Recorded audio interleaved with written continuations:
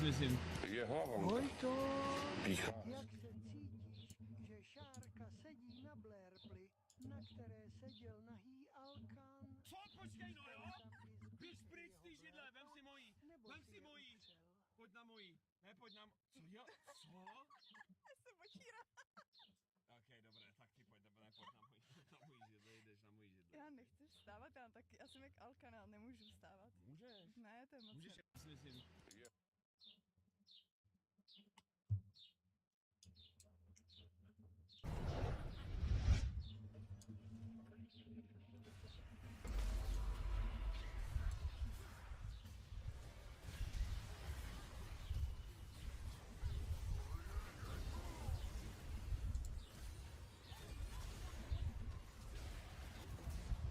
Oh my god.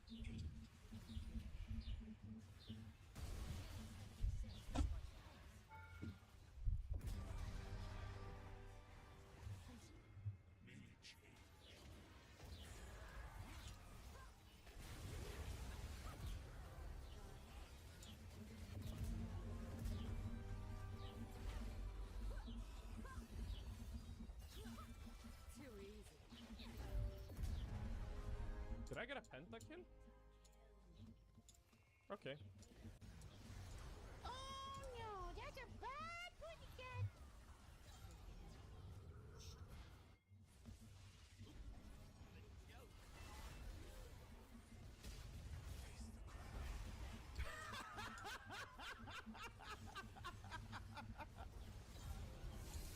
Oh man.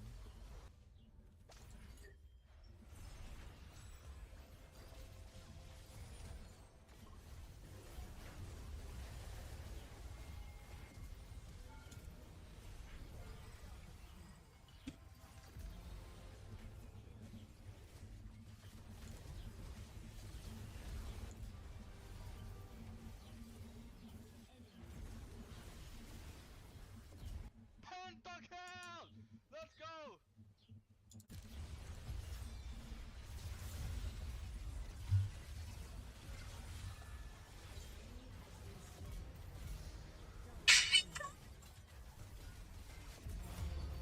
No, she got me. Waiting for Tristan to show up, and I'm gonna just ult and run under and hopefully I win.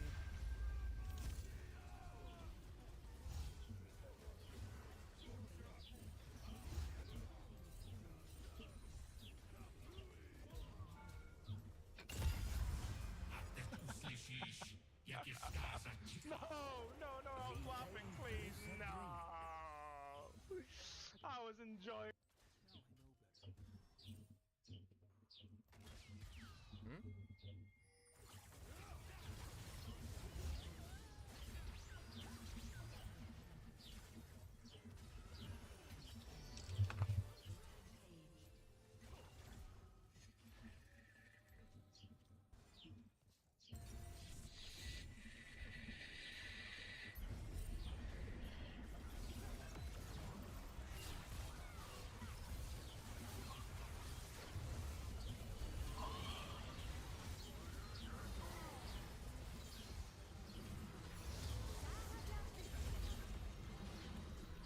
Yeah, I'm a bit of a raid boss. 10 seconds. You get blue buff.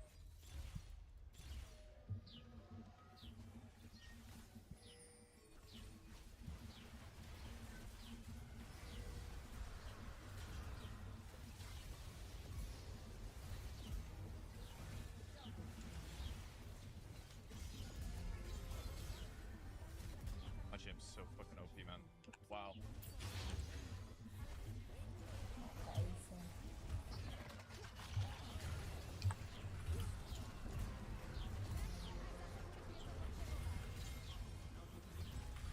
Disparage.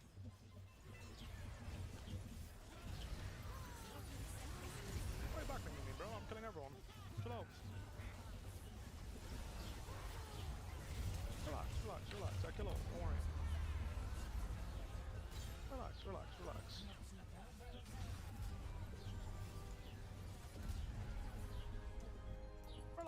Relax. I'm killing everyone. Don't worry.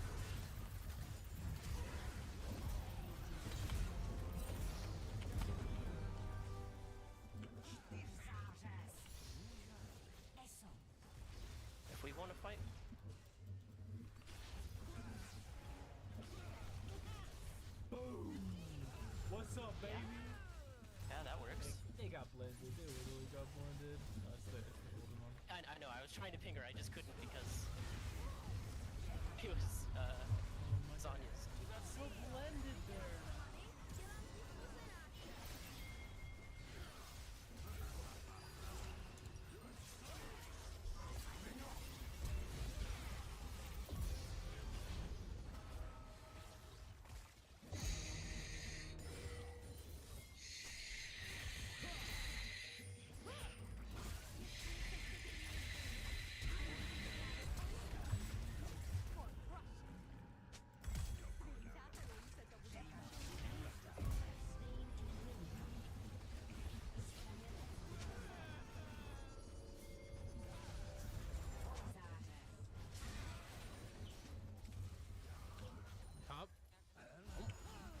He's in the fountain.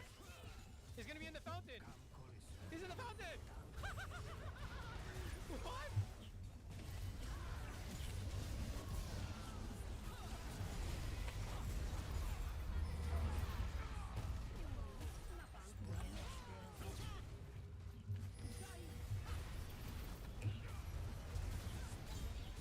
Dude. 3 people again.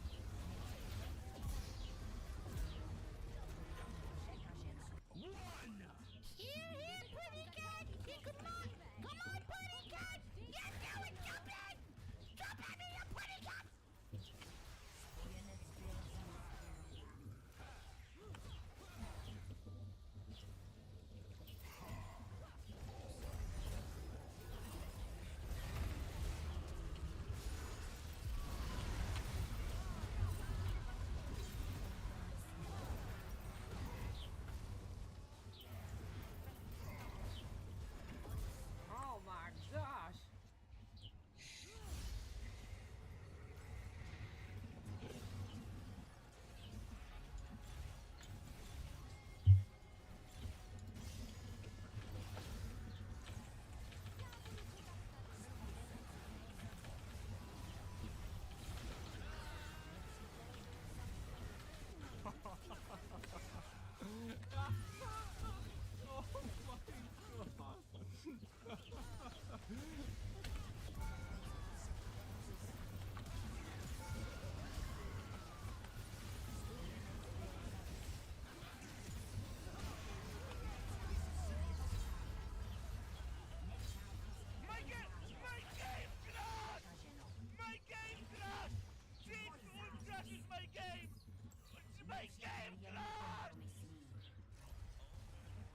Huh?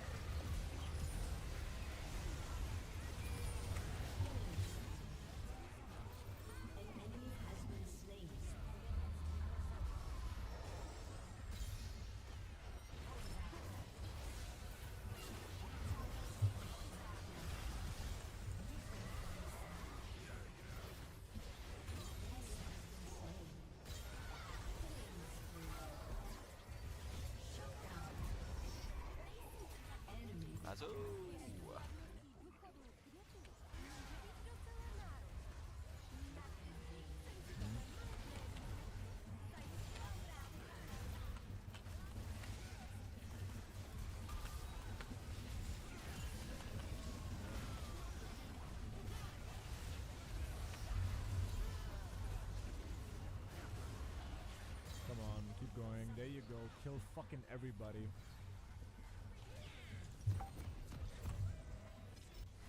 Oh, they're dead.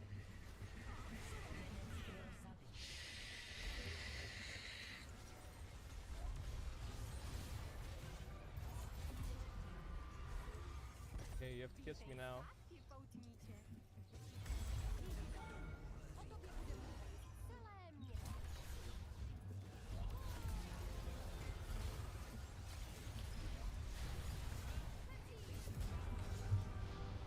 Who's next? Come on, Orin, give me a kiss.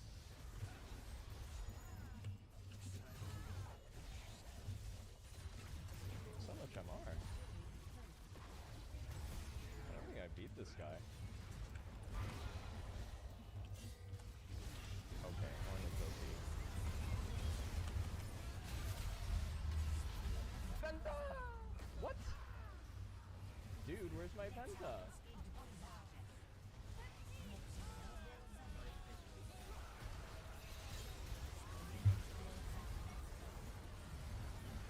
Okay, good fight, good fight.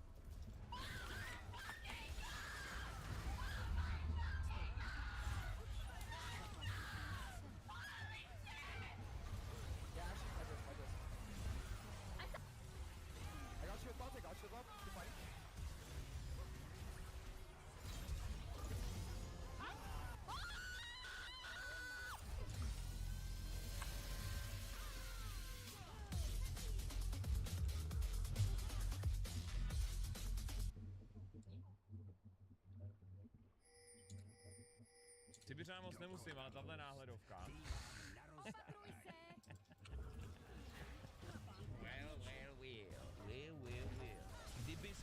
Kdybych já byl v úrovni biznesu, tak udělám takový ten Michael Jackson move, bych kompletně koupil týdenní katalog a za každý přehráčí na Spotify bych já získával procenta jenom proto, aby to opravdu jako bylo. Moc peněz by to nebylo, ale nebylo.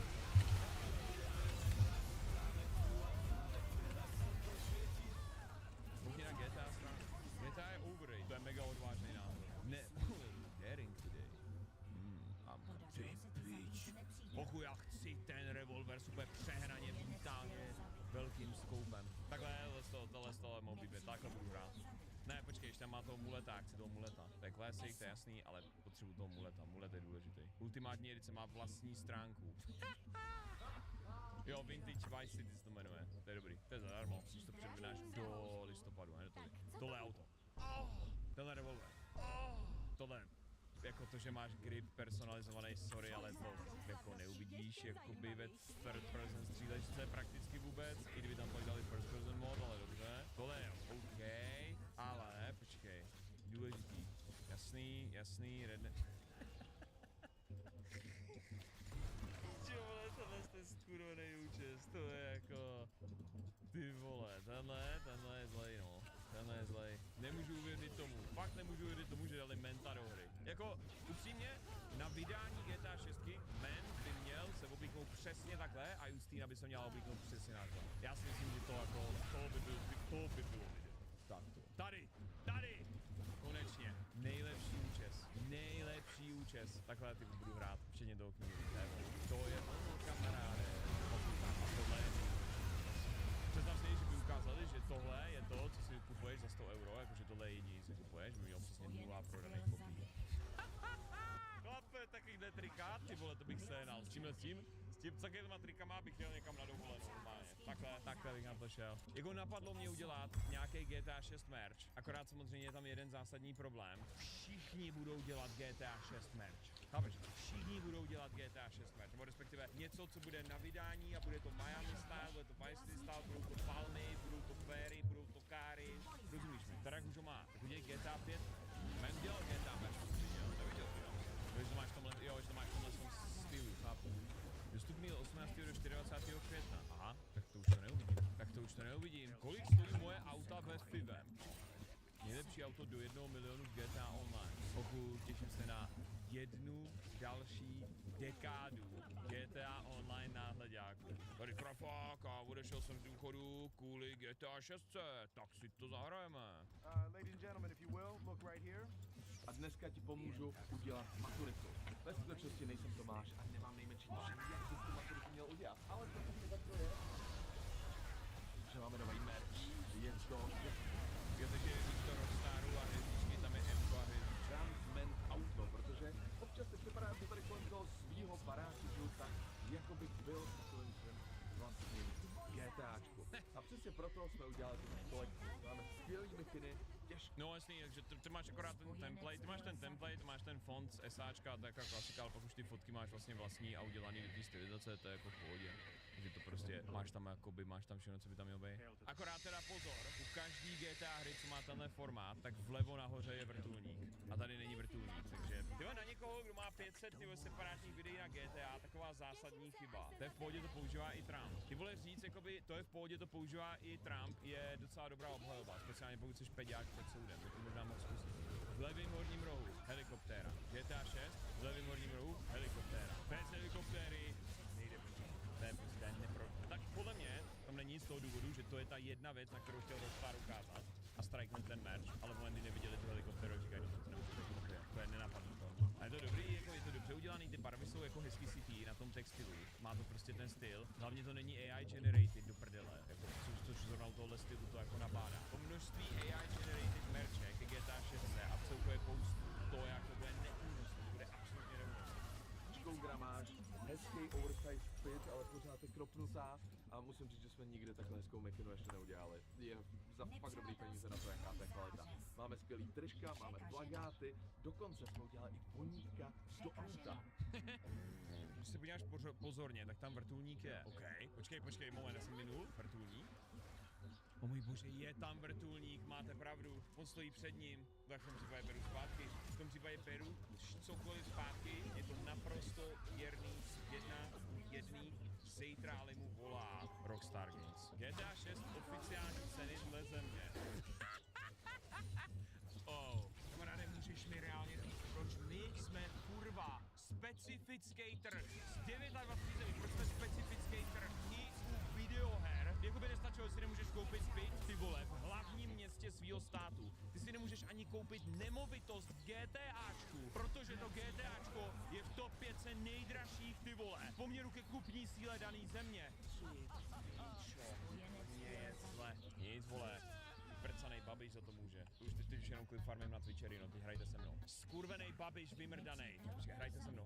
Twitcherino, počkej moment, já ti dám klapku, jo. 3, 2, 1. To si děláš srandu. Česká republika je na kupní sílu 4. nejdražší stát, kde si můžeš pořídit nový GTA 6. Vymrdanej Babiš. Ty vole, tohle by se za Fialy nestalo. Za Fialy by se tohle reálně nestalo. Taky tím, tam bych utratil 0 korun, protože žádný GTAčko za Fialy nevyšlo. Ale kurva Babiši, serutina hypotéky, to mě vůbec nezajímá, ale který kokot volil tu estébáckou svini, aby pak zacáloval takovýhle strašlivý šekely. Jenom Izrael je nad náma a Maďaři se smějou, ty vole. No mě je zle. Takže jediný místo, kde to bude dražší, bude jako Bratislava a Jeruzalém. Hochu. Sorry, ale Babiš už nevolitelný, absolutně. Ale pozor, ultimátní edice je za 2,5 a to jsme až na 6 místě. Takže tady vidíš, tohle z toho češní si stáhněte tuto tabulku a ukažte to vašim mámám a ukažte to vašim přítelkyním, že se vyloženě prokazatelně matematicky vyplatí koupit tu ultimátní edici. Promiň, ale to je čistá matematika. Jako prostě, tady to je 4. nejvýhodnější, tady až 6. Sorry, ale jo. 2000 years later. Za Fialy by se tohle reálně nestalo, ale a Babiši, serutina hypotéky, to mě vůbec nezajímá, ale který volil tu estébáckou svini, aby pak...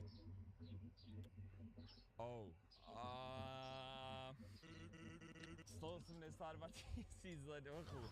Nejlepší včera jsem ten klip udělal jen tak mimochodem, jen tak mimochodem, říkám, jo, Twitcherino, já si dívám na ten seznam těch cen a říkám, OK, počkej, moment, Twitcherino, prosím tě, zapni to, tak, hele, teď dám něco to, jo, teď dám něco na Babiše, ale už mě sere na tom klipu, tam je vystřižený, já to nechápu, ten klip je celý daný tak, jak jsem ho řekl, ale ten idiot Twitcherino vystřihl jedinou větu, on vystřihl, tohle by se za Fialy nestalo, protože za něj žádný GTA nevyšlo. On má stříhnul celý ten první vtip a nechal tam jenom ten konec, kde prostě je Bratislava a Jeruzalém. A úplně mi skurvil ten první vtip a podle mě ho nepochopil, nebo já nevím, nebo je prostě idiot, ale on vezme klip, který má 23 sekund a řekne si, to je moc dlouhý. střihnu jednu větu, ať má 22 sekund, nebo 20 prostě. Twitcherino, já to chápu, kamaráde, ještě jednou střihneš můj klip, ty zmrde, no ale 473 komentářů. Já nebudu kvůli společnosti a většinovému názoru, nebo skoro většinovému, jako dělat něco, co nechci dělat. Nevím, proto mi museli zablokovat v minulosti sociální sítě zmrdí. Jako volnej krás dotazy na vládu. Když se tíhle zmrdí snaží přesvědčit, že je potřebujete. Já o vaše zasraný sračky nikdy nežádal. Podle jsem si neplatil, vy zmrdí. Trochu čistýho vína, svině zločinecký. A ještě abych to platil. Jděte do píči! To, že jsem překonal jejich svinstvo, rozhodně neznamená, že to nespůsobovalo bolest nebo utrpení. A pak tyhle zasraný kurvy zlodějský spíčený budou tvrdit, žijte naplno, ať chodíš v pekle. Si pryč z vašich sraček. Ty zmrt, vole. Právně a protiústavně prováděli. Milovat vás nehodlám. Pouze lidi, co nejsou takový svině. Zdvíjat daně pro bezdětný je protiprávní. To už svině zkoušeli. Co vás hodit za katr za organizovaný zločin? To víme všichni. Vše pro zdraví, že? Jedna obrovská pohádka o skorumpovaných podvodnících, kteří se vám snaží říkat, jak myslet, jak psát, jaké informace jsou pravda a jaké lež. Poslouchat jejich každou sračku a ještě se tím řídit, jste mrtví minimálně 1000krát. Můj pravdivý příběh o nějakých hajzlech, kteří se mi snažili znepříjemnit život nátlakem. Proč se mi snažili stížit cestu, stížit mi život, donutit mě vrátit se do České republiky a umlčet mě. A teď chtějí, abych mluvil o těch parchantech. Jeden z mála pravdivých příběhů. Navíc, vy skorumpovaní parchanti, skoro všichni jste dostali 200 000 za to, že jste se jen tak povalovali doma. Ani jeden z těchto parchanských expertů si nepřečetl jedinou studii. Prostě čerpali z jakéhokoliv nesmyslu, co někdo vymyslel, nebo z čehokoliv, co se psalo v novinách. Takže mi neříkejte, že bych to neudělal mnohem lépe. Navíc bylo více než jasné, že byl podvod. Vy zloději, prosím, přiznejte si to. I kdybych byl slepý, zvládl bych to milionkrát lépe. Dále ničíte lidi nálepkováním, různými nadávkami, zadržujete služby místo pomoci, blokujete všechny sociální sítě a omezujete osobní svobodu. Takže pokud jde o mě, jste a zůstanete skorumpovanými zločinci. Pak jste sem přivedli Ukrajince a služby jako bydlení a provedli jste mě pár špinavých triků. Donutili jste mě táhnout kufr z jednoho místa na druhé, bez šance najít bydlení za rozumnou cenu, jen aby Ukrajinci, kteří mi zlomili nos v tramvaji, mohli bydlet v českých bytech. A mohl bych pokračovat. A vy mi chcete říct, že jsem nepříjemný? A to ani nepočítám pomlouvání a sabotáž kariéry. Kybernetický stalking, hacking, zlehčování mých zkušeností nebo mé práce a mnoho dalších špinavých triků, které jste provedli, včetně naprostého nedostatku přístupu ke službám, cíleného obtěžování a podvodů. Děláte zlomyslné věci, jako je blokování účtu jen proto, že nejsou schopni vyřídit stížnosti a testují umělou inteligenci. Seznam je zatraceně dlouhý. A pak jste stále. Tečka. Není to celý příběh, ale jen jeho část. Je to jen 1% blbců, co útočí a ostatní kvůli jejich traumatům. Lži, zalží a teď je to ruská propaganda. To je 1,000000000 jen za covid minimálně. Kdo se tím zabýval z vašich odborníků? A mě nechcete dát prachy na podnikání? A pokud vy zasraný kundy spíčený nemáte nic lepšího na práci, než někomu ničit život, potřebujete zmrdit přinejmenším odbornou pomoc. A vaše sračky a projekce na mě vůbec neúčinkují. Vy si tím kurvíte život, kreténi! Vemte si, jak mají ubojí život, když ho musí někomu jinému znepříjemnit. Vytvoří problém, pak si hrají na oběť a pak se snaží na vás hodit jejich vinu. To na nikoho nefunguje, jen to více ukazuje na pravdu a jejich lži. To také neznamená, že nevěřím lidem. Důvěřuj, ale prověřuj. A potom, co ti zmrdi prováděli, se ani nepřipadám jak v realitě, ale v nějakým zasraným filmu, kterýho jsem nikdy nechtěl být součástí, natož ten film vidět. A jestli se z toho dostanu, tak jen díky Bohu! A ty zmrdy chci hodně daleko ode mě, protože to jsou vymrdaný, zasraný, narcistický, psychopatický zrůdy, co se snažili o coercive control. Já ty svině nemůžu cítit! Haleluja! Ježíš Kristus! Ten melichár v lidech vyvolává emoce. Hanzelka, jestli tohle nedáš do zítřejšího videa, kde budu procházet ty facebookové komentáře jako intro nebo jako outro, tak seš na hovno editor a letíš.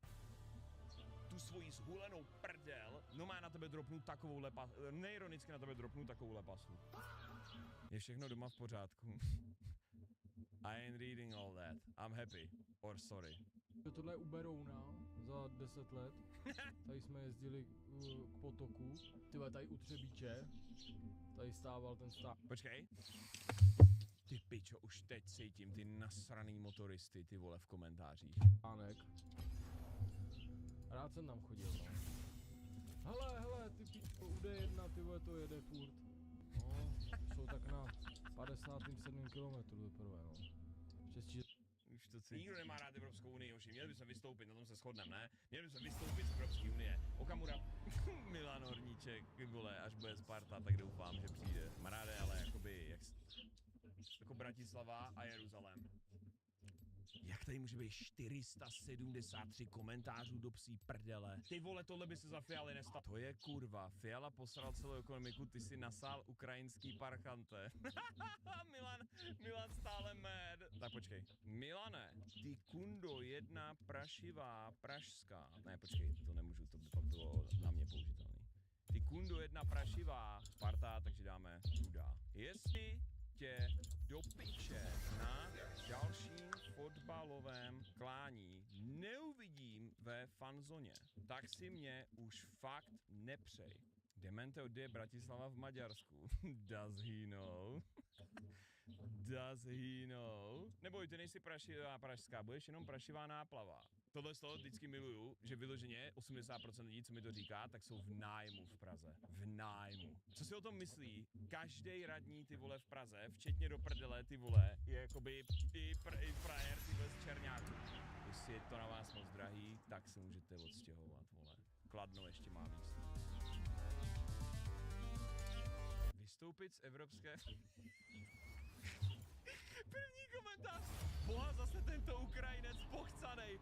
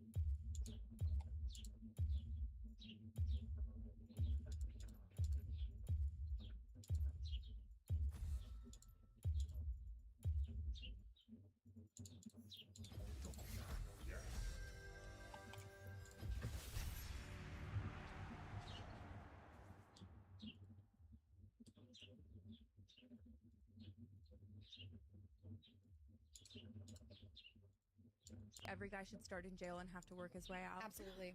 What?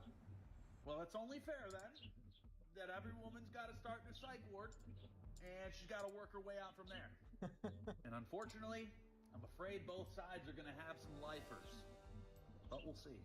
And something tells me I'm about to get fired, so I'm going to record this because I have no idea. I have no idea what's going on. Uh-oh. I'm waiting on them to join.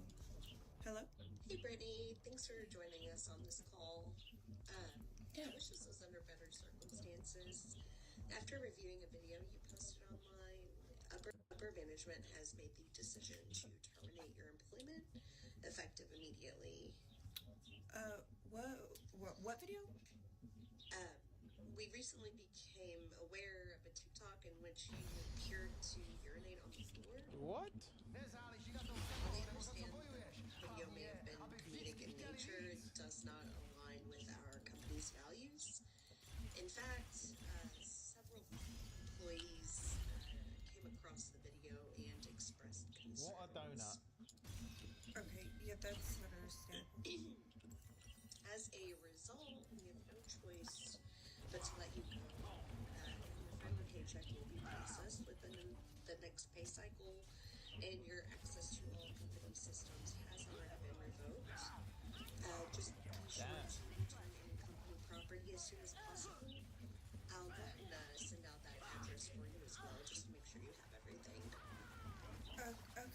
Thank you. Again,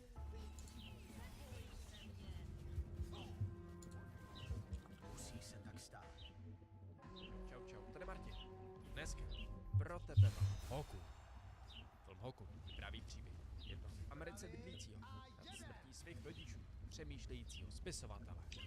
Adam přemýšlí nad tím, jak jeho matce Mallory někdo před lety prostřelil hlavu a nad tím, jak se jeho otec následkem jídla, vraždy a neštěstí uchlastal k smrti. Vzpomínky tak teda sice moc hezký nejsou, jenže navzdory tomu Adam na své rodiče vzpomíná rád. Dokonce na to, že se jednoho dne skoro z ničeho nic rozhodne, že by se mohl zbalit věci, říct si auto a vyrazit do Irska, mít odlehlý vesničky, jednoho hotelu, v němž ví, že těm jeho rodiče trávili výbánky. To si totiž usmyslí, že bylo perfektní místo pro rozházení jejich popela a pro, řekněme, zažití i několika dalších věcí. Jakých věcí? Hned uvidí, jelikož se akorát přesouváme ke shrnutí. Budeme začít knížku písoucem Adamem. Po receptách přemýšlí, způsob zakončí příběh svých dvou hlavních postav. Když v tom BUM se z něho vyruší, jak jedno spadný kolínko, taky pohled na jeho zavražděnou mámu. To je přece blbost. Poklepe se sice Adam, jenže ta myšlenka na mámu mu v hlavě zůstane. Dokonce natolik, že si je rozhodne připomenout podíváním se na několik jejich starých fotek. Těch, jak už víš, najde i jednu z jejich líbánek, což mu v kombinaci s jeho na konce nastavenou hlavou. Víš co, přece přemýšlí, jak zakončit příběhy svých postav a přimě pobrat urny obou svých rodičů a vyrazit do Irska. Po cestě k hotelu je nucen projet touhle nekonečnou krajinou, potkat u silnice nějakýho týpka a nakonec přece jen opravdu dorazit k hotelu.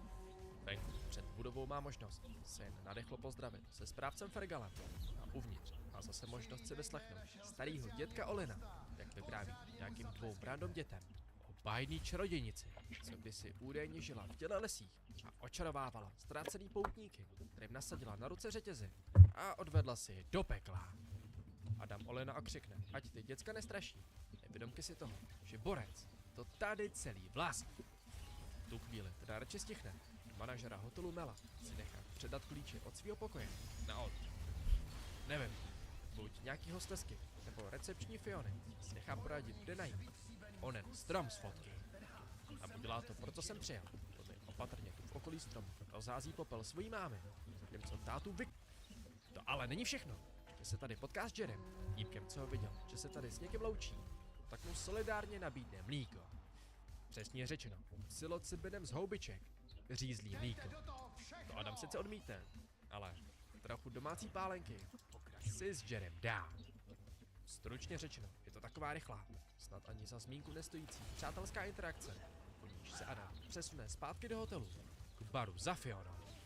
Po několika sklenkách whisky v podstatě převypráví celý svůj příběh, jak to, co se stalo jeho revolverem zabitý mámě, tak je co se stalo jeho k smrti uchlastenýmu, násilnickým tátu. Během konverzace přijde řeč na líbánkový apartman, nímž si Adam při hledání pokoje všim, že je zavřený. Ne, to je slabý slovo.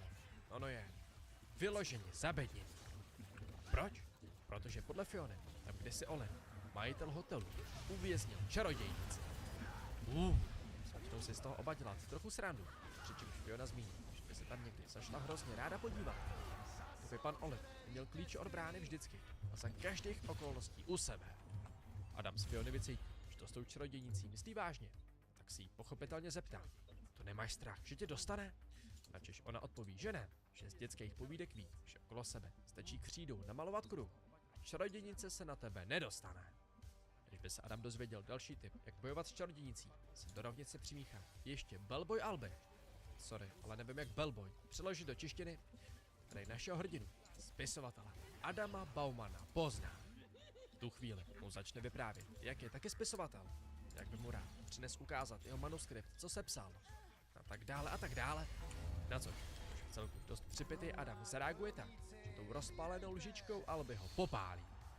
To se zas úplně nelíbí správcovi Fergalovi, který Adamovi řekne, hele, klidně si dej ještě jednu poslední, ale pak už běž spát. Což on přesně udělá a zapomene doma na baru několik svých věcí. Barmanka Fiona si toho samozřejmě všimne, načež že se rozhodne zamířit do jeho pokoje, aby mu je vrátila, aby tam našla... Zase klid. Našla ho včas a Borec je v klidu. Aspoň, teda fyzicky, psychicky. Nejspíš nebude žádná sláva. A věř, že co se psychiky týče, to bude ještě daleko horší, protože poté, co se dá trochu dokupy, ještě po několika týdnech se navrátí zpátky do sezónu ukončujícího hotelu, aby si pobral svoje věci. Hezky si na recepci počkal na manažera Mela, aby si od něj převzal svůj kabát a aby se zeptal: Fiona, řekne Mel. Můžu s ním mluvit? Odpoví Adam, na což přijde to velký špatný.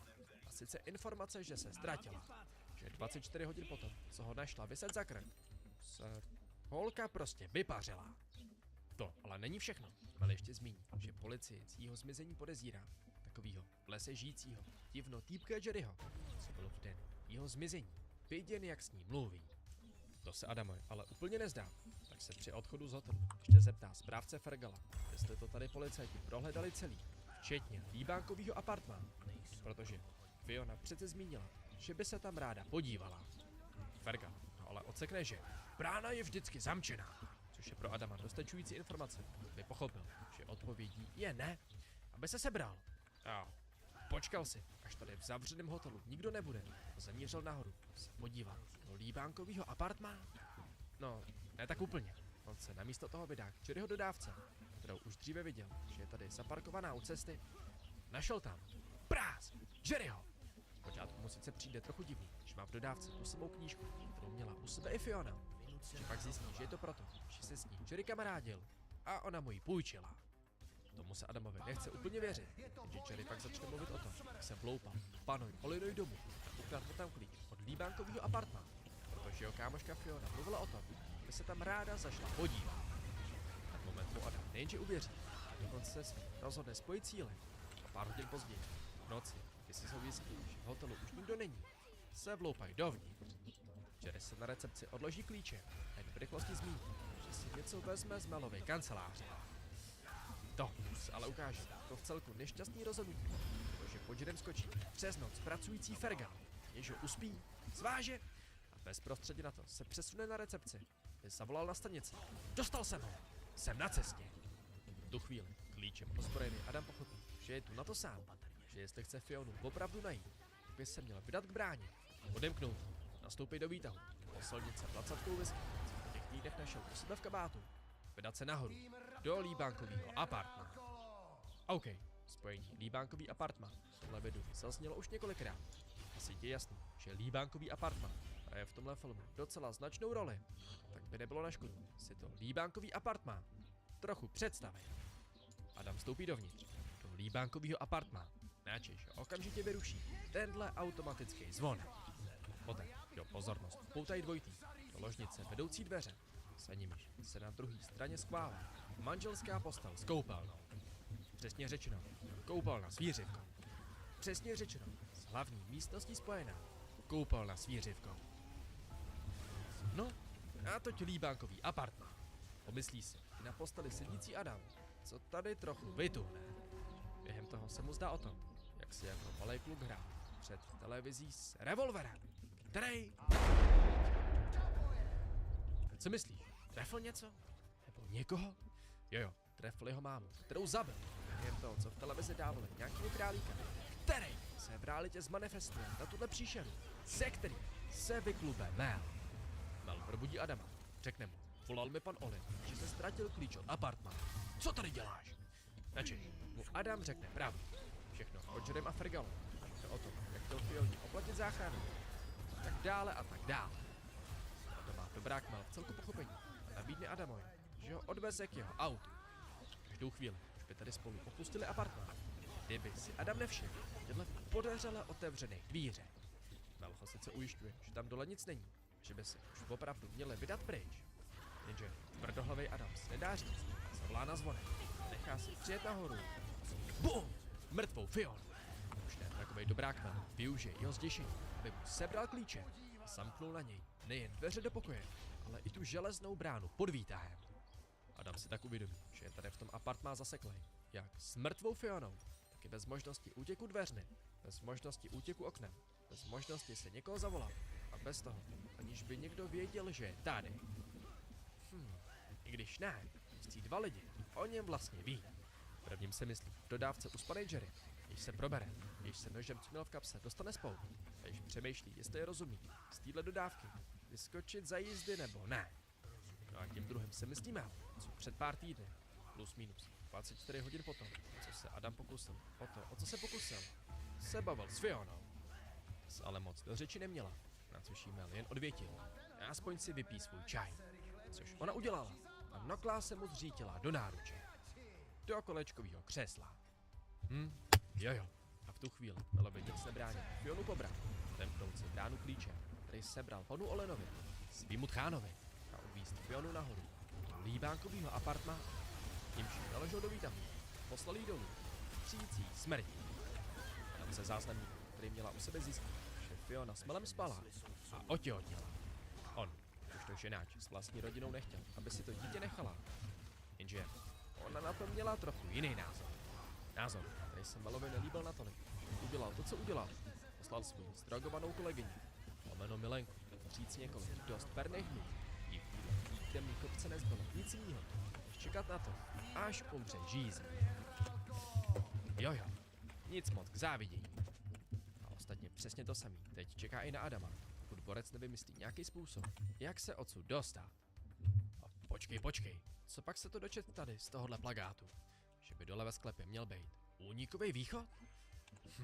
Ale pokud tam je únikový východ, proč ho Fiona nepoužila?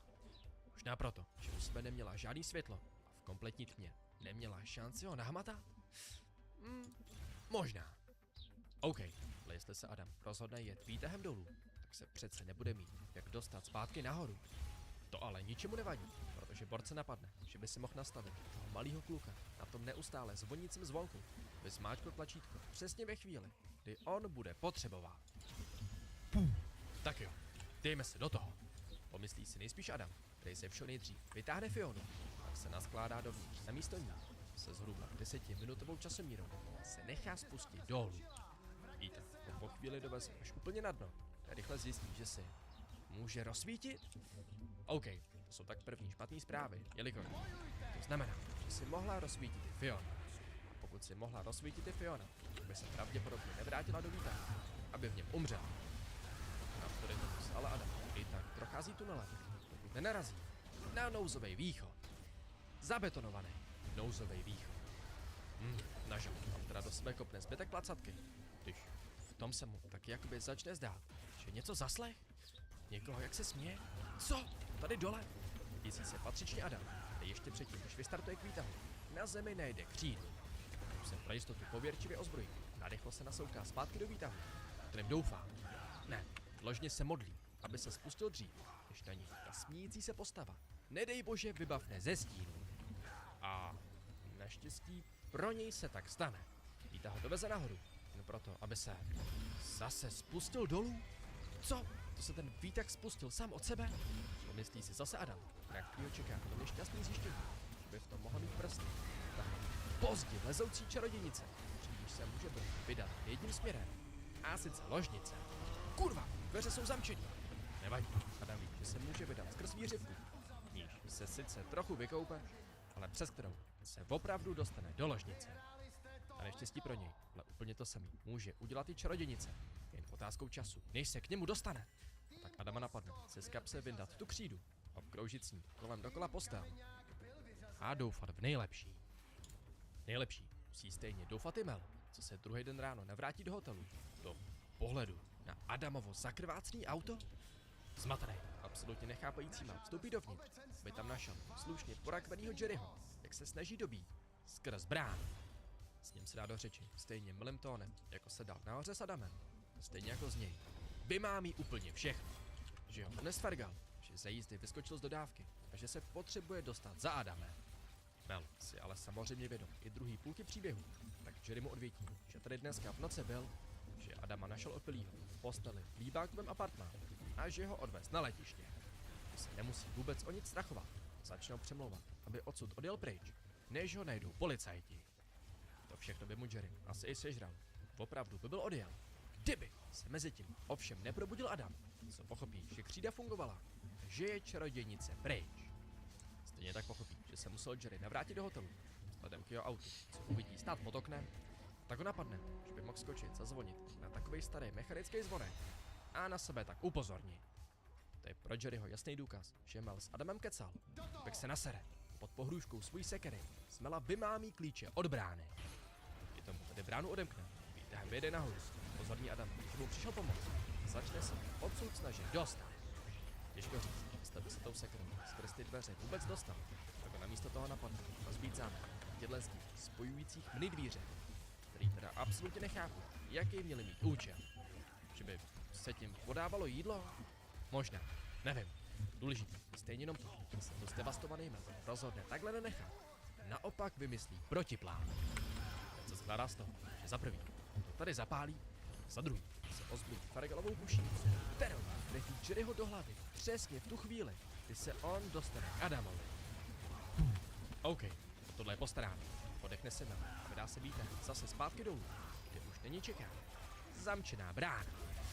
Oje, já Jerrymu zapomněl sebrat klíče. Řekne si za sebe a vydá se zpátky nahoru. Jen proto, aby mu je Adam mezi tím sebral. A co to znamená pro Mela? Že pokud ty klíče rychle nezíská, se z hotelu, který blbeček před chvilkou zapálil, nijak nedostane. Z toho důvodu tedy odemkne do pokoje vedoucí dveře, jde dovnitř. Všimne si, jak Adam akorát dojel výtahem na dno tunelu. Má totiž tu výhodu v tom, že nejenže ví, co se dole schovává, ale že i ví, jak proti tomu bojovat. Okamžitě si tam tady najde nějaký pěkný místečko, kde začne okamžitě kreslit křídou kruh. Dokud načež chvíli na to dojede dolů i Mel. A co se stane jemu? Úplně to samé, co se stalo Adamovi, těm dětskem v Olinově příběhu. Týpek se ocitne spoutanej v čarodějničinných poutech, která ho začne táhnout směrem podsvětí. Na neštěstí pro něj má takovou kliku jako Adam, který má ve svých duchařských řadách jednu silnou posilu v podobě svojí mámy, která ho nejenže vysvobodí z čarodějničinního stunu, ale mimo toho upozorní i na ten pilník, co měl celou dobu v kabátu. Ten tak tedy ke smyslu přivedený Adam rychle chytne. Snaží se dostat svou dřív, než by ho čarodějnice dovedla do svojí říše, stejně jako Mela. Co se jemu tedy povede? Stále ozbrojený klíček se přesune do výtahu. Terek se akorát spustí. S tímhle si myslím, že mu pomohl se svého druha duší kamarádka Fiona. Soudě dle toho, že jakmile se dostane nahoru, má ona zavřený oči. Každopádně Adamovi tak už jen zbývá se dopravit výtahem dolů, otevřít si bránu a svým únikem zakončit celý film. The end. Respektive tímhle by ten film měl aspoň končit podle mě. Na neštěstí tam ale ještě jedna scéna. Za v nemocnici se zotavujícím Adamem přijde Bellboy Alby, aby mu něco řekl. A to, kámo, nepochápeš. Poslouchej. On mu řekne, že poté, co se odmít přečíst jeho manuskript a spálil mu ruku, se on vloupal do jeho pokoje. Tam měl kabát s placatkou chlastu, kterou Alby na trud zříznul trochu Jerryho psilocybinovýho prášku. A ani se neobtěžuji si položit otázku, jak se k takovému prášku Alby dostal, protože nám na ní film stejně nějak neodpoví. Co to každopádně znamená pro Adama? Tohle. You know all these things do exist. It's just people with closed minds. Can't see it. Tím se film vlastně snaží říct, že ta čarodějnice jakože byla opravdová. Akorát, kdyby Adam nebyl zdrogovaný, tak by ji neviděl. To by asi bylo v pohodě vysvětlení, kdyby to ovšem dávalo smysl. Dívej, Mel žádný drogy nebral, čarodějnici viděl taky. A máme ostatně potvrzený, protože nám v nemocnici Alby řekne, že se Melovo tělo nenašlo. Jen těla Jerryho a Fiony. OK, jenže proč se našlo tělo Fiony? Dívka byla taky zdrogovaná, když byla dole. Tak proč si čarodějnice nevzala? A i kdyby kompletně vypustil tu logiku se zdrogováním, tak by jí tam dole čarodějnice byla zajmout úplně stejně jako Mela a odníst jí do svý říše. Čili by se její tělo taky nikdy najít nemělo.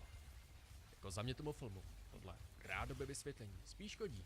Vůbec se mi pro jeho nesmyslnost nelíbí. Těch nesmyslných věcí mě tam napadá rovnou několik. Napadá mě, jak je možný, že se Mel dostal tou bránou nahoru za Jerrym, když měla být zamčená. Že jo, Jerry ukradl Melovi klíče, otevřel bránu, nechal ji otevřenou a vyjel nahoru. Mel si vzal kuši, prošel otevřenou bránou, vyjel výtahem nahoru, vrátil se dolů Brána už byla zavřená. Jak je to možný? Nevím. Další nesmyslnou věcí, respektive věcí, který se mi úplně nechce věřit, je to, že by se Adam ze zamčeného apartmánu neměl jak dostat. Protože okna tam byly. OK, sice byly zadělaný nějakým plechem. Zase si myslím, že skrz ten by se bez větší námahy dostat dokázal. A pak mohl třeba slanit dolů po těch závěsech. Nevím, to už je takový crazy trošku, ale skrz ten plech by se dostal určitě. Určitě by rozbil okno. A chápeš? Pak se mi nechce věřit tomu, že by policajti řešili případ z hotelu se ztracený zaměstnankyně. Nenapadlo by zkontrolovat jednu z místností. Chápu argument, podle brána je vždycky zamčená. Jenže neměl bys jako správný policajt trochu předpokládat, že člověk, co ti tohle říká, ti to říká účelově. Nechce, aby se tam šel podívat. O důvod víc. Snažit se tam podívat. No a ještě úplně poslední dvě věci, to se mi nelíbily. Za prvý, duchové. To je prostě tak hrozně levnej a low effort závěr, kámo. Když nevíš co, bum, démoni. Nebo v tomhle případě, bum, duchové. Na to, jak je u Damianovi k tomu vidět, že se to snaží dělat jinak. Posvět a nespadat do těch očekávatelných klišé. Se teda rozhodl vytasit. Z fakt už. Jako hodněkrát zahranou kartou. No a nakonec za druhý. Ten králík. Na to, jak dobře to v traileru působilo. Tak z toho byl ve finále jen jeden krátkej Adamovu minulost vysvětlující flashback. Což, jako na jednu stranu cením, že se do vysvětlení tak nepodstatní věci vložilo takový úsilí, ale zas na druhou stranu, kdy dohromady v 10 framech zobrazená příšera neměla vypadat 100krát líp, jak hlavní záporák. Ta čarodějnice byla hodně nudná. Sice se mi s těmi řetězy líbila, ta minimální projekce a další Damianu, Tom Caver, ale jako celkový design postavy nebyla žádná sláva. Si už na to nezbyly prachy. Kdo ví, pro Damiana to tak každopádně byla příležitost si pohrát s trochu větším budgetem, která se za mě ale moc nepovedla. Neříkám, že ten příběh byl nutně špatný, ale přes ty chyby, zkrátky, kterými se ten film rozhodl vydat, je filmu Hoku nezbývá než dát pouhej 48%. No, a to už ode mě. Takhle, pro dnešek vše. Určitě budeš do komentářů vědět, co si o filmu myslíš ty. A my se slyšíme zase někdy příště. Zase u něčeho dalšího. Do té doby buďte dobrý lidi. Já jsem Martin a čau!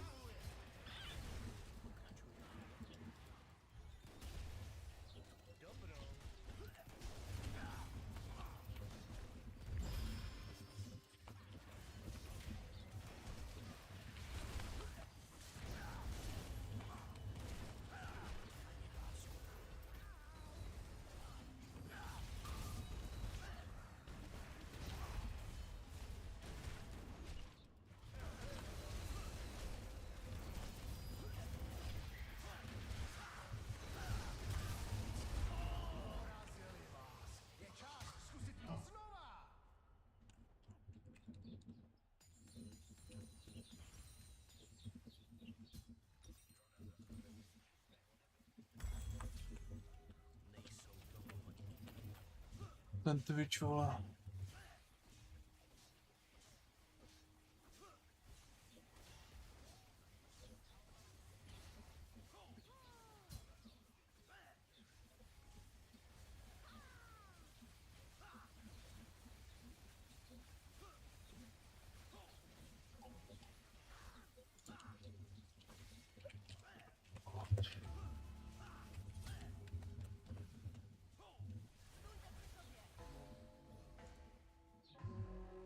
Elliot Alderson might just be television's most unreliable narrator. By the end of this story, you'll realize that even he doesn't know what's real anymore. In 4 seasons, Mr. Robot delivered more plot twists about split personalities than most shows manage in their entire run. And somehow it all actually makes sense.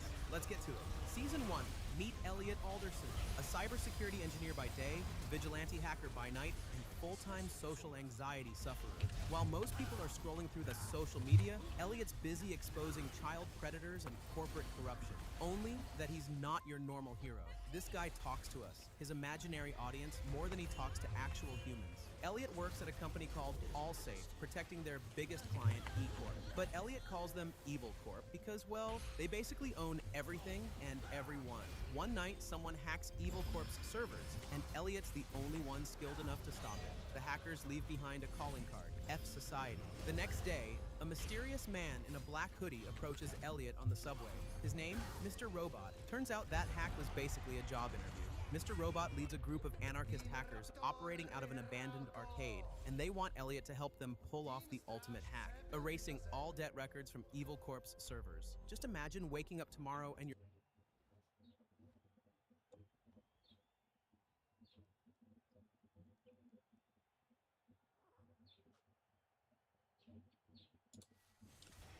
You know that kind of movie that completely blows your mind? The one that... Čo, všechno AI, vole.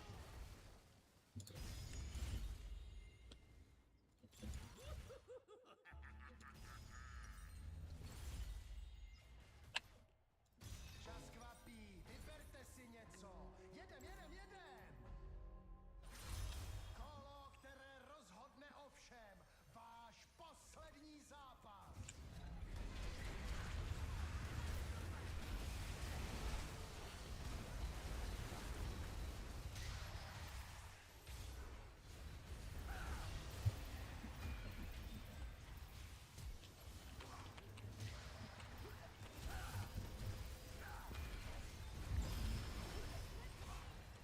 Vynucená rovnováha.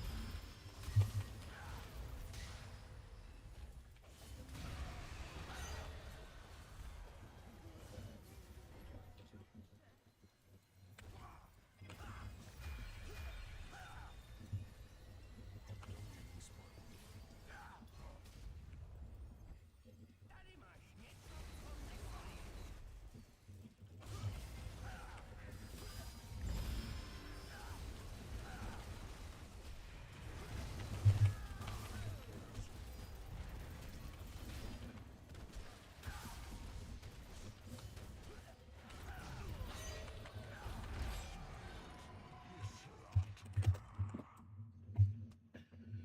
Piče.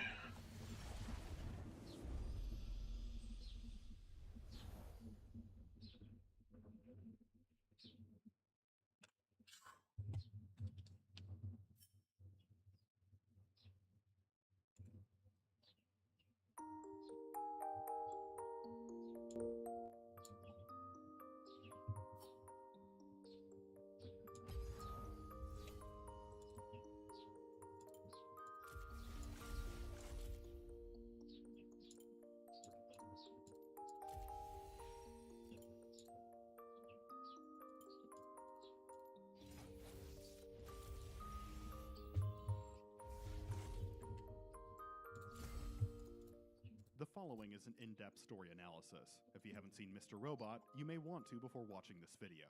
When cable television comes up, what often comes to mind is the writer's innate desire to rise to the TVMA occasion and pack the series with gritty excess. Why just have a monologue when we can have sexposition while we're at it? While networks like HBO pursued audiences through increasingly gory and raunchy titillation in the 2000s and 2010s, the USA Network endeavored to brand itself in a more unconventional manner for cable television. The characters welcome blue sky marketing. With their flagship series being the investigative procedurals Monk, Psych, and Burn Notice, USA wanted to stand out in the market by highlighting the nature of its more Kamo, lighthearted kde mám shows that svoje thrive on the odměny do laughable piči? charm of their lead characters. fuck? Those halcyon days couldn't last forever, though. And with the rise of streaming services in the mid-2010s, blue skies would fade to gray, and USA would have to make some changes, pivoting their programming to reality television, sports, and the occasional short-lived spin-off series of Universal-owned film franchises. However, as the scripted television wing of USA was on the bench, and when the support the over-the-top villain ends up subverted, and the character just sort of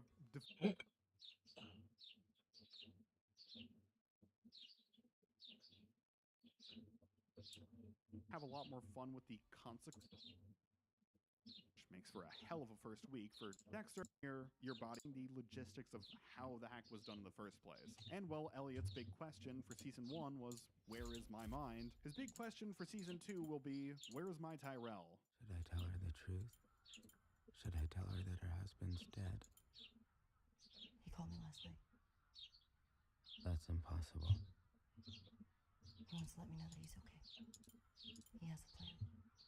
Behind the scenes of Season 2, Mr. Robot showrunner and series creator Sam Esmail would seize the reins of the project even more thoroughly, going from directing 3 episodes in Season 1 to directing every single episode personally for the remainder of the series. The disquieting cinematography inundating the show with a sense of unease, courtesy of director of photography Todd Campbell, is only accentuated further with Todd and Sam's sure-handed sophomore year collaboration, employing their distinctive quadrant framing method designed to put audiences in Elliot's socially detached, off-kilter shoes, and putting us further into Elliot's head is Elliot's new rigorous daily routine, intended to keep the pesky, anarchic voice of Papa Robot at bay. Elliot's staying with his mother, only leaving home to observe games of pickup basketball in a public park, or to get lunch and dinner with his new 90s sitcom-obsessed binging friend, Leon, always at the same diner.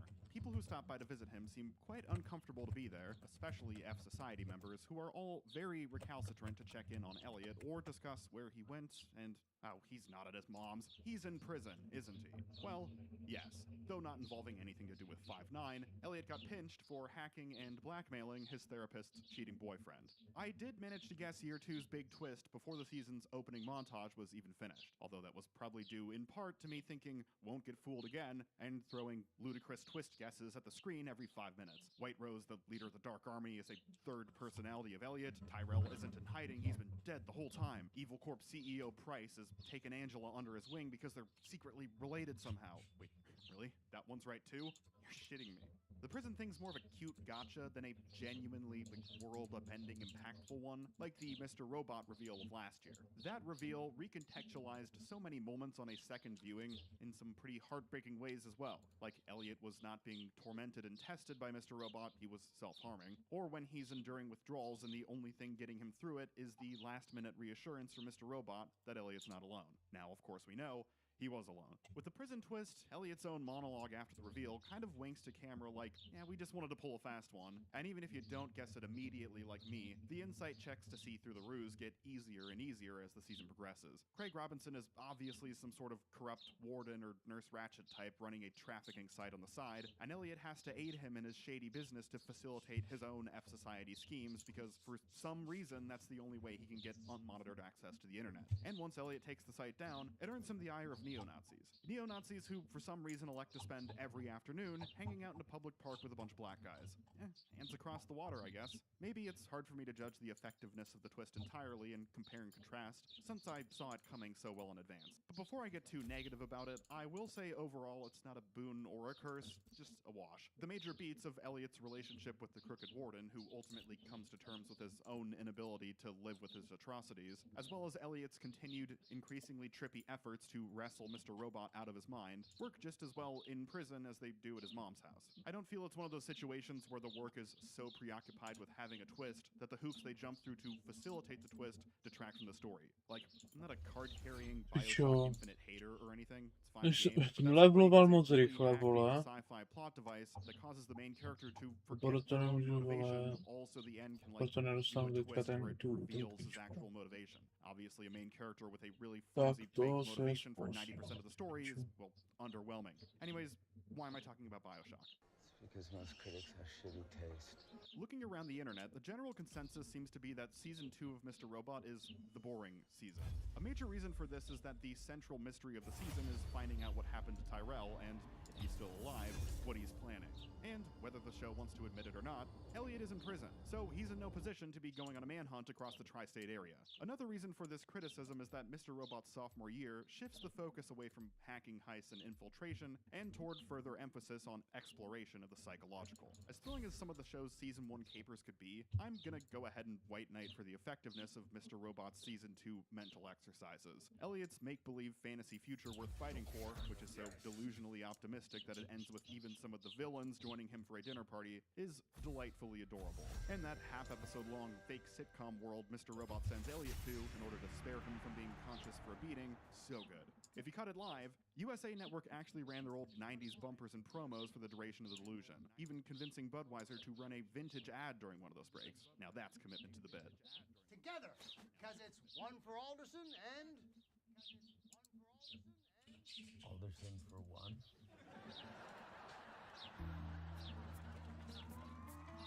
The The final way Season 2 earns a reputation for slowing down the tempo is that, in contrast to a proactive plotline from Year 1, Year 2 is all about reactive paranoia. When F Society member Romero turns up shot to death in his own backyard, the rest of the anarchic collective fear they may be next. And I found the nervous dread of the supporting cast held enough momentum to keep me entertained, if only because that nervous dread is established early and often to be entirely warranted by the ever-increasing body count. Another early addition to the mass grave F Society accidentally dug for themselves is Elliot's old boss Gideon, who despite being the only honest man in tech, is being set up as a 5'9" fall guy, only for his string of misfortunes to come to an abrupt end as he's gunned down by a conspiracy theorist. Darlene's Dark Army adjacent boyfriend catches a bullet to the head as well, and even Elliot's neo-Nazi abusers don't live to see the credits when Elliot's saved by secret Dark Army operative Leon. Though with a knife shoved up his ass, he's probably better off. You don't want to know where this knife been. Feel me? So yeah, it's a slower burn than what came before, but the pervading atmosphere of the second season I found much more effectively drew me into Elliot's world.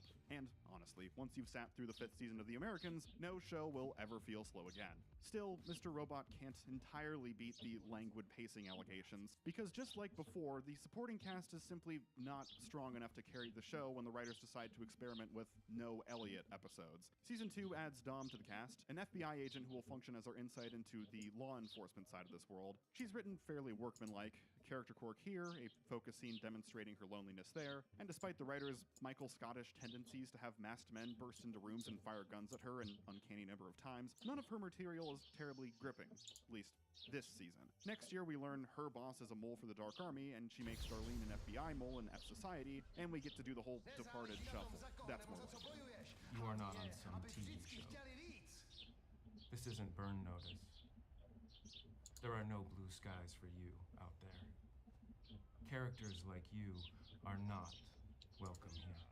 After Elliot's release, both the writers and the characters seemed to realize, oh shit, we're almost out of episodes. We better step on the gas in this whole plot thing. So the race is on to find Tyrell. After some wacky hijinks with Tyrell's wife, and tracking down the mysterious phone Tyrell's been calling from, which actually belongs to the widower of the woman Tyrell murdered, who's been calling Tyrell's wife to be like, oh, it's me, Tyrell, I'm still alive, help me, help me. Classic prank. Elliot realizes the real truth of what happened to Tyrell was with him the whole time. It was in his heart. In his head, actually, as he utilizes a lucid dreaming trick to recall memories of what Mr. Robot did in his body the night Tyrell disappeared. It turns out the pair struck up a deal to see Mr. Robot's revolution through, because at the end of the day, this is a two-step plan.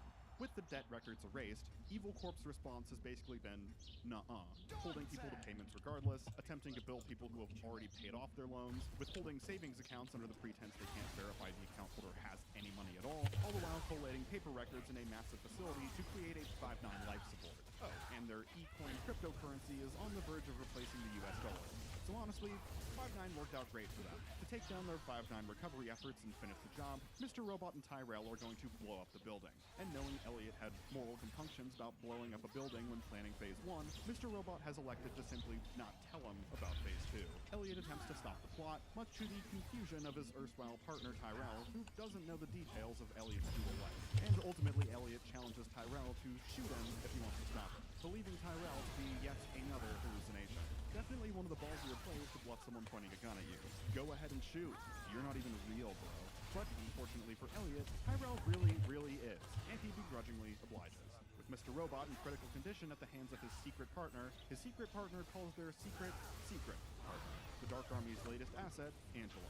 And that's Season 2, but I guess we never did Angela, so let's do Angela. Rising the corporate ladder at Evil Corp under the mentorship of CEO Price, she is offered opportunities to exact apparent justice against members of the company who had a hand in the scandal that took her mother's life. Though as she is squeezed on all sides by Evil Corp, F Society, and the FBI, she comes to realize that the control offered by her growing position of power in Evil Corp is an illusion. Finally finding a cause to fight for after a mysterious meeting with White Rose, leader of the Dark Army, Chinese Minister of State Security, and long-term control the world conspiracy mastermind frenemy of Evil Corp's Price. After nearly giving herself over to the feds just to end the ever-surmounting pressure, Angela now has a new lease on life, along with a confounding confidence in a newfound ability to one day bring people back to life. But to do so, she'll need White Rose's utopian grand designs to come to pass. If her hands have to get dirty, and she, Tyrell, and the Mr. Robot partition of Elliot's mind have to exploit Elliot to do it, so be it. But the Dark Army are ready to get everyone's hands positively bloody. Please, tell me you can help him. He can't. I can't.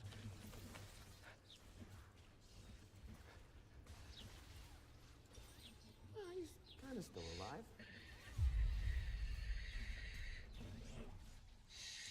Appalled at what Mr. Robot and the Dark Army have planned for Stage 2, and despairing at the fact that Evil Corp seized the opportunity created by 5-9, and his revolution has only made the world worse, Elliot decides that he's going to work for the sinister conglomerate in whatever felony-friendly position they'll offer him, so he can start Stage 2 proofing their data from the inside, in the hopes of one day undoing the damage he caused with his Season 1 stunt.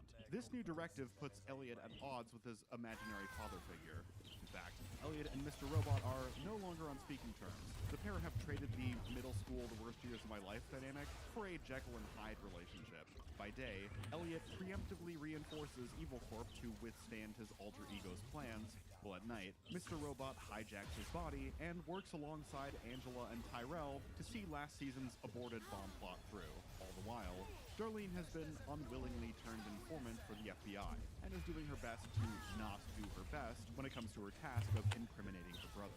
With each member of the cast working their own angle, all with the reintroduction of hacking and infiltration missions from the first season and the ticking time bomb of a building promising to blow at any moment, the third season of Mr. Robot certainly picks up the tempo following its sophomore year.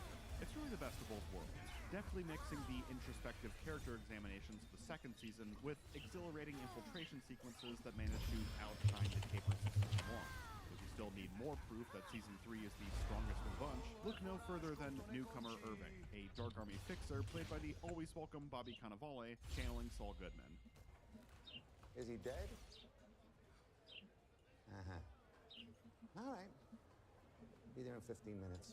Feel my dick. I am rock hard for you right now, mister. In addition to keeping the feds off the gang's trail and feeding and watering Tyrell, who the Dark Army has been keeping squirreled away off-grid the entire preceding season as part of their endgame, Irving is also visiting the Big Apple to make sure the techie terrorist trio toe the Dark Army line. For Tyrell, that's a matter of convincing him to stick things out until he can clear his name and be reunited with his family. And we'll just keep the news that his wife was gunned down by a jealous ex-lover in our back pocket for now.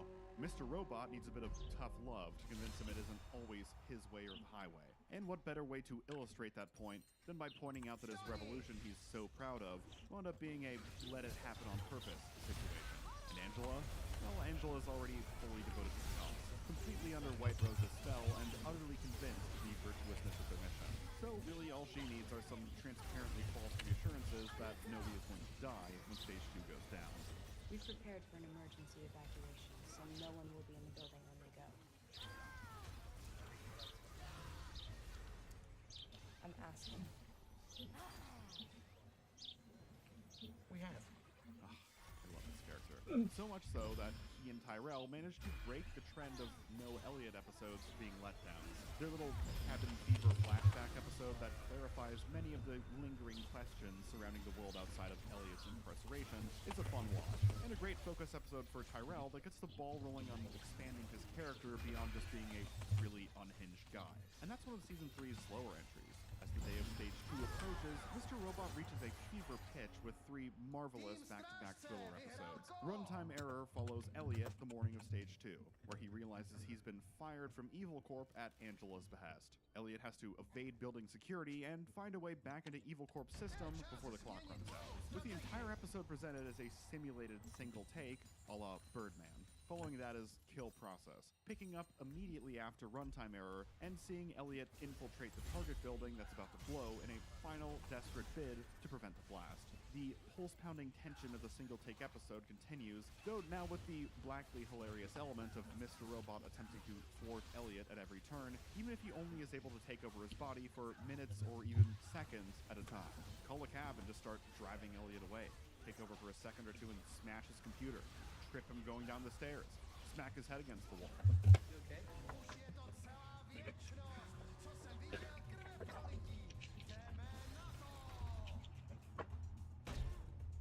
While Elliot is ultimately successful in his bid to prevent the building's annihilation, turns out that White Rose planned a much grander Stage 2 than Mr. Robot, Tyrell, or Angela were privy to, burning down 71 other Evil Corp offices the same day.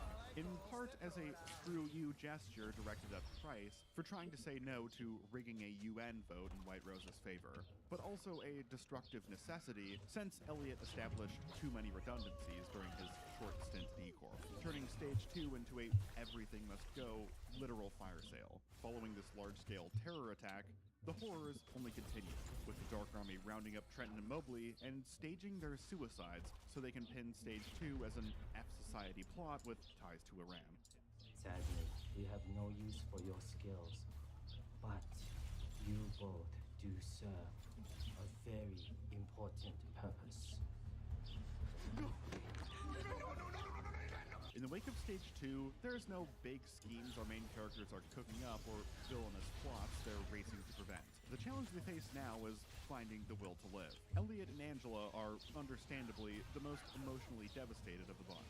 Elliot's efforts to protect Evil Corp's information only manage to increase the number of targets and the number of fatalities. While Angela struggles to maintain her devout dedication to White Rose's end goal of creating a better world with a reality-warping machine when faced with the carnage of that end goal's methods. Carnage that Angela had a direct hand in.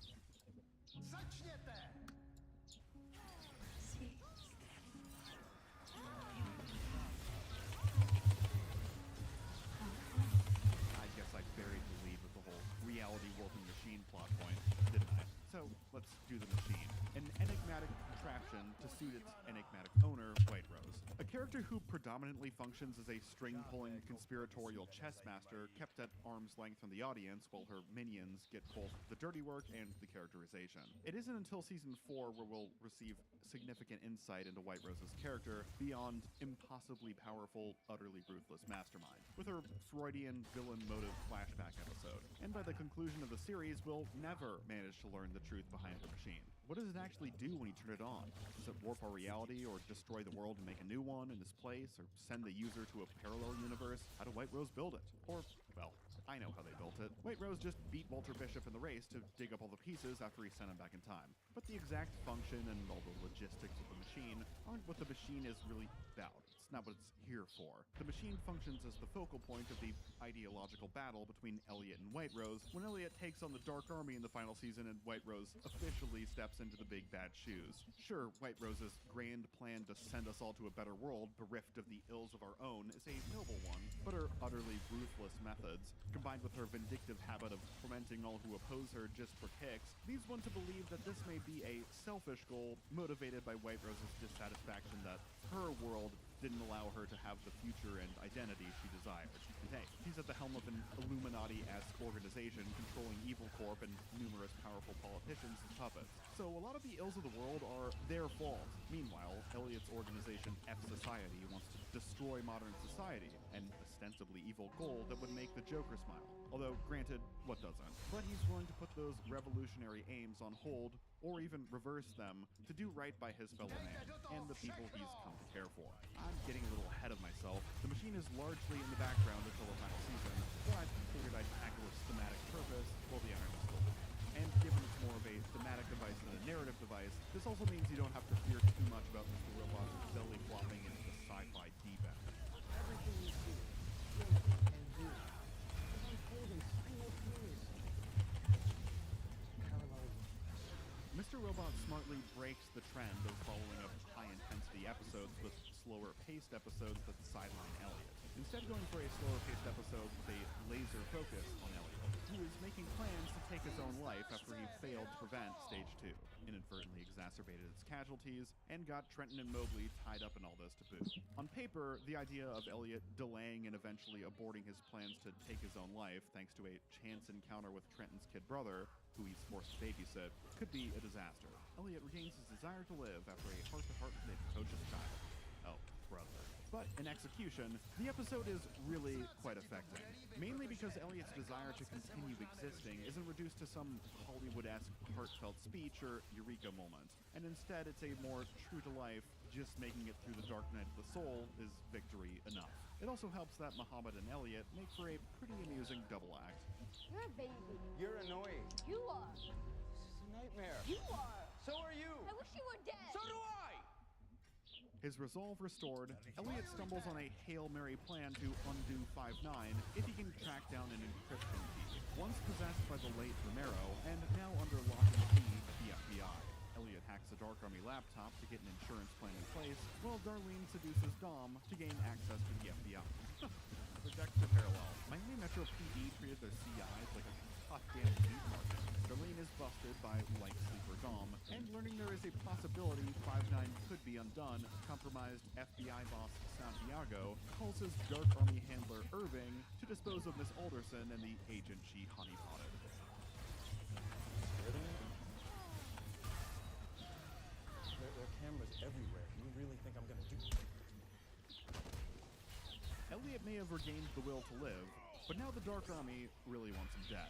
And the finale sees the entire cast, sans Angela, rounded up in a cabin where, one by one, they either have to prove they can be of use to the Dark Army, or die, with FBI mole Santiago up first on the figurative and literal chopping block.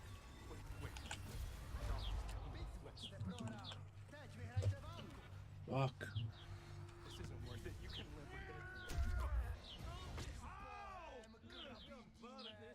With Santiago burned and, well, now he's dismembered, congratulations on the job offer you can't refuse, Dom. You're now the Dark Army's latest FBI mole, with the life of her family hanging in the balance should she refuse. Meanwhile, back at the barn, Elliot proves his usefulness to White Rose by announcing that he has set up a shipping hack that will expedite the startup date of White Rose's machine, but will shut down should he ever wind up dead. Dom declares her hatred for Darlene, seeing her seduction as the reason she's in all this mess, and Irving announces his intent to go on an extended sabbatical from fixer work. Oh, so long, Bobby Cannavale. See you again when I cover, I don't know, vinyl. Elliot and Mr. Robot make peace, with Mr. Robot revealing the real encryption key has been in Elliot's apartment the whole time. So they reverse 5-9. And while we're on the subject of father and child reconciliation, Price consoles Angela by letting her know he's spent his life being manipulated by White Rose too. Must run in the family, because, surprise, I'm your pop. And that's season 3 of Mr. Robot. Sorry if the season turned into more of a recap than a review, but that's just my way of saying the show is firing on all cylinders in season 3. However, with the 5-9 hack reverted, the series is, in a way, rebooting. And like an aging computer, takes a little while to start up again and get running full speed when season 4 kicks off. You have to understand. I have been trying to stop her from hurting you. That's the first one I booked you here. You talk like this and I cannot. Season 3 may have left audiences with some pretty substantial cliffhangers, specifically Dom being forced to go Dark Army, and Price and Angela forming a father-daughter duo to take on White Rose after they both got burned, but early season 4 doesn't get the most mileage out of them. Dom spends the first half of the season hiding away at her mom's house. Her actual mom's house, not fantasy prison, where, despite her claims to now despise Darlene, she can frequently be found gooning to her interrogation tape. The writers take their sweet time getting her back into the action, although the introduction of her Dark Army handler Janice certainly keeps things lively when she does get back in the game. Well, just as surface-level, level-headed as her predecessor Irving, Janice is much less affable and much more intimidating, treating new recruit Dom with kid gloves, but, you know, made from real kids. Unless you go to work tomorrow and finish cleaning up Santiago's mess, then I'm going to be forced to do something really bad to your mother. Really bad, you know. Like I'm probably going to have to slit her mouth.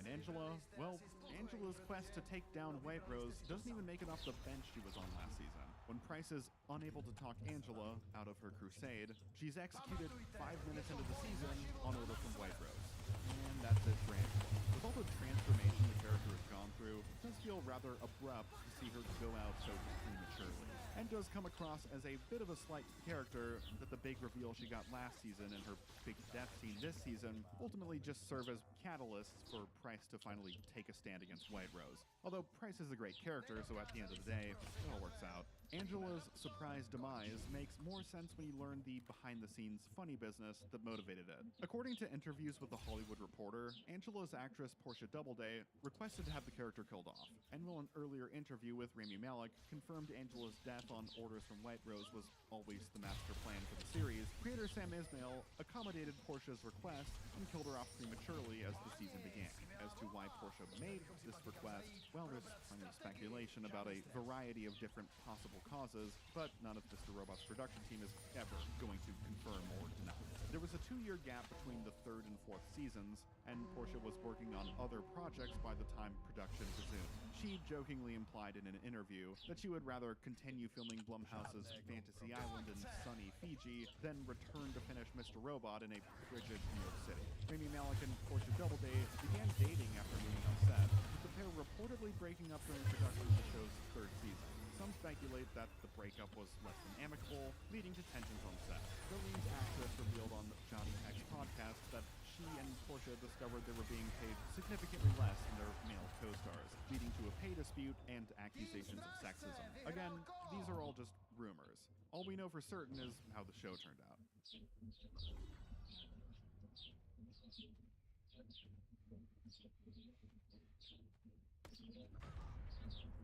Another aspect of the series that sort of gets dropped going into season 4 is the show's occasional commentaries on American society, capitalism, social media, etc.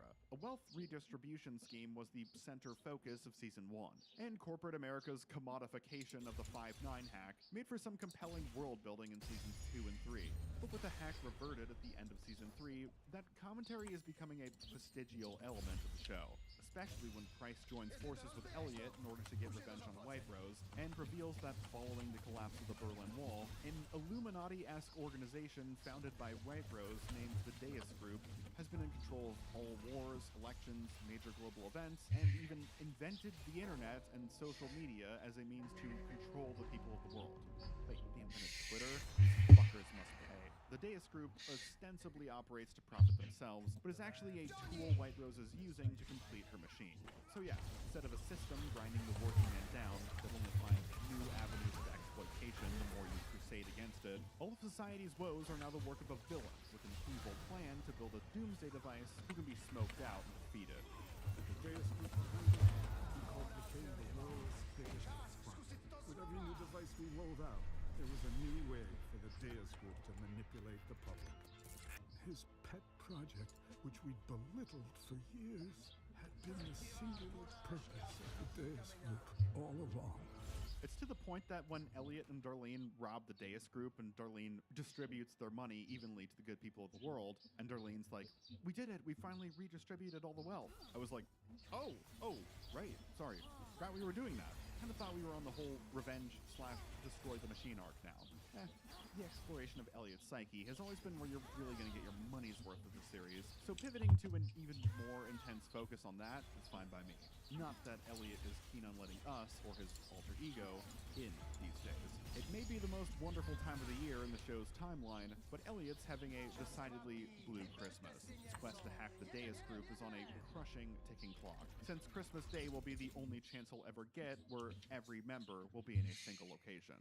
And as the pressure of his desperate revenge plot to stop White Rose before he outlives his usefulness brings him down, Elliot is becoming increasingly heartless. His relationship with his sister is deteriorating, as both contend with Angela's disappearance and their abusive mother's death in dramatically different ways. He drugs and blackmails his latest Mark/girlfriend, driving her to suicide, which he mercifully is able to interrupt. And he's even giving us the cold shoulder by no longer providing an internal monologue, instead leaving that duty to the increasingly concerned Mr. Robot. His heart does grow, well, maybe not 3 sizes, but at least a size, when a Dark Army agent learns their plot and he and Tyrell have to go Pine Barrensing to track him down before he can report back to base. Elliot finally has a heart-to-heart with Tyrell that his care for his sister motivates him to press on, even in the face of impossible odds, after initially planning to leave the increasingly hopeless Mr. Wellick to die.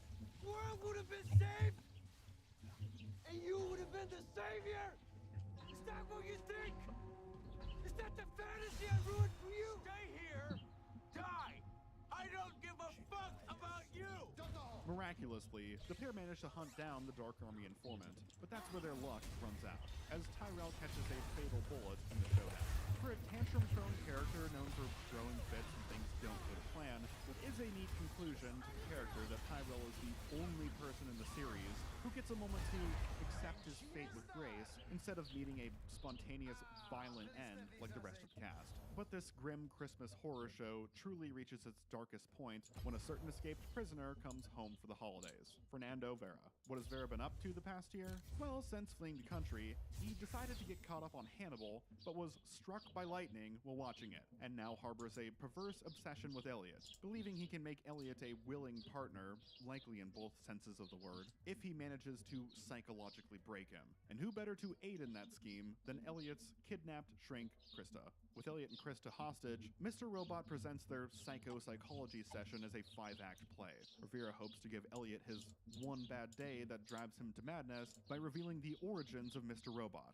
Horrifically paid off at the episode's climax when Elliot resurfaces the repressed memory that spawned his hallucinatory father. His real father sexually abused him. Mr. Robot was born to take over in situations Elliot can't handle himself, socially, ethically, and most critically of all, emotionally.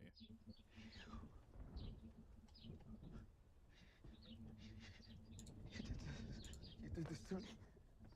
Stop letting him make you realize stuff. Thankfully, Vera doesn't get much time to hit the gas on the gaslighting after the revelation, as Krista gifts him the knife she got him for Christmas, pointy end first. Proxy authentication required is a tense and enthralling bottle episode, showcasing some truly exceptional performances. And the dialogue-centric episode also functions as a neat contrast to the no-dialogue caper episode that preceded it a few episodes ago. Whether everyone's spilling their guts or everyone's shutting their mouths, Mr. Robot Season 4 is electrifying in its creativity. Yo, V, I thought you said this kid a genius, bro. Swear to God, if you don't shut the fuck up. Creative, yes, but wow, Mr. Robot, this season has been, very dark. It's all for a good cause, though, because rather than wallow in the darkness from premiere to finale, the final season of Mr. Robot spends its second half delivering nail-biting, do-or-die showdowns with the villains and rousing speeches about the power of love from the heroes. Both elements which could come across as schlocky, but since the road to get there this season was so bloody and fraught with emotional turmoil, they instead land as immensely satisfying, cathartic payoffs. Vera, Janice, and White Rose all get an episode where they have one of our heroes at their mercy, twirling the proverbial mustache with sadistic glee, only for the heroes to pull some clever trick at the 11th hour that turns the tables on their tormentors and saves the day. And those villainous breakdowns when their plans fall apart, enough to make a grown man cry. Especially when the ludicrously monstrous Janice finally gets what's coming to her. The fella's guarding Dom's mum's house. I had to give him a bit of the holy show back there. They weren't going away. What? Speak English. I fucking killed him, dear.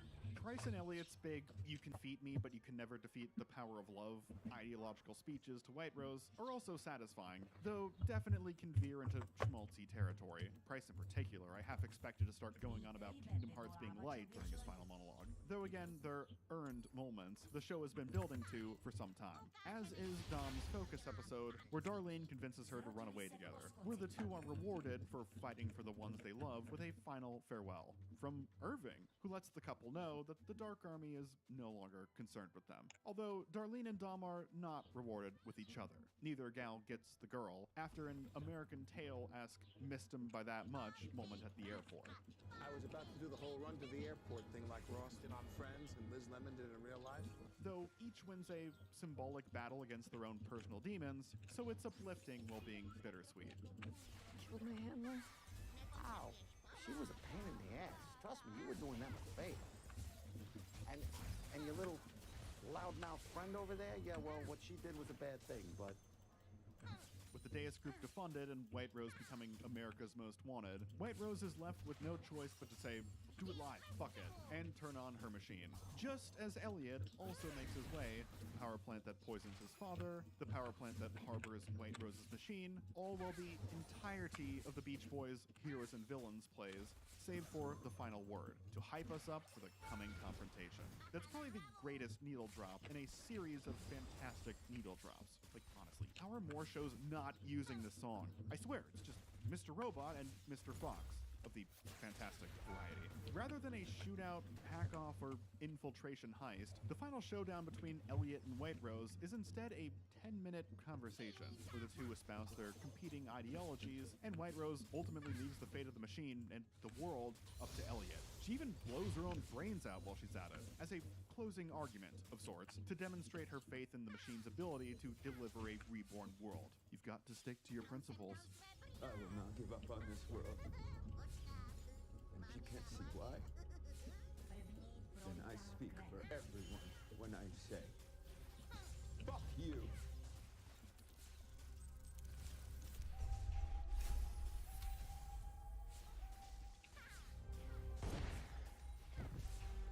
Elliot elects to shut the machine down, and the plant melts down with him inside, only for Elliot to wake in a new world. The machine has seemingly worked anyways, transporting the audience to an alternate universe where Elliot is CEO of the socially conscious F Corp.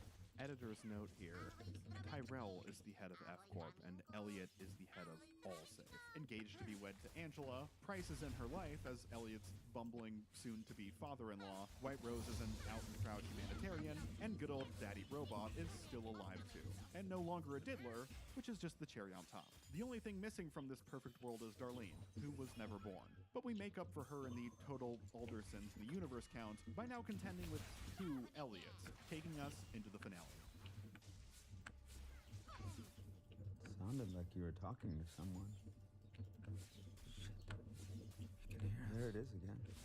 The Elliot on our side somehow crossed over after the plant meltdown, and he sees an opportunity to live his dream life by stealing it from his double, murdering Elliot Alderson on the day of his wedding, much to the hallucinatory Mr. Robot's consternation.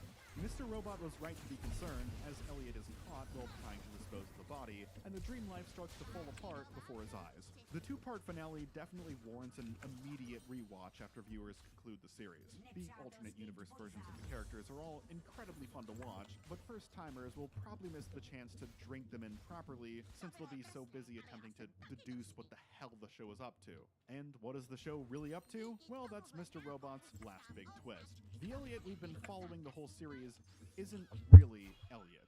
He's another alternate personality, just like Mr. Robot, only instead of protecting Elliot from distress, he exists to make the world a better place so Elliot won't need protection at all. So the Elliot we've been following perchance to dreamed the real Elliot, isolating him in a mental fantasy world while taking over his body so he could enact these revolutionary schemes, and omitted Darlene from the fantasy, as Elliot's sister has always been his strongest connection to his identity. So the 2-part finale was all a parable about how this life doesn't belong to the Elliot we've been watching the whole series. And with the Deus group defeated and the purpose of his existence complete, time to stop stealing and give the real Elliot his life back. Rejecting the idea, Elliot wakes up in the hospital, having narrowly survived the destruction of the machine. Darlene comforts him while pointing out that she's always known he was some sort of variant personality since the show began. Realizing that a fantasy world without his closest relationship is no real fantasy at all, he agrees to give back control to the real Elliot, though Mr. Robot notes they'll always be a part of him. And that's Mr. Robot, at least until that comic book prequel that's been in development hell finally comes out. Well, to an outside observer, the series may be that show where the hackers hack the evil capitalists. As Mr. Robot came into its own, it became this fascinating examination of identity, relationships, despair, and hope that was equal parts insightful and thrilling, bolstered even further by some of its more creative and experimental, unconventional episode concepts, all concluding on an experimental, unconventional finale. It may not be the easiest show to get into, with a first season that takes a while to find its footing and a second season that has a reputation for being slow, but the hot streaks are so hot that I'm confident you'll see it through and look back on this captivating story with affection. After all, I'm you.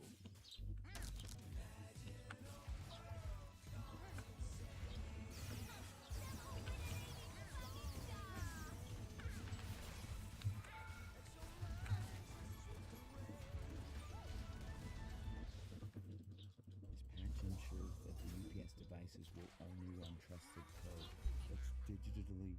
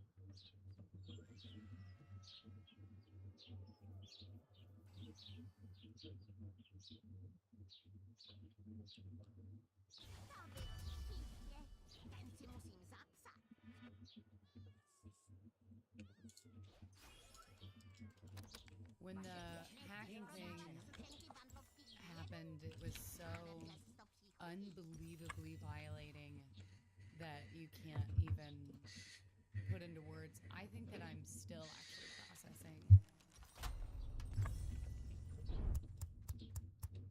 On August 31st, 2014, Reddit is flooded with a huge influx of photos. But these aren't just any photos, they're nudes. And not just of anyone, they're of celebrities, some of the most elite celebrities of the time. Actresses, models, singers, and athletes. These images were never meant for the public eye. The subreddit gained over 100,000 followers within just 24 hours. The images spread like wildfire. Millions of people view them. More than 100 of Hollywood's leading ladies' accounts allegedly accessed, photos stolen and leaked onto underground message boards all over the internet. Jennifer Lawrence's pictures are the most widely circulated. At the time, she was one of Hollywood's highest paid actresses. Thanks to the hugely popular Hunger Games movies, she's a household name. For a brief time, the photos are even on her Wikipedia page. Here's the Google search trend of her name shortly after the leak. Some of the affected celebrities deny the authenticity of the images.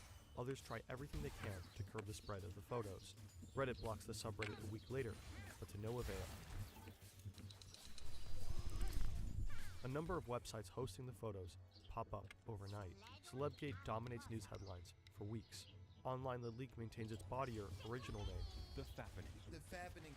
The Fappening. Everyone wants to know who is responsible and how they got the photos in the first place. The hunt for the perpetrators begins.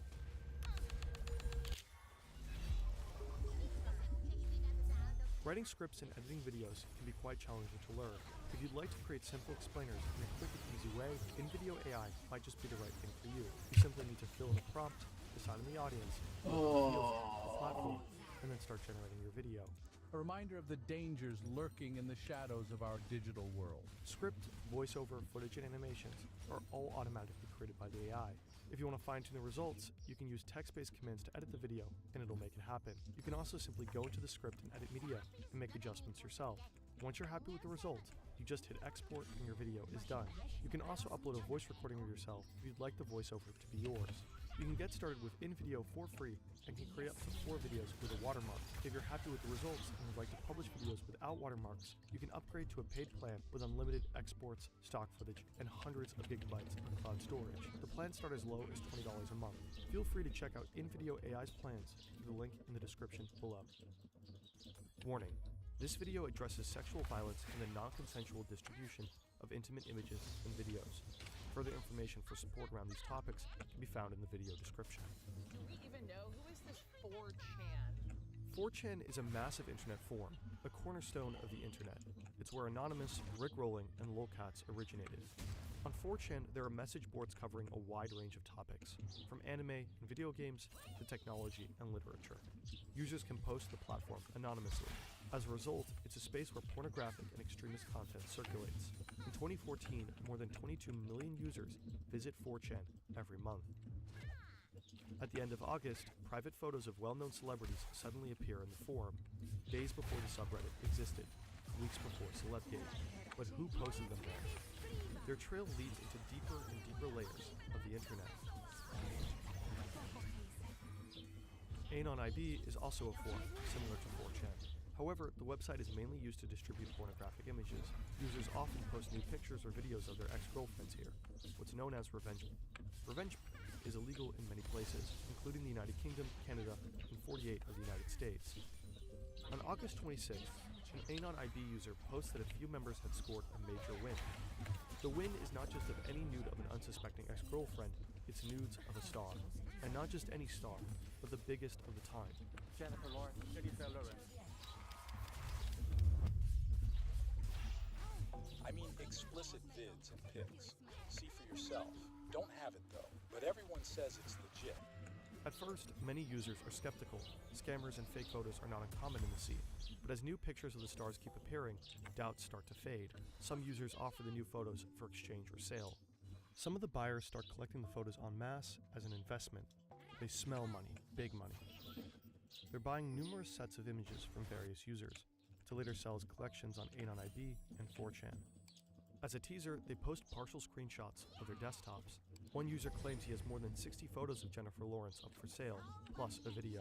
But the plan doesn't work out for most of the collectors, as perverse as collectors sounds. In one post, a user later known as Original Guy complains, People wanted shit for free.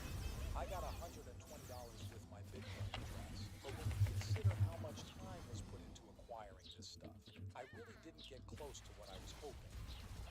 There are many users scrambling for pictures, as if it's some kind of gold rush, but by the end of it all, nobody gets rich. Because on August 31st, 2014, one of these individuals decides to simply release the entire collection of nudes on 4chan. Maybe it was Original Guy, or maybe another collector. One day after the leak, Original Guy makes a post to the public. He claims he was not the main person responsible for the stolen images and the leak. It was a collaborative effort, the results of months of work by many people. But can that be true? Let's look at the original post again. Apparently, some guys on Stole are responsible for the major win. But what even is Stole? Time to dig a little deeper. Stole is a name of a subforum on the Anon IB. It's a meeting place for a small group of users. It includes these 5 men, among others. They all live in the US, and they're in their 20s to 30s. There's a teacher from Virginia, a customer service rep from Chicago, a bank teller from Connecticut, and an e-commerce employee from Lancaster, Pennsylvania, who is married and a father of 2. Then there's a 29-year-old, also from Chicago, who unsurprisingly still lives with his parents. They're all united by their very particular interest. They steal and trade private photos from celebrities. They usually don't sell or publish these photos. They only trade them among themselves. They don't share them openly on subforum, or by email or by other means. A new member will only be admitted to this highly exclusive group if he can provide a new, previously unseen nude of a celebrity.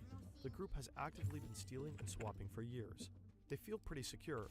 In the publicly accessible Stole threads, they post about techniques for acquiring stolen celebrity photos. After the leak, it becomes clear very quickly that the images originated from the private smartphones of the women. The photos were often taken with iPhones. As a result, many people initially suspect a security gap in Apple's online data storage, iCloud. When iCloud is activated, it can store all of your pictures automatically, whether it's your breakfast, your dog, or you in your birthday suit. Actress Kirsten Dunst, whose photos were also leaked as well, also suspects a security gap at Apple. The day after the leak, she tweets, "Thank you, iCloud." Apple immediately launches an investigation. 2 days later, the company publishes the following statements. Apple's iCloud is undeniably linked to the leak. However, none of the cases can be attributed to a security breach in Apple's systems. The iCloud accounts of the stars are said to have been deliberately attacked. But how? We can easily discover all kinds of information about celebrities. With just a few clicks, we can find out very personal things about them, the date of their birth, their mother's maiden name, or the name of their beloved pet. This type of information can be the decisive breakthrough for hackers to an iCloud account. With a corresponding email address /Apple ID, the date of birth, and the correct answers to the security questions, you can reset a password. Then you can use specialized software to easily download all data uploaded to the iCloud account. Users on Stole also post a lot about phishing, the attempt to get sensitive information like passwords by fraudulent means. August 9th, 2014, 3 weeks before the leak. Jennifer Lawrence is having difficulties logging into iTunes with her Apple ID. Her email account is also causing her problems. Less than a week later, she receives an iMessage sent from the email address appleprivacysecurity@icloud.com. Your Apple ID was used to log into iCloud from an unrecognized device on Wednesday, August 20th, 2014. The device was allegedly in Moscow. If this was you, please disregard this message. If this wasn't you, for your protection, we recommend you change your password immediately. She receives a one-time code that she should use to reset her password at a specific link, applesecurity.serveusers.com. The message does not come from Apple. It's a fake. It's intended to lure Lawrence into revealing her real password. Neither Lawrence nor her assistant remember clicking on the link in the phishing text. But shortly after it's sent, her most intimate photos are shared with the entire world. US authorities, primarily the FBI, promptly launch an investigation. It takes them a month to make a breakthrough. The investigators come across an IP address. Between May 2013 and August 2014, it was used to access over 500 different iCloud accounts. The accounts were accessed 2,362 times. On October 10th, the internet provider AT&T reveals to investigators the customer information belonging to the IP address. It belongs to a man named Emilio Herrera. 5 days later, agents raid this inconspicuous brick house in Chicago on the south side. It's where the 29-year-old Herrera lives with his parents. Some of the accounts hacked by Herrera belong to female celebrities. The investigators only disclosed the initials of the celebrity victims to the public. Based on the initials, it's assumed that Herrera hacked into the accounts of these women. Sometime later, the investigators tracked down 4 more perpetrators. 29-year-old Edward Majerzik of Chicago admitted to sending emails to victims, asking for usernames and passwords to iCloud accounts. For his phishing emails, Edward Mayerchik uses the following email address: appleprivacysecurity@icloud.com, the same address allegedly used to deceive Jennifer Lawrence. Mayerchik, the father of an 11-year-old, is said to have access to 300 accounts in this way, at least 30 of them belonging to celebrities. Ryan Collins, another father, is also implicated in the hacking of the nude images. Prosecutors say using a phishing scheme, Collins sent the victims an email that looked like they were from Apple or Google, asking them to provide usernames and passwords. Using this technique, Collins infiltrated at least 50 iCloud and 72 Gmail accounts from November 2012 to September 2014. Bank employee George Garofano from Connecticut and teacher Christopher Brannon from Virginia are each alleged to have hacked more than 200 accounts. Brannon, the teacher, is said to have gained access to the accounts of the people in his orbit. His victims include his co-workers, his students, and his underage sister-in-law. These 5 men end up pleading guilty to stealing and trading the images among themselves. But the FBI is unable to prove that they published and disseminated the photos. As a result, their sentences are relatively low. To this day, it remains unclear how exactly the images made their way from Anon ID to 4chan. No one knows who Original Guy is. Other collectors who first sold or posted the nudes also are with the FBI. Until now, no one has been convicted for the publication and dissemination of the images. The operators of Anon ID were also investigated for distributing stolen nude images.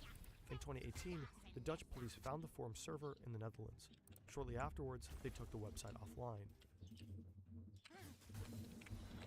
The fappening was not a complex, elaborate hack.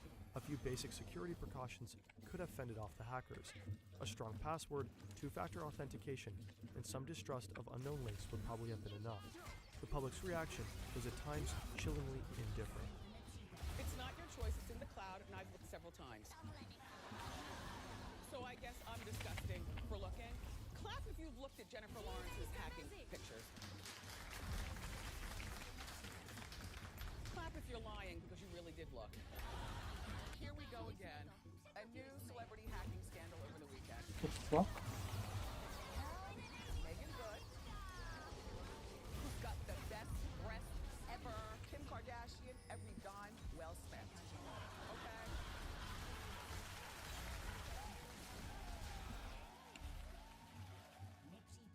As if the privacy of these women was worth nothing. As if we had a right to these intimate images simply because the women are famous. There's not one person in the world that is not capable of seeing these intimate, photos of me. I feel like, I got gangbanged by the fucking planet.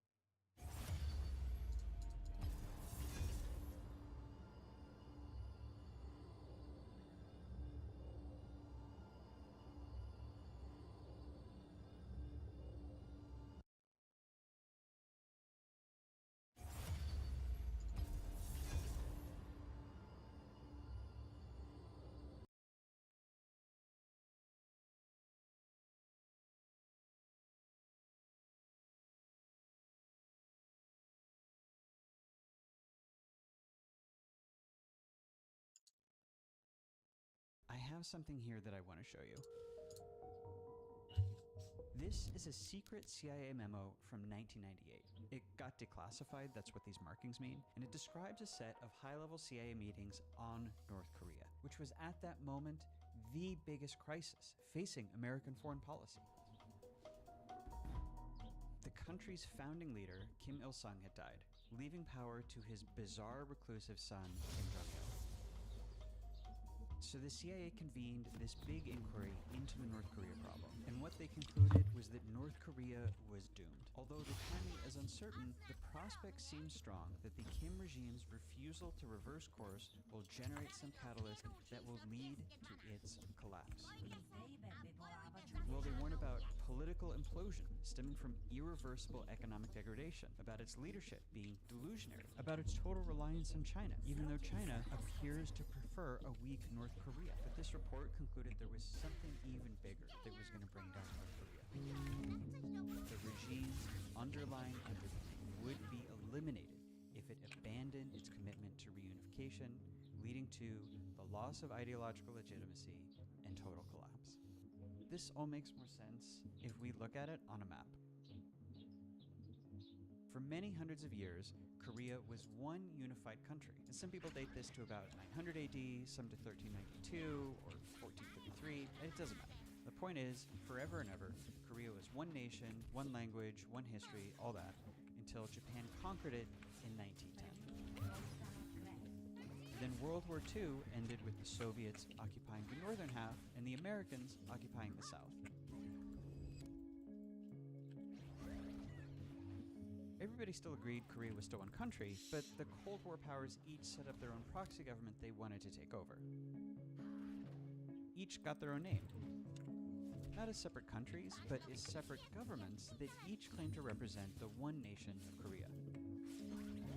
But the Cold War powers deadlocked over whose government would take over. So the northern government tried to take the south by force by launching a war. But the war ended more or less where it had started, which pretty much solidified them as the two states that we know today.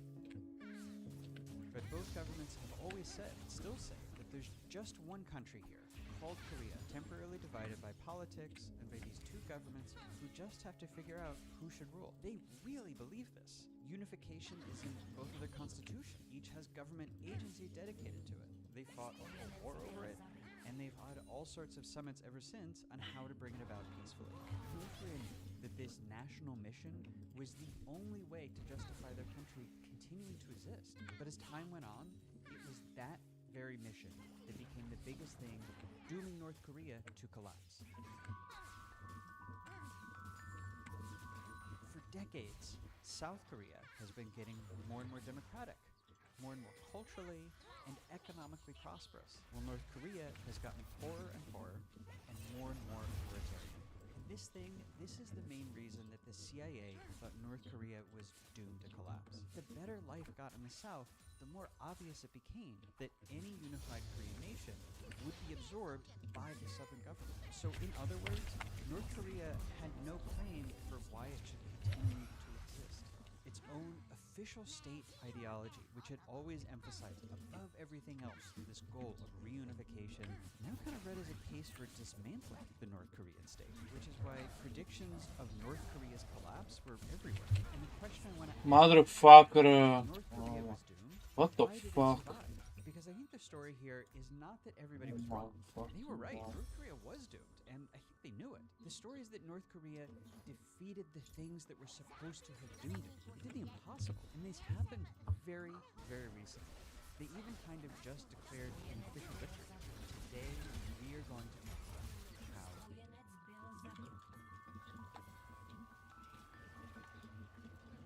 Before we get into how North Korea did it, I want to show you the very North Korean way that just a few weeks ago they declared their big victory, because it tells us a lot about what the leadership saw as the real threat facing their country's future. In years leading up to this moment, their collapse was looking more and more inevitable. In 2006, The Atlantic ran a whole cover story called What Would Happen When North Korea Fell. Here's a 2011 Foreign Affairs article by maybe the world's top North Korea expert saying North Korea was doomed. A big policy paper in 2013, Managing the Fallout. What the fuck? Along, but every warning sign that was flagged in that CIA report was just getting worse and worse. Kim Jong-il died, passing power to his even more inexperienced son, Kim Jong-un, who had spent a bunch of his life in a Swiss boarding school under a fake name. And then things got really bad in 2020. The pandemic hit, North Korea shut off almost all outside trade, ordered troops to shoot any citizen who approached the border, and before long, reports were trickling out of food shortages and starvation. But North Korea obviously didn't collapse. Like, it just kept not collapsing. And then a few weeks ago, something very, very big happened. It's actually easier if I show you. This is a secret North Korean document I got a hold of, although it's not something you'd think would be secret. It's their new constitution. North Korea has only hinted at what's in this, but a couple weeks ago, snippets started showing up in the South Korean media. I got a copy from a former CIA person who'd gotten it from South Korean press, who probably got it from South Korean intelligence. North Korea isn't disputing it because they probably want us to know about something bigger. It's right here, page 3. Article 4. It says the territory of the Democratic People's Republic of Korea. This is the land, waters, and airspace bordering the People's Republic of China and the Russian Federation to the north, and the Republic of Korea to the south. Remember, both the South and North Korean governments' official position has always been this, that there's just one nation, one country called Korea, even if it's temporarily divided between two governments. And this goal, this mission of unifying Korea, has defined North Korea since its formation. So really, bro. Constitutions. This is an English translation of their last draft from 2019, before those secret changes. You can see right here, the old Article 9 pledged to reunify the country. Here it is again, reunification. But in this new constitution, completely deleted. In the old version too, the preamble said the reunification of the country as the supreme national task. It went on and on about reunification. And now that has all been deleted, like it was never there. And what replaced all the stuff that got cut? We'll go back to the new constitution, which has this whole new article, Article 2, the one saying that the country's territory is defined by having China and Russia to the north and the Republic of Korea to the south. They are declaring South Korea is now a separate country. They're saying this division between North and South, we are making it permanent. North Korea is declaring independence. This is North Korea declaring victory.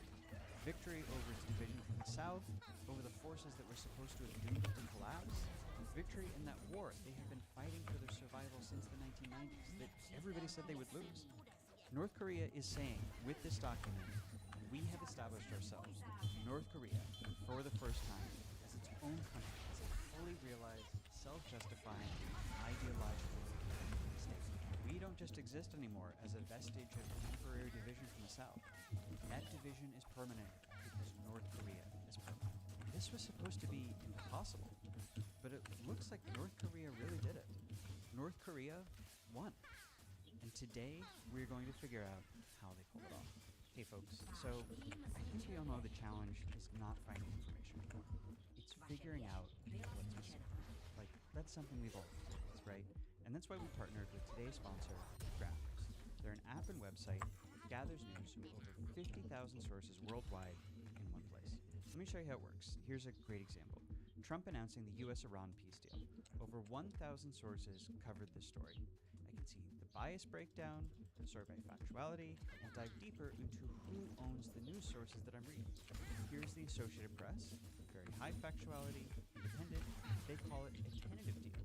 But Forbes down here quotes Trump as calling the deal complete. It's an important distinction. I use Ground News because it surfaces perspectives you might not otherwise see.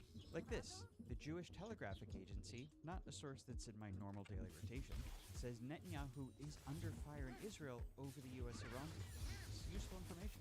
You can see why the Nobel Peace Center is even called Ground News, an excellent way to stay informed, avoid echo chambers, and expand your worldview. Right now, my viewers can get 40% off the unlimited access Vantage plan. Go to ground.news/MaxFisher, scan the QR code, and screen it. Now, let's get back to the video. Okay, so we are going to use this board here to map out what I would call the 4 big things that were supposed to have doomed North Korea and how it beat them. We're going to start by mapping out each of those 4 threats facing North Korea, and then the scenario for collapse each threat could lead to, and then we'll come around to how North Korea solved each one. Okay, with me so far? Let's start with a very big threat to North Korea from the beginning, war with the United States. Remember, ever since 1945, Korea had been this frozen Cold War conflict between the Soviet-backed North and the US-backed South. But then, 1991, the Soviet Union collapsed. North Korea was all alone after decades of threatening the US and its allies. They'd shot down a US Navy airplane, killing 31 people, captured 80 US sailors in neutral waters and tortured them for 11 months. They attacked South Korea a bunch. They spent years kidnapping Japanese civilians off the beaches in Japan. Now suddenly, they had no Soviet Union to protect them from the United States. It was tired of this tiny, volatile rogue state attacking it and its allies, threatening war, building nukes. So it really seemed likely that sooner or later, some incident or another would spiral into an Iraq-style war with the US that would topple the regime. This has stayed a live threat to North Korea ever since, and we got really close a few times, including just a few years ago when Trump officials were saying this. Are we preparing plans for a preventive war, right? A war that would prevent North Korea from threatening the United States with a nuclear weapon. And the president's been very clear about it. On to threat number 2. North Korea's isolation from a world that sees it as a total pariah. And to symbolize that, I am pinning up the United Nations Security Council. That's what that is. The official body of the world powers, which has imposed over a dozen resolutions punishing North Korea over the years. And I'm pretty sure that's more than any other country has gotten. My point here is not that North Korea is unpopular, although boy is it. It's that any country needs the rest of the world to survive. It needs trade, food, power, raw materials. It needs allies to secure its place in the world. But North Korea has so pissed off the entire planet that even China and Russia have supported sanctions cutting it off from global trade and banking. And it's actually even worse than that for North Korea, because China, its biggest and most important neighbor, plays this double game, where it also sends just enough aid and fuel across this one tiny little bridge linking the two countries to prevent North Korea from totally collapsing. Which sounds helpful, but creates a threat just as serious as an American invasion. This guy right here, Xi Jinping, all he has to do is turn off that aid, and it is literally lights out for North Korea.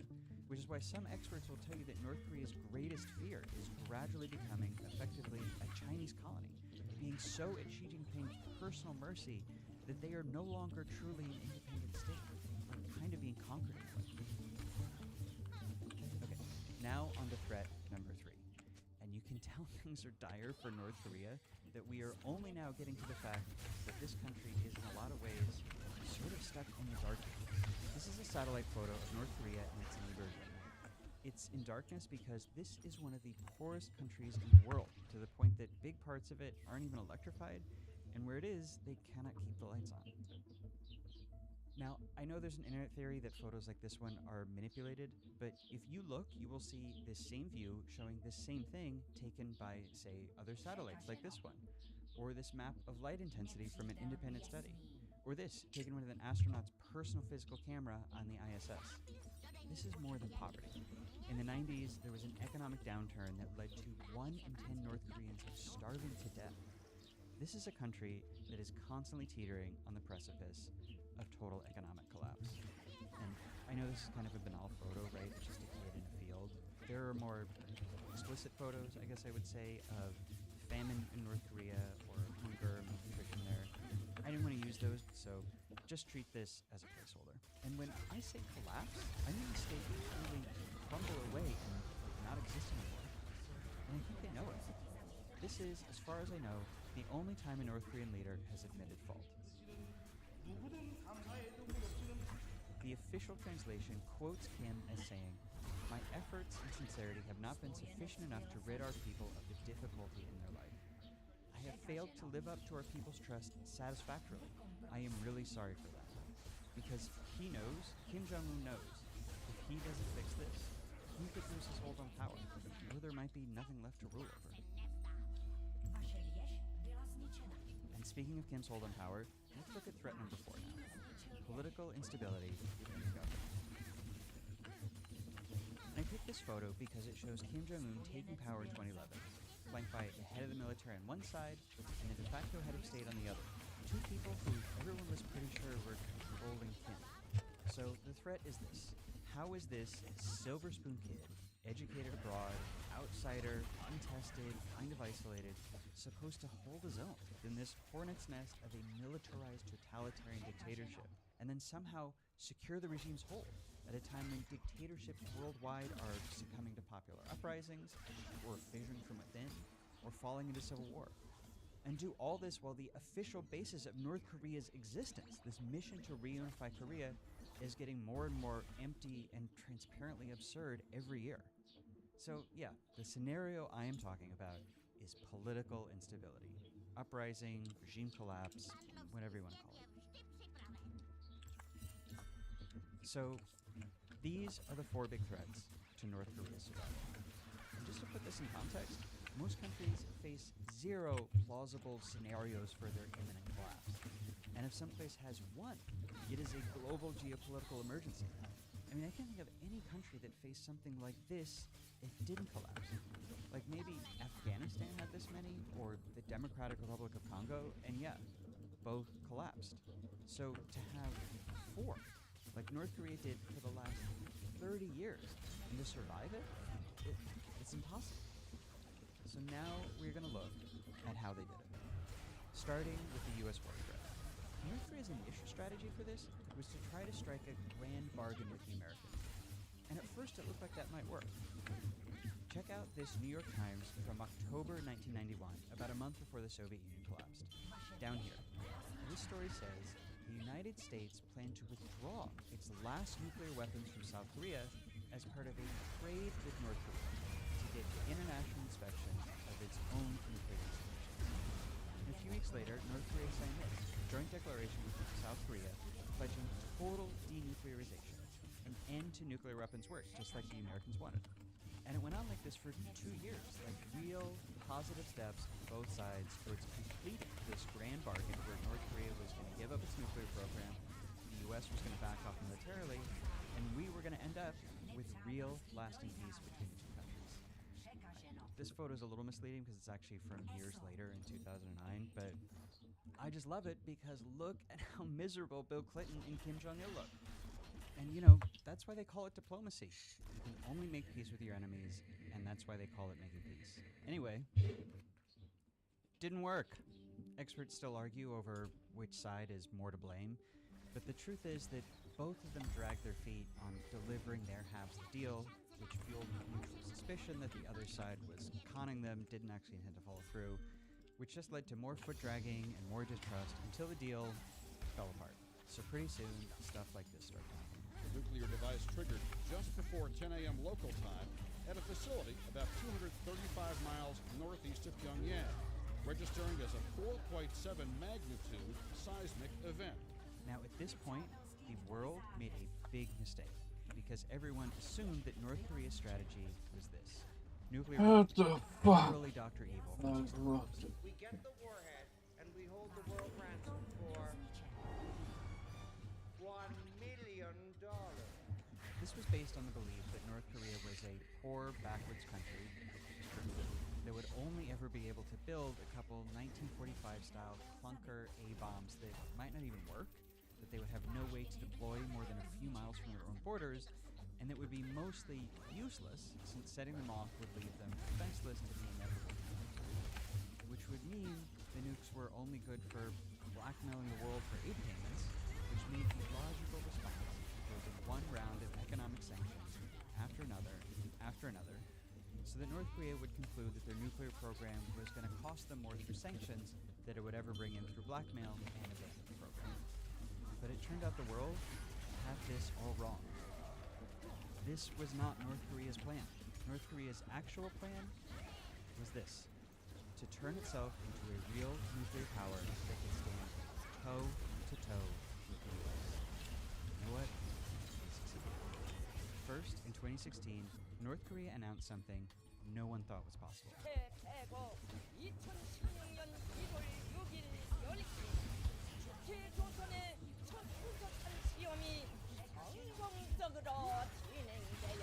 And they did it again in 2017. North Korea launched its first ICBM on July 4th. That one flew flew for 40 minutes, long enough that it would have been able to hit Alaska. And then this, a few months later. Recent North Korean propaganda videos have featured the U.S. Capitol in flames. Analysts do believe that the missile launched today did have the range to hit Los Angeles, Chicago, or even New York. North Korea was proving that it now had something called assured second strike. And what that means is that even if the U.S. attacked it first with everything it had, North Korea would have enough of these mobile ICBM launchers carrying nuclear warheads hidden around the country that it would be virtually guaranteed to get one off against a major U.S. city. And that, in strategic terms, is a checkmate. The U.S. cannot fight a war with North Korea without risking one of its own cities being incinerated by a North Korean nuke, which means it cannot fight a war with North Korea. So this, it's off the table. It is not happening. Which brings us to the other existential geopolitical threat, China. Which, remember, North Korea relied on so utterly that it feared becoming a Chinese puppet. So, how do you solve that? Well, with something big North Korea got from that shiny new nuclear program. Its first ever leader-to-leader meeting with a sitting U.S. president. Actually, a few. And they didn't produce much of substance. But this sent Xi Jinping a message. North Korea was becoming an accepted nuclear power with a direct relationship with the one country in the world even more powerful than China. And ironically, this is a strategy that Kim Jong-un learned from China. Back in the 50s and 60s, China had been a pariah itself, and it too feared being subsumed by its one powerful ally, in its case, the Soviet Union. But then it became a nuclear power. It used that to parlay direct talks and detente with the United States, and it used that to play Washington and Moscow off of each other so that China, because it was being courted by both, would be subservient to neither.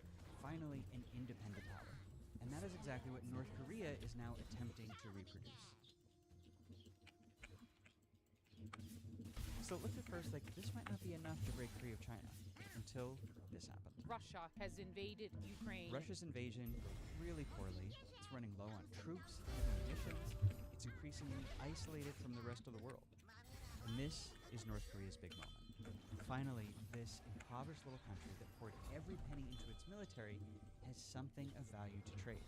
And finally, there's another country, Russia, globally ostracized enough to not mind the reputational hit of trading with them.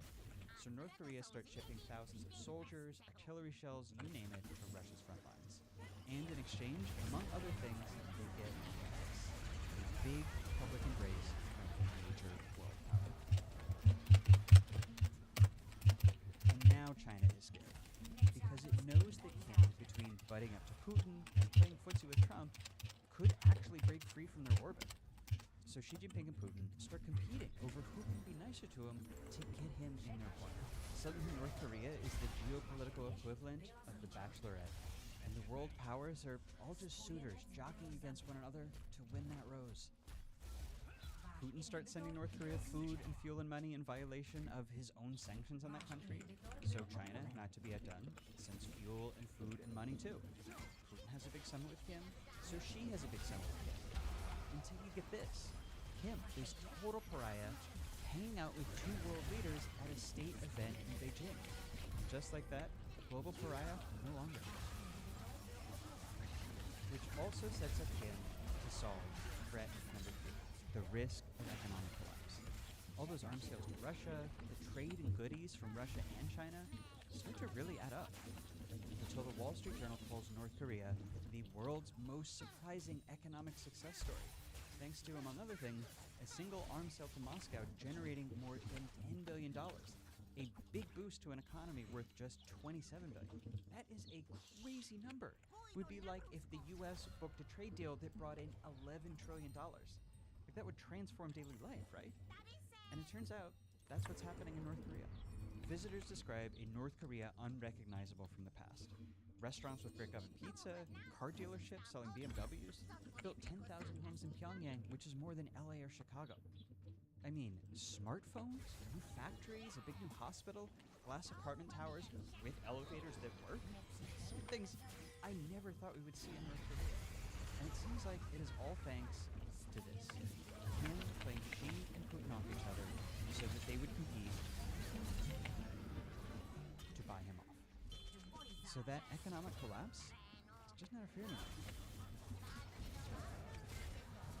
Okay, last one, political instability. And remember, this was the main one that the CIA report warned was going to lead to North Korea's collapse. Because on top of all the usual risks of coups and infighting and unrest, you get into a brittle, aging dictatorship.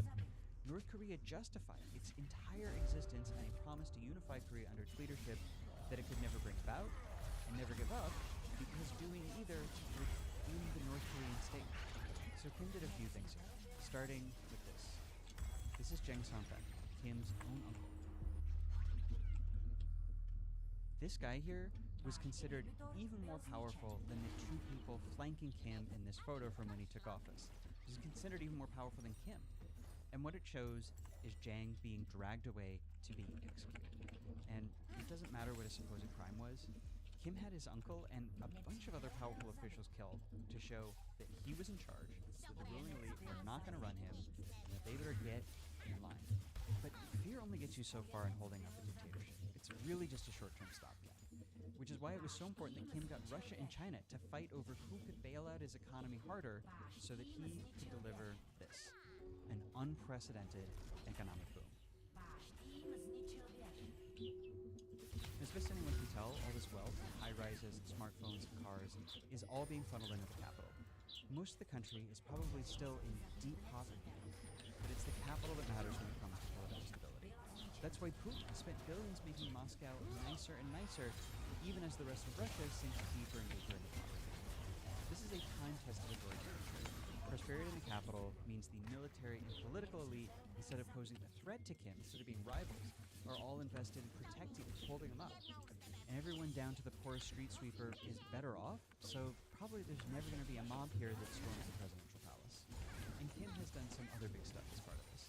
Like he shut down the black markets that North Korea relied on for years to bring in food, because he's getting enough food now from Russia and China, which strengthens him politically because he controls who eats, and because the black markets have been bringing in foreign TV shows and movies that undermine his control of information and ideology.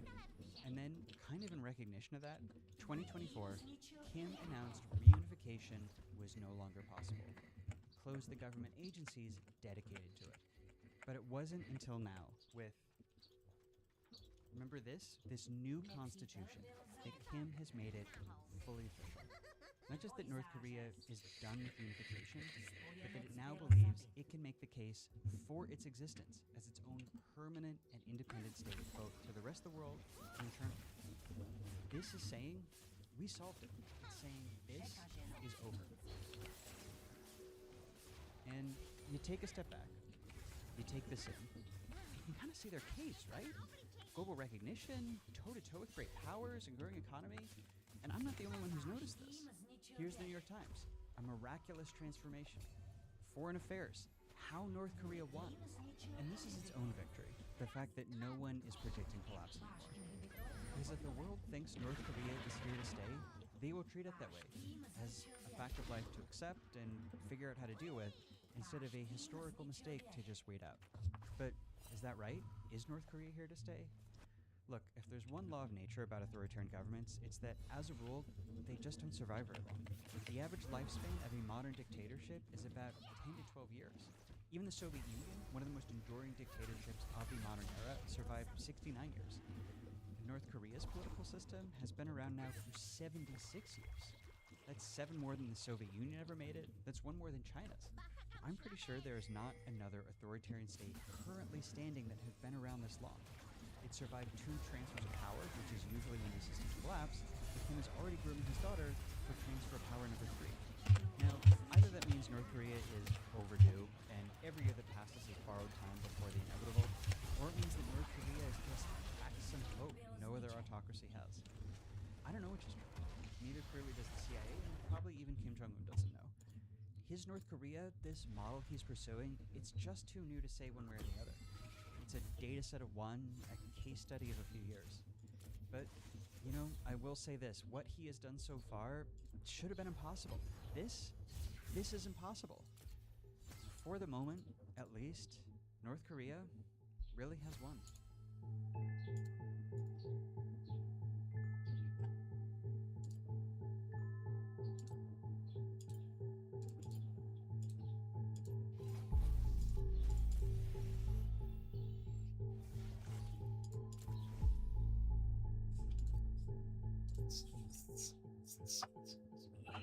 Mrozowa 4.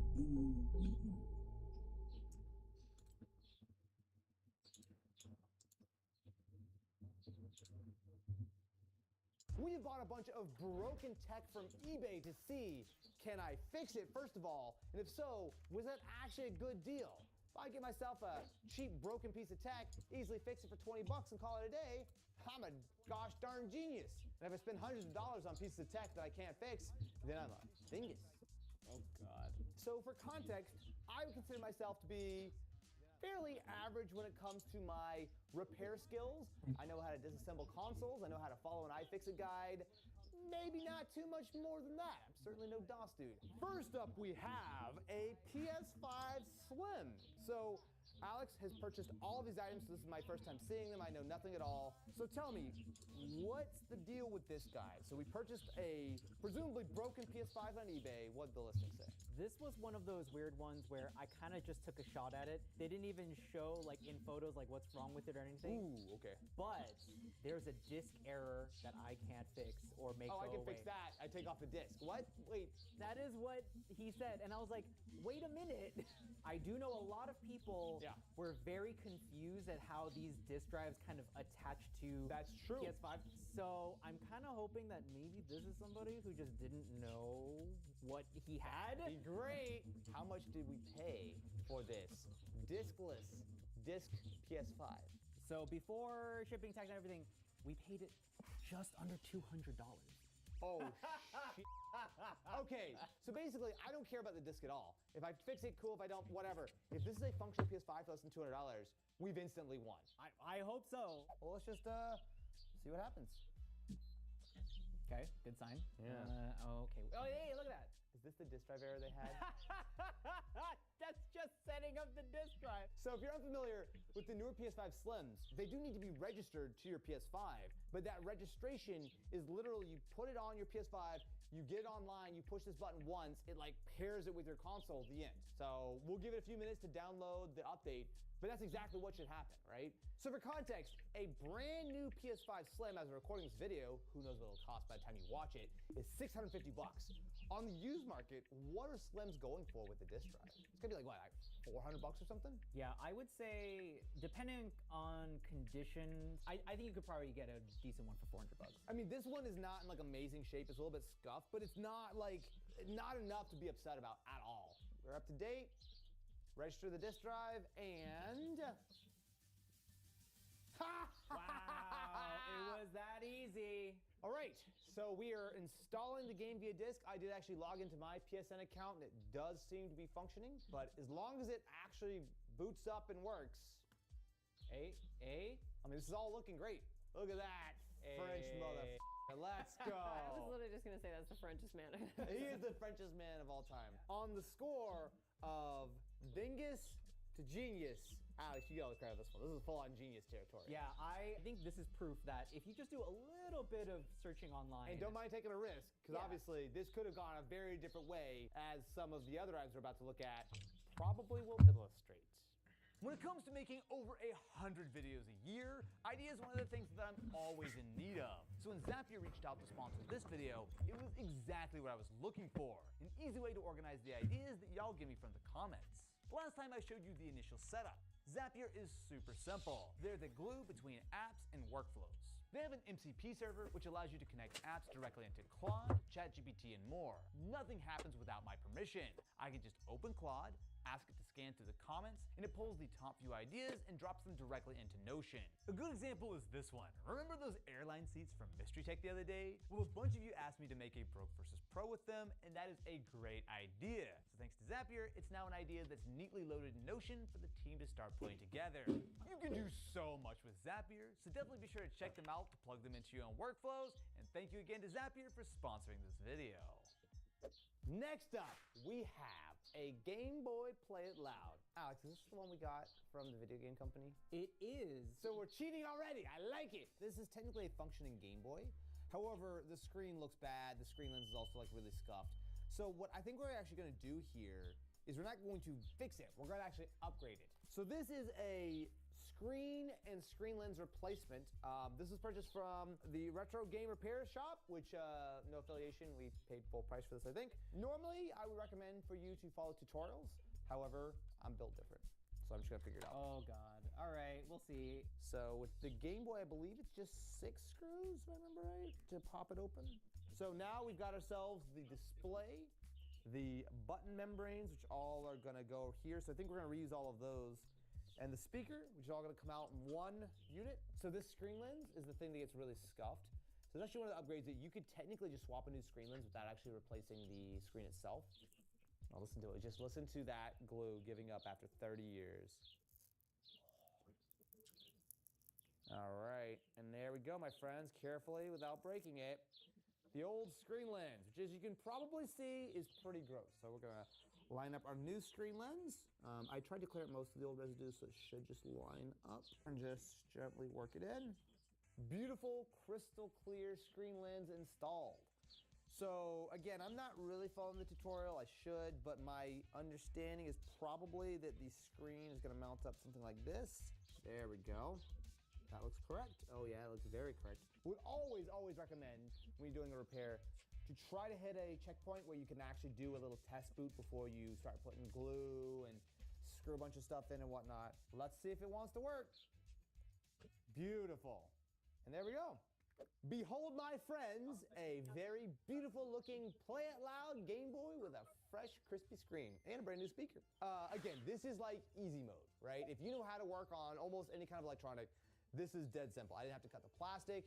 Everything just dropped right in place. So we have a brand new screen lens, we have a brand new, quite nice looking backlit IPS display, and a much louder speaker. So yeah, now it really plays it loud. It plays it loud, all right. Well, I'm glad that you enjoyed the 2 very easy pitches I lobbed to you. You know, to build up your confidence. Let's move on to something a little more challenging, shall we? You mean the whole premise of this video is it's gonna get harder and harder, and I'm gonna be more and more miserable every day that we work on this thing until I finally give up? I mean, I hope you don't give up. Is this, oh Switches. no, is that a Switch? Oh my God, a very, very f***ed up looking Nintendo Switch. Someone even broke the grill over the heatsink. Holy man, this thing has been just destroyed. I will say it didn't come with Joy-Cons or anything. It just came with just the tablet thing. These are our Joy-Cons. Okay. They're fully functional. So this thing is so broken that you cannot pair Joy-Cons with it. So basically the listing said this is a functional Switch, minus the fact that the left Joy-Con port does not work. And yeah, actually doing the right one again did work. So I thought this was a interesting redemption arc, because I don't know if you remember when we did the Ultimate Switch. Yeah, that was fine. There was no problem with that one. You sure? When you modified one of the Joy-Cons? No. It was totally fine. Edit team won't flash back to that right now or anything. I've never done that. We basically just ruined this Joy-Con. We just break the Joy-Con. How much did you pay for this 4 parts, heavily used Switch? I paid $60. Okay, that's worth it. Yeah, that's pretty $60. And for reference, if you were to buy like a Switch, just a tablet, no Joy-Con, whatever, like a fully functional one, it might still be pretty beat up, whatever. But I mean, they're going for like 90. So like this is still cheaper. How much was this replacement Joy-Con rail? We got it from iFixit, and they use, you know, quality parts. Yeah. That was like $15. Okay, so not cheap, but not certainly like crazy expensive. All right. And so we have the just horrendously scuffed Switch back plate off, and that is our rear shell carefully pulled away. Yep, there's our glob of thermal paste, and there we go. That is the inside of the Switch. The left rail, for some gosh darn reason, goes underneath the board and pops up over here. What the? Why? Why would you not just? What we're gonna do is we're gonna take our new rail. We're going to line it up roughly with where it's supposed to go, right there, and it should theoretically just work. If not, I'll be real sad, but to make sure that is actually correct, I'm just gonna fire it up now and see if a Joy-Con will attach. So right side Joy-Con, okay, connected. Now here's the real test. Does the left side Joy-Con wanna work? Nothing. Okay, that's fine. I think my question would be, is it actually fully seated? Because I was not entirely sure that it was. Oh no, it's not seated because it's been pulled out when I plugged in the battery. There we go. All right. Okay, so 1, connect, 2. Yeah, boy! Hey! Let's go! So that was $15, and that was a pretty easy swap. All in, we're still, I think, is it safe to say, probably like about $100 Yeah. for a fully functional red box switch. And realistically, if you didn't mind spending maybe another $30, you could also, while we were in there, we could have just swapped out the shell and the screen lens, and then this would be essentially like new. Yeah. Again, I think we're doing good, but the concern, as always, is every time you buy something for parts, you're taking a gamble. The gambles are coming up our way for now, but if you sit at the roulette table for long enough, you will lose your money. Next up, what in the, what the hell is this? Oh gosh, well it's, oh wait, it's not that old, it's got USB-C on it. Wait, what? I look at this lid, I'm like, oh, is this like 2007? So this particular laptop was released in the like 2015 era. Oh, so this would have been, so the fact that it said USB-C, that was like a big deal. This is like one of the first USB-C devices you could get. So we have a whole little thing here. So Windows 11, it has an i7 6700HQ, so Skylake, 16 gigs of RAM, 120 gig SSD. Palm rest needs replacing. Some keys don't work right away, but do after a few clicks. Oh, there is one big glaring issue with this laptop that I think is emblematic of a lot of laptops in this general age range. I mean, the screen seems fine, so battery? Ding, ding, ding. The battery is completely dead. You will be replacing that. That doesn't seem so bad. I'm just gonna YOLO this one. I don't think I need a tutorial. I think I can just figure it out. Oh, okay. How bad could it be? I cannot imagine that a 10-plus-year-old ROG laptop was that expensive, especially something that has a dead battery, right? Yes. So we paid $175. Well, that's $175? Yeah. Brother, maybe $75. That's a little steep. Oh, you look at that. Like butter, baby. Yes, and oh my God, Alex, you kidding me? Are you kidding me? This is what the battery looks like? That is what the battery looks like. So, hello, dear viewers at home. Take a good look. Where do you think the battery is? I'll give you a minute. It's up here. This is the whole battery. Yep. You wonder why old gaming, you know, it's like they put a battery in just so it would last between unplugging it at your desk and walking over and plugging it in on the couch. The good news is I'm pretty sure I can just replace this battery really quick because it's right here. And look at that. Battery removed. Nothing but success. So drop this one in. Make sure it's fully seated. Put those 2 screws back in. I think this is a success. We have a functioning battery. It's literally not even plugged in right now. It's also mostly disassembled, so I need to actually finish putting it together. I don't think this particular laptop was, like if we're doing the genius to dingus, this is a little bit closer to the dingus side, because this is way too much money to spend on a 10-plus-year-old gaming laptop. Next up, we have a package to Matt Ancini. Matt Ancini's package? No. A Switch Lite. Yeah. I'm afraid to know what's wrong with this one. Mr. I love Switch Lights. I do love the Switch Lite. Very light wear. So no game in here, and then no micro SD, that's fine. And there's no screws anywhere, which means that I think I can just pop it open because no one bothered to use the screws. Yep, it just opens. The thing that's wrong with it is supposedly the screen, which makes it hard to tell. That's really interesting because the screen's not physically broken. The problem with the Switch Lite is because it doesn't have USB-C like video out. A dead screen and a dead motherboard are the same symptom because nothing happens. So I'm just plugging into a power meter here to see if there are any signs of life. Oh, 9 watts. Okay, it's on. Okay, so it is on. That's actually a really good sign. Oh, yes. Oh, yep. I heard a thing. Yes! Yeah. Okay, cool. We're good. I thought this thing was dead, so it actually is just a broken screen, which is crazy to me. For context, a fully functional and maybe like okay condition Switch Lite, $100, you know, something like that. It's not crazy expensive. It'll be anywhere between like, I want to say maybe like 90 to 120, 130. Okay. Now, with a broken screen, this costs a lot less than $90, right? It costs $60. Okay. Gotta ask, how much was the screen replacement? Because I feel like probably not cheap. Screens in general, replacement screens are kind of expensive. This was $70. Now again, Alex, you could get the OLED for not that much more than that. Well, we have successfully disassembled our Switch, and we found some new friends. Oh my god. So there's a whole family of little buggy bugs living Oh my here. god, I'm out of here. So, now that we have fully disassembled the Switch Lite, it is time to install our brand new screen. I mean, that looks fine. I don't understand how it's gonna stick, because there's no adhesive that it came with. I think just for safety, we're probably gonna add just a little dab or two of adhesive on the corners just to make sure it's not gonna fall. All right, now comes the fun part of installing all of this.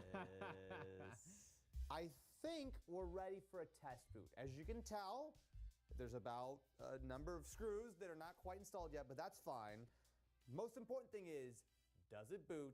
Does the screen function? What did I forget? Let's find out together, my friends. That's not great. Let me plug it in and see if it takes a charge, perhaps. And definitely see if you can still hear the beeps and boops, because maybe it's something else with the screen, you know? Oh, right. So I could have swapped the screen and realized that it was not the screen at all, and in fact, something much deeper. Oh. 8. I heard the button. 8. So clearly it's booted. Speakers work fine. The screen is completely dead. So we just swapped a perfectly working screen out of a Switch Lite, spent $75 on a brand new screen. I spent 2 hours swapping it in just to find out that that was not the problem. That the actual problem is that the Switch Lite, the video connector, the bugs maybe, what if the bug got in there and like messed up the connector or something? I think this is a good example though of what kind of problems you can run into when you're trying to do something like this. You can get lucky like we have for the most part, but also you can very much get unlucky either with a product that is more deeply flawed than you thought, or just the simple fact that you could make a problem. I'm pretty sure though that this was not my bad, just because it is literally the exact same problem we had with the first screen, just with a whole bunch of money down the drain and a real sad Austin fully on the dingus scale. I've been dingused. I am a dingus. What do we got next? An iPhone 12. Correct. This doesn't scare me. Oh, I've opened iPhones before. We did a whole video on Apple's self-service repair. But, okay, what's the problem with this one? Is it, screen looks okay? Boot? One of the most common issues ever, it's got a degraded battery. Now, if you take this to the Apple store, you're paying $100 for this battery swap, something like that, I think? Yeah, you're basically paying $100 out of pocket. Okay, so first question, how much do we pay for our iFixit iPhone 12 battery? So because we bought it through iFixit, it's a whole like kit. It's $46. Oh, is it really? Yeah. Oh, so okay. they do give you like little tools. They do give you all that stuff. Sick. So it's a battery, all that stuff. Although they do sell it in this battery only kit. They do sell it as a battery only. So if you wanted to buy it from iFixit specifically, it's $40. Okay, so we have ourselves the battery itself. They also very thankfully give us a new adhesive. The only other thing that I would recommend is having a heat gun. This adhesive is going to require a little bit more heat than the Switch did. You know, they really wanted this thing to be waterproof. Which is fine. The thing is though, while I would not really trust the waterproofing after you do something like this, the adhesive will actually get you most of the way there. So at this point, I think we can start just peeling the whole thing up. There we go, look at that. Now that screen is fairly strong, but you don't want to put too much pressure on it.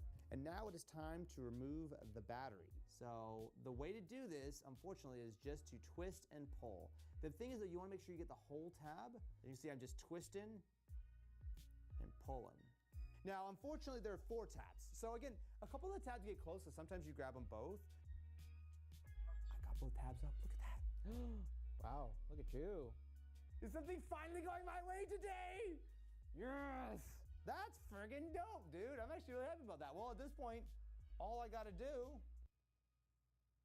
Where's my replacement battery? Oh, things were going so well. Wait. All right, my friends, let us replace our battery. Now, I just need to make sure that this cable bends. Yes, it will. And that looks pretty good. So what I'm gonna do is, because that looks great, I'm just going to push it in place.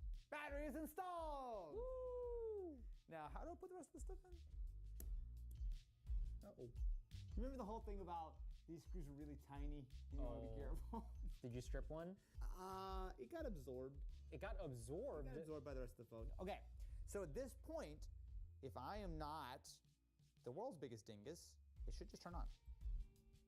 Oh my God, I'm a goddamn genius. Woo! The only thing is, I think, if I remember right, they don't give you the percentage anymore, right? Yeah. So it says unknown parts, so it does not tell you the maximum capacity. Honestly, if you had an almost dead battery, not seeing the actual percentage is kind of no big deal. All right. Well, I think we're pretty successful. Let me go ahead and zip this screen back on, and we'll see how well I actually did. Behold, my friend, a fully functional battery-swapped iPhone 12. Don't look too close. It's totally fine. There's nothing to see here. No adhesive escaped the phone when I put it on. Don't worry about it. Anyway, what's the overall verdict here? All totaled across the entire video, we saved $135. Wait, that's it?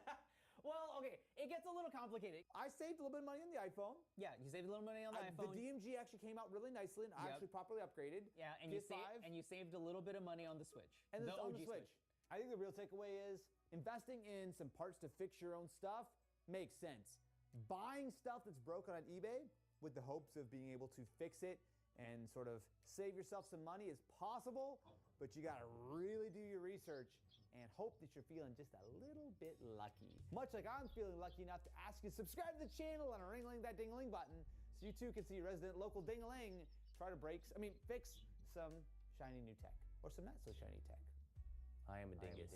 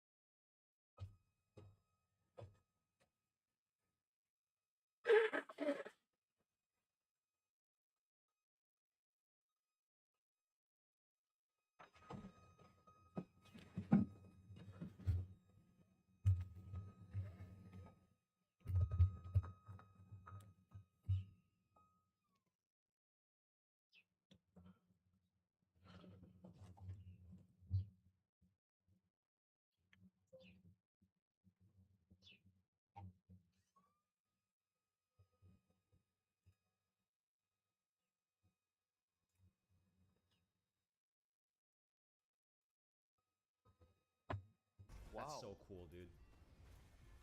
Yo, I'm about to kill this MF. I have their own screener. Yeah, no worries. I'm not being mean to him. Hey guys, I got these two pumped up together, and oh, you just being the only one? Okay, I'll get that system key though. You got tank engine? Oh, Earth's, you're right. Bro. Damn, dude. No, we can't make the lamest fucking vocal stim joke. I love it, bro. It's like a whole thing, my friend group, bro. It's so Okay, good. I got Ivern though. Do you need? Yo, get the fucking kill, man. All right, there we go. I don't need to kill. I just need to keep you. Okay, I'm hitting. Yeah, I don't know. Oh, KP. Okay, dude, you speak Chinese. Like you're straight up. Kill participation. I know. But when you say like I need to keep, it's like what the fuck did you just say? Like nah, I'm being rage, but I'm sure. Okay. I need a skibby. Like what? I need a skibby? What? Give me the pee-pee. Give me the skibbity pee-pee. Yeah. Oh, I need to off cadence it, dude. Oh my god. Okay. Wait, this is actually so cool, dude. I can reset my E like super quick. Does this guy want to die, dude? Lol. Oh, he flashed. Wait, oh my god, I instantly got my W back. Make him condemn. Oh, or not. Wow, that was actually a bullshit. You got him on like a booty cheek, dude. Her booty cheek clung to it. What? The fucking back hitbox. Oh, the Omega Gaslight. What? Oh, you said. Dude, get this guy. I'm not speaking Chinese, man. Am I? Okay. No, yeah. Okay. All right, good. Okay, nice. Oh, good hitbox. Wow, this guy heals so much, dude.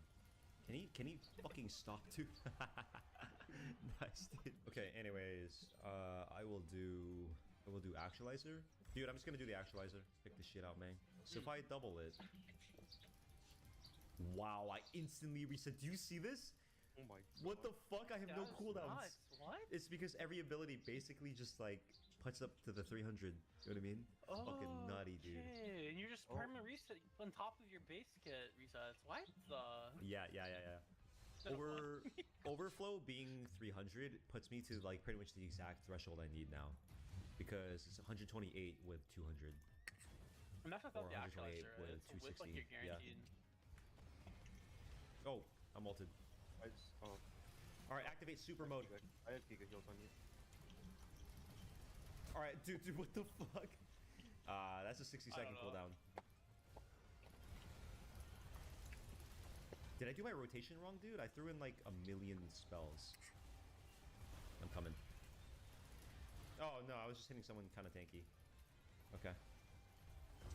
Nice, dude, nice. Hey, you deserve that, Herbs. Good job. Oh, we popped it. Let's go. Then I'm gonna level my spatula and then I can remove it, right? Yeah. All right, let's see. Oh, mind to matter, dude. Mind to matter. Oh no. Okay. Wait, I can just QW. What the fuck? There was a point at which I could. Wait, yeah. I could almost QW. Hold on, I'll do it when I have actualizer. Yeah, I should be able to. Oh, maxing my E puts it to 150, which is the exact amount to reset. In theory, I could just E infinitely. I'll test on the dummy eventually. I mean, you wouldn't want to E. You want to EQ, but all right. Can you put him into a wall or something? I need uninterrupted actualizer. Yeah, I'll wait for him. Yeah, I get it, Wukong. I get it. Oh my god, you're so cool, dude. You're so cool. Oh. Alright, I'm just gonna hit him. Whatever. Okay, once he knocks me up, I can go. Okay. I got 2 victims here. Yeah. Let him be, bro. Okay, I'm slapping. Dude. Oh, dude, you're just popping so much. If you hear me, I'm just fucking boom. Like, dude. If you guys are enjoying the video so far, please leave a like. Thank you very much. You wanna kidnap?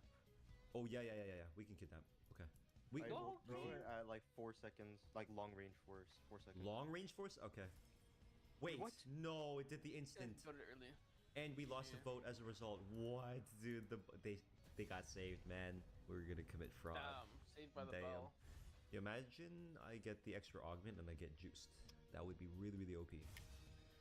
If I get ethereal with it, but I'm down to get the juiced anyway, just so I can like spam and then throw an auto every now and then.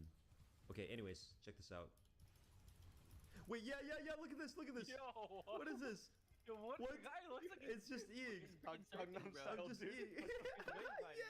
Yeah, what the fuck? He's wave dashing. What the fuck? What is this? Yo, I don't know we brought It's copyright, so we can't even play the song, but we could sing it a cappella. It's like Gangnam Style with the op section, but like just keep like op, just yeah, dude. Yo, watch this. Wait, what the? Oh no, I made a grave mistake. I made a grave mistake. I'm dead.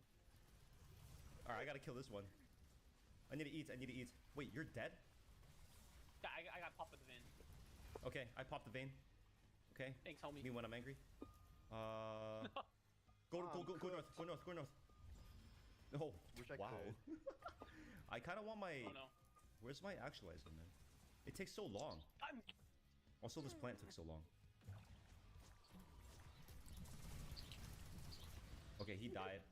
Give me like 20 seconds, Akali, and then I'll be right with you. Oh, this guy hurts like a lot. Yeah, he fucking does. He's gonna think I'm going bot side though. Oh. Okay. Wait. Yeah. Rune Carver Vol. Yeah, it's full on Rune Carver. Oh shit. Okay. We gotta try against someone. Oh shit. I could still do the Roa just to get like mana back when I get hit. Yeah. Okay. Whatever. I'll do it, even though it takes a bit. And then I'll do another thing. Let's get mana immune. Now, but this is the funniest thing. Can you guys get out of the way real quick? I need the north side here. Sure. Wait, what? Oh, there we go. Dude, what the fuck? Wait, you can still input Q during that. Wait, shit, really? We only get to see one more. Master of There's Jeweled Gauntlet for the damage. There's also Master of Duality, spamming my Eve to get AD, which is honestly pretty sick. I might just get the HP thing. Yeah, we could have Riftmaker too. I'm gonna get HP. Huh. How is it 18 minutes? Okay. Oh. Collie. Wait, where's my W? Where'd my W go, dude? Holy shit. Okay, get on. Nice. I'm going in. Well, she has like ramped even like enough damage to kill. Yeah. Let's go. Okay. Good. I'm coming. Action is coming. Oh, damn. Yeah, I'm somehow just doing a million damage. Alright, okay, cool. Okay, Mermana. Instead of Magic Pen, I'll take the Omni Pen. Yeah. Let me just see how much this would be. It'd be okay. It'd be an okay amount. Actualizers is cool. Yeah, doing this is a little bit too cool. Oh. Dude, it's so sick. Okay. Hit this. Just want to get the Garen. Dude. The fucking infinite E, dude. It looks so stupid, man. Oh shit. We should be good. Do I do damage? Wait, this guy's actually tanking me out, man. Oh, this vein is popping. Okay, let me help. What does Yo, that? where'd she go? Oh! Lol. I'm gonna move. Can I get this guy?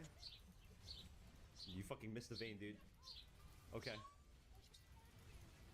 Let me just fucking touch my W. Oh shit. My boy saved me. I'll get Mario.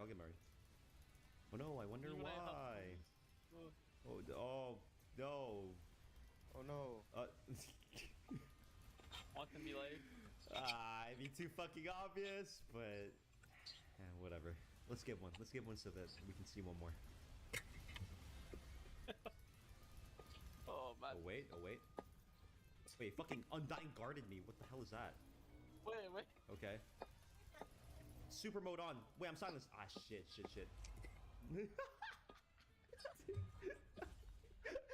Oh no, I missed. It's too fucking obvious. Alright, I got augmented power. I wouldn't normally do that, but Ocean still gives me a mana, right? Do that shit. Yeah, my boy. Okay. Oh wow, I did get Apex Inventor in the end. Wow. Cool. Okay, so I have two. Fuck fucking lol, dude. Alright, let's on the fucking Roa, dude. I'm gonna go Riftmaker here. Or is it Death Cat? No, it'd be Riftmaker. Yeah, I guess it keeps increasing. I want to see it twice, so we saw twice. Okay, you guys ready, dude? You guys ready? I'm about to hit the fucking the Gangnam Style rise. I'm ready, bro. Oh no. Oh no, you guys. Wait. Why does it not work? Oh, there we go. Oh, what the fuck, dude? Yo, this Vayne is popping me, bro. I hate Vayne. You know what? I'm just gonna hit her for once. Yeah, I'm just gonna fucking kill him. I don't like the Vayne. This guy's being fucking annoying. Bro, can this guy? Yeah, just blow his ass up. Okay. All right. Get to a safe spot, and then let me just start fucking Gangnam styling. Alright, bro. The Gangnam All style. right. Here it is. Ready? Let him silence. Let him get rid of the silence. Yeah. Okay. There, why is it? Alright, okay, there we go. It resets, dude. Fuck. Oh, you kind of had it for a second, bro. I don't know why it just resets itself. Okay. All right. Whatever. Just fuck this one guy in particular, bro. For like no reason. Yeah. Okay. All right. Wait, it works against a dummy, but when I'm hitting them, it doesn't work. Like I don't get it. I actually don't get it. Yeah, I don't know. It worked twice and then it stopped. Odd. Very odd. I think they're interrupting your cadence, bro. They're just like mentally in your head and like it's breaking your... Yeah, I'm supposed to be able to do this, but it was like interrupting me. Yo, why are you getting bricked up like that, bro? That's so This weird. looks so fucking funny though. Like maybe I should EW or something, cause like no cast time really, right? Yeah. Yeah, I can see that. Is the ocean still healing me or get a mana? Yeah, 390. It's 100 a second. Okay, step number 1 is delete the Vayne. Okay. Hey guys. Oh shit, I got stunned. No!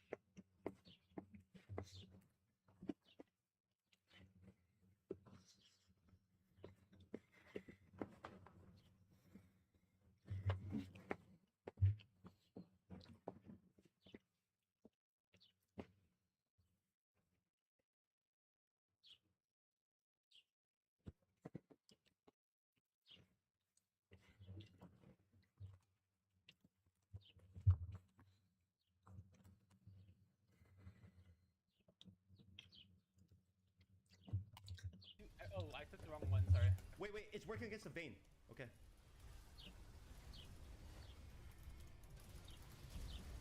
Yeah. Kill this idiot. Okay. Yeah, we have 2 victims. Do you see this? Wait, oh my god. Wait, do I have to input move? Is that why? Dude, it's kind of like the Ezreal thing. Like you can just input a move and then keep comboing as you move? No. Like to reset the infinite cast. Oh. Alright, delete this guy. Wait, here it comes. Mario, let me heal you. I don't need your heals. Yes, it's working. Oh, thank you. It was working, dude, and then he knocked me up, dude. Fucking A. Holy shit. Alright, I'm spamming my fucking E. I need 10 seconds. I need 10 seconds. Auto him for mana? What? The oceans. Oh, right. Okay, get ready to bard yourself if you need. Yes, I got him. Oh my god! I did it at the end. The payoff, man. The fucking payoff, dude. I hope you guys enjoyed that one. Wow, we got there in the end, dude. Thank God. That was so fucking stupid, dude. That was actually so stupid looking. It's just the last 2 rounds. Yeah. You know what that shit was like? I'm glad it worked. I'm glad it actually worked. Fucking A. Okay, I'm just gonna run at him.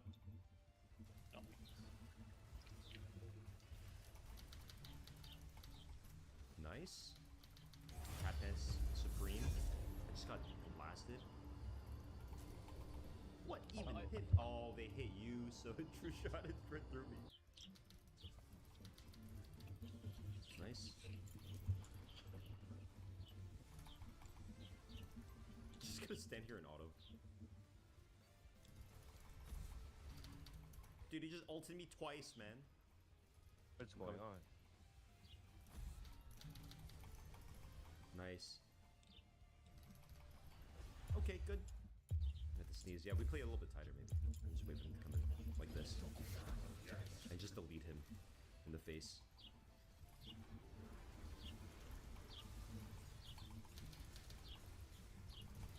Nice, good kill. Nice. Meanwhile, we're getting healed to full. Brian's just actually, sending oh my money goodness. overseas. Like someone working in the 21st century. Or 20th. Lol. Maybe you know you. Okay.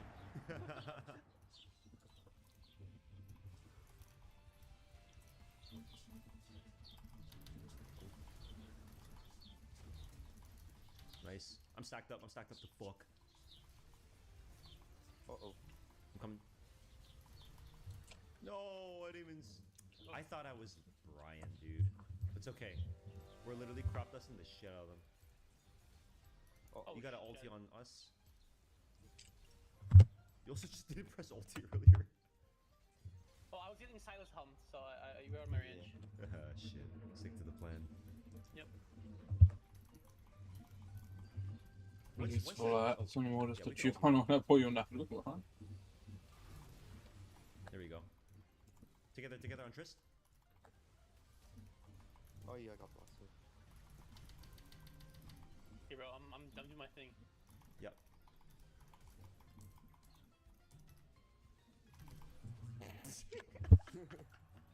I was right there with a nano. GG. Lol. Was waiting. Hey, I appreciate you guys continuing to watch my stuff. Thank you so much. I hope I continue to deliver. And we're gonna try some of the new augments and whatnot. You know, we don't get too many new things, or didn't get too many new things on this patch. So, you know, I'm just gonna try out the overflow, maybe some juiced combos with, you know, the same paradigm of like spending mana and whatnot, and maybe a couple of extra combos that I haven't hit in a while. So, like and subscribe, extra content. Thank you for watching, and I hope to see you on the next one. Cítíte tu energii ve vzduchu? To vzrušení? Díky tomu poznáte, že jste vstoupili do arény.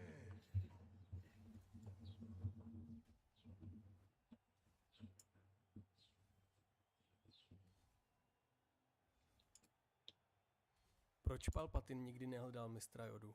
V době Impéria byl téměř celý řád Jediů vyhlazen. Jen hrstce jedinců se podařilo přežít masakr rozkazu 66.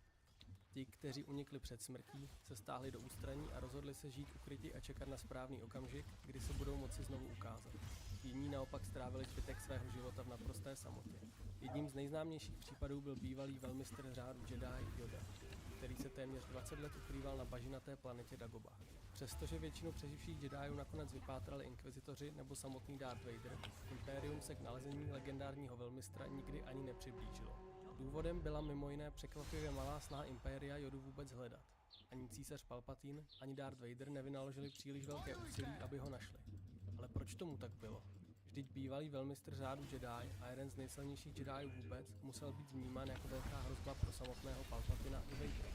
Přestože bylo Vaderovým úkolem a vlastně i osobní posedlostí lovit a zabít Jedie, k hledání velmistra Jody přistupoval překvapivě bez zájmu. Palpatine i Vader dobře věděli, že Yoda přežil a někde v galaxii se skrývá. Přesto jeho dopadení nikdy nepatřilo mezi hlavní priority Impéria, ani samotného Vadera. Na první pohled to nedává smysl.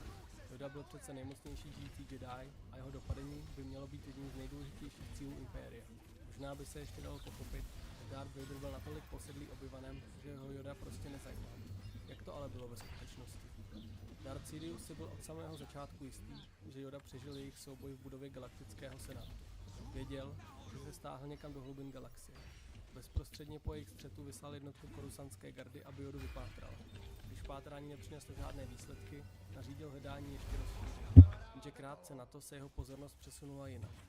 Dozvěděl se totiž, že Darth Vader utrpěl na Mustafaru katastrofální porážku a bojuje o život. A s tím Palpatine nepočítal. Záchrana jeho nového učedníka se najednou stala mnohem důležitější než pokračování v pátrání po Yodovi. Ve skutečnosti se císař k hledání svého největšího rivala vrátil až mnohem později, kdy už bylo impérium pevně usazené a vznikla organizace inkvizitorů. Císaře totiž zbylí Jediové příliš nezajímali. Pozornost jim věnoval pouze tehdy, když představovali skutečnou hrozbu.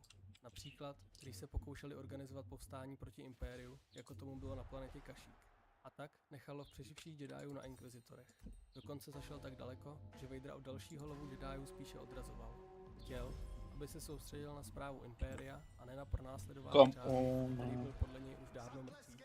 Sidious byl přesvědčen, že psychologický dopad rozkazu 66 byl mnohem ničivější než samotné vyvraždění Jediů. Však i samotní inkvizitoři nikdy neměli být elitní jednotkou určenou k likvidaci přeživších Jediů. Jejich hlavním úkolem bylo šířit strach. Měli přeživším připomínat, že impérium Jedi stále hledá a odradit je od jakéhokoliv odporu. To ale neznamená, že Palpatine o nalezení Jody vůbec nestál. Víme, že několikrát vyslal speciální pátrací týmy, jejichž jediným úkolem bylo Jodu vypátrat. Podle dostupných informací to ale dělal spíše ze zvědavosti, než z opravdové potřeby. Na Jodovu hlavu byla navíc vypsaná astronomická odměna. Každý, kdo by ho přivedl živého nebo mrtvého, mohl získat obrovské bohatství. Právě kvůli tomu se objevily stovky podvodníků, kteří tvrdili, že Jodu zabili. Impérium proto změnilo podmínky a odměna byla vyplacena pouze tomu, kdo Jodu přivede živého. Ani to však nestačilo. Nakonec Sidious rozhodl, že každý, kdo se pokusí Jodovo dopadení sfalšovat, bude popraven. Teprve tehdy falešná hlášení ustala a pátrání prakticky skončilo. Zajímavé ale je, že nikdy není zmínka o tom, že by se Darth Vader tohoto pátrání osobně zúčastnil. Sidious totiž Vadera opakovaně učil, že nejde ani tak o samotné zabíjení Jediů, ale o to, aby byli nuceni sledovat z úkrytu web galaxie, kterou celý život chránili, obrací svůj hněv právě proti nim. Podle Palpatina to byl osud horší než smrt. Živil se jejich zoufalstvím a beznadějí. Jenže Vader byl jiný. Netěšilo ho pouze vědomí cizího utrpení. On chtěl být tím, kdo utrpení způsobuje. Jeho strůjce. Ve svém lovu Jediů byl neúprosný a často se zaměřoval na mistry, které osobně znal ještě z dob republiky. Ze svého osudu vinil celý řád Jediů a na vrcholu jeho seznamu stál samozřejmě Obi-Wan Kenobi.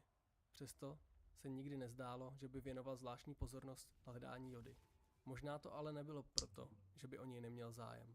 Je třeba si uvědomit, že Sidious nikdy nechtěl poslat Vadera proti Jodovi. Důvod byl jednoduchý. Oba dobře znali Vaderovi limity. Po zmrzačení a upálení na Mustafaru už Vader nebyl tím mužem, který býval. Zmizela jeho bezhlavá sebedůvěra i arogance a ty nahradila čirá nenávist, bolest a utrpení. Tvrdým způsobem se naučil, že má své hranice. Dobře věděl, kam až sahají jeho schopnosti a každý den mu je připomínal jeho život v brnění, kterému neustále způsobovalo bolest. Kdyby se střetl s Jodou, existovala velmi reálná možnost, že by prohrál. To věděl Sidious a pravděpodobně i samotný Vader. Samozřejmě je možné, že v době, kdy Yoda žil na Dagobah, by se nad ním Vader nakonec zvítězil.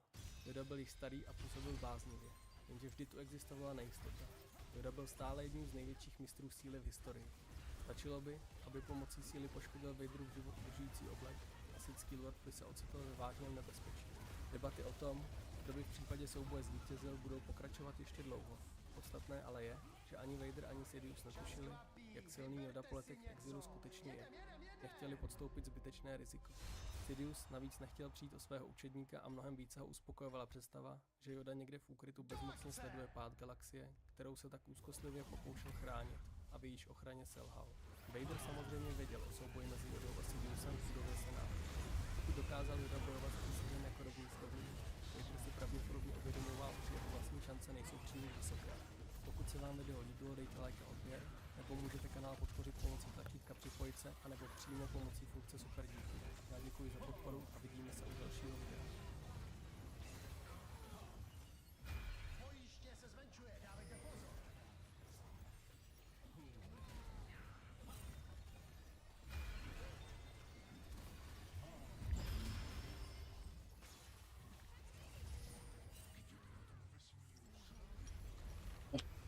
Fucking bastards. Porážkou to nekončí.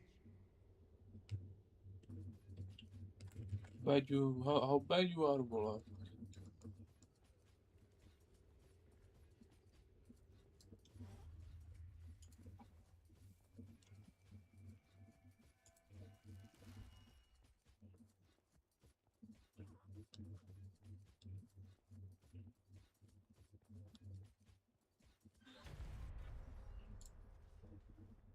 Mohli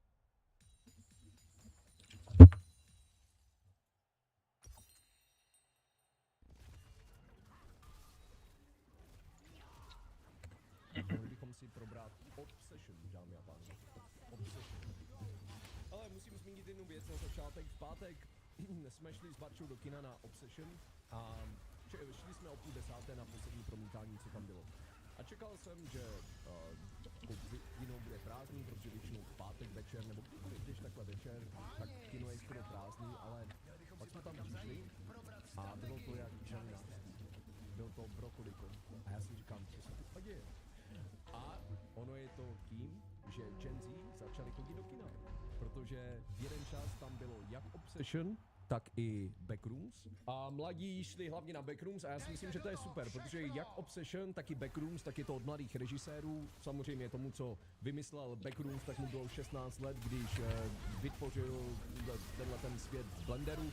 A Kari Barkerovi, bývalýmu youtuberovi, který tam dělal různý filmový skeče, tak mu je nějaký 26 let. Takže mladí režiséři, a řekl bych, že to je super, že to jsou Gen Z horory, že to přinutilo ty mladý jít do kina. Jsou to mladí režiséři a může to být pro hodně mladých vstupní brána do hororu, jo, a Backroom jsem neviděl, ale k samotnému Obsession, tak hele, dívej se, dal jsem tomu 3 hvězdy, ale přemýšlel jsem i nad 4, hele, to je prostě problém CSFD, víš to, CSFD máš 6 ratingů, máš tady odpad až 5 hvězd, což znamená, že ten skok je nějaký, kolik, 16,6%, jo, vlastně odpad je 0 až 16%, 1 hvězda je 16 až 32 a tak dále, takže lepší hodnocení je vždycky 1 až 10, ty hvězdy stojí za píku, že ano, protože to máš 16% rozdíl, což je hodně, ale kdyby tam šli dát ty poloviční hvězdičky, dal bych 3,5 až 4. Mladým se to určitě bude líbit, nepochybně budou jako dlouhou dobu ještě memy, už teď jsou memy, popkulturní záležitost, mladý režisér, ale pro mě tam nebylo nic moc extra šokujícího a to z jednoho prostého důvodu. A to je ten, že cokoliv, co se dělo v tom filmu, tak to vlastně byl Barčin průměrný den se mnou, když mám trošku horší náladu. A to znamená, když jako den předtím bylo malý top dono. Takže nic mě nešokovalo, Barču taky ne.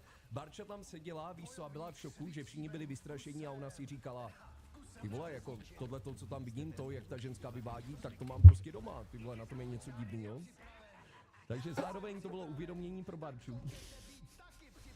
Hele, velmi talentovaný režisér na to, že to má hrozně malý rozpočet, nějakých $1 milion, když to točil, tak mu bylo pouze 25 let, má talent. A bylo to hezky natočený, kde tam vidět režisérský talent a ta atmosféra byla příjemná, že si to drželo takový 80 až 90 vibe, i přesto, že to je v moderní době, kde už jsou smartfony a tak dále, tak tam byla taková příjemná ambientní synťáčková hudba, jo, nebyly tam moc využívaný moderní technologie, což je super, protože moderní technologie ve filmech mě často serou, obzvláště v hororech, když to je založený na smartfonech a podobných pitvinách, tak mě to sere, ale tady byla jako taková komorní, oldschoolová atmosféra a pěkné kamerové záběry, bylo to hravé, ale vlastně nejslabší na tom je ten scénář. Nic tě tam nepřekvapí a čím vlastně si více hrál her, čím více si viděl filmů, tak tím si cyničtější. To už jsem říkal minule, si cyničtější kvůli tomu, že často se na něco díváš a říkáš si nebo hraješ a říkáš si, ty vole, tohle už jsem viděl. Tohle už jsem někdy viděl, teď vím, co se stane, protože už jsem to viděl tady a tohle je vykrádačka tady tohodle a tady tohodle, jo? Něco jako Pulp Fiction. Pulp Fiction tak hodně jako kritiků sejmulo kvůli tomu, že Pulp Fiction, dal by se říci, tak je slátanina 15 různých filmů, jo? Že hodně scén je inspirovaných z jiných filmů. Tarantino, když pracoval v té videopůjčovně, tak furt koukal na filmy, inspiroval se a vlastně vytvořil slátaninu několika oblíbených filmů. No a co já oceňuju, teda čím více filmů jsem viděl, tak tím víc oceňuju jednu věc, a to jak ve hrách, a taky ve filmech, a to je nepředvídatelnost. To oceňuju nejvíc. Teď třeba zkoukám The Boys a to je skvělý seriál, hlavně díky té nepředvídatelnosti, což naposledy bylo, řekl bych, v Game of Thrones. Jo, Stranger Things za mě totální sračka, pro dětská, předvídatelná jebka, jo, která je akorát natočená cool a každý záběr je vypiplaný tak, aby to mohl být wallpaper, ale to je vlastně všechno. A podobně je to i to Obsession, že to je trošku jako klišé, ale ti mladí to budou milovat. Ti mladí, kteří neviděli stovky hororů jako já, tak to budou milovat a řekl bych, že to je nadprůměr. Jo, je to příjemný nadprůměr, dobrá řemeslnická práce a jako klidně bych tomu i ty 4 dal hvězdičky, ale spíše 3,5. Hele, jestli doporučuji na to zajít 100%, jo? A mladí začali chodit do kina, jak říkám, v pátek večer o 9:30 to byl Brokolikon, pár z vás za mnou přišlo, dali jsme foto, byli jste moc fajn. A tolik mladých lidí jsem v kině dlouho neviděl. Jo, všichni šli na backroom sice, na což možná půjdu taky ještě, ale Obsession, a dobrý film. Jo, Inde Navarrete, tak jako už se chválí, jako není to Mia Goth, jo, není to naše nová hororová queen, což je stále Mia Goth, ale byla dobrá, na to, že je docela no-name, tak to zahrála dobře, jo. Ale myslím si, jako, že zahrát hysterku není zas tak úplně těžký, jo, což nemyslím si, že to byla nějaká vyloženě těžká role, ale odvedla dobrou práci. A proč 3 hvězdičky? Ty čo? To je něco, na co si stěžoval Indián. Indián si stěžoval a dal pryč hvězdičkový nebo číselný hodnocení, protože p***kové skipli 10stránkovou recenzi, která vlastně má obhájit to finální skore dole, ale p***ce, kde jenom prostě scrollne dolů, podívá se na 6 deseti a pak se zeptá Fialo proč? Nebo jak se jmenuje? Fiola. Fiolo proč? Gelu proč? 6 deseti. Máš tam 10 A4 textů, která to vysvětluje a obhajuje, ale to bys musel přečíst, stejně jako bys mě teď musel poslouchat, cudáne Honzo, ty vole. Ty to vychválíš do nebe, dáš 3 hvězdy, Bobo, co to je? Cigiloky se, ty vole. Já vím, že streaming je těžko sledovatelný kvůli tomu, že vyžaduje i trošku pozornost, nebo jako rozhodně větší pozornost než TikTok nebo Instagram, ale a lokin Cigi. Já poslouchám a právě slyším jen chválu, proto se ptám. No, protože jako 5 hvězdiček musí být úplná bomba a 4 musí být silný nadprůměr. A jak jsem říkal, ono to je fajn, ale ten scénář je slabý a je předvídatelný. A taky jako co mi tam trošku vadilo je, že ono to má takovej teenagerský vibe, že to jsou teenageři, fresh out of the school, mají nějakou první práci, chodí tam na ty typický party, kde pijou chlast z papírových kelímků, hrajou tam pravda nebo úkol. A ty vole, celou dobu jako tomu, ty se díváš na toho chlapa hlavního, na toho přítele, ty freaky Nicky a říkáš si, ty čo, nevypadá jak teenager moc, jako má působit jako teenager, ale vole, mu je 30, jako jo, mu je 30 let. A nevypadá jako úplně mladě, takže mu ani nevěří, že by to byl teenager. Plus tě jako sere, protože je to fakt pusík totální a ve 30 letech, vole, já nevím, kolik mu má být v tom filmu, možná tak 20 asi, ale vůbec na to nevypadá. A s tím, jak vypadá a víš, jako, že mu je pravděpodobně 30, tak se chová jako úplnej pusík totální. Však 5/4 hvězdy má půlka filmu od tebe, Bobo, to není pravda. To je čau, Máro, ahoj. Každopádně, doporučuji na to zajít, je to super, nebudete litovat. A po dlouhé době bych řekl dobrý horor v kině, i když jako ten Hokum, nebo jak se to jmenovalo, v poslední době to taky nebylo úplně špatný, právě že jsem to trošku srovnával s tím a říkal jsem si, hele, užil jsem si to podobně, takže oběma jsem dal 3 hvězdičky. Jo, ale jako najít dobrý horor, unikátní horor v kině nikdy nebude. Když je něco v kině, tak je to pro masu, musí to být tak trošku normí, nemůže to být nějaký, no, jestli je Vojtavčet, on by si ze mě dělal prdel, takže nebudu radši o tom mluvit. Ne, nebudu tady mluvit o A24 filmech, ne, Vojta je určitě v chatu ještě, on by se mi vysmál zas, to radši ne. A24 filmy Glazing, ne, dlouho nebyl dobrý A24 film určitě. Jako to drama bylo A24 a drama se mi vůbec nelíbilo, teda s tím Zendayou a Robertem Pattinsem. Vojta tu není, byl jsem úplně OK. Jaký je ideální horor teda? To nedá takhle to popsat. Hele, vždycky to bude kámošku, vždycky když máš nějakou recenzi, nebo když máš oblíbenýho recenzenta, vždycky je to subjektivní.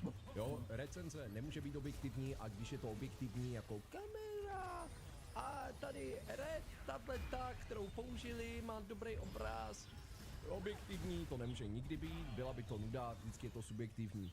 A když máš recenzenta, třeba z František Fuka, nebo kdokoliv, kdo recenzuje filmy, je to o tom, že si najdeš svého jednoho oblíbeného recenzenta, s kterým se nejčastěji Fucking násud, bro. sleduješ. Jo, protože si říkáš, Čo násud, prostě násud. V 90% jsme se názorově sešli, takže pravděpodobně se mi to bude líbit taky. Takže o tom to je. Proč má The Borous 2 hvězdy? Protože Borous je totální sračka. Borous je totální mrtkovina. Borous si prostě myslel, že to bude nový Stranger Things a je to totální shit.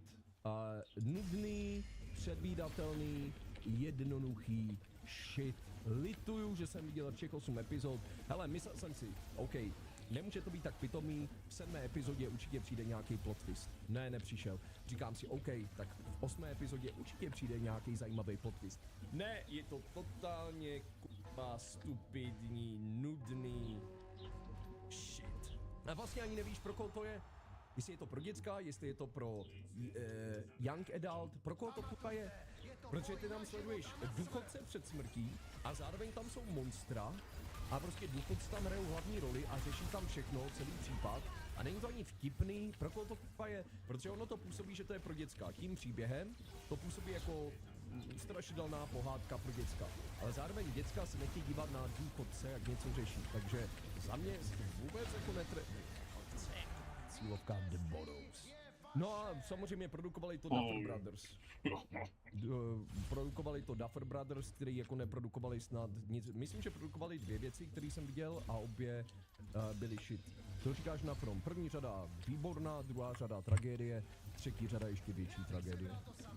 Ale první řada, jako fakt jsem si říkal, OK, ono se to snaží být jako Lost a jako daří se jim to. A potom, ale bohužel, tam je jeden velký problém u From. A u From je problém, že když vyšla ta geniální, nebo ne geniální, ale fakt dobrá první řada, tak nikdo na to nekoukal. Nikdo to nezdál, bylo to jenom na té jejich platformě MGM, znalo to jenom pár lidí, mělo to 100 recenzí na CSFD, tím pádem jako neměli podle mě dobrý budget. Jo, nedostali na tu druhou řadu dobrý budget a ta druhá řada taky nebyla moc sledovaná a neměli budget ani na tu třetí. Takže to je tam podle mě největší problém, že neměli prachy na to, aby to... A vlastně neví, jak to ukončit. Což je problém u většiny seriálů. Většina seriálů v dnešní době tak neví vůbec, jak to ukončit. No, bojím se trošku The Boys, nespoilujte mi to, jsem teprve ve 4. řadě, tam se toho trošku bojím, ale jako málo který seriál to umí ukončit dobře. No, většinou, i když to byly nejlepší seriály, co se sledovaly, tak Game of Thrones nebo Stranger Things, tak to bylo vždycky hrozně uspěchané a shit. Stranger Things za mě dobrý ending, nebyl to úplný ending, hodně věcí nebylo zodpovědné za mě. Tak ono, dívej se, paradoxně hodně lidí nadávalo na tu poslední řadu a byly to stejné věci, na které já jsem nadával předchozí řady. Takže jsem se divil, že jim jako vadily ty stejné věci, které mě vadily už předem, ale tam to nějak lidi ignorovali. Heiser dal The Boys 4 hvězdy, souhlasíš s tím zatím? Jo, 4 hvězdy na férovku. Nejlepší řada určitě byla ta první. Ta 4. teď momentálně tak už je trošku jako přeplácaná, říkáš si ty pičo, neříkej mi, že Huey a Butcher ještě žijou, ty vole, jako dávno, jako realisticky už by dávno odjebali. Ať už jako ta kongresmanka nebo Homelander už dávno by je odjebali, dávno. Je zázrak, že ještě žijou, že jim tohle to nějak prochází. A už se to začíná trošku trapošit, ale furt je to dobrý. 3. řada minimálně byla furt dobrá. Tak tam, hele, oni mají talent na to vždycky tam přidat záporáka, který ho nesnášíš. Ta Stormfront, když tam přišla, tak ty pičo, nepříjemná ženská. Teď tam je ta Sage, ta černoška, která má být nejchytřejší ženská na světě, tak to je jasný, že se mi s ní vaří krev, ty vole. Takže doufám, že zdechne a těším se na to. Vadí ti, když je černá žena vzdělaná. Mně ne, ale Homelanderovi určitě. Si Matge na Sage, že je chytřejší než ty. Já jí tu inteligenci nevěřím. Chlape, že je tak chytrá. Jako zatím tam nic moc extra chytrýho neudělala teda. Takže jí to ani nevěřím.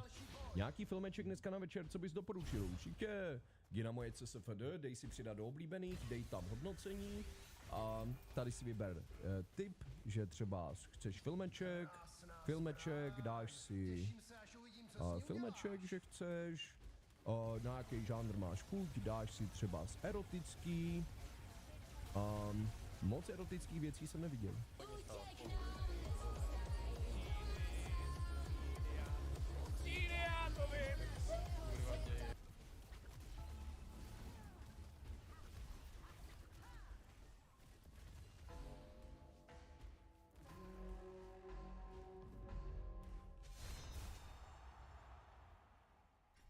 I don't know what's going on. Maybe microplastic snorting, maybe 5G beams have finally penetrated the brain. But we have bore witness to an unbelievable display of corporate self-destruction with a big old smile on their face. It's been watching a kaiju fight between two massive corporations, Microsoft and PlayStation, as they duke it out, battling to see who can drunk drive their business into the ground faster. Now, I know that not all of these terrible decisions are entirely their fault, like Xbox pricing. That's just a result of the state of the industry right now. Solely because of AI, by the way. I know you're probably tired of hearing me yap about the AI boogeyman, but it is just a genuine plague. It is a miasma of misery sweeping across the globe that is affecting every single person on it while bringing no benefits and only sadness and incredibly outrageous, absurd pricing. So, it's hard for these companies to continue to make these electronics at the prices that they were when AI booming here has caused them to go through the roof. So that's why everything's been raising their prices. But I'll go ahead and deliver you some good news. I saw this tasty little nugget this morning where Lenovo has warned that high memory prices are just the new normal, at least through 2030, and they may never return to the early 2025 levels. So that's positive. AI has skull-fucked us so hard that now we just have to take the abuse with a smile on our face and get used to it. Rub some dirt in it. It's the new normal, baby. Isn't that just joyous? Hope your wallet's butthole isn't too chafed, because there's plenty more friction coming in from the financial pounding we'll continue to take as these companies still whole hog go full throttle into AI and just give one of these to every human being on the planet. Because, as I've mentioned, these companies have learned they don't really need the consumer. They can just incestuously sell to each other and just imaginary money inflate their profits and their bottom line while cutting out workers as well, saving even more money there. It's just a complete fucking mess, a complete disaster. So yes, I recognize that even more price hikes were kind of inevitable. Xbox had already raised their prices pretty recently, and now they've done it again. Much more substantial though. This time, $100 plus on all of their models, and even discontinued one of them because it was likely too expensive to keep it going. So, still an egregious price increase, but I know it was the result of where everything is because of AI. But that's not the only terrible decision that I'll be yapping about here. If you look at the actual code, it's not that crazy of a statement. Yeah, I haven't seen the full article. I just saw the announcement here about they're still trying to push live service games. So let's see if it's as bad as it sounds, because it sounds pretty bad. Okay. Oh, they even name dropped Concord. Ooh, yuck. President confirmed they'll continue to pursue live service games, even as he heavily hints at PlayStation 6 handheld design to meet the challenging playstyles of gamers worldwide. We believe that live service games are content that attracts users on a global level, so we want to continue to revitalize the market through both first-party and third-party content. What do you mean revitalize? Every single AAA studio on the planet is trying to push live service games. It is full of them. It is oversaturated. What does it mean by revitalize? They make it sound like it's dead. I mean, most of PlayStation's live service games are dead. They literally just killed their biggest one, which was Destiny 2, which had been already hemorrhaging for a while. We're not only focusing on promoting new releases, but also considering that we can do, considering what we can do with older titles in the medium to long term. Also this year, we are planning to release our own live service title, Marvel Tokon Fighting Souls, and we hope everyone will enjoy it. Oversaturated with bad live service games. Yeah. It very much is. I don't have a whole lot of faith in PlayStation being the ones to introduce a good one. They had a good one with Destiny 2, and they mismanaged the fuck out of it. As for PlayStation will continue to produce live service games.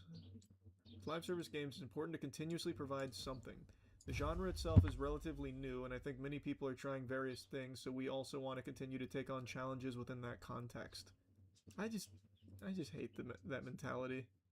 I wish they would just focus on making good games. I really think, and I've said this so many times, fucking broken record, make cheaper games that don't take years and years and years of development. Just make good single-player games that take maybe a year, 2 years maybe to develop, with like a maybe couple $1 million budget at the highest end. Like, pump those out.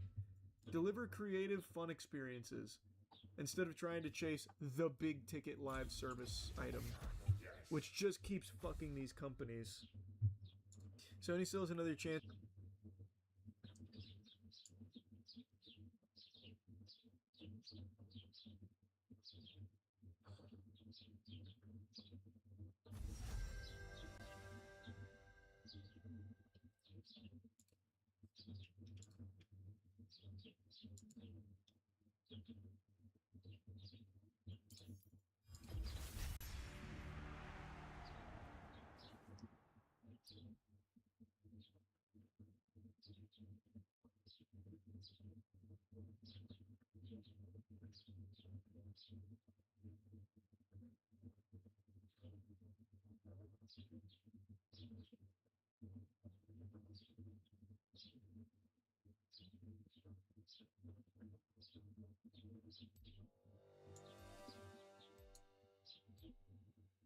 The Satanic Ritual Site and Creepy Doll. I've found vehicles that were used in crimes dumped out there. I've found dogs from dog fights that were dumped out there.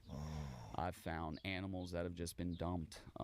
I've found very intricate and mind-blowing satanic rituals and sacrifices out there. What? Oh yeah. Oh yeah. So I was, which I found different stuff before. You know, I'll find maybe where someone was doing some voodoo, some Santeria, sacrificed a chicken, whatever. All that's like kind of normal out there. That's not that crazy.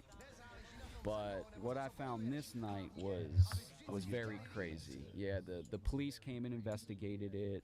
It made the news. And that's the facility I was hunting. It's actually an abandoned space rocket facility from the Cold War, where they were developing and testing space rockets. I was out there, you know, hunting these snakes, and this facility is you need special access. I was given special access by the state of Florida to remove pythons from out there. And nobody can just go back out there, but people do go out there, as you can see from the graffiti and different stuff like that. Usually to do stuff that they're not supposed to do. There's a lot of crimes committed out there. There's been murders out there, gang initiations, all kind of stuff. So they have a pentagram that's... So, yeah, it's a whole thing. So we go out there. The first thing I came across was a big rock pile with a upside down wooden cross on top and a bunch of red spray painted upside down crosses all over. And you could tell the cross, I think, was burnt a little bit. And it wasn't, you know, crazy, super crazy. It was like, oh, this is, you know, this wasn't out here a few days ago. And then I found this little doll. And as I kind of investigated that doll more, a little red scarlet snake actually came up and wrapped around her neck. And I picked up there it is. I picked up the scarlet snake, and which, you know, it's kind of weird that there's a live snake, a red snake on this doll. And I've caught a lot of snakes in my life, and that is the only one that was bleeding out of its anus. There was blood coming out of its beehole, which, you know, I don't know why, who knows what. It was a little weird to me. And then the night just kind of gets weirder from there. You see that the red lettering. There was a big Latin saying, like 100 foot long pretty much, on the road. I drove over it. We later translated it to, turn around, run, hide, he is watching you. Go further into the complex and there's these big abandoned buildings. I go into the building, you know, still just python hunting. Like, you know, who knows what these kids are doing out here. I thought it was strange, the Latin. Your average kid just messing around don't know Latin sayings like that. And then I come to this big room where there's the big pentagram. In the middle of the pentagram, there is a three-legged plastic chair with a blood stain in the bottom of it, where you could tell something was killed, sacrificed, whatever. On each wall, there's 3 walls. On each wall, there's upside-down crosses, Latin sayings, and all kinds of stuff. As I'm kind of walking into the room, which, you know, I don't want to sound like a a psycho or anything, but that doll from earlier grabbed my leg. I don't know if I kicked it, I didn't see it, or what, but that doll from the rock pile somewhere else, I don't know if it was another doll or what, I never seen that other doll. I kick it, it seemed like it grabbed me. It's that same doll from earlier. Same thing with the cross on its forehead, the one eye cocked over, the other eye messed up. And so, you know, it's very, very weird to me. Kind of like scared me. So right next. It wasn't there and then it was there? So I didn't notice it. I didn't notice you it. didn't carry it over there? No, I didn't touch it. So I didn't touch did anybody else, was anybody else No. with you? I had 2 guys with me that didn't even want to get out of the truck when they seen the first thing. They stayed in the truck. So the same they doll didn't that touch you anything. saw on the rock pile somehow made its way to where you were? Yep. I don't know if it's a duplicate doll or what, but it's same. Was there more than one of those dolls? Only doll I seen. Only doll I seen. I'm not big on the whole supernatural thing, so me, I'm real doubtful of it in the first place. But to me, it was the same doll from earlier. I did not see it until it hit my foot.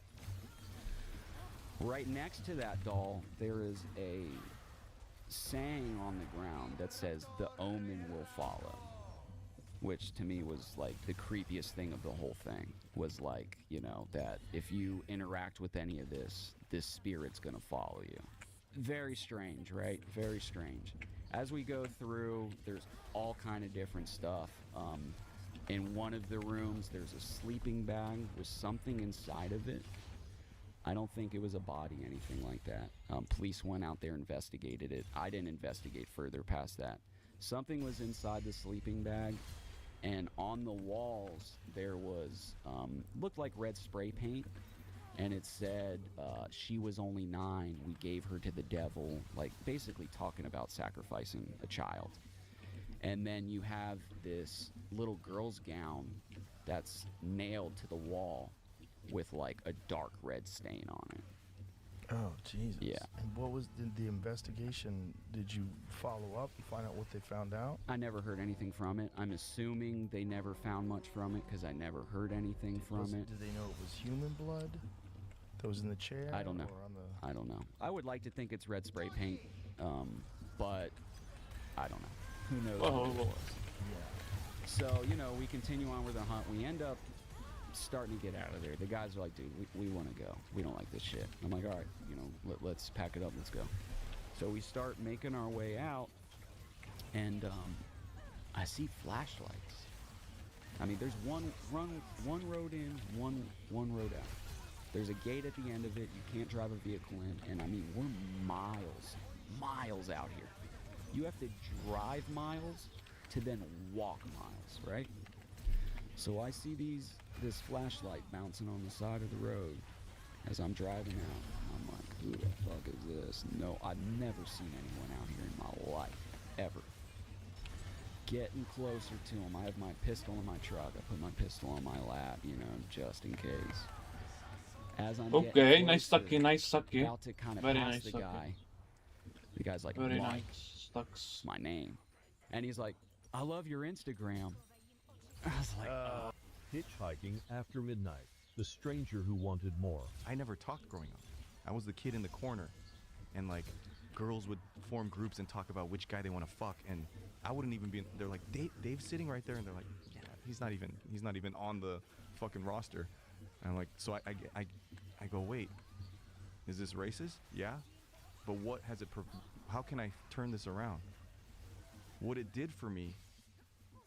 The Asian superpower is, if you're not seen and you're not heard and we're seen as non-threatening, I can go anywhere.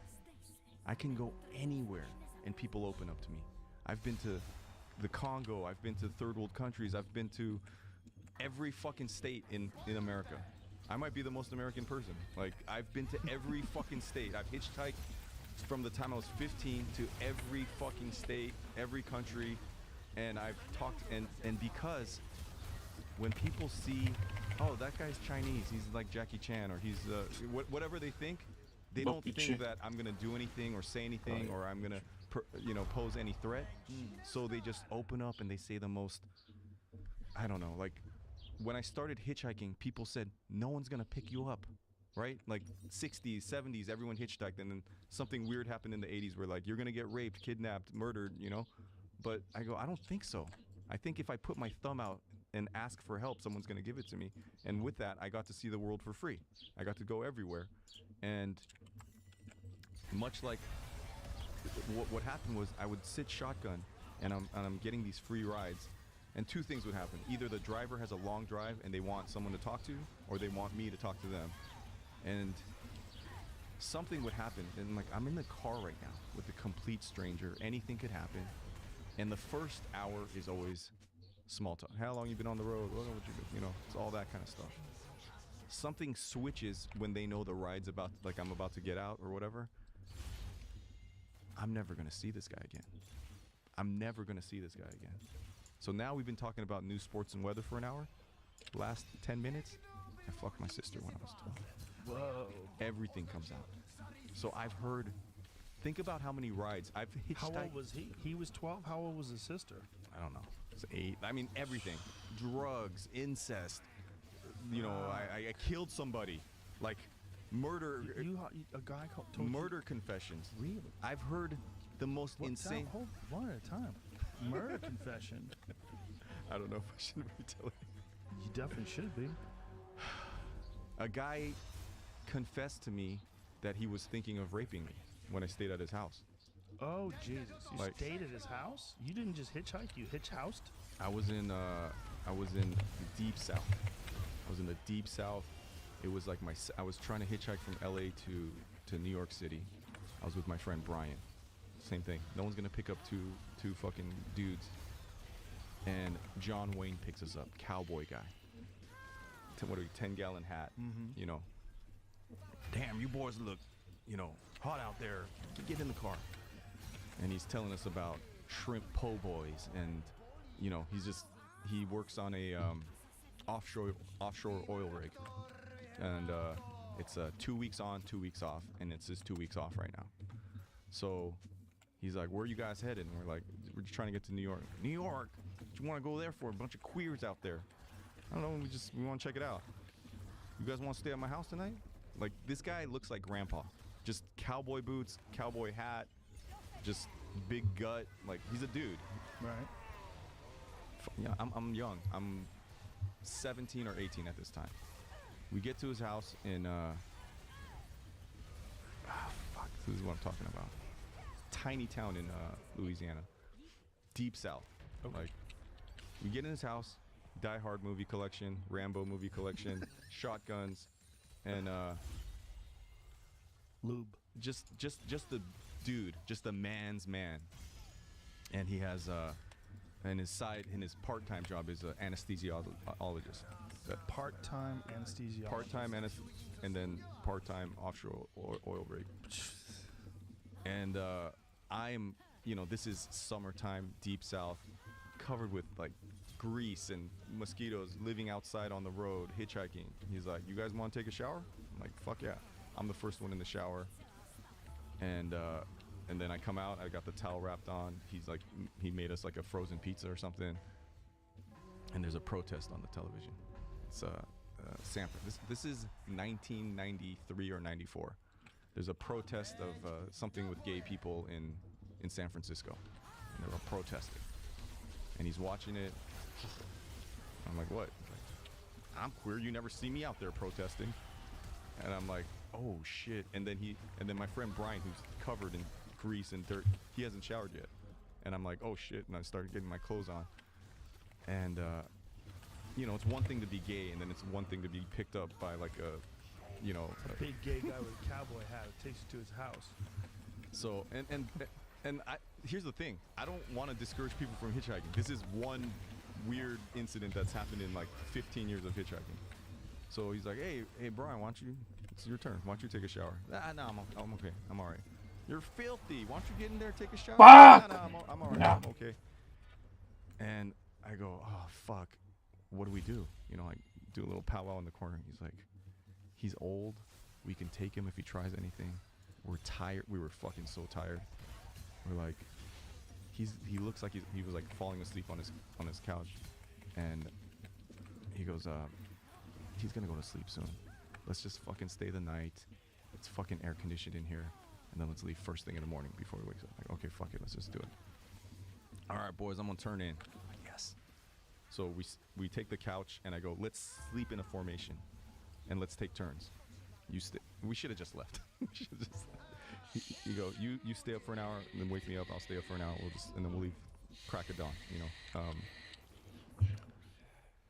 I had a pocket knife, so I slept like this. I took the knife and I put the thing like this, and I slept like that, and I stayed up for the first hour, and I see him walking around his room. The lights are on. And I'm like, this guy's not going to sleep. Midnight, 1 in the morning. I'm like, what the fuck? Why won't this guy go to sleep? Putting his masks on. So I nudge Brian. I go, hey, your turn. I'm gonna fucking pass out. He's out cold. I'm like, fuck, dude. Fuck, man. I'm too tired, and I go, okay, I'm just gonna stay up the whole night. So I'm up. I'm like, guys are closing. Bringing back up again, gripping the knife, and then sometime around 5:30 in the morning or something. My eyes are closed, but you know when you feel someone. So he comes out of his room, and he's standing there, and I could see, and then I go, oh shit, and then I grip the knife, and I go, this is it, it's gonna happen right now. And he just leaves. He goes out the door, and I go, oh fuck, like. And then I wake up Brian. I go, Brian, let's get the fuck out of here. He's like, what's going on? He's like, dude, he just left. He's like, okay, I'm gonna take a shower then. I'm like, what are you talking about? He's like, if he went to the store or something, like, he's not gonna get some duct Yeah, tape. He's not gonna be back for. I'll jump in and jump. I go, dude, let's just go right now. Like I don't know if he was jerking off or what. Like I had my eyes closed, but he was standing right there, and he's like, I'll be quick. So he runs in, takes a fast shower. We get our clothes on, and like just as we're walking out, he's like, hey, he like pulls in. You guys leaving without saying bye? I just went to the market to get some eggs for breakfast, and I'm like, oh fuck, dude. So I'm like, I have the knife in my hand the whole time. I go, like, it's that thing where I'm a people pleaser, you know, like I'll even put my own life at risk to, like, this guy went to the store and got eggs for me, you know, like, yeah, sure, we'll have some eggs. So we go in, and the guy starts talking about his wife and how he works on this offshore oil rig with like a younger dude. It's just two guys running this whole oil rig, and the other guy just talks about how much he hates gay people the whole time, not knowing that this guy is. Wow. And then he just like all the other times I've been picked up, starts opening up about how he was married, he has a bunch of children, and then he figured out he was gay, and then he's like, I could see it. He knows we're on our way out. He's never gonna see us. Let's just fucking let it off.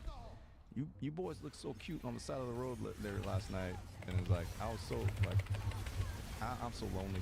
I don't get to, you know, you don't know what it's like to be a queer guy in the deep south.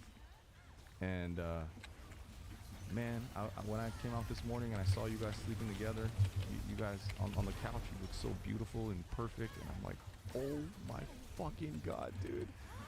And then he says, I thought about just, you know, if you guys wouldn't mind if I just touched you a little bit. And I'm like, what the fuck? And, you know, we once again, I froze. I'm like, oh yeah, cool. Yeah, so and so I said, yeah, we're gonna leave now. So we just fucking booked it. And then all of his neighbors were black. Like he lived like in a black neighborhood, and like the houses are on stilts because of the swampland and whatever. And I don't know if he's done this before, but as we ran out, like I heard like the kids laughing, and they're like, "Oh, Tom, they're trying to do it again," and I'm like, "Oh fuck, like this isn't the first time." Like, of course. And look, man, this is looking for hitchhiking. They came at night. Any person that you run into in the woods is scary. It's weird. Like if you, I always said that everything in the woods is scarier. Like if you saw a naked baby in the woods, you'd be like, "What's that baby doing here?" Exactly. Nuts. Yeah. Baby just standing there looking at you. There's something weird about the woods in general. And if you were walking through a mall and a man was walking your way, it's just another person. Like, hello, hi. You know, you're at the park, see a guy, normal. But if you're in the middle of nowhere in the woods and you see another person, there's this moment where you're like, what's this guy up to? Who is he? What's he doing? Is he dangerous? Yeah, and I think that's because we're all raised in an urban environment, more or less, nowadays. And so having lots of people around is normal, but to have one person in a pretty remote area, we don't experience that very often anymore. But there's also no one that's going to help you. Right. If you're alone in the woods, there is this weird, like if you're some crazy serial killer guys out there, like and you know, your backpack and you're like, uh-oh. Like now I'm at the mercy of this person if they're crazy. I have a chapter in my book where I describe an event that I'm basically been a real private person all my life until this book came out. And once I wrote this book, I had to bring up stories that are very personal to me. And I had an event one night that was terrifying. Probably the most terrifying thing that's ever happened in my life. It involved humans. So, yeah, I totally get that. People in What places happened? where they Can you shouldn't tell us? be. I'll just give you the elevator speak part of it. Okay. So I was in my cabin at night, and the dog started growling. I had very big dogs. I always have dogs. And I looked out my window, and it was winter, and it was cold, and I could see a couple of guys out there lurking around, and I was in the middle of nowhere. And then it kind of digressed from there. So I for the first and only time in my life, I pulled a gun on these guys. Really? Yeah, I was in danger. What were they doing out there? Well, they came to pay me a visit. They knew who you were? They called me by name, which was really freaky. So you think somebody in the woods walking around scary? Wait till you see somebody who you don't know who it is and they call you by your first name. That's freaky. And what did they want? I didn't find out because I pulled a gun on them. Wow. I drove them off. And it was terrifying to me it was not terrifying at the moment because I was absolutely focused, like predator focused, calm. But after they left, I started to shake and kind of after the adrenaline surge happened. They were drunk. Yeah, it wasn't good. And so how did they know who you were? Do you know? I was working up there. I was kind of a novelty, a young blonde woman. I was only about 25, living alone, studying wolves. And at the time, there were other people coming and going, studying wolves. But at that winter, I was alone. I was working behind the customs station right on the Canadian border, and they were hauling logs down out of Canada, bringing in the customs station. They would have to transfer the logs to an American truck, and then the Canadian trucks would go back. And I temporarily took a job as the knot bumper at the log deck landing, which means my job was to run a chainsaw, trim off the branches, trim the length of the logs to exactly fit the log bed. Anyway, so I was around, so these loggers knew who I was, and I was cordial enough. But it was two of those guys. Yeah, and I never told the story till I wrote this book, and I just thought it's a part of me that's very personal. It's a part of me that I learned from. It's never happened again. And I had one old logger, old Bob. He saw me on the road the next day. I was pretty shook up.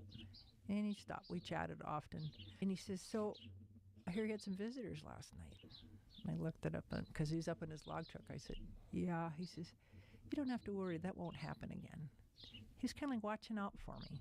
So how did he find out that you had visitors? The Logger Network, the CB radios. I don't know. I didn't tell anybody. But he knew right away. Yeah, it's humans that you have to be scared of. Totally. Yeah. There's no serial killer mountain lions, right? They just have a purpose in nature. Yeah. They just kill because they kill because they eat. Well, that's what their job is. People are weird. People are Your creepy. little sign about there being weird. I love that. Yeah, especially men. Men in the woods are scary.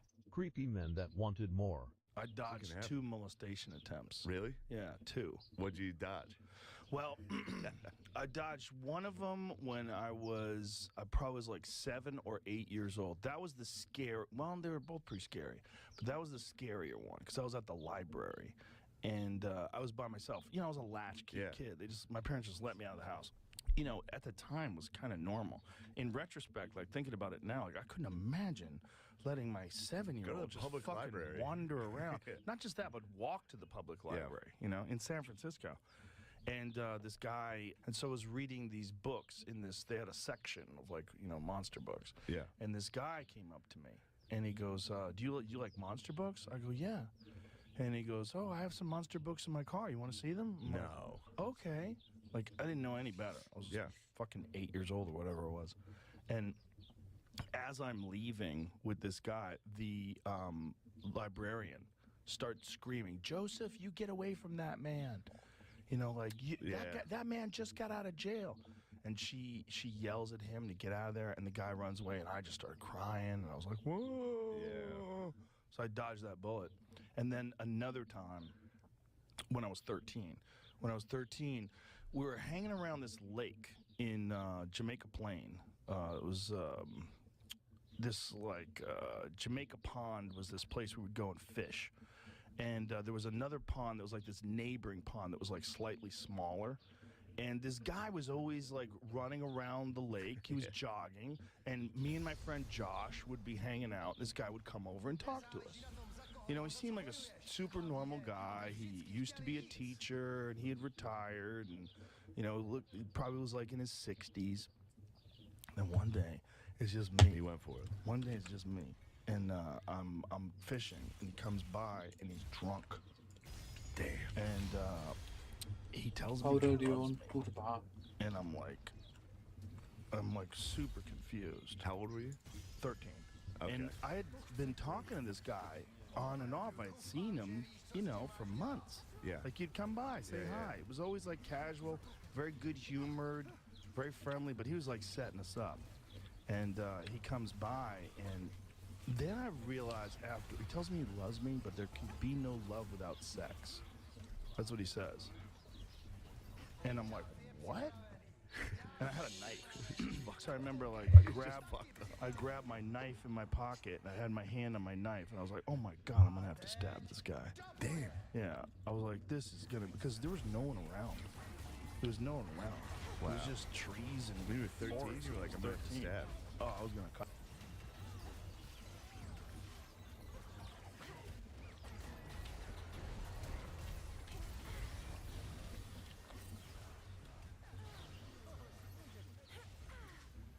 Zero má střelecký talent, to se posral, ty vole.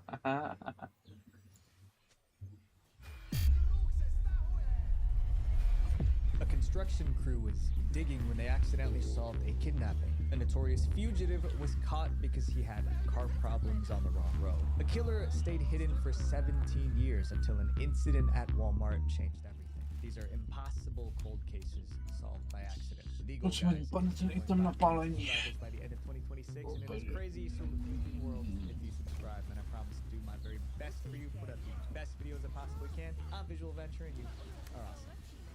The wrong word that cost her freedom.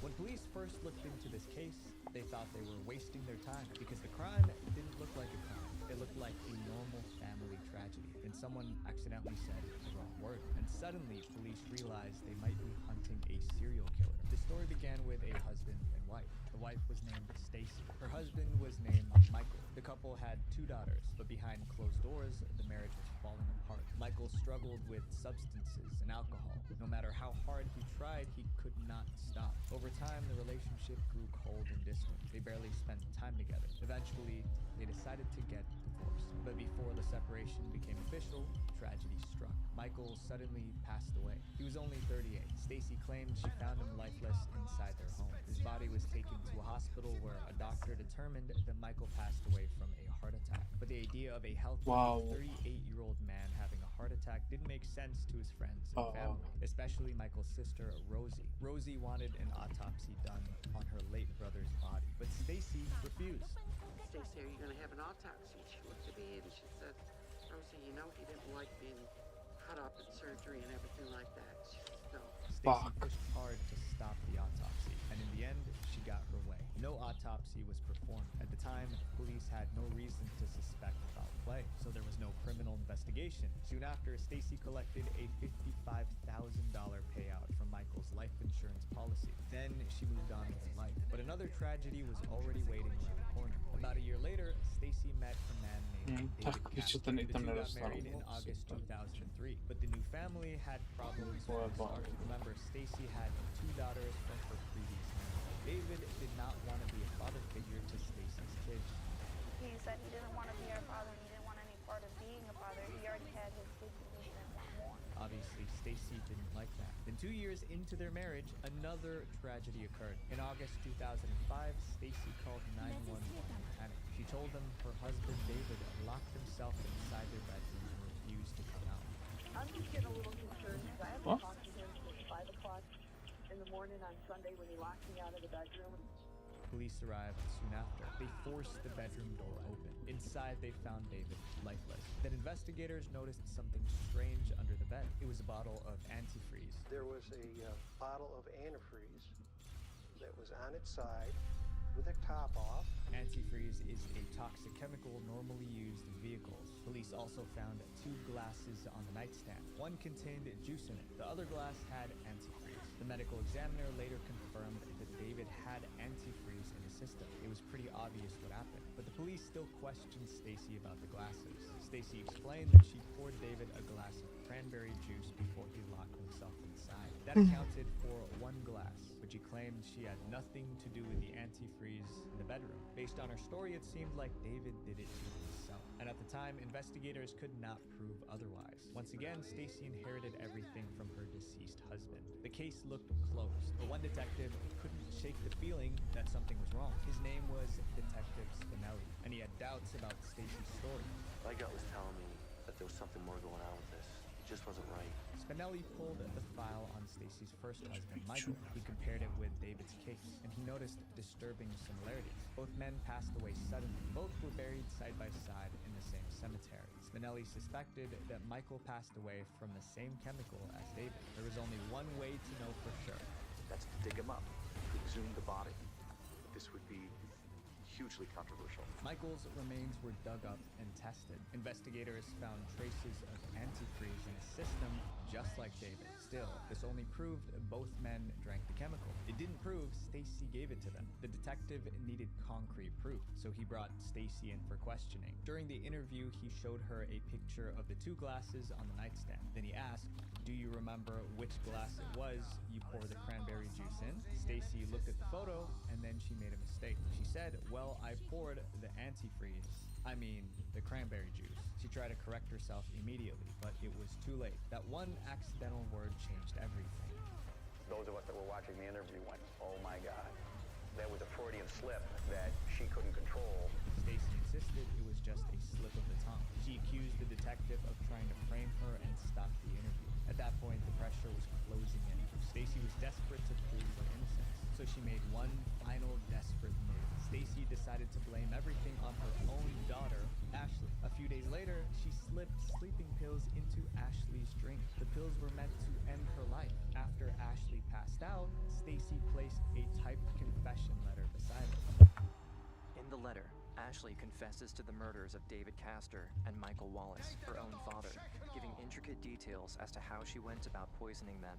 Then Stacy called 911. She told police she found her daughter unconscious. She also said Ashley left a note confessing to both crimes. But Stacy's plan failed. Ashley survived, and she told police that she never wrote that letter confessing to the crimes. Since the letter was typed, investigators checked Stacy's computer, and they found drafts of the confession letter. The timestamps showed the letter was written while Ashley was away at school. The evidence was overwhelming. Stacy was arrested. In 2009, she was found guilty of murdering both husbands and attempting to end her daughter. She was sentenced to over 51 years in prison. The criminal in our next chapter wrote his secret on a piece of paper, and then the wrong person read it. The man who talked himself into jail. When Jonelle Matthews was kidnapped, the case became national news. Even the president mentioned it in a speech. 5 days before Christmas, Jonelle disappeared from her home. But all that publicity did not solve the case. For 35 years, no one knew where Jonelle was. Then a construction crew made a random discovery that unraveled the mystery. Jonelle Matthews vanished in 1984. She was only 12. She lived with her family in Greeley, Colorado. One night, her father came home and found the house empty. Did it occur to you that maybe she had run away? No, because I know my daughter well enough. He called the police. Officers searched the house, but they found no signs of a struggle. But they found a clue outside in the snow. The only physical evidence were those footprints in the fresh snow. Whoever did it tried to rake their footprints. Someone walked around the house and used a garden rake to hide their tracks. Police kept the rake detail a secret. They hoped to use it to identify the person responsible later. Meanwhile, Jonel's photo was printed on milk cartons across the country. But even with national attention, investigators still had no leads. The case went cold. Then one man claimed he might know something. His name was Steve Pankey. A month after Janelle's disappearance, Pankey suddenly inserted himself directly into the middle of this case. But the more Pankey talked, the stranger his story became. And instead of looking helpful, he started looking suspicious. Around the time Jonelle disappeared, Steve Pankey lived just a few miles from her home. He reportedly reached out to investigators. I contacted the Fort Collins FBI office and volunteered some information about Janelle's disappearance. But his reason for coming forward was strange. Pankey said he was worried someone might try to frame him. He shared the information with the FBI because he feared that somehow someone might be trying to implicate him in Janelle's murder. He claimed his father-in-law was a groundskeeper at a cemetery. And according to Pankey, his father-in-law told him something disturbing. He told me that a cop had contacted him and said that he had a body he wanted to be buried. But the story led nowhere. Years passed, and still nobody knew where Jonelle was. In 1994, 10 years after she disappeared, Jonelle was officially declared deceased. 10 years later, in July 2019, an oil crew was digging a pipeline in a remote field. Their equipment struck human remains buried in the ground. Tests later confirmed that the remains belonged to Jonelle Matthews, and the discovery happened completely by accident. Had it been just a little higher, a half a foot deeper, no one would have ever seen it. Is divine intervention, that's all it is. But now investigators had a new question. Who was responsible? Detectives reopened the old case files. They reviewed witness statements and rebuilt their list of suspects. One name stood out, Steve Pankey. After Jonelle's remains were found, detectives interviewed Steve Pankey's ex-wife. She told them that Pankey acted strangely after Jonelle disappeared. According to her, Pankey forced their family to leave town 2 days after the kidnapping. During the drive, he made her scan radio stations for news about the missing girl. He also stopped to buy newspapers so he could follow the case. Then she remembered something even stranger. Years earlier, she found a piece of paper Pankey wrote. It was in the trash. And one of the things notated in his handwriting on this piece of legal paper was snow outside the Matthews house was raked. Police were stunned. How did Pankey know the kidnapper raked the snow to cover his footprints? Prosecutors say only the Matthews family, investigators, and presumably the killer knew about them.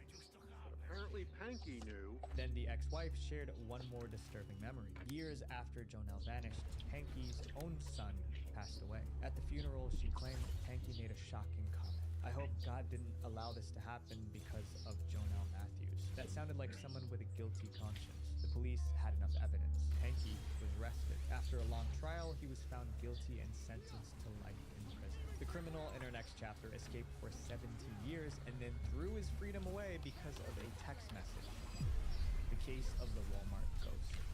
A man committed a crime and escaped justice for years. Police had nothing on him. They didn't even know he was connected to the case. For 17 years, he lived a quiet life. Then one day, he walked into a police station and confessed. And he did it because he accidentally received a message meant for someone else. The crime happened in Bullhead City, Arizona. In 1997, a 38-year-old woman went missing. 5 days later, her body was found near the Colorado River. It was clear someone ended her life. Investigators questioned people in the area, but they found very little evidence. After months with no real leads, the case went cold. Meanwhile, a man named Matthew Gibsons quietly left Arizona. Matthew moved to North Carolina. There he stayed out of trouble. He never even got a parking ticket. For 17 years, police had no idea he was connected to the case. Then Matthew accidentally put the spotlight on himself. In early 2014, Matthew started receiving strange messages on his phone. They were from his local Walmart. Each message said the same thing. Walmart had a prescription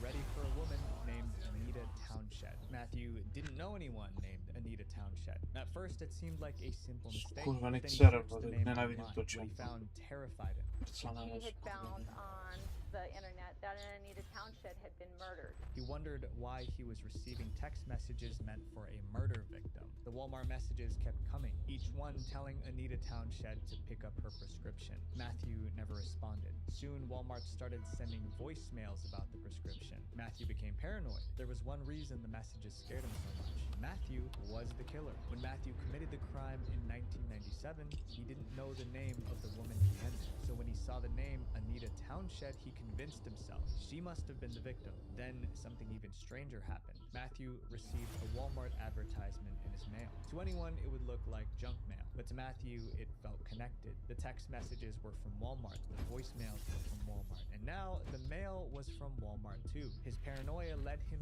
to the conclusion that someone knew about the 17-year-old murder and was playing mind games with him. He thought someone that was out to put a hit on him was in the parking lot. He was that paranoid. The fear completely took over, so Matthew decided to solve the problem once and for all. In June 2014, Matthew barged into a police station. Then he started confessing before anyone even questioned him. Hello?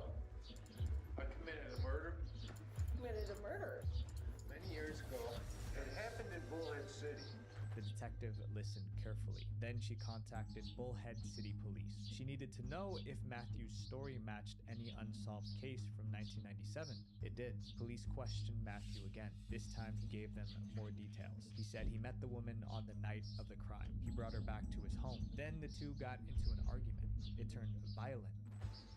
I wanted her to leave. Her name I did not know. So I was gonna knock her out and put it outside. Okay. Matthew also told police about the strange messages he was getting from Walmart. He believed the woman he ended. We just made a massive pan of lobster mac and cheese on the job site. First up, we boiled 70 gallons of water, and then I dumped in a skid-steer bucket of jumbo shells.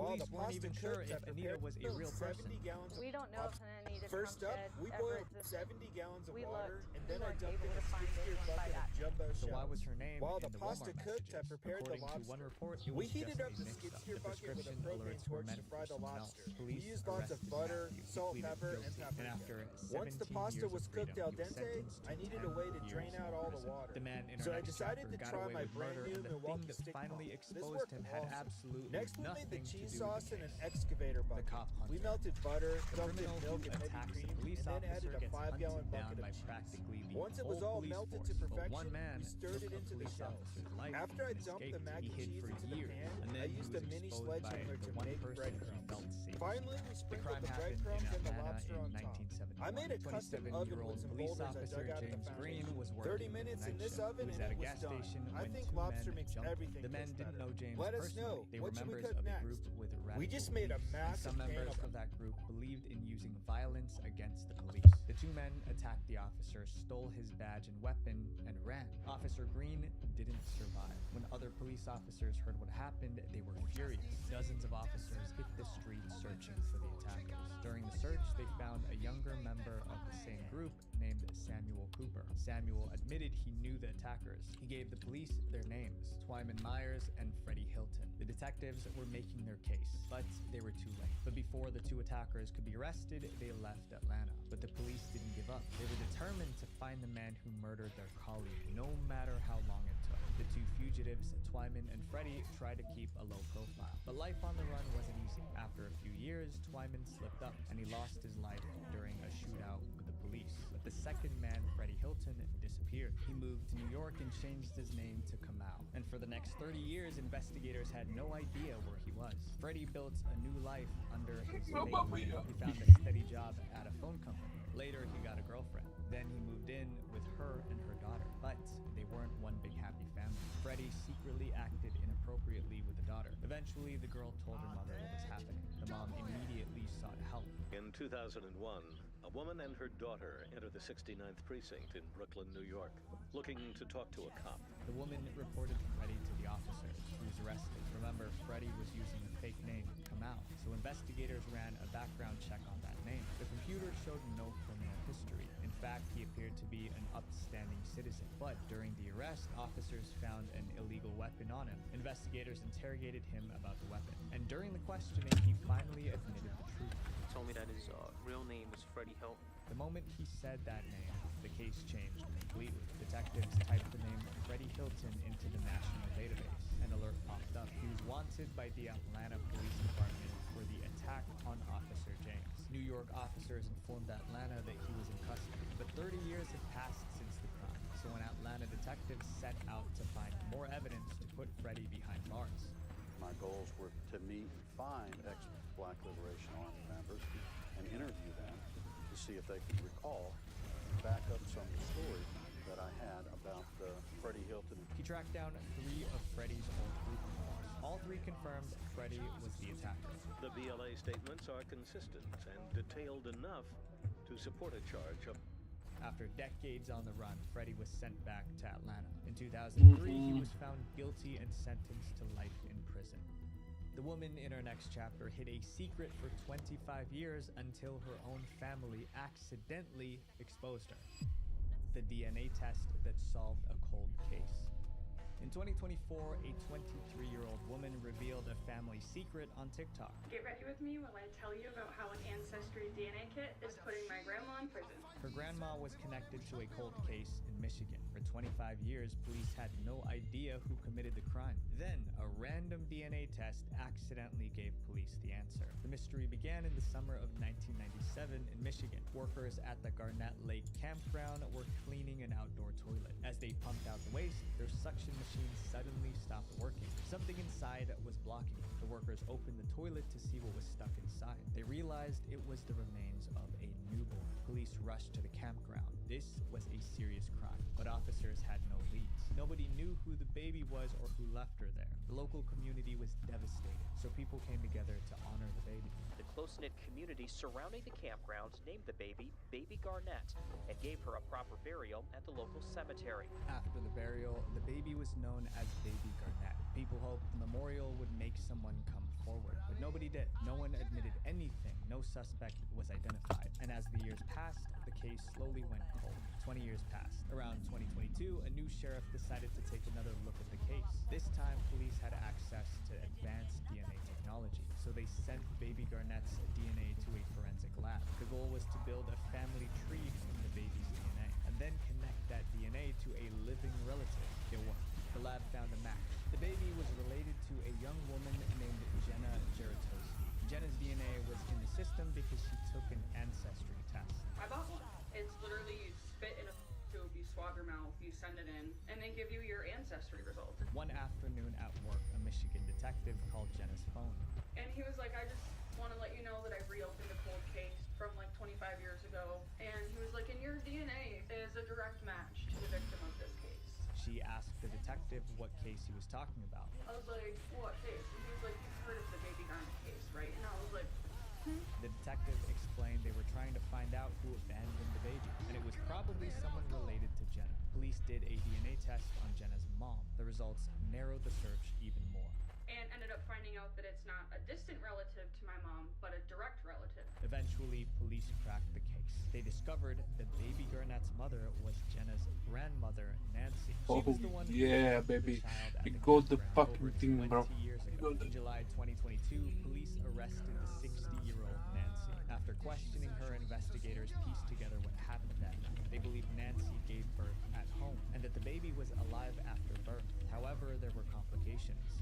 Prosecutors believe she was born at home and died of asphyxiation, but could have been saved with medical intervention. Detectives believe the baby could have survived if Nancy called for emergency help, but for some reason, she never did. Instead, Nancy drove 20 miles out of town and left the baby at the campground. But Nancy's defense team disagreed with that version of events. Her lawyers claimed the baby didn't survive the delivery. They also explained why Nancy never called for help. Our defense argues that Nancy didn't have access to a telephone to call 911. Both sides told very different stories in court, but they agreed on one key fact. Nancy left Baby Garnett at the campground, and that was a crime. Nancy's case is still in court. If found guilty, she could spend the rest of her life behind bars. 2 years after the arrest, Jenna decided to share her family's secret on TikTok. The video got over 15 million views. This next chapter is about a cold case that sat unsolved for 18 years until a random neighborhood complaint accidentally exposed the killer. The case of the peeping Tom. In August 1986, a senseless tragedy occurred in Edmond, Oklahoma. One night, Gary Larson was at home with his girlfriend. Suddenly, he heard strange noises coming from one of the rooms. Gary got out of bed to investigate. He realized that someone cut through a window screen. The screen was cut in an L shape from top to Oh bottom. my Not a big god. opening. But the torn window wasn't Oh the my main problem. god. The intruder was still in the house. Before Szczęśliwy Gary could nawet react, moim the bracie. intruder jumped in. Gary's fiance saw it all happen. She was also harmed, but survived. After the intruder left, she called the cops, but help arrived too late. Gary didn't survive. Police searched the house for clues, and they found something, a footprint. You can see the big toe here, and the next toes, following toes right in here, and then down this way would be the backside of the foot. This proved the intruder was barefoot during the attack, but they had no way of knowing who that footprint belonged to. After 4 years of investigating, they found nothing. It became a cold case, and the photo of the footprint just sat in a file for 18 years. In 2004, there was another crime a short distance from the house where Gary lost his life. A boy was in the bathroom when he saw someone staring through the window. He screamed, ran out, and told his dad. So my son was back here to take a shower, looked up through this window and said he saw a man. The father was determined to catch the peeping Tom, so he set up a motion detector outside the bathroom window. If anyone came near the window again, the alarm would go off. 4 weeks later, it did. The father ran outside, and there, hiding near the bathroom window, was a barefoot. There's this 6'2", 250-pound, 38-year-old man standing back here in the bushes looking in the bathroom window. He grabbed the man and held him until police arrived. The peeping Tom was named Jonathan Graham. At first, police thought he was just a local nuisance who liked looking through windows. But soon they realized Jonathan was far more dangerous. One of the officers involved in the peeping Tom case wanted to see exactly where Jonathan was hiding to look through the window. So he went to the house and walked through the yard. As soon as he looked around, he realized something. He was in the same neighborhood where Gary lost his life. Vine flashes back to a crime scene 18 years cold. A suspected peeping Tom, a torn screen, bare footprints etched in blood. He realized this peeping Tom, Jonathan, was also barefoot when he was caught. The details started lining up. Could Jonathan be the same barefoot intruder that ended Gary 18 years ago? There was one way to find out. Police took impressions of Jonathan's bare feet. They compared it to the footprint from Gary's house. I was able to locate enough unique identifiers that I could say that this latent impression was made by the same source. The prints matched. This is the book that so many people looked for 18 years. In 2005, Jonathan pleaded guilty to several crimes, including the one against Gary Larson. The judge sentenced him to life in prison. This next chapter is about a fugitive who escaped for 28 years, but was caught because of a routine traffic stop. The expired license plate. Fugitives on the FBI's most wanted list are usually the hardest to find, but one of them was caught in the simplest way possible. There was no FBI raid or undercover operation. This fugitive was caught because he drove down the wrong road. The fugitive we're talking about was named Muhammad. When he was just a teenager, he ended someone's life. His victim wasn't a stranger. It was Muhammad's close friend, Jaffer Tucker. The crime happened at a train station in Atlanta. Muhammad and Jaffer were standing together on the platform, and for reasons that are still unclear, Muhammad attacked them. After the crime, Muhammad ran. He fled Georgia and moved to South Carolina. There, he started a new life under a fake name, Raiz Sekim. For years, the FBI had no idea where he was hiding. They circulated his photo and offered a reward for information leading to his arrest. But the tips never came. 1 year passed, then 10, 20. Eventually, 28 years went by, and FBI was no closer to catching Muhammad. Then after nearly 3 decades on the run, he ended up in the wrong place at the wrong time. On August 16, 2022, a deputy in Georgia was monitoring traffic for expired license plates. As cars passed by, her scanner automatically checked each registration. Then one vehicle triggered an alert. The registration was expired, so the deputy pulled the driver over. The entire stop was recorded on the officer's body cam. The driver handed over his identification. The name on the ID was Raiz Sekim. When the deputy checked his records, she found more problems. His license was suspended. His car also had no insurance. That meant she had to arrest him. Unfortunately, I'm gonna have to place you into custody today. The driver begged her to let him go. He claimed he had a family emergency. Sir, I did not know. I have children, I have a sick uncle, and I run the household. But the deputy followed procedure. She placed him in handcuffs. At the jail, officers began to run the booking process. They scanned his fingerprints. That scan revealed his real identity. A fingerprint check at the jail identified Seckham as Mohammed Bilal Amin, wanted for the fatal shooting of 18-year-old Jaffer Tucker. The officers were stunned. What started as a routine traffic stop turned into the arrest of an FBI fugitive. The next day, the headlines read, "Man wanted for nearly 28 years in Atlanta murder finally captured during routine traffic stop." Once officers realized who he was, Mohammed was sent back to Atlanta to face charges. He's currently awaiting trial as of this video. These criminals spent decades looking over their shoulder, waiting for the moment it all fell apart. They built their own prison before they even got caught. So my friends, make sure you build a life that you don't have to hide from. Visual venture. Wait, before you go, I have a video about missing children who turned up alive years later. We talk about a girl who hid for 5 years while a man faced prison for her murder, a woman who was at a party, then woke up in Mexico, and a kidnapped boy. Lord of Light protect us, for the writing is bad and full of errors. The downfall of Game of Thrones was already in full swing well before Season 8, everybody knows that. And while Season 7 doesn't carry the burden of tying up the entire story and make it a satisfying ending, it still manages to be just as comically inconsistent, if not more. Leave one wolf alive, and the sheep are never safe. Not only has the physics of face shifting changed yet again, but now it comes with the victim's voice and height as well. With the faces, I can become someone else, speak in their voice, live in their skin. Which was not the case in Season 2.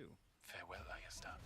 Also, Arya's face-lifting skills really went from this mess to absolute perfection in the time it took her to cross the narrow sea. Almost as impressive as finding enough poison for the whole pack of them and waltzing out of there completely unchallenged by any guards whatsoever. This is Brandon Stark, son of Ned Stark. No, I know that's true.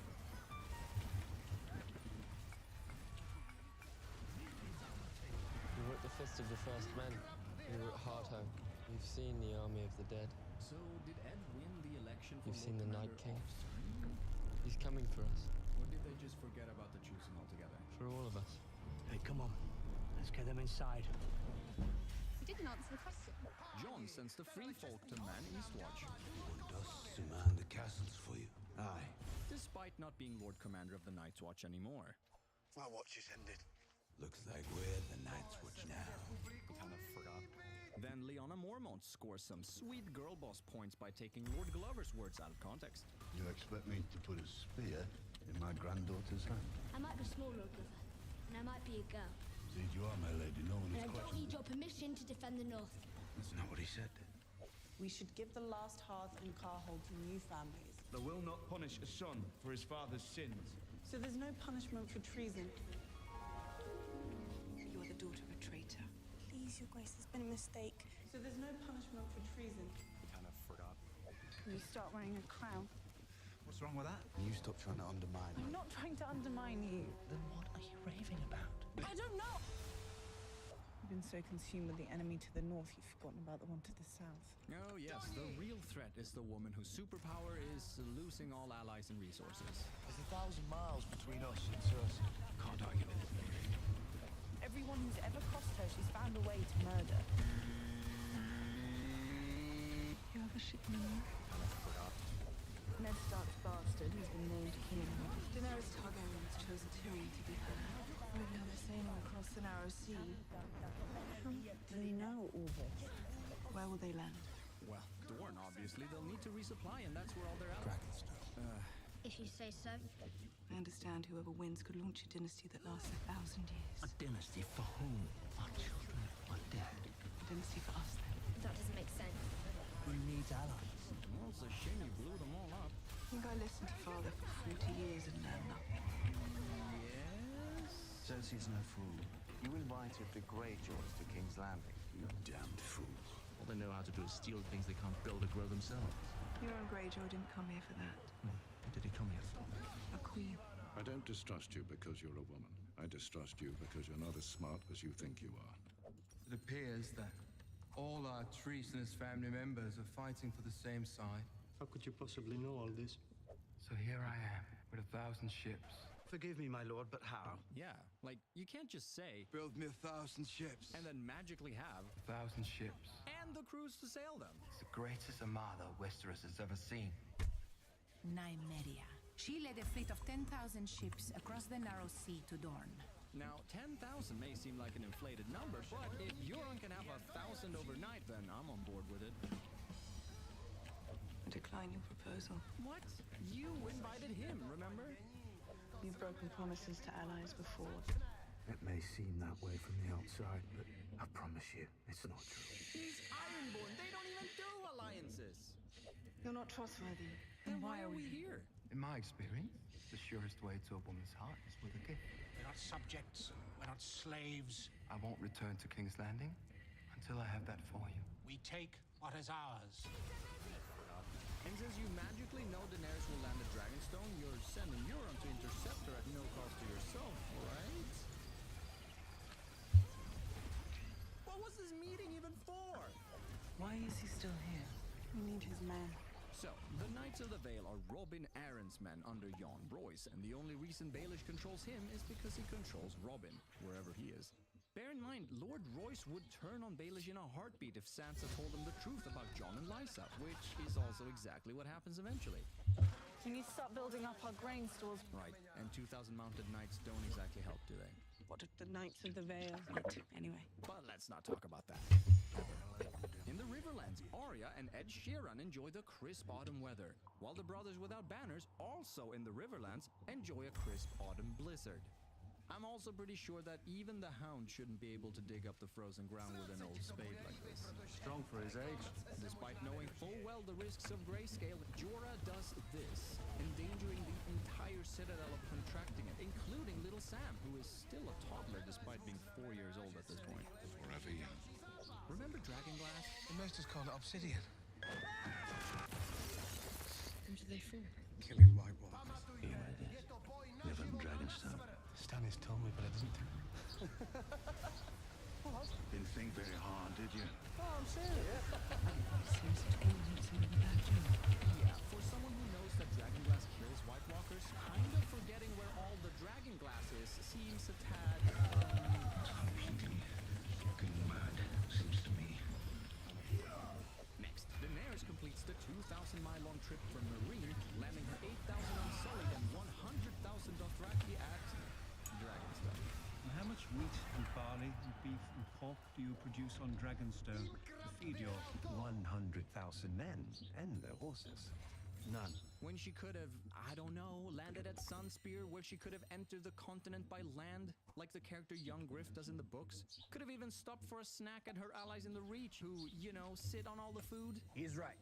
Unless you mean to tell me that all these Dothraki clans are fine just chilling on a barren rock in the poisoned water together, without the sort of altercations they're known for, ever.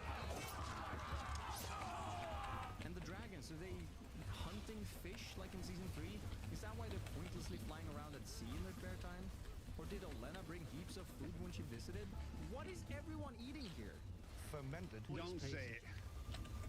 Don't fucking say it. Crab.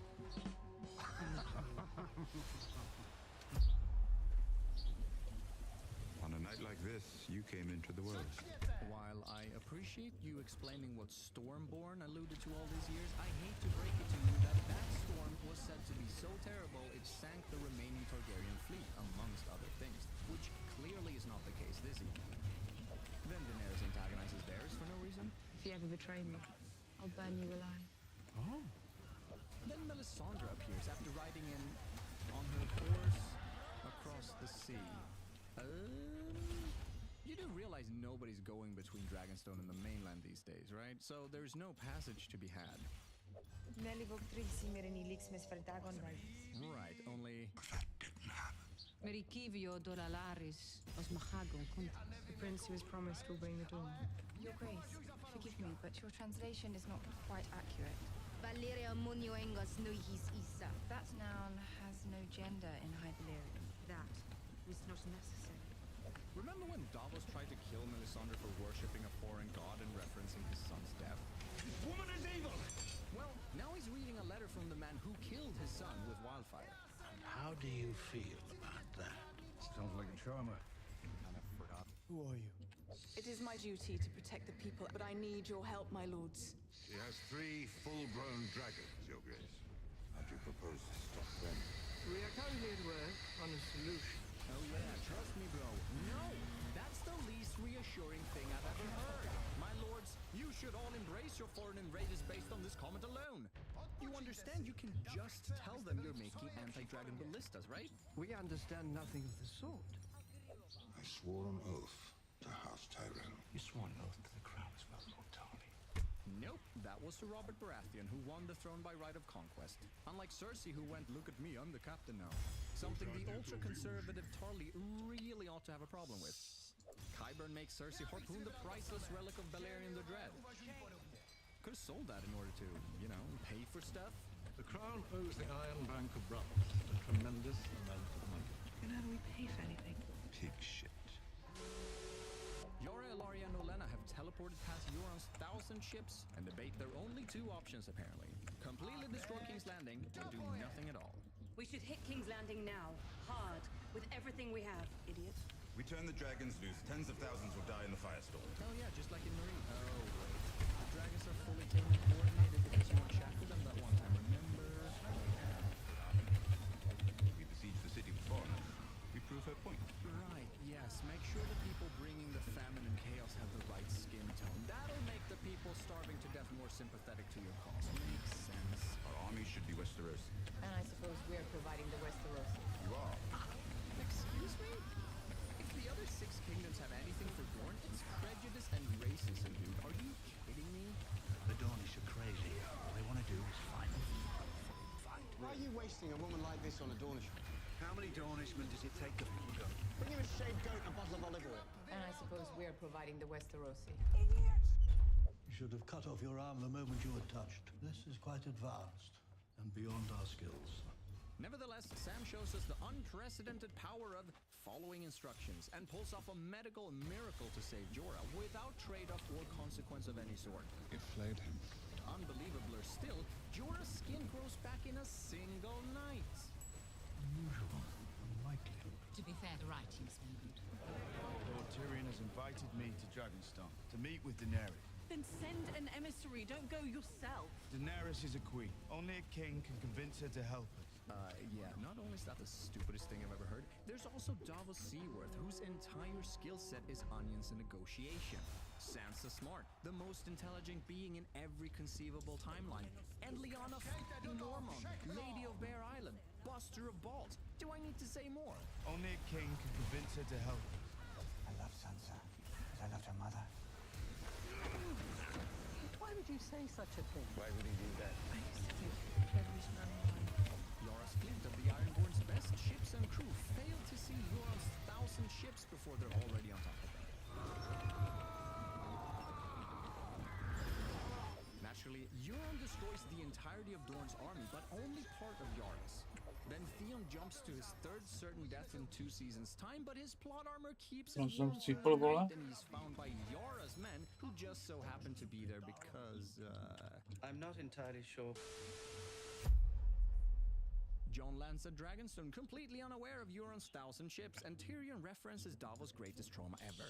Fought on opposite sides of the Battle of Blackwater Bay. You know, the one where he killed his son with wildfire. How do you feel about that? Unluckily for me. Then they lie about Sansa for no reason. She's much smarter than she lets on. Don't do what he wants you to do. She's starting to let on. I don't know anything. Then Varys antagonizes Melisandre for no reason? I don't think you should return to Westeros. I'm not sure you'd be safe here. But why? Yes, we know you Hate magic and all those who practice it. But why go out of your way to threaten her? What purpose does this actually serve? The realm! Ugh. But I could have sworn I read the last king in the north was Torrhen Stark. Are you sure you're not forgetting someone?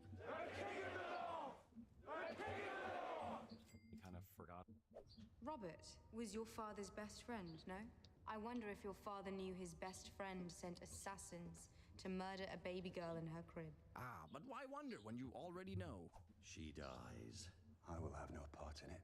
Who hired the assassins? Whatever arrangements you made, unmake them. Not that it matters now, of course. Not really relevant then, is it? I was born to rule the Seven Kingdoms. You'll be rolling over a graveyard if we don't defeat the Night King. Who? The Night King! I'm the rightful queen of the Seven Kingdoms. How many times have I told you? Look at them, cheering for Greyjoy. That doesn't make sense. The same mob spattered my sister not long ago. Seven hells! What am I to make of this? The sons and daughters of Westeros shall defend our country. Wait, did I miss the part where women are enlisted in the army too now? You didn't know? I imagined she's your favorite. I know I'm not supposed to have favorites. Still, we're only human. Well, yeah, Tyene is Ilari's only daughter. Mama. So, of course she's her favorite. Which means you'll torture Tyene until Ilaria tells you all about Daenerys. I do love the irony, but seriously. Cersei Lannister is an idiot. Become the first ruling queen of the Seven Kingdoms. That's quite an accomplishment. I mean... Also, the first ruling queen was Rhaenyra Targaryen, but who's counting anyway? The Iron Bank appreciates how you cast off the yoke of superstition. You mean blowing up an institution to which she owed money?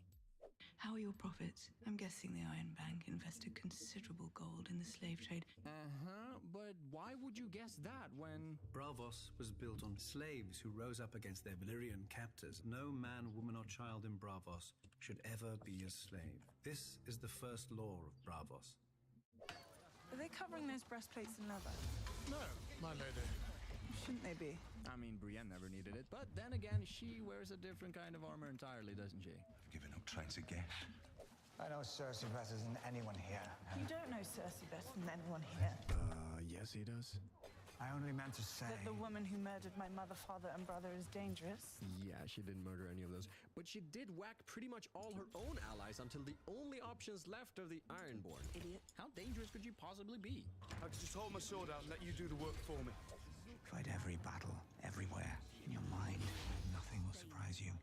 Everyone is your enemy. Strange thing to say, being her most obvious potential enemy. And the three-eyed raven. I don't know what that means. It's difficult to explain. 12 seconds later. It means I can see everything. Everything that's happening right now.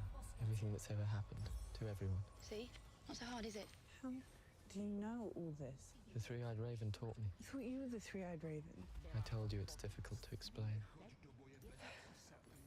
Casterly Rock is an impregnable fortress. They know we're coming. A singularly bad idea. We will be at a disadvantage. They will be outnumbered. This is all your idea. They will have less armor and fewer weapons. Many men will die. 10,000 men at least. Are you sure about this? My sister's armies fight for her out of fear.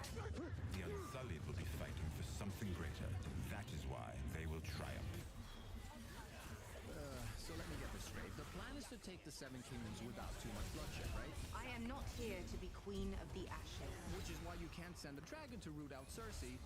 But it's perfectly fine to send the Unsullied on what ships, by the way, to throw themselves at 10,000 Lannisters to win a castle nobody really needs. Seems every bad idea has some Lannister behind it. Also this. But more importantly, Tyrion, if you can call him that, is henceforth an idiot because he didn't expect the Iron Fleet to teleport around the continent between now and 20 minutes ago.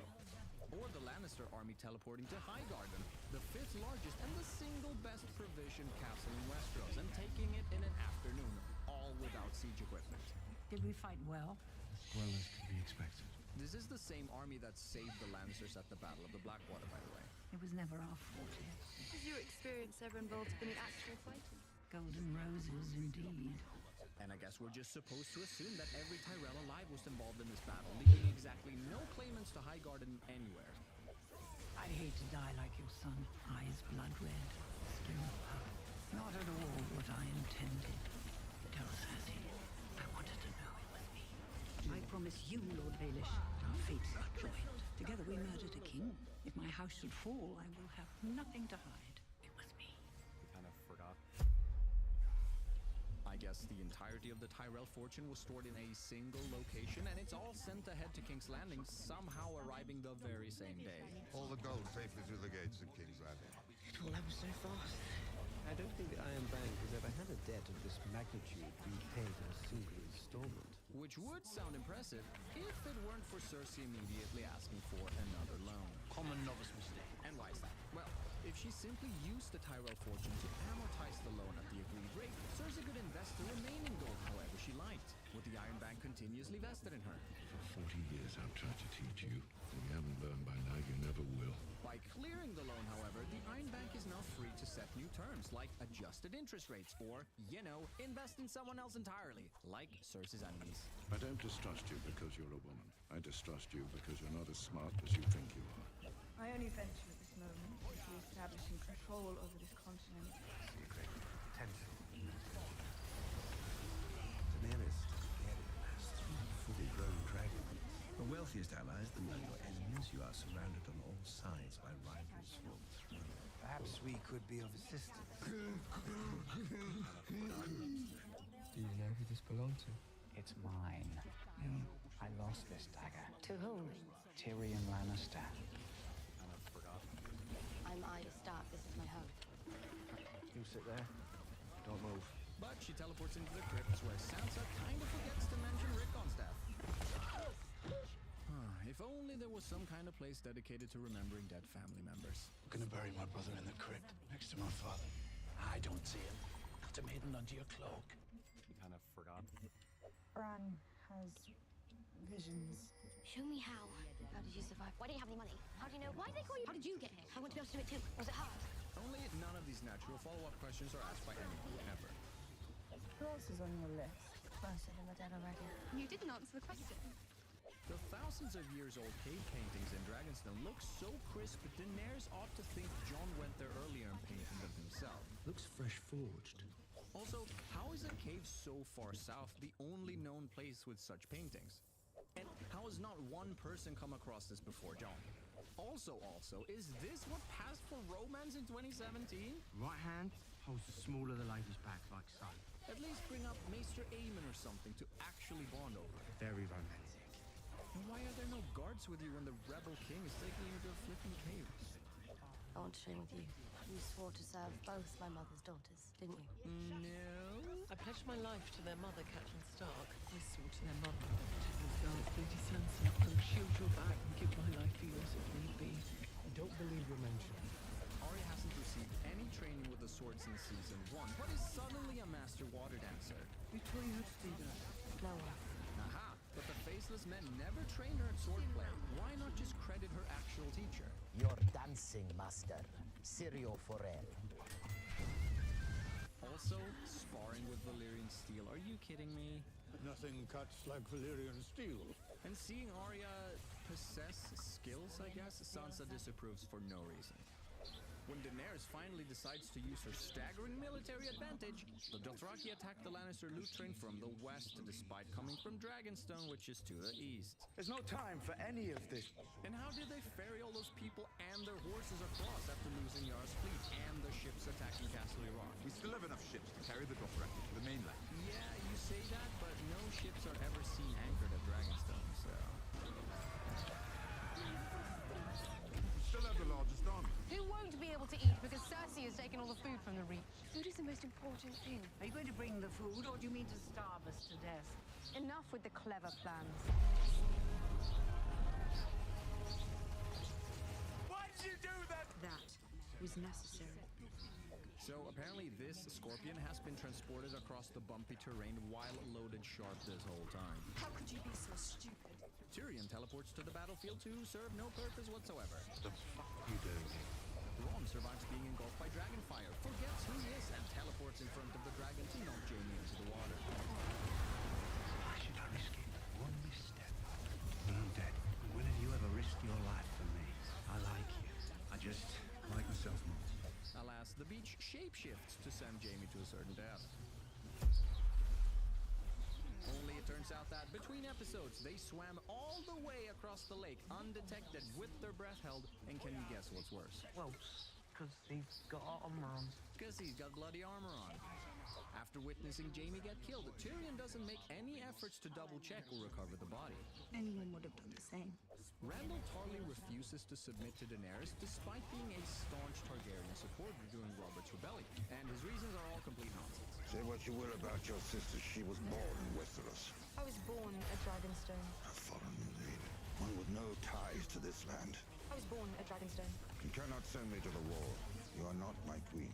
It's just that taking the black is a choice you can make on your own accord, or you die.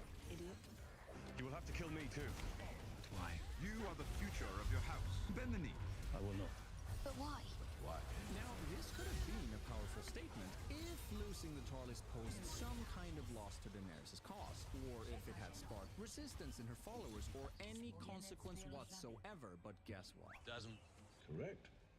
Back in King's Landing, Jaime shows up after a long ride on his... Oh, right. Back in King's Landing, Jaime teleports in after having evaded Daenerys' army off-screen. A dragon burnt 1,000 wagons. This isn't a war we can win. So what do we do? Sue for peace. Yes, that's exactly what you do when you're losing. Madness. Maybe we can count on Tyrion to intercede on our behalf by way of apology for murdering our father and son. Yes! Yes, you could! I choose violence. Madness and stupidity. Sir Davos said you took a knife in the heart for your people. Sir Davos gets carried away. So it was a figure of speech. Who cares about coming back from the dead when Jorah has teleported in from Old Town? Make sure not to revisit the topic of resurrection ever again.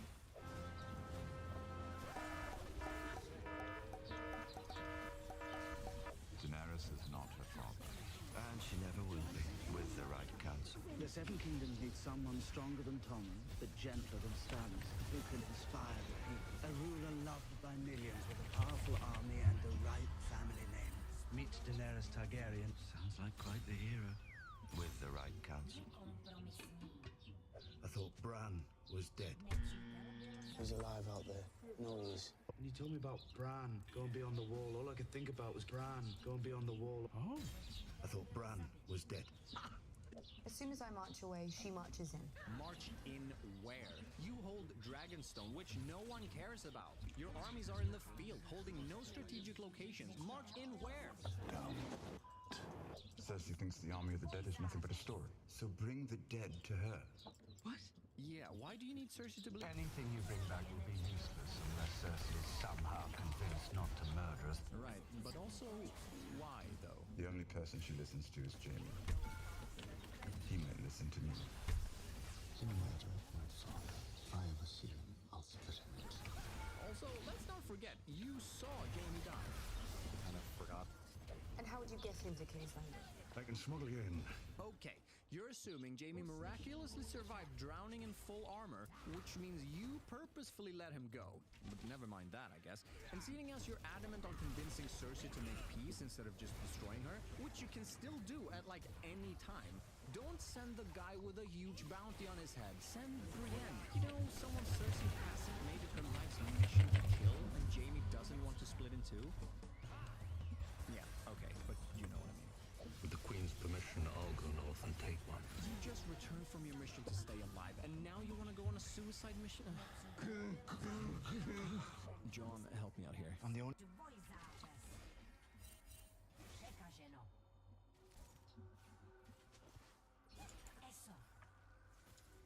You know why I'm doing the climb I'm doing, chat? You know why I'm doing the climb I'm doing right now?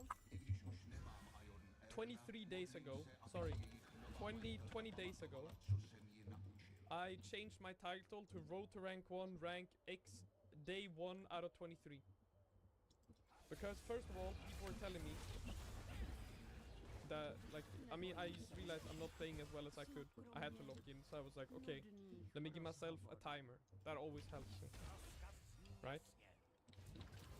That's the first thing. But the biggest thing is that I realized I'm all talk and no show. To be fair, I was top 10 last time, but still. I realized I'm all talk, no show rank. Oh, I could get rank 1 if I wanted to. If I logged in, I could get it 1 month. I just don't want to win this game. I don't care about this game, so I don't want to win. And I realized, hold up, who is it that says that? Tarzan said that. that's what Tarzan kept saying all the time. And I went, uh-oh. Uh-oh. I'm all talk, no show. Uh-oh. Maybe it's time to actually lock in and get rank 1. You already got rank 1 Korea super recently though? Yeah, but I was still yapping too much for 4 months or something. And I wasn't doing much. He said he'd shit on bro and put him in kebab. I mean, most of this is jokes. And I'm also joking. But low-key, it's also true. But the thing is, Drut did a hard climb a while ago and he got top 10. But I ain't fucking rank 1. And I know he's probably joking. But in the case he wasn't joking, don't bash other people for succeeding. That's cringe. God bless Brohan for getting something he's been wanting to get for a long time, and he did it in a good way. If Brohan did it early season, it's like, I even would have told Brohan, I would say, that's a good, this is good. Sure, pro players aren't here, but people are fucking playing solo queue to get rank 1. That's a fact. That's what they're doing. And it's like, Drutut makes way more money not playing high elo and just playing for fun his champions and having good games in low master, and he's even still getting challenger because he just wins games. But that still makes it so you can't be talking way too much. That's just how it is. Or I think so. And that's my opinion. It's the same thing for me, like I believe I could have won those games if I wanted to, but I didn't want to. But I looked at myself, I'm like, okay, but how would people know that I could do that? Because I ain't doing it. So then I said, shut the fuck up, let's not talk anymore. And either get rank 1 and start talking, or shut the fuck up. 5-5, I'm giggling and jumping up and down. Brother, I mean, it's not naked. But I literally called what you were gonna do and you did exactly that. I said you're gonna go, say that there's drama and then you're gonna leave, and that's exactly what you did. You left for 1 hour. Congratulations, you got red, bro.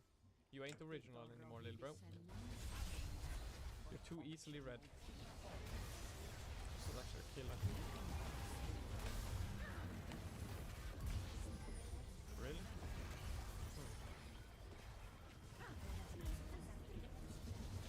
Yes, remember bro, he's been games since 2023. I mean, it's probably true, right? Oh, I'm a bit of a fucking freak. I mean, it's the same thing Rat says too, right? Rat be yapping about that too.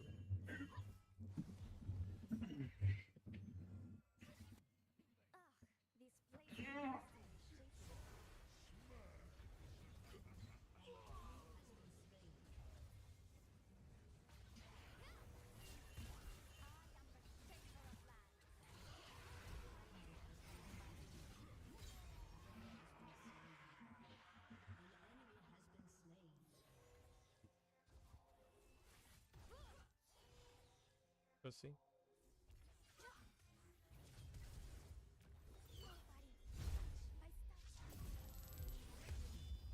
Aha. Still good for me though. I think I can even get this right. This guy played so bad. Can I get this?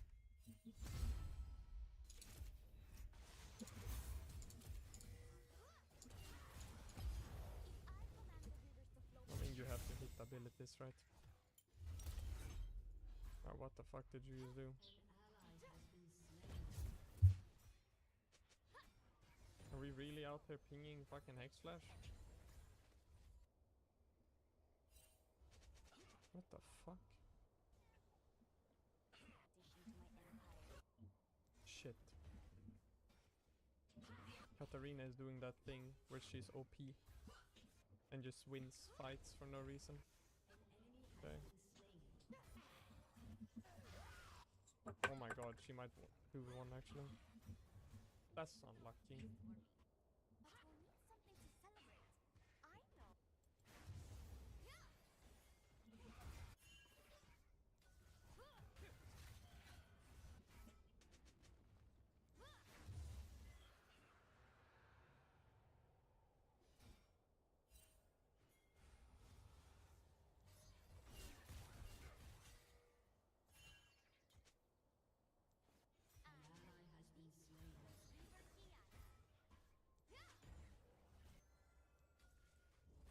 maybe 1-for-1 it.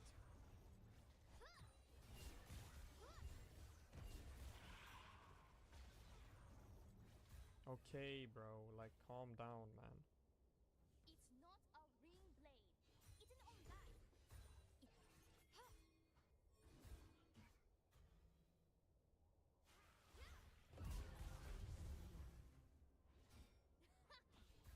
A Buell pinging.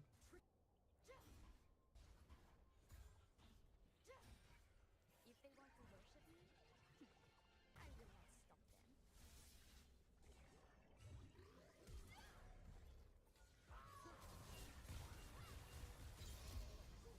Excuse me.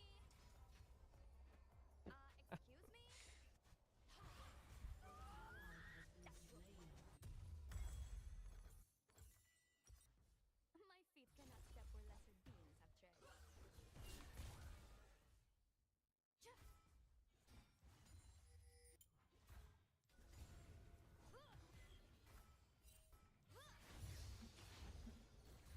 This overall is great with my enemies. If you cannot keep up the flow backwards, they die. Okay, bro. I mean, you just are inting. Like, respectfully speaking, you're kinda inting. Yeah.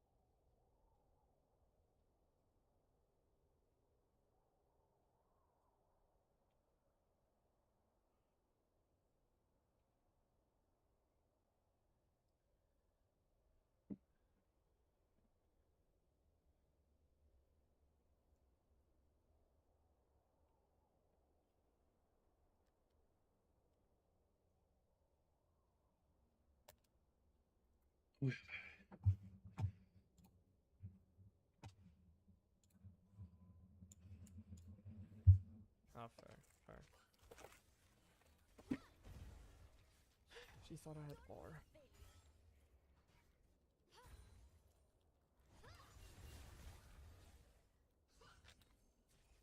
There will always be someone who is better, and that person is me. No, no items by the way, but they always play like this because they win. They win every fight. This is such a fucking OP champ, by the way. Actually, I've never been mad at a character like this character in the last, I don't even know how long. But to be fair, it's never been this disgusting before. I don't know. Oh, grass, please. Why are you not?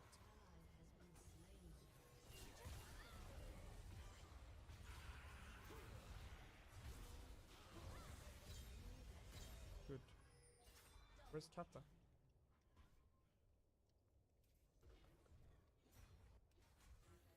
Fucking knew it, bro. Yeah, hard champ by the way. Kappa Penis, build the correct items and win the game for free. This is such a the champion. Holy fuck, nerf it, bro. Actually, just remove this quote-unquote hybrid. No, no, no. Give it Rage Blade. I respect that. Not these bullshit AD items that just one-shot everything. Or make her an actual assassin. She doesn't get one-shot. So why is that? She doesn't get one-shot and she one-shots everyone. Like, it's so stupid. So stupid. This knows, like, counterplay. It feels so disheartening to play against this champion, like, actually, though.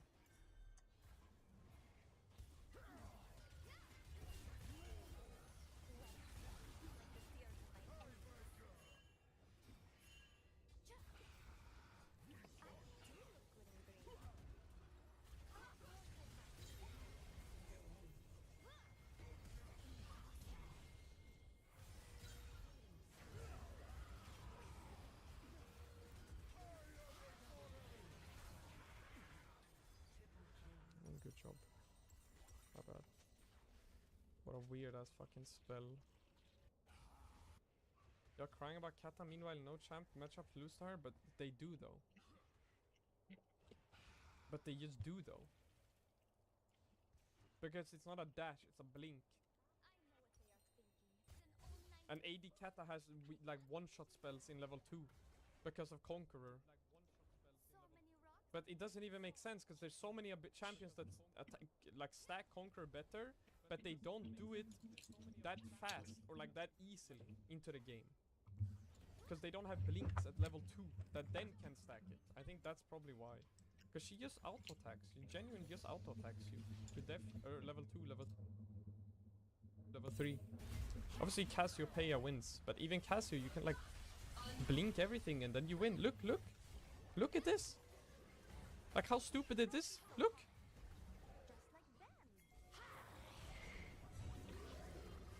Tell me in like a serious way.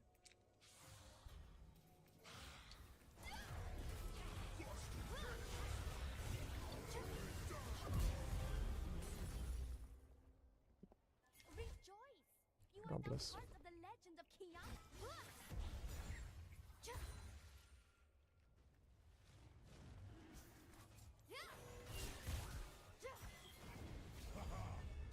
One throne, 9 sisters.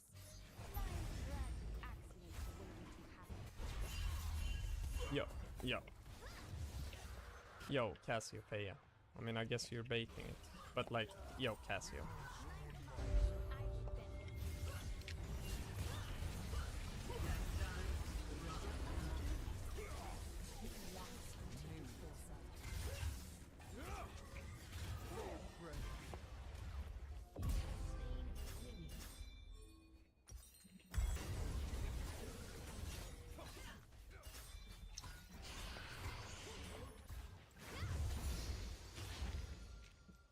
Drown them. Freeze them.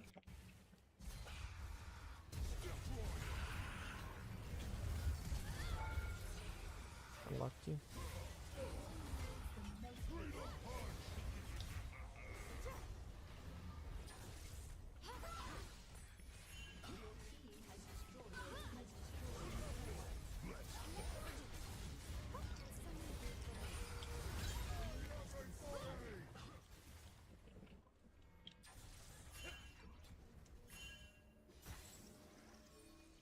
God bless for this Rek'Sai.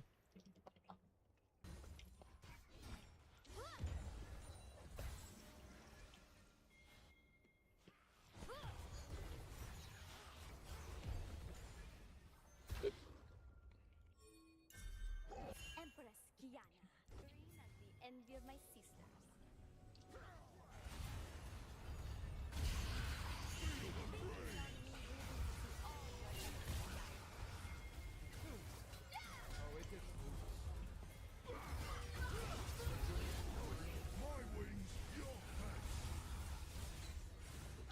Oh, it's me, right?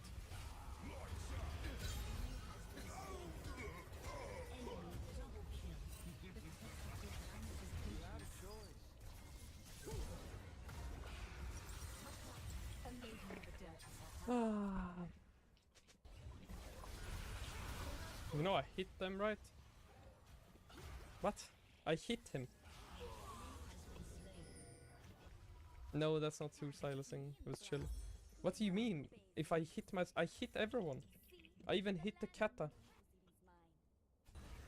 Not intentionally though. Well, I wanted to, but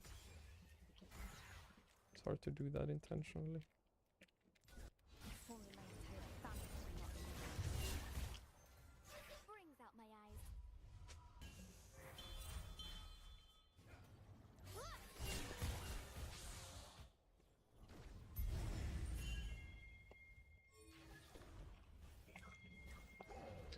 Some people are just born better.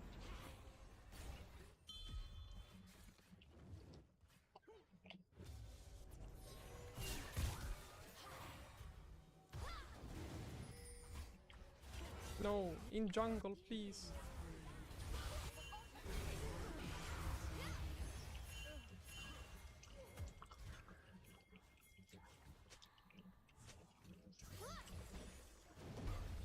$60.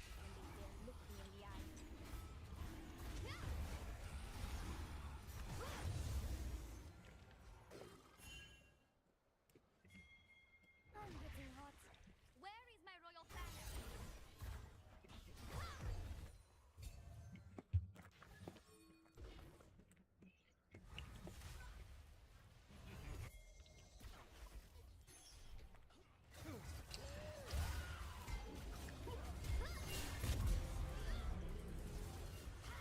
You're welcome.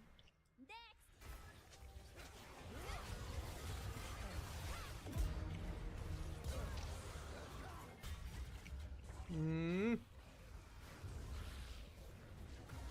Leave. Let him die. Could we get a flash at least?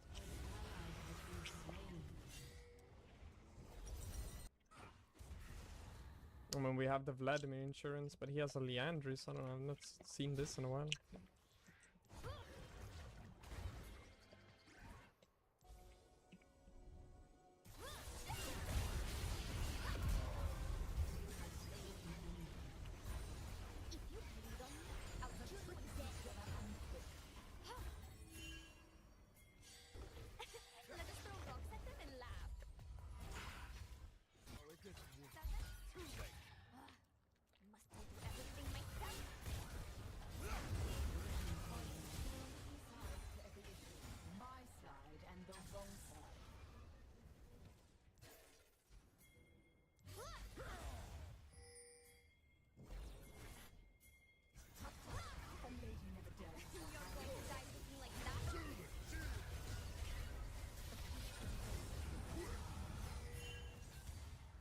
Hey, Drake. You can put one here, yeah. No more hiding in the woods. I just build this. Everyone, your future. Nah, not really. Nah, I don't care.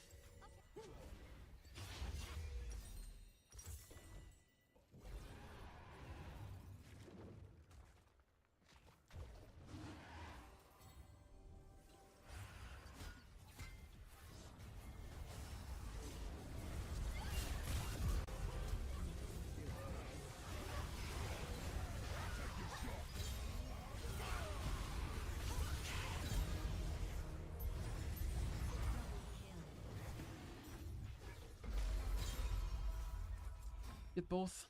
Should be GG now. I think there's way harder for them to play now. I managed to sneak around.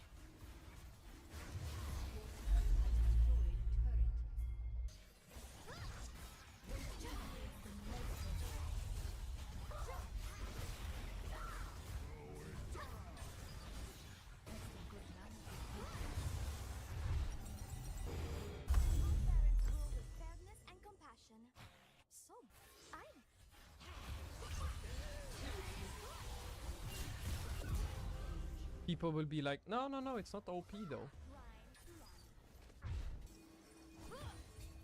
The secrets of my enemies carry far.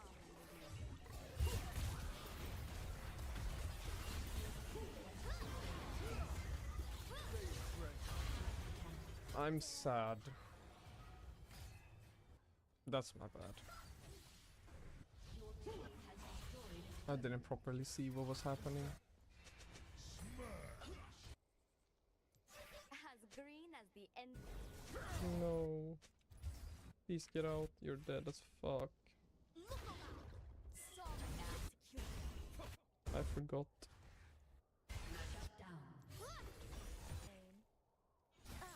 This place could use some reshaping. I was almost bad. That's where you belong, in the dirt. What is this little piggy doing?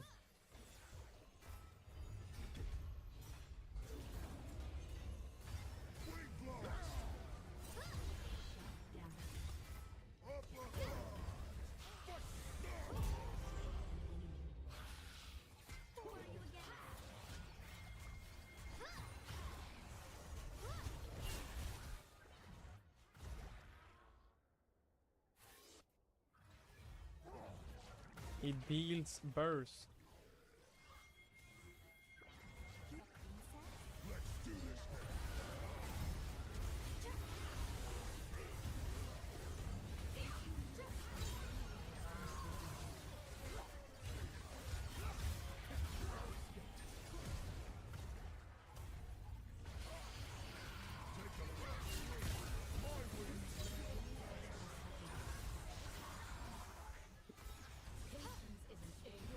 We can't end, by the way.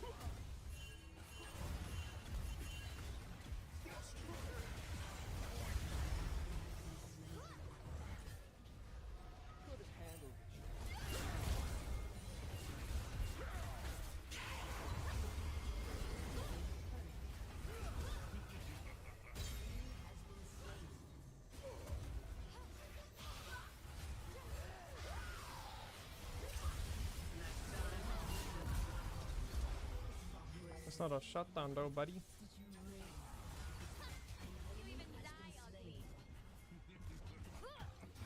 Or should we just take Nash? Ah, fuck it, let's just take Nash. Nash is 100% win. Yeah, GA was good.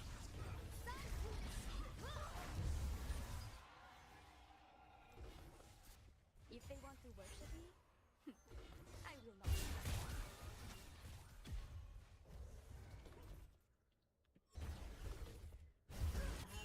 Why would we do that?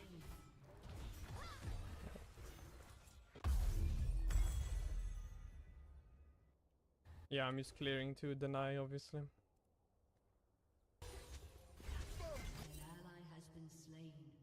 There will always be someone who is better.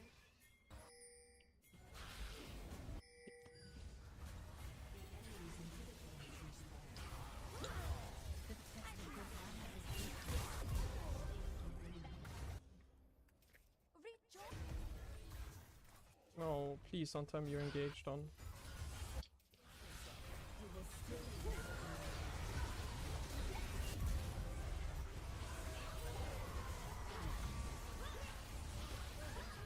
God bless, bro. Your team has destroyed an inhibitor. Of course I mastered fire. I just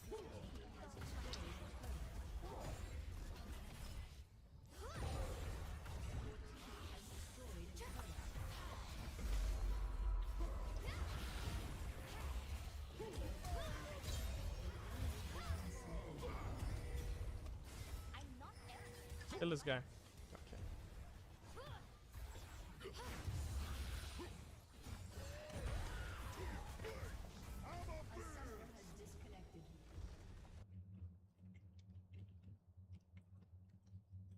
Are you 2005? Yeah. I'm born 2005. I think it's 4 more wins. You're not 40 years old? Yo, incredibly hot sister, shut the fuck up. You knew I wasn't 40 years old. Okay?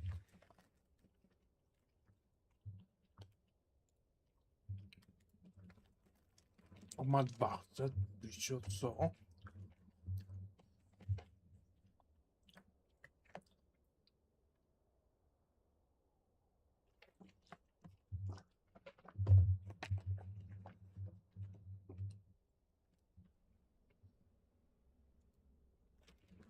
What does alien butt candy taste like?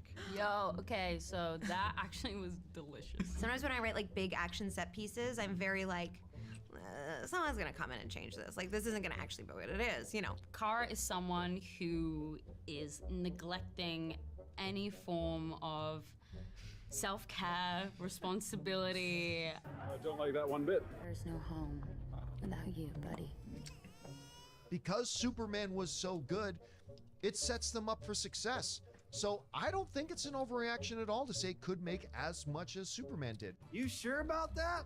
I think because she doesn't live inside the binary of what we think a woman should be, that is what makes her so special and so exciting and so new. I don't understand, and I don't think I want it explained. I don't understand how you would look at that and be like, man, he looks garbage. Garbage. Gonna be a win for everybody. Everybody that complains about, you know, Ray and Mary Sue's, that's not the case here. You sure about that? I think that what makes this film so beautiful is that it's not centered around a man, it's centered around love and Down with the patriarchy. That's the message. I think that the process What the of fuck was that, adaptation bro? is like. I played a few characters that might have a potential queer through line. It's hard not to think this isn't going to be a great movie and a great story with great action, with a really emotionally touching moments, which is kind of almost the exact same experience we had with Superman. However, this movie is bad. No offense to Kara Zor-El, but I think Clark should ask for the suit back. Wait a minute, what are you doing? Why did you do that? The whole point of this! Did you miss the whole fucking point? Please go out and support it. Go out and support your boy, okay? You go out and watch the movie, you're supporting what your boy likes. Nerderotic.com.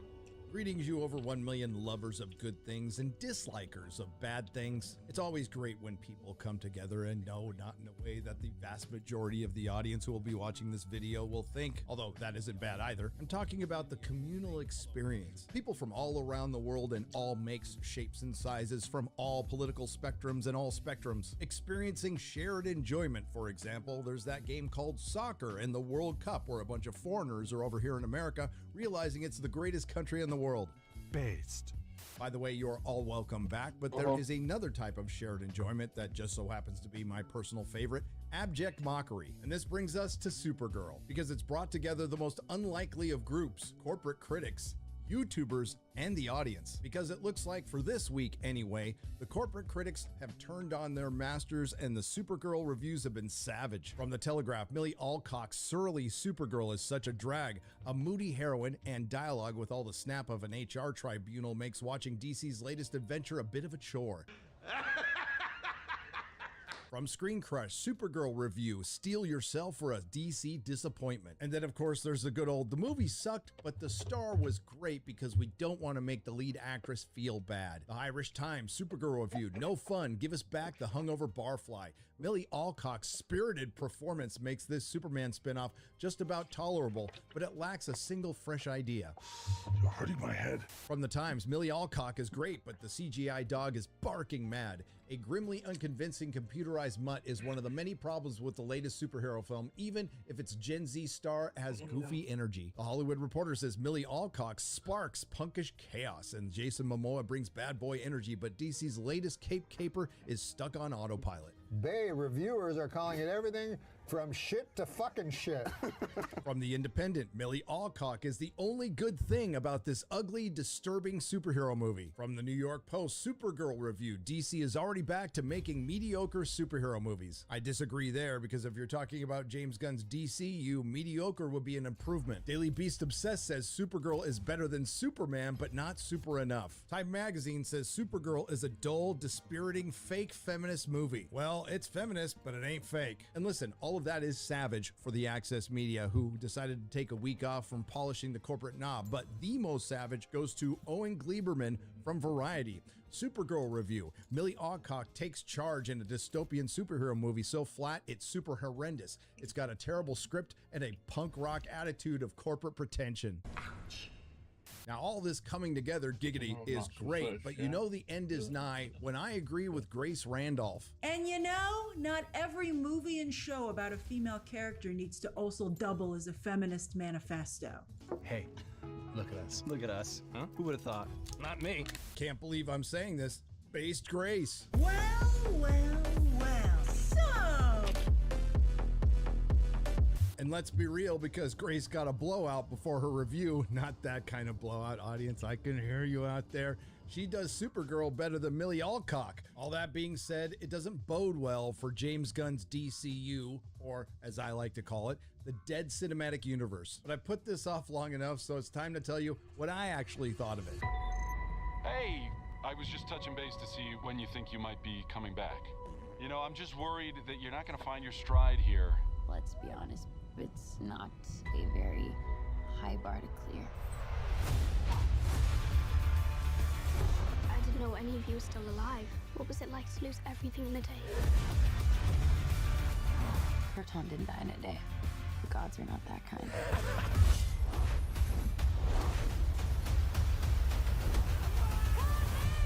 No, it's pretty colorful, but that's just so everyone knows we're gay. Supergirl is the very definition of our expectations were low, but holy f. And I know, with everything from The Acolyte to the Marvels, we keep thinking we hit the bottom with Hollywood, but it turns out it's a bottomless pit. If I were to describe Supergirl in one word, it would be ugly. From its color palette, which looks like somebody peed in mud, the light direction, which looks like it was done by a team of Ray Charles, Helen Keller, and Stevie Wonder, to director Craig Gillespie, who did his best to make a bad version of a bad James Gunn movie, to Lobo being played by Jason Momoa as Jason Momoa, to the horrific CGI, including Crypto, who always looks light as a feather even when he doesn't have his powers. At no point do we believe this is a real dog. To the writing from an aged out former actress from the Vampire Diaries, whose Writing credit includes a short from 2018. Makes you wonder how she got the job. To the cinematographer who did Millie Alcock no favors. Forget what's happening to her online right now. The worst enemy of Millie Alcock is Rob Hardy, which is really inexplicable because this is the guy who shot Ex Machina, Annihilation, and Mission Impossible Fallout. Millie Alcock looks awful in this film, and I almost feel bad for her because, man, the camera is not her friend in this, but it's not as awful as her character. A female protagonist that's so unlikable, and I can't believe I'm saying this, she makes Captain Marvel look heroic, and now I feel dirty. And I don't want to leave out what is probably the worst superhero villain in the history of superhero films, Krem of the Yellow Hills, who's supposed to look like this in the Tom King Supergirl Woman of Tomorrow comic, for which I am no fan of, but looks like this in the movie because they need to make it like Furiosa. You see, that's James Gunn's thing now with the Dead Cinematic Universe, making DC superhero films and TV shows based on other films and TV shows, like Peacemaker being inspired by Better Call Saul. What the fuck? Why? Or making a Green Lantern TV show ripping off True Detective, or making a Supergirl movie based on a Supergirl comic which rips off True Grit and turning it into a ripoff of True Grit, Fury Road, and Furiosa. And what you end up with is a meandering mess of intersectional feminist gobbledygook with no heroicism to be found, but there is plenty of heroicism, and we'll get to that later. What is Superman's middle name? W. Is it? I gave that one to you because I didn't want to have to answer it. Does Clark Kent have a middle name? I'm embarrassed that I don't know. He does? He does? What is it? What's his middle name? I was so close. In 2025, it was the summer of Superman, and the movie delivered commercially, critically, audience, fans, everybody embraced it. So I really don't want to hear it anymore. It's just like James Gunn's little bitches who are giving me that problem. I think she would think, oh, this is like a woman after my own heart. I think she might be like, woo! I thought I was straight, but wow, she is awesome. Like, I get it. Supergirl's opening scene is the very first thing we saw in its first trailer, with Krypto pissing on Superman's face on a newspaper, which really sets the tone for this film and the DCU. The official Supergirl X account posted this review: Gen Z and Gen Alpha traveling through the galaxy to save their dog. And I'm sure Gen Z will be running to the theaters to see themselves depicted as alcoholics who live in filth. Then we cut over to Maddie Ross, Ruthie, as she witnesses her innocent and honorable family get killed by Krem of the Yellow Hills. And how do we know they're innocent and honorable? Well, Ruthie tells us throughout the film. He murdered my innocent family. Then we end up in the first of a few Mos Eisley Cantina bars where Kara Zor-El is doing one of the most girl things ever, celebrating her birthday week. Oh my God, it's time to celebrate me for a week. Ruthie shows up to the Mos Eisley Cantina bar and offers her family sword in exchange for avenging her innocent and honorable family. This must have been the first place she had gone, since she is still in possession of it, and of course a large alien steals it from her, but it's okay because Kara Zor-El is there to kick its ass. But there's a problem. Let's talk about power scaling. You know, that thing the media literate crowd and the cinephiles on X think is not important. Yet it is, particularly in this thing we call a superhero movie. There's a point in the film where Kara specifically says she's on a planet with a red sun that looks suspiciously yellow to drink whiskey, and she doesn't have any powers. So how did the 5'2" Kara Zor-El beat the crap out of a giant alien? No idea. Yes, Millie Alcock is 5'2" and 105 pounds, soaking wet, and she looks like a hobbit next to David Cornswet. So after Kara saves Ruthie, she says she wants nothing to do with her, and then she goes back to her ship to sleep in filth, where Ruthie followed her home, but conveniently waited till the daytime to wake her up, where they conveniently walk outside with Krypto to have a conversation where Krem and the Brigands steal Kara's ship, but not before Krem shows up to shoot Krypto with a poison dart that conveniently takes 3 days to kill him to assist the plot. So now Kara leaves Ruthie behind and catches a ship to go after Krem to get the antidote to the poison. Now,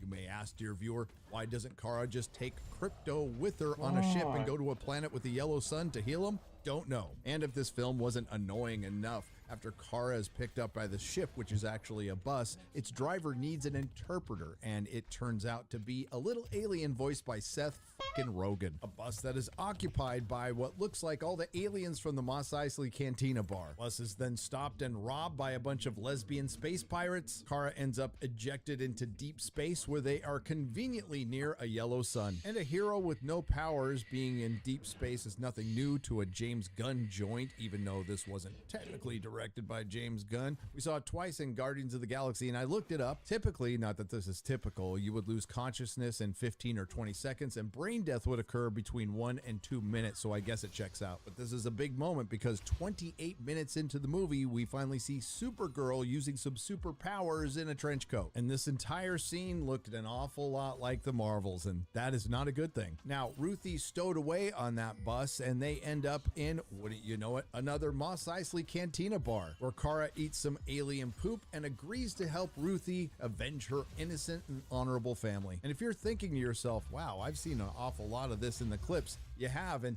it doesn't end there. Because this movie is written by a woman, Ruthie needs to question why Supergirl isn't called Superwoman when her cousin is called Superman, and the technical answer is it's a trademark issue. So DC Comics could retain the rights to two separate and distinct characters. And guess what happens next? If you guessed they enter another Mos Eisley Cantina bar, you win the no prize.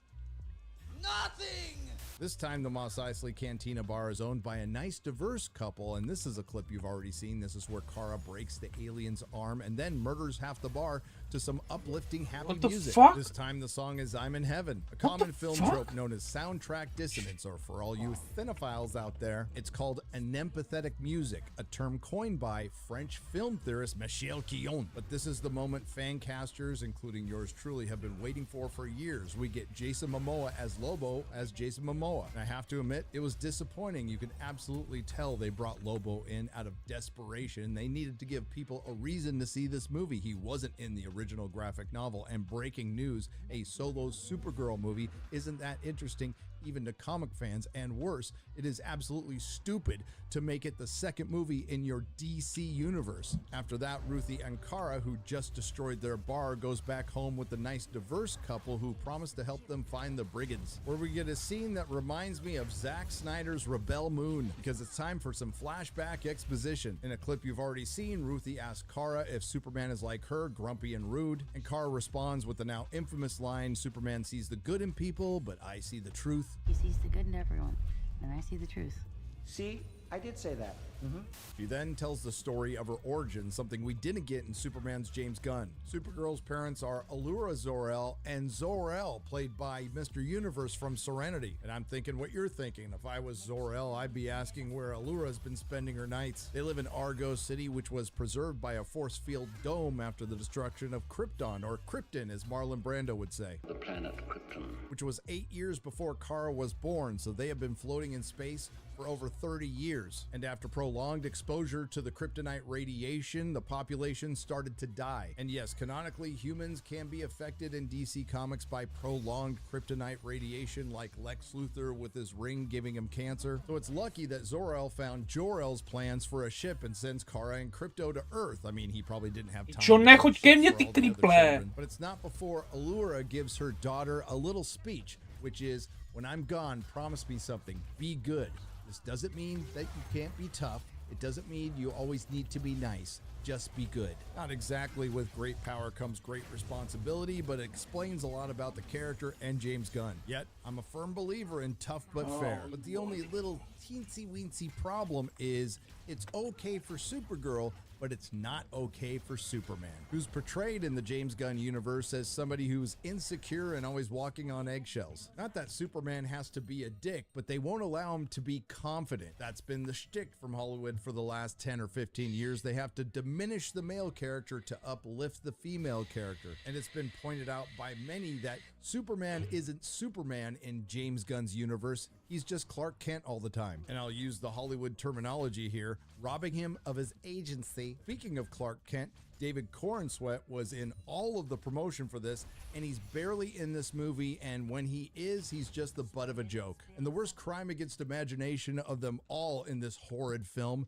is they double down on Jor-El sending Superman to conquer Earth. Earlier on in this exposition flashback, it is said that Jor-El is Zor-El's crazy brother who sent Superman to conquer Earth. The James Gunn apologists, whose numbers are shrinking right now, are going to have a hard time rationalizing that one, because that is far worse than Jonathan Kent allowing himself to be sucked into a tornado. So after that excessively long exposition flashback, which wasn't good, but it showed more care into giving an origin for Kara than Clark, turns out the nice diverse couple who owned Mos Eisley Cantina Bar number 3 sold out Kara and Ruthie to Krem and the Brigands. But it's for a good reason, because the nice diverse couple is trying to save their nice diverse daughter from Krem and the Brigands, who is abducting women to propagate their all-male race. I guess they just ditched the girls. I mean, I guess you could say they're pro-choice, but this was certainly written by a woman who's a big fan of The Handmaid's Tale. Down with the patriarchy.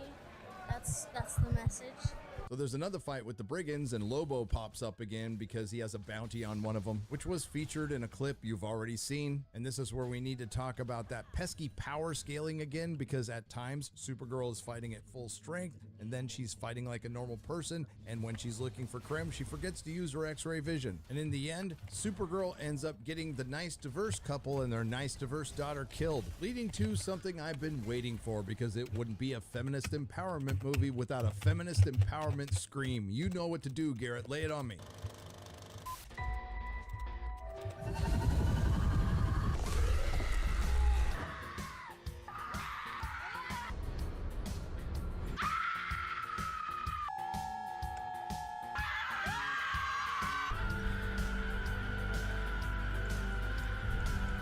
In the industry, we call them. But this is where things get really dumb, because after her feminist empowerment scream, angry Kara comes back down to planet Grungy and demands to know where the Brigands went, and after she finds out, she gets on a ship. Why? She's fully powered from a yellow sun and can fly there. But we find out why, because they needed a reason for Ruthie to stow away on the ship and conveniently bring Kara her costume, which she hasn't worn for the entire movie. By the way, they go to a lot of planets in this movie, and they all look the same. Desolate and barren generic sci-fi planet. But the twist this time is Krem and the Brigands laid a trap. This planet orbits a binary star system. One of them is a yellow sun, and the other one is a green sun, which is canonical to the comics and something I've always thought was stupid. I don't hate to break it to you that not every idea from the comic books is a good one. But if you want to roll with everything in the comics being absolute gospel, I can't wait to see Lois Lane turn herself into a black woman in Man of Tomorrow. I mean, you won't do truth, justice, in the American way, but you will use a green sun. Then there's another flashback scene with Kara arriving to Earth and meeting Superman, and you guessed it, it's a clip you've already seen. And big surprise, Superman ends up as the butt of a joke. Now the stowaway saves Kara from the green sun by dragging her into a cave, and then Ruthie thanks Kara for taking her with her, yet she didn't because she was a stowaway. On the ship she didn't need to travel in because she could have flown to that planet. Ruthie goes out on her own and eventually gets captured by the Brigands, where she ends up in jail with Lobo. After spending the entire film as a damsel in distress and at no point showing that she knows how to fight, Ruthie somehow overpowers a brigand twice her size and helps Lobo escape. Now, how did Lobo get captured by these zealous villains? I have no idea. He says it was a trap, but it really wasn't. And now we know the other reason Lobo was in this film, aside from getting what's left of the comic fandom to actually see it. It's to affirm all the women. Basically, he's the guy who says, I like this one. Well, I sure hope that big plan to kill Kara Zor-El under a green sun works out before the yellow sun rises, and oh, it didn't. And it finally happens 1 hour and 24 minutes into this 1 hour and 48-minute film, including credits. Kara Zor-El puts on her Supergirl costume, because there's nothing like going to a superhero film where the main character is neither super or a hero and doesn't put their costume on until the very end. Lobo shows up again to desperately make people interested in the final CGI gloopity-glop battle, intermittently set to pop music because James Gunn totally didn't have his hands all over this film, and Craig Gillespie independently directed it. In particular, Supergirl's flight scenes just look bad. They make the CW Supergirl flight scenes look good. And when you're making people miss the CW, I would say Paramount, Warner Brothers, or Mount Bros has a big problem on their hands. I would be remiss if I didn't point out that in this final battle, we get this lovely shot. And yes, the final battle consists of a final shot in slow motion panning around our hero beating the crap out of the brigands. A shot that totally doesn't look like that corridor scene from Guardians of the Galaxy Volume 3 and the Mr. Terrific scene in Superman's James Gunn. Speaking of which, I was told by James Gunn that all of the DC movies would feel different, and so far they don't. So after Supergirl frees about a dozen women from the toxic masculinity patriarchy, she talks Ruthie out of getting vengeance for her innocent and honorable family, and once Ruthie walks away, Supergirl kills him, completing the hero's journey, as Jason Malobo watches on and gives an affirming nod. So Crypto is saved, and after spending the rest of her birthday week, Kara crawls back home to Earth and back to Clark and quits drinking for a couple of days, and that's where the movie ends. Like, to be completely honest, I really appreciate what you guys have done with the show and everything. I appreciate your shows. I think they're fun to watch, whether about my stuff or something else. This was my idea to do, a handful of people whose stuff I enjoy, and say, let's give them a little bit of time, because I appreciate, and you appreciate that. My gosh, thank you so much. Gatekeeping is important. Not every space is for everyone.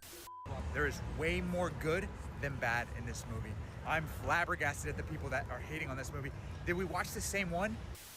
So ends Supergirl, a film obviously written by a woman, continuing the trope in Hollywood of replacing the male power fantasy, which sold millions of comic books, billions of dollars worth of toys and merchandise, and billions at the box office, with the female empowerment fantasy, which has led to alienated fans, leading to empty theaters, leading to multiple flops, and leading to killing the money printing machine known as the superhero film. Because nothing makes the modern feminist more happy than taking something away from men. The only problem with that is nobody else enjoys it. And I'm gonna say it, Supergirl is maybe or maybe not the first installment in the DCU, although I prefer the DCU as the dead cinematic universe because that's what it is. Although, can something be dead that was never alive? Supergirl is a slog of a film that makes you feel every nanosecond of that 148-minute runtime, and it's filled with power scaling problems, plot inconsistencies and contrivances, and Supergirl is the very definition of the hero's journey. What's the hero's journey? Well, the hero's journey is depicted as a circle to represent the cyclical nature of the protagonist's transformation, where the hero's journey is just a flat line because she's been either great all along or she's just fine how she is. I bypassed the oppressor.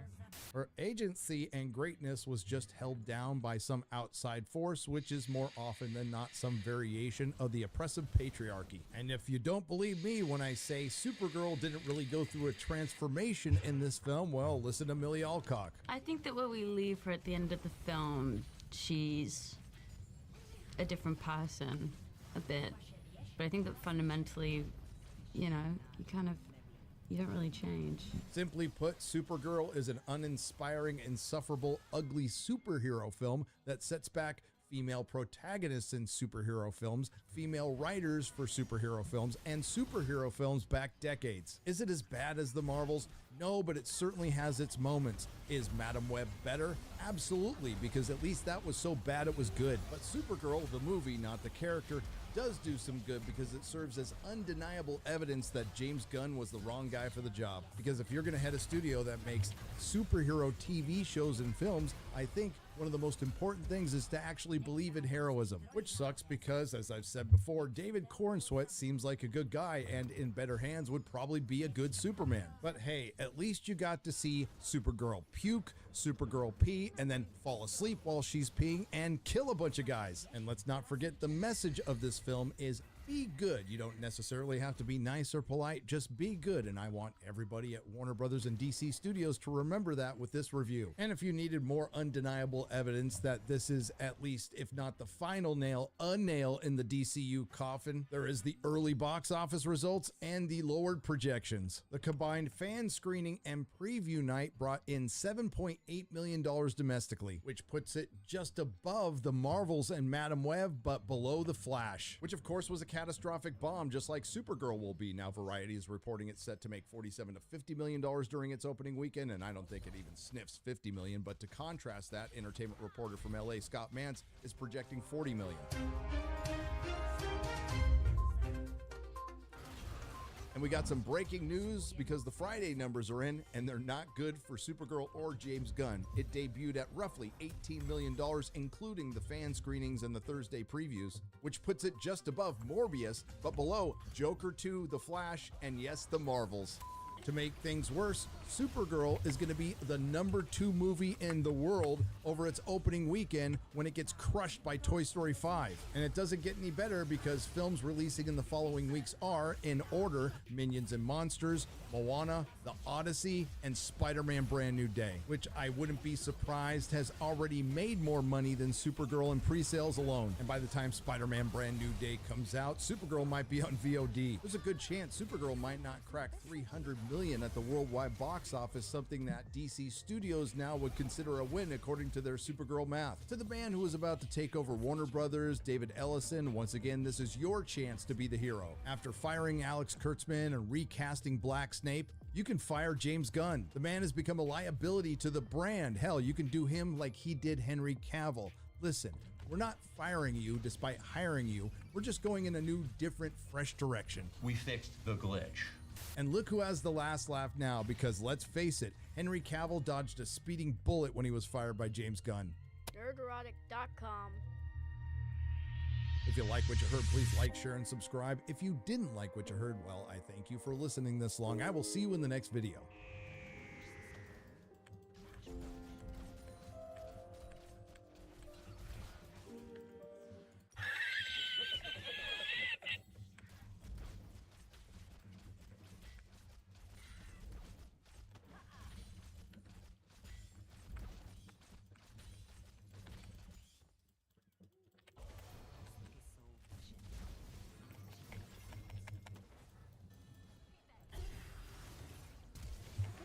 Daj mi pokoj, ty štětko, vykurvená, vole. Čo mám plno prdel, ty vole.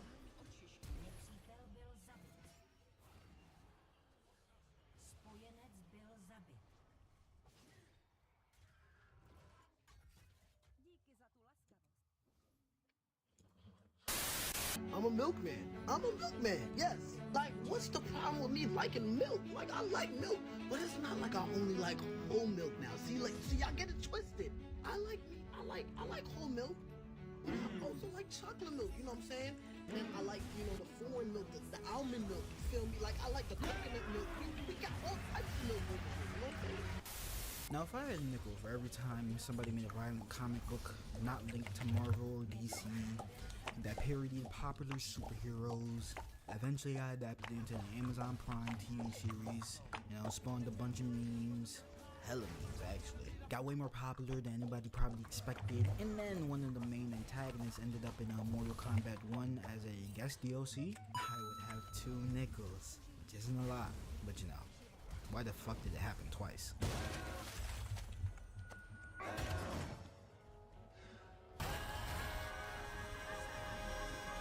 You people should be thanking Christ that I am who and what I am because you need me. And me trying to be cute aside, it is genuinely hilarious to me that Invincible and the boys have somehow become these twin pillars of modern superhero television, because on the surface they could not be more different. And I've talked about this before in my other Invincible video. To me, Invincible is a superhero deconstruction made by somebody who clearly loves superheroes in the genre. It is about how difficult being a hero actually is. The responsibility, the violence, the emotional cost, the family trauma. Oh yeah, that's my favorite saying. The endless, impossible choices you have to make. The way it still believes in heroism, even if heroism leaves you looking like you got folded by a hydraulic press. The Boys, on the other hand, is a superhero deconstruction made by people who looked at superheroes and said,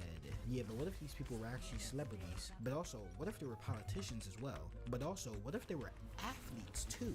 But also, what if they were really, really messed up influencers as well? It's basically, what if Captain America had a PR team? What if Superman had mommy issues? What if Aquaman listened to the Fresh and Fit podcast a little too much? Your ex Cassandra wrote a tell-all book. Yeah, I'm not stopping right there, Haley.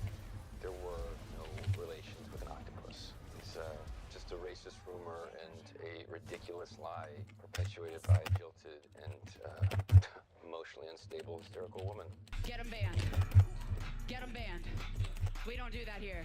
That is where The Boys really got me, because I messed with that entire premise. The Boys for me is not just the gore, it's not just the sex jokes, it's not just the fact that the first episode opens with a speedster running through the main character's girlfriend.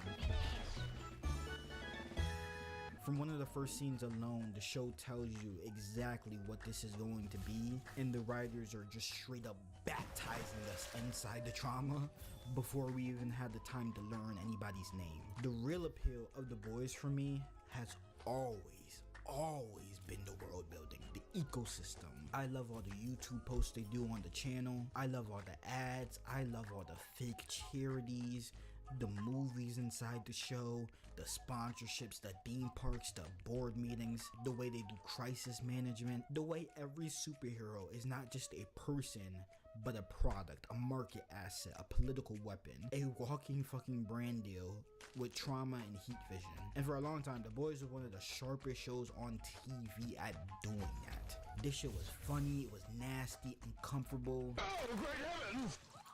Surprisingly emotional at times, and somehow way more connected to real life than the actual superhero franchises it was making fun of. Yes, nigga, I'm talking about you. But here's the uncomfortable part. After like 4 seasons, spin-offs, tie-ins, setup finales, and a universe that just keeps expanding for some reason, I do think The Boys is starting to flirt with becoming the exact thing it used to mock. Almost ironic, isn't it? And I don't say that as somebody who hates the show now. The Boys is still one of my favorite shows from the last few years. I do not think that season 4 is as bad as people think it is.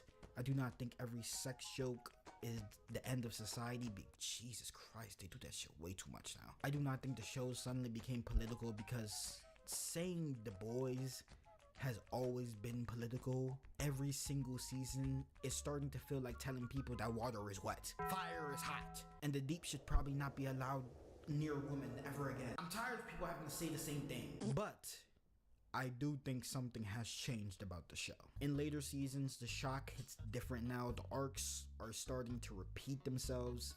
Some of the characters feel stuck in the same damn emotional escape room every season, and the universe that once felt like a perfect satire of franchise culture is now dangerously close to feeling like franchise culture with better jokes. And also sometimes we're gonna put a penis in your face. What? What? What? What? Did you not hear what I said? So today I want to talk about why The Boys worked so well, why seasons 1 through 3 were so special to me, why season 4 is where I started to feel like the show was bullshitting me a little bit, and why Generation V and the initial spin-offs that they're now pitching after the season finale represents both the best and worst possible futures for this universe. Because The Boys did not lose the plot overnight, but it might be standing very close to the edge of the damn roof. And on this show, somebody is probably about to get pushed off that bitch. So let's talk about You fucking cocksuckers. The Boys work because it understands something very simple and very nasty, very ugly. Most people with power are not good people. That does not mean every powerful person is evil. It does not mean every person without power is noble. In fact, one of the strongest parts of The Boys is that the people fighting the monsters are usually about 2 emotionally unstable decisions away from becoming monsters themselves, even if what they're doing is for the betterment of everybody. But the base idea of the show is so strong because it takes every clean, shiny preconception we have about superheroes and pulls the uncomfortable mask off. It genuinely feels at its core that it wants to be IRL so bad and ask the question, in our reality, what if superheroes actually were real? Not in a fucking isekai fantasy way, not in the classic American comic book type of way. I mean, we're going to tell a very real story based in our reality. What if superheroes were raised in this world, marketed in this world, produced inside this world, exploited inside this world? They were given access to money, fame, sex, drugs, military contracts, fan bases and political influence before they had any emotional maturity whatsoever. You wouldn't get the fucking Justice League. You would get Vought. And that's so sad to finally realize. You would get a corporation taking children who were injected with Compound V. The Walking Dead main series ran for 12 years and spawned a plethora of spin-off shows, which are still airing to this day. But when a series runs for the better part of 2 decades, there is bound to be some unsolved mysteries within it. And 8 months ago, I made a video going over just some of these aforementioned mysteries. But today, I thought we'd make a follow-up video and cover 7 more unanswered questions within the Walking Dead universe that fans still speculate about to this day. Now, first up, we have the pair of Dave and Tony, and these two appear in Season 2, Episode 8, titled Nebraska. And whilst their time on the show was very brief, quickly becoming Rick Grimes' first 2 human kills in the apocalypse after a tense standoff in a bar, in the little time they were actually on the show, they do reveal some interesting information about the group they were a part of.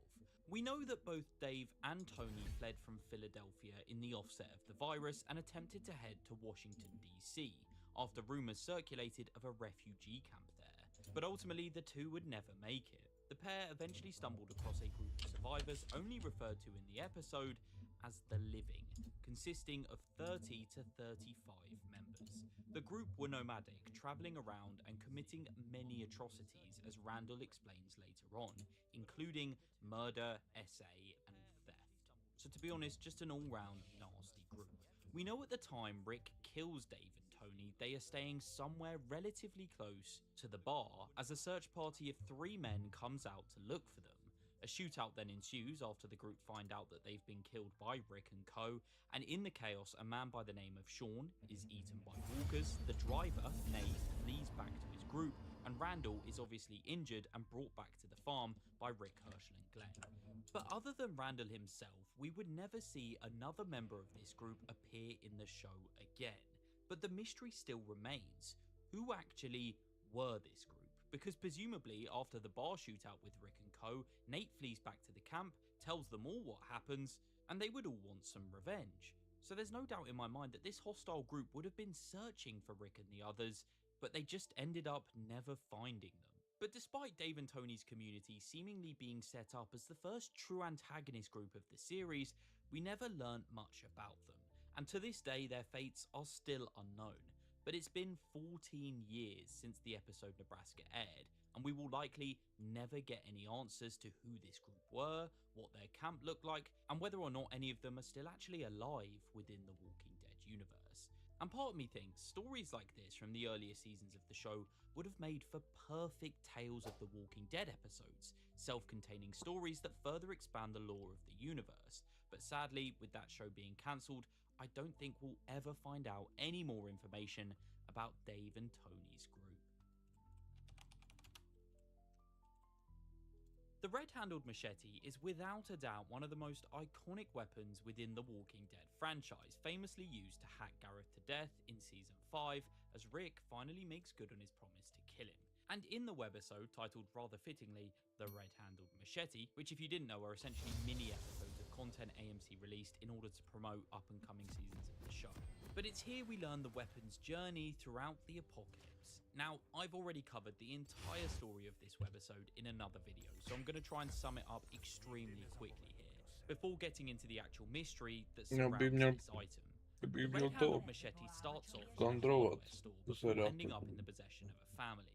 Claimer Joe then owns the weapon for a period of time before his throat is bitten out by a certain man called Rick Grimes, who then carries the blade with him until the Saviors raid the Alexandrian armory, confiscating all of their weapons. After spending some time in the sanctuary, it eventually ends up back in the hands of a girl called Mandy, who was a part of the family who owned the blade in the very early days of the outbreak.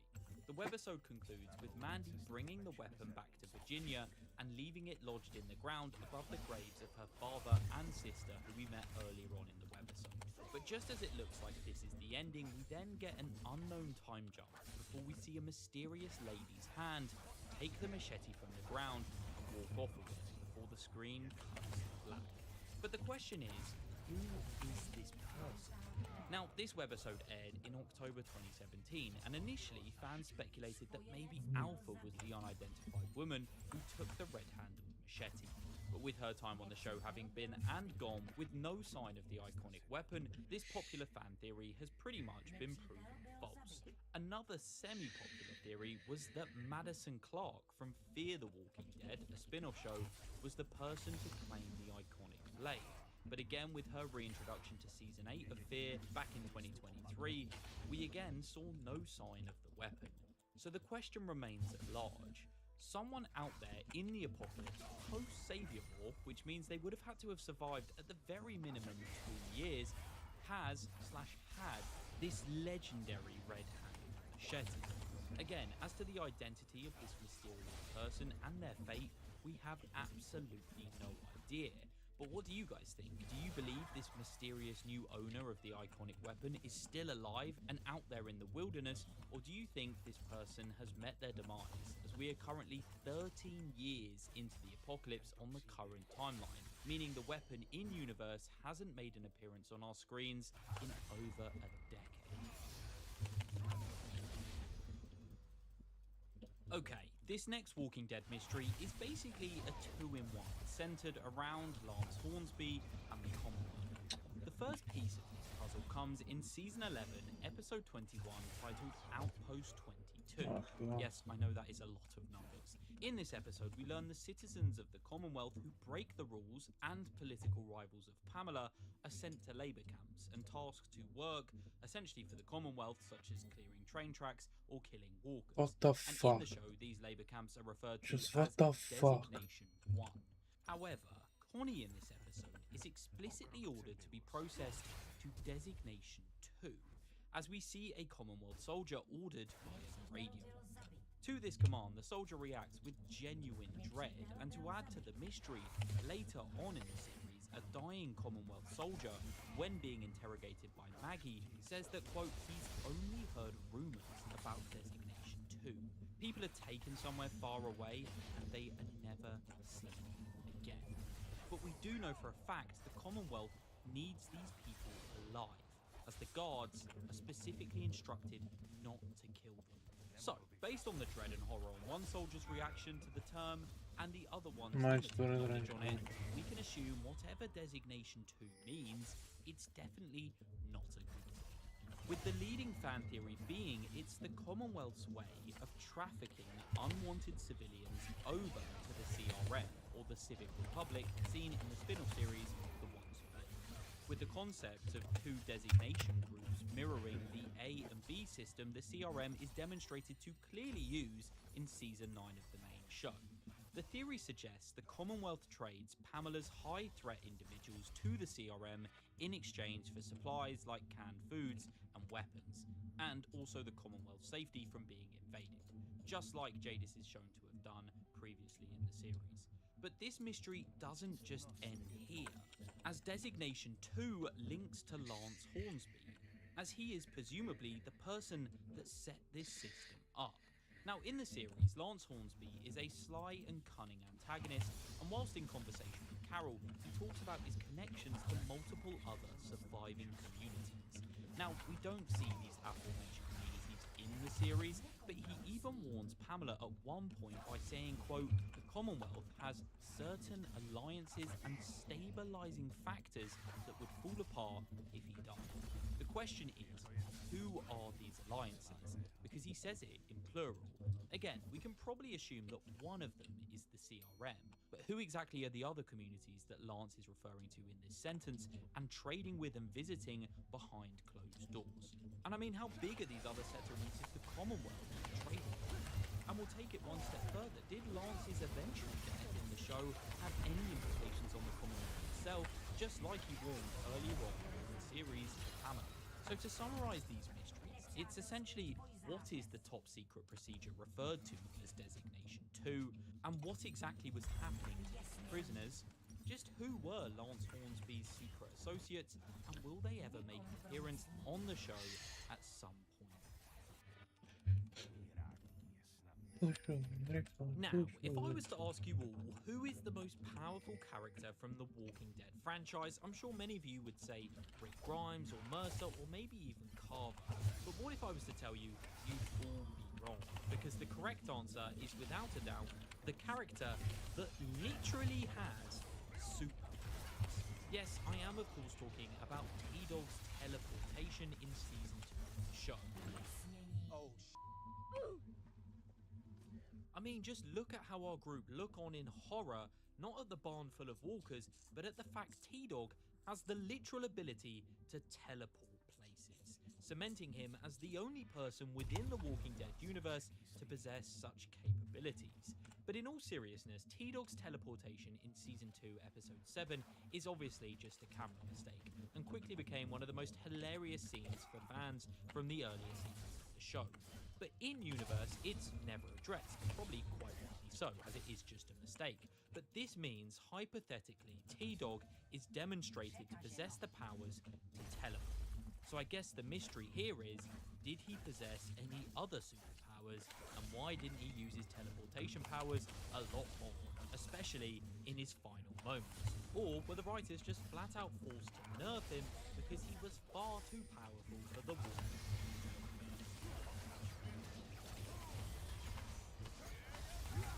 It's a well-known fact that within the world of The Walking Dead, covering yourself with walker guts basically makes you invisible to walkers.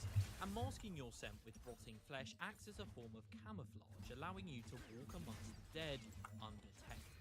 And we see this utilised numerous times throughout the course of the show and the spin-offs, such as Rick and Glenn in episode 2 of the show, and Nick Clark's frequent use of this OP survival strategy in the early seasons of Fear. And initially, the series set some fairly concrete ground rules for this survival strategy. If it started to rain, the camouflage would wash away. If you panicked, moved too fast, or made any noise, the illusion that you were a walker was instantly shattered and the zombies would suddenly attack you. However, as the years have progressed, the mechanics of the walker guts technique have become so inconsistent. Let me explain. In season 1 of the show, we see Rick and Glenn literally cover themselves head to toe in walker guts, and the lightest bit of rain causes the walkers to instantly sniff them out and attack them. In season 6, episode 9, titled No Way Out, we see Rick and co once again cover themselves in guts until Sam starts crying, which alerts the walkers to their existence. And the series stayed pretty consistent with the rules of this survival strategy until season 8, where we see the Saviors weaponize walker guts, which does make sense as they coated their weapons and arrows in this rotting flesh to maximize the damage they could inflict on our survivors during the Savior War. And as a result, we watched a number of hilltop inhabitants become sick and subsequently die, and Gabriel even lose eyesight in one of his eyes due to severe infection caused by walker guts. So this implied that every single time a character utilized this strategy, they were essentially risking a fatal infection or permanent illness and death. But then, the rules completely changed. By the time we reach the Whisperer War and the later seasons of the show, characters are casually walking among entire hordes of the dead with nothing more than just a few smudges of dried blood on their cheeks and clothing.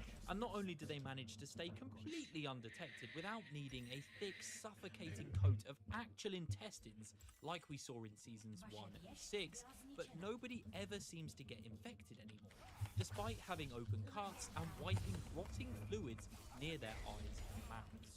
So, the possibly fatal biological risks and biggest nerf for this survival strategy established in Season 8 are basically just ignored after this. So the mystery here is about the biology of the virus itself and walker behaviour.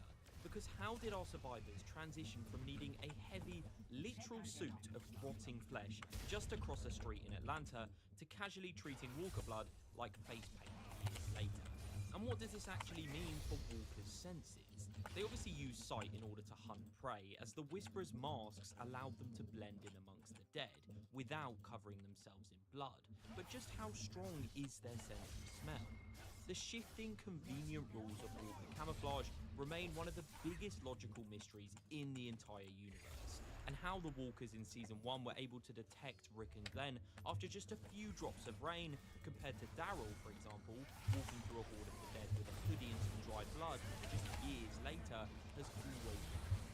Have the walkers' senses dulled after all these years? But then again, the walkers in Atlanta weren't exactly fresh either, as Rick wakes up around 2 months into the apocalypse. And also, why did people stop getting ill from covering themselves in contaminated blood post-season 8? To this day, the inconsistencies of walker camouflage and the walkers' varied senses remains one of the biggest mysteries from within the Walking Dead universe. We are first introduced to the Grady Memorial Hospital community in Season 4, Episode 13, titled Alone, when a mysterious car snatches Beth away and whisks her to a hospital located within the city of Atlanta. After this, we learn the group is led by a former police officer named Dawn, and during the initial days of the outbreak, the Atlanta Police Department were deployed to help out with the chaos at the city hospital. But after the military evacuated and Atlanta was bombed in Operation Cobalt, around 13 police officers and several hospital staff members stayed at the location, clearing out its first few floors and setting up a community consisting of around 20 to 30 survivors. And in the show, after a hostage exchange with the community and our survivors turns fatal, resulting in the deaths of both Beth Green and the group's leader Dawn, the two groups agreed to go their separate ways, and the location was last seen in Season 5, Episode 8, Cobalt. But that's not the end of this story, as executive producer and makeup designer Greg Nicotero confirmed in an interview in 2020 that the group had been killed off screen. But the question remains, exactly how did this group die? Without Dawn their leader, did the community just fall apart, or was there foul play involved by another group, such as the Saviors, or maybe even the Whisperers, as this would fit with the time period Greg Nicotero actually did this interview. Ultimately, although this group's fate was revealed, it left more questions than answers for the fanbase. And to this day, we have never got a concrete answer on just how this community died off screen, and it remains one of the biggest mysteries within the series. The Morales family played a fairly sizable role in Season 1 of The Walking Dead, appearing in 4 different episodes, and are demonstrated to be a kind and compassionate family. However, as Rick and the rest of the Atlanta camp make the decision to head to the CDC in order to seek refuge, the father of the Morales family makes the decision that him, his wife, and their 2 children will not be joining them on this trip and decide to go it alone. So after saying their goodbyes to Rick and the others, they would leave the show with their whereabouts being unknown for 7 long years, until one fateful day. In Season 8, Episode 3, titled Monsters, fans would finally get the reintroduction of Morales, a Season 1 OG cast member, and the hype was very real amongst the fanbase, as we eagerly awaited for the episode's release. Unfortunately though, the episode would leave a lot to be desired, as Morales was killed just a matter of minutes after his reintroduction to the show. The scene plays out like this. Morales holds Rick Grimes at gunpoint, and as Rick turns around, he realizes just who is there, as a look of horror overcomes his face. Morales explains how he is now a part of the Saviors, and how after leaving the Atlanta camp, him and his family didn't make it very far before his wife and 2 children were unfortunately killed. In response to this, Rick offers his remorse, but Morales insists that they aren't friends anymore, and that if Rick was the one holding the gun in this moment, he would already be dead. Just as it looks like Morales is going to pull the trigger on Rick though, Daryl suddenly comes bursting in, shooting Morales in the head with an arrow, putting an end to the Season 1 survivor. But the question still remains, just how did Morales' family die, and who from the Saviors actually recruited him? Honestly, although his return scene is done pretty well, as it's filled with tension and serves as a brilliant representation as to just how much Rick and Morales have changed as characters since their early days in the outbreak, Morales' incredibly quick death felt like such a waste of potential, as I think it would have made for an interesting subplot for a couple of episodes. Because I think I can speak for all fans when I say we were so excited to have learnt more about his journey that had led him up to joining the Saviors. Ultimately, just how the Morales family died and who recruited him to join the Saviors in the first place will likely remain a mystery forever, with the answers to these questions unfortunately dying right along with Morales himself. But with that being said, those were 7 more, well, plus a bonus one, so essentially 8 more unanswered mysteries from the world of The Walking Dead. Let me know down below if there's any mysteries I've missed off this list, and if you want to see a part 3 to this series. If you enjoyed today's video, please do like and subscribe, as it helps the channel out a ton, and we are so close to 40,000 subscribers now, which just feels surreal to say. But once again, a huge thank you for watching, and I'll see you all in the next one. Goodbye.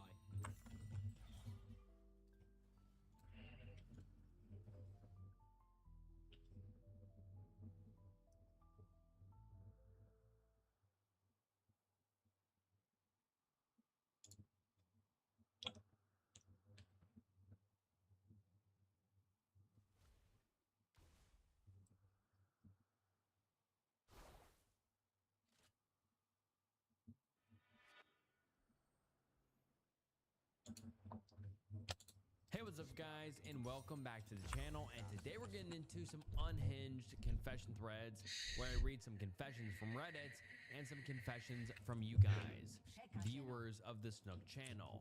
And it is a wild and, like the title says, unhinged mix, so you'll want to make sure to stick around.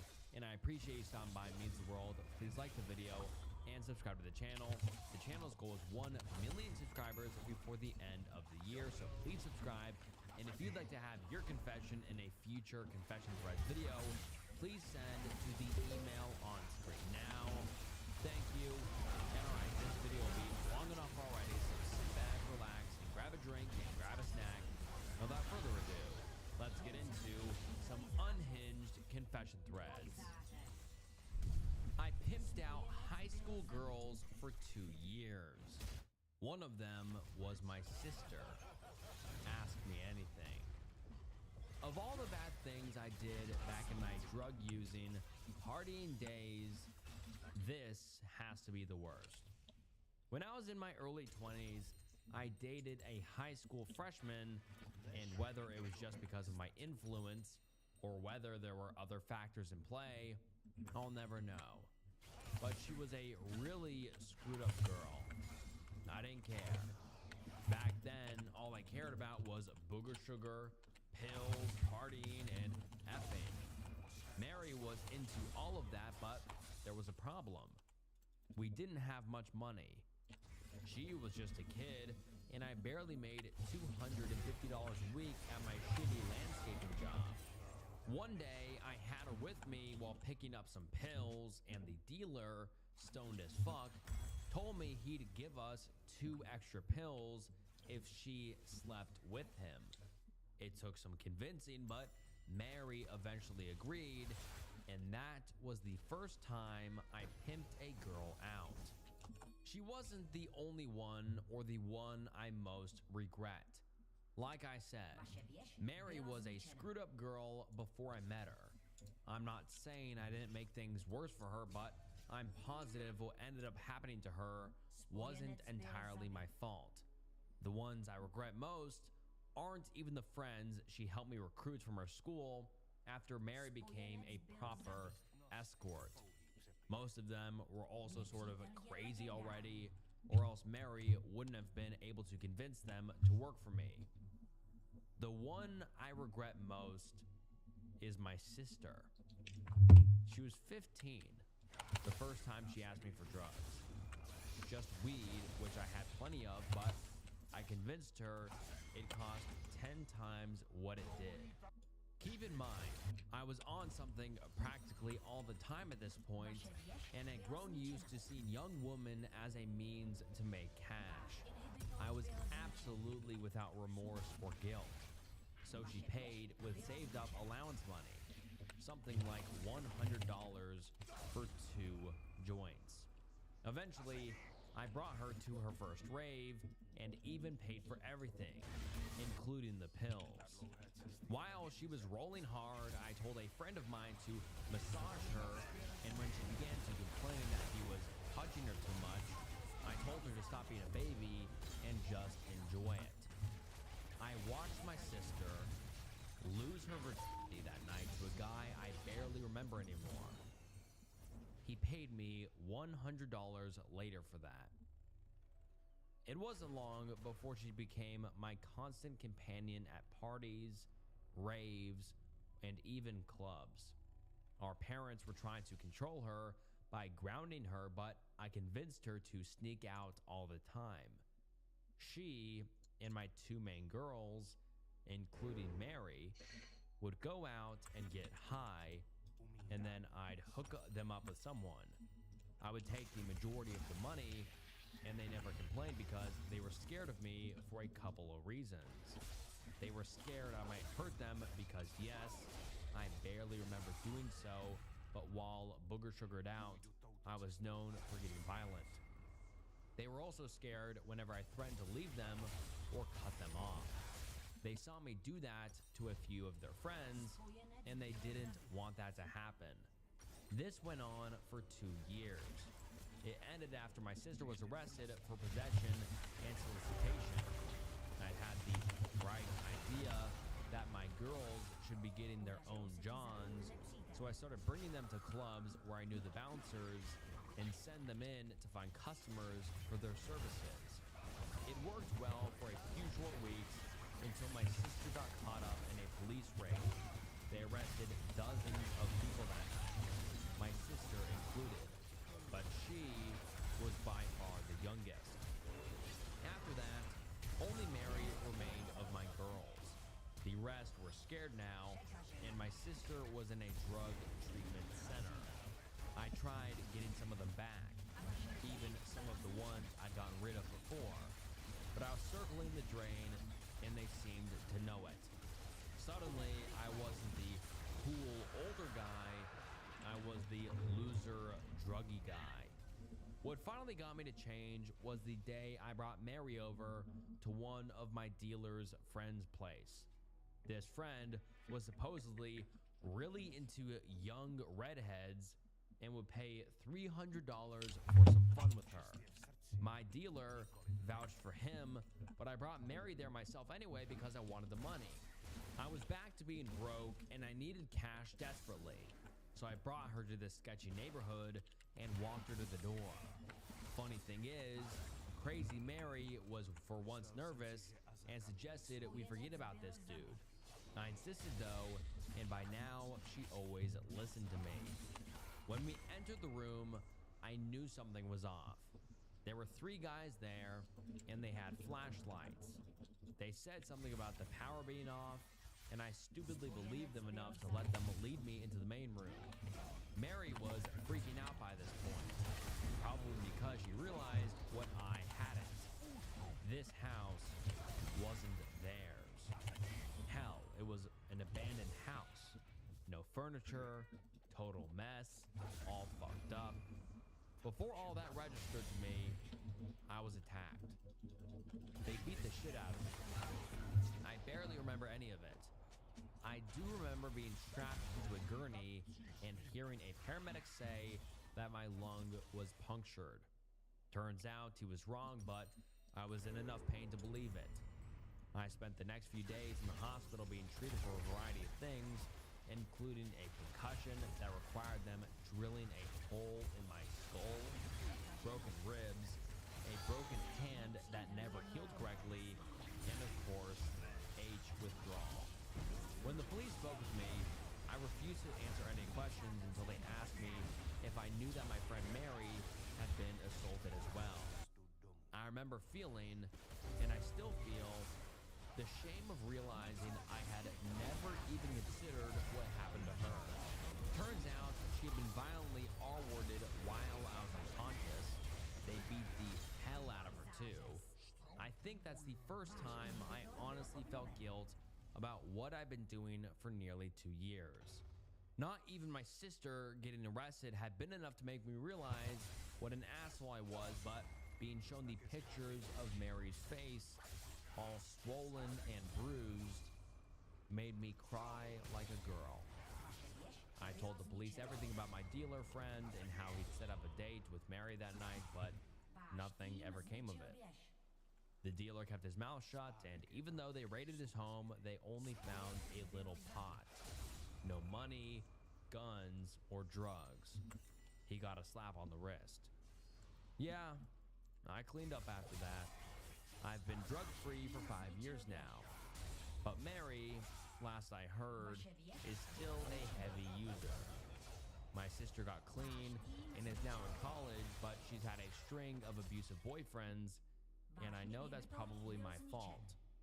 I was her big brother, and I taught her that men only want her for intimacy, and she's had a hard time unlearning that lesson. The other girls I barely even remember, and am too much of a coward to try and track down. And even though it was a Ask Me Anything, the OP didn't really answer a lot of questions, and the questions he did answer have since been deleted. I mean, this was posted 13 years ago, so a lot of the accounts that commented have been banned or deleted or whatever. So let's just get into some of the top comments. Someone says, that is a confession. That is a story. And then someone replies saying, doesn't sound like bullshit to me. I've known plenty of people to live this kind of life, and have been pretty close to those situations myself. Not tricking for drugs and money, but around while it was happening. The people who are calling it fake have obviously never been in these situations, being heavily addicted to drugs, hanging out with dealers who sling mass amounts of drugs, or knowing girls who are so desperate for a fix that having intimacy with someone for drugs/money wasn't even a question. Believe it or not, this stuff doesn't only happen in the movies. Someone else says, that's a effed up story. I'm glad you got a wake-up call and also decided to unburden yourself. Damn. Have you ever apologized to your sister or Mary about what you did to them? I feel like that would bring a lot of healing too. Peace. And the OP replies saying, yes, I apologized to my sister once, but only because she apologized to me first. We don't discuss that time in our lives anymore. As for Mary, no. I only saw her once after being in the hospital, and that was when she came to me asking for a hookup. I told her I was clean now, and she should be too, and she agreed, but while I stayed clean, she hasn't. Someone else says, track them down, do something. And the OP replies saying, call it a cop-out, but I honestly don't know where to begin finding them. I don't even remember their full names. Mary might know, but last I heard, she had moved away, and the person who told me that said she was still really fucked up. And then an OP asks, what made you decide to do an Ask Me Anything? And the OP replies saying, I just have a hard time sleeping, even with medication. I get these awful nightmares that wake me up in the middle of the night, and I feel like total shit. I feel like a fake when I go to my meetings. I try my best to get over my past, but I can't stop thinking about it. My sponsor suggested that I be more open about everything I did back when I was using, so I decided to try and ask me anything to see if it would help. And then someone replies saying, you will never get over your past because you are a truly rotten person. That doesn't change. Your only positive contribution to the world will be when you leave it. I knew my brother was going to commit S-word, and I didn't try to stop him. Hi Snook, I've been watching your videos for years now, as I deliver packages for FedEx and I love your content. So much so that I have almost no more of them to listen to. So thank you for being a big part of my life. I hope this can make it into a video, as I feel it may have some value to others who may relate. All names have been changed for privacy. Please keep me anonymous. Now on to my confession. In order to truly paint the picture for this confession, I need to give some backstory context.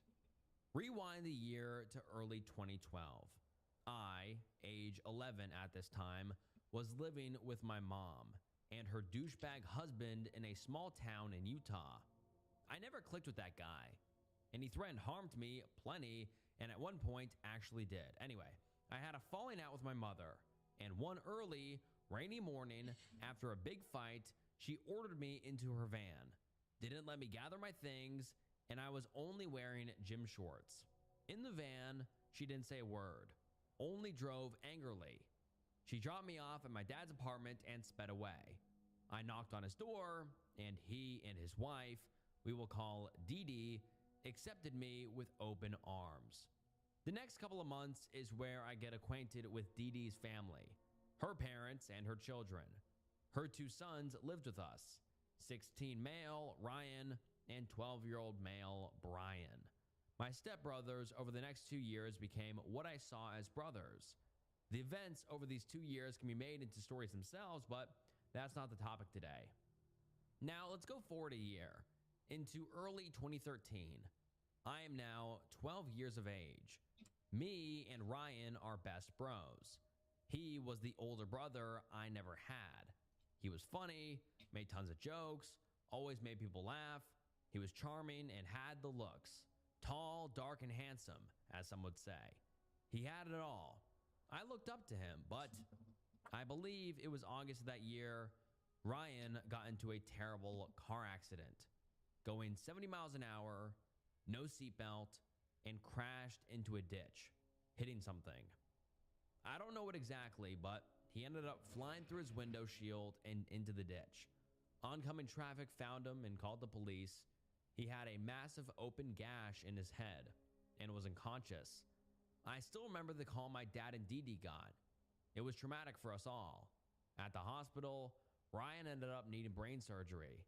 After a couple of weeks, he made a full recovery and was discharged. The weeks following, I noticed Ryan wasn't the same. He had new interests and didn't make as many jokes. He was suddenly into Mexican music and the language. He lost friends and had an obsession with this one girl at his school. One day, while in my room, he came in with an extension cord and told me something along the lines of, "I swear to God, I'm gonna kill this lady," referring to Dee Dee. "I'm gonna strangle her with this cord," and all the while had a smile on his face. I found the statement shocking, but at the same time, I also thought he was making a dark joke. He was a jokester after all. Another time, close to Halloween, he bought a mask and would spend a lot of time customizing it. One time, I went to the shed where he would work on his mask, which was black and marked with scratches and expressionless. I told him how cool his mask was looking. He said thanks and proceeded to say, "If you hear on the news about a shooting and the person wore this mask, you know it was me. Remember that." Again, shocking, but I thought he was making a dark joke. Now, almost a decade later, I realized these statements were most likely cries for help. I just wish I could see that when I was so young. Now, another year later, early 2014, I was 13 years of age. I noticed Ryan was a lot more isolated. He hardly talked to people and always seemed angry. I never knew why, but he had temper issues. My dad and Dee Dee's shared birthday was coming up, and Ryan had plans to surprise them with a gift. He told me it was going to be amazing, and they were going to love it, but in the meantime, we was going to write in his journal about his ongoings. A week goes by, and it is now my dad and his wife Dee Dee's shared birthday. Ryan is sitting at the dinner table, writing in his journal. I ask him what he is doing. He replies, shockingly, "It's my S-word note." At my immature age of 13 and lack of experience with this type of stuff, I said, "Haha, no it isn't." Ryan looked up at me, expressionless, like his mask, and simply said, "Yes, it is." Now, to preface this, at my young age of 13, I have never had to deal with death, especially anyone so close to me. I didn't know the seriousness. I didn't know how to handle this. I've never needed to. I didn't believe him. My heart hurts with what I'm about to type out. I told told him if he was going to do it, he should spend the rest of his credit card and buy me things. Na bučku, vole. I know. How disgusting. I obliged. For the rest of the day, my biological brother and Ryan hung out. We walked the town as he told me his plans to commit S-word. Looking back, I knew I believed him by that point, but I didn't want to. I wanted to believe he was just making another dark joke, and we would all laugh about it later. We walked and walked, talked and talked. Then we made it to Walmart, where he proceeded to buy me and my brother things with the rest of his money. At this point, I needed to talk to him. It had gotten too real. We sat outside Walmart and chatted. I told him he shouldn't do it. Bariéra. He couldn't do it. We love him and so many others do. But he would go on to tell me nothing would change his mind. Nobody was going to stop him. Then he made a statement that still chills me to this day. He said, "You realize, if I don't do this, I'm going to kill everyone, right? I'm going to kill everyone and go to prison." To which I replied, "Even me?" And chillingly, he simply replied, "Yes." Then he said, "So, I need to do this. I don't think you want me to end your life or your dad's. So, if you try to tell anyone or call the police, I will kill you all and commit S-word later." Following this was silence. I didn't know what to say. I was terrified. I didn't want him to fall through, and I didn't want him to kill us all. We finished the walk and ended up at his grandparents' house. This is where he dropped off the Walmart supplies and his S-word note. He told them not to open any of it until 9 p.m. It was a surprise. For whatever reason, they agreed. His grandparents took me and my biological brother back home, where just before leaving, Ryan looked at me with a smile and said, "Bye, bro. I'll see you tomorrow." This statement leaves a deep sadness in me to this day. I stay silent. Now at my dad's and Dee Dee's apartment, an hour goes by. Just me and my dad, alone, as Dee Dee was at a meeting. We were playing video games and eating dinner. Then my dad gets a call. I knew what that call was. I look over to my dad. He is stunned. He puts a hand to his mouth and begins to silently cry. I've only ever seen my dad cry like that twice in my life. This was serious.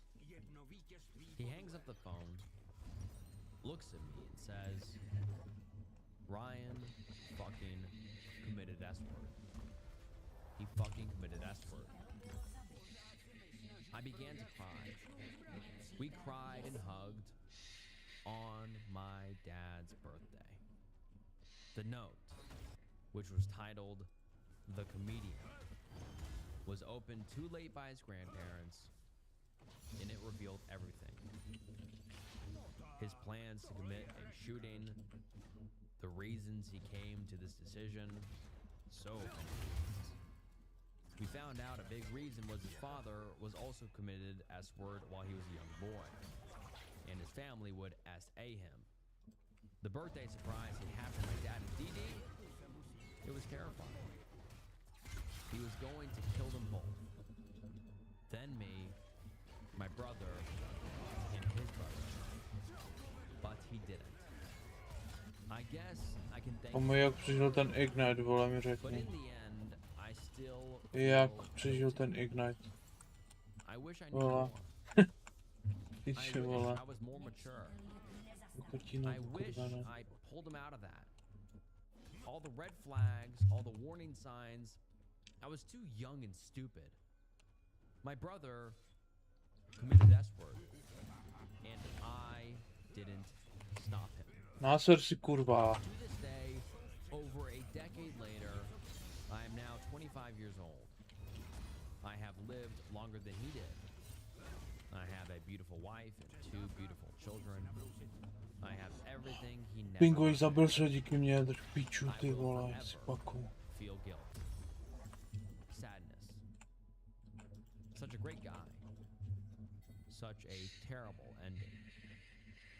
If this gets in a video, I want everyone to know. Whether you are a young, ignorant kid like I was, or an older person, please, please do everything you can to save someone. See the warning signs. Take their words seriously. Pull them out of that place and save a loved one. Or end up like me. Thank you, Snook, for reading, and I hope this can be of some value to someone. There is a lot to learn from my mistakes. My sister is mentally ill, and I wish she would just die already. Hi, Snook. This might be a long one, so sorry in advance. I have a few major things in my life I could talk about, but this is probably one of the most entertaining, I guess. I recently stumbled across your YouTube channel and got hooked, so I thought maybe I could share something and get it off my chest. Obviously, I'd like this to stay anonymous and do with it what you will. My sister is bipolar and schizophrenic. She is mentally very unwell and keeps having children. I currently have 5 nieces and 1 nephew from 3 different fathers. One of them is a stoner who sells drugs. One is in jail for murder. He also threatened my mom and said he would throw acid on her face. And another is an alcoholic who has 3 or more R-word allegations against him. As you can guess, none of them are present in the children's lives. The worst part is that my mom has custody of most of the kids, and many of them have difficulties. One has ADHD and autism, one has an 18-month developmental delay, and another also has autism. For some context, I live with my Spanish dad in Spain. My mom is English and stayed in England. I left because I was sick of everything and had a terrible childhood. So I moved in with my dad. My sister is older than me and has a different dad. And that's where a lot of her issues come from. Her father was Middle Eastern. I can't remember exactly where from. He forced my mom to convert to his religion and basically treated her like a slave. When my sister was a child, she was repeatedly abused and R-worded by her dad and her uncles. A few years later, my mom had me with my dad in Spain, and I had a relatively normal childhood until I was about 5 or 6. When my parents split up, I'm surprised I remember so much from that time because I was so young. But I remember Mě nebaví, vole, pojgrači, piču, takže nevím. England with my mom and my sister. I don't think my sister even remembered what had happened to her until later on. In England, she got mixed up with the wrong crowd, started smoking weed, taking drugs, and getting into trouble. From that point on, I felt like she wasn't the same person anymore. She completely changed. When everything seemed to be going well, at least from the perspective of a 6 or 7-year-old, everything suddenly turned. I left England and moved back to Spain when I was 13. Over the years, my sister was diagnosed with bipolar disorder and schizophrenia, and she has had 3 psychotic episodes. From what I understand, each one can cause serious damage and reduce cognitive function. She goes on and off her medication. When she's on it, she's like a piece of furniture, glued to her phone and completely disconnected from the kids and everyone else. When she's off it, she becomes unstable again and ends up getting pregnant. It's honestly insane. She's driving my mom to the brink, and most of the family wants nothing to do with her anymore. I feel powerless because I'm in Spain and can't really do anything to help. Sometimes I just wish she would drop dead so everyone could finally live their lives in peace. I especially feel bad for the kids because they must her fault. She had a horrible childhood that left her deeply traumatized and mentally scarred for life, but at the same time, I also had a terrible childhood because of everything that happened around her. And I don't go around causing that kind of trouble. I know she probably isn't capable of thinking the way most people do, but it's still incredibly frustrating because all she seems to do is cause pain for everyone around her. Recently, during her last pregnancy, doctors said that both she and the baby almost didn't make it. They warned that if she got pregnant again, either she or the child might die. And the only thought that crossed my mind was, well, in a couple of months, I might have to catch a flight for my sister's funeral. Am I wrong for thinking like that? She isn't the sister I used to know.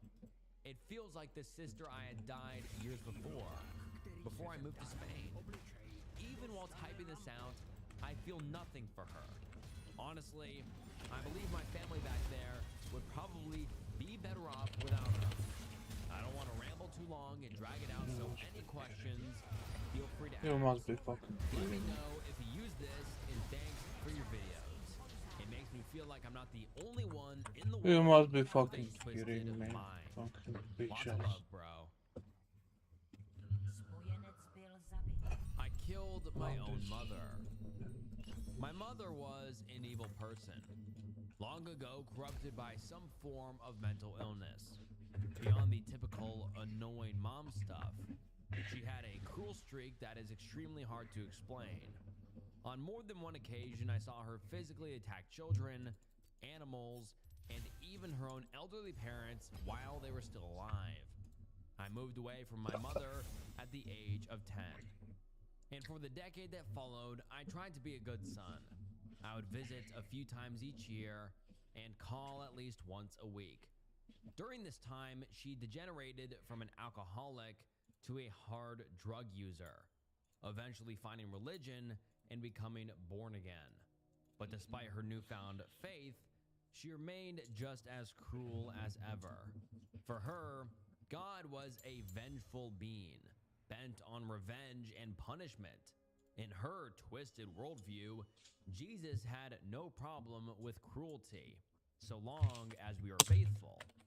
Faithful to what exactly? I don't know. When I was in my early 20s, I went to visit my mother, and we ended up going for a long drive together. We hadn't planned anything, but we ended up in the mountains about an hour west of town, and decided to go for a hike like we used to. She was actually in a rather pleasant mood that day, and I had some important news to share. I was about to become a father myself. After an hour or so of hiking and talking about this news, we stopped at a little plateau to admire the view. The ledge was next to a steep drop-off, offering an incredible view of the Rockies behind us. It was like something out of a National Geographic special. I suggested we take a photo of ourselves, and she agreed. I set up my camera hanging from a dead tree and aimed it using the strap so that the view would be behind us. I set the timer for 60 seconds and walked back towards the edge of the cliff. I smiled for the camera and gestured for my mother to join me. She did. A moment later, a green light blinked at us, and something inside me activated. Something that had been there all along. Something that is still deep inside me now. Without hesitation, I turned and shoved her off the edge of the plateau as hard as I could. I watched her eyes glow with fierce rage as her neck snapped forward. She stumbled for a step or two and then toppled over the edge. It was so surreal. She looked like Wile E. Coyote.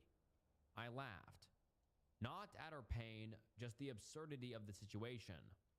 And just like the Wile E. Coyote from the cartoons, she was silent. The only sound was the snapping of pine branches and the chirps of frightened birds. I calmly hiked down and around, towards where the body was. As I approached, I could hear a soft gurgling, and I was amazed to find her still alive, partially impaled on a stump. I'm no doctor, but there was a lot of blood. My guess is that she punctured a lung because she couldn't talk. She could only drool blood and gurgle at me. I pulled out my cell phone. No bars. I wanted to stay and watch her die. But I knew the time had come to act rationally again. I hiked towards the car at a double pace and called 911 as soon as I found some reception again. The operator had a sweet southern drawl and asked me if I knew where I was. Of course I did. I had hiked these mountains 1,000 times. She said authorities were on their way, and I knew I had an hour at least. I rushed back to the body, but it was too late. She had already died. I didn't touch the body. I didn't move her. I wanted to make sure I had a few questions to answer as possible. To cut to the quick, the death was ruled an accident, and I was never charged with anything. My mother was a piece of shit, so no one else really cared that she died, and no one had reason to suspect me. The sorrowful, grieving son who had come to visit his mother like a good little boy of anything. I never even took a polygraph. No one asked me to. So why am I telling this to you? R/confession? I'll tell you why. Just a few minutes ago, my son, who is now in the 4th grade, was sent home from school early for brawling, and he came home to find me here in my home office, working, as I usually do. Eager to change the subject, he grabbed a photo that I leave on my desk and asked me about it. I grabbed it back away from him and sent him off to his room. But after sitting here and just staring into this photo for a while, I felt the need to share. After all, it is one of my favorite photos. I look so happy. Hell, What the even fuck? Mom looks happy. My wife is dead. The best Christmas present I could have gotten. At the beginning of 2022, I caught my wife having an affair with one of her exes. Our marriage wasn't perfect. I was not the perfect husband, I will admit. But I did my best. I put effort into the entire 5 years we were together. I put my all into the relationship.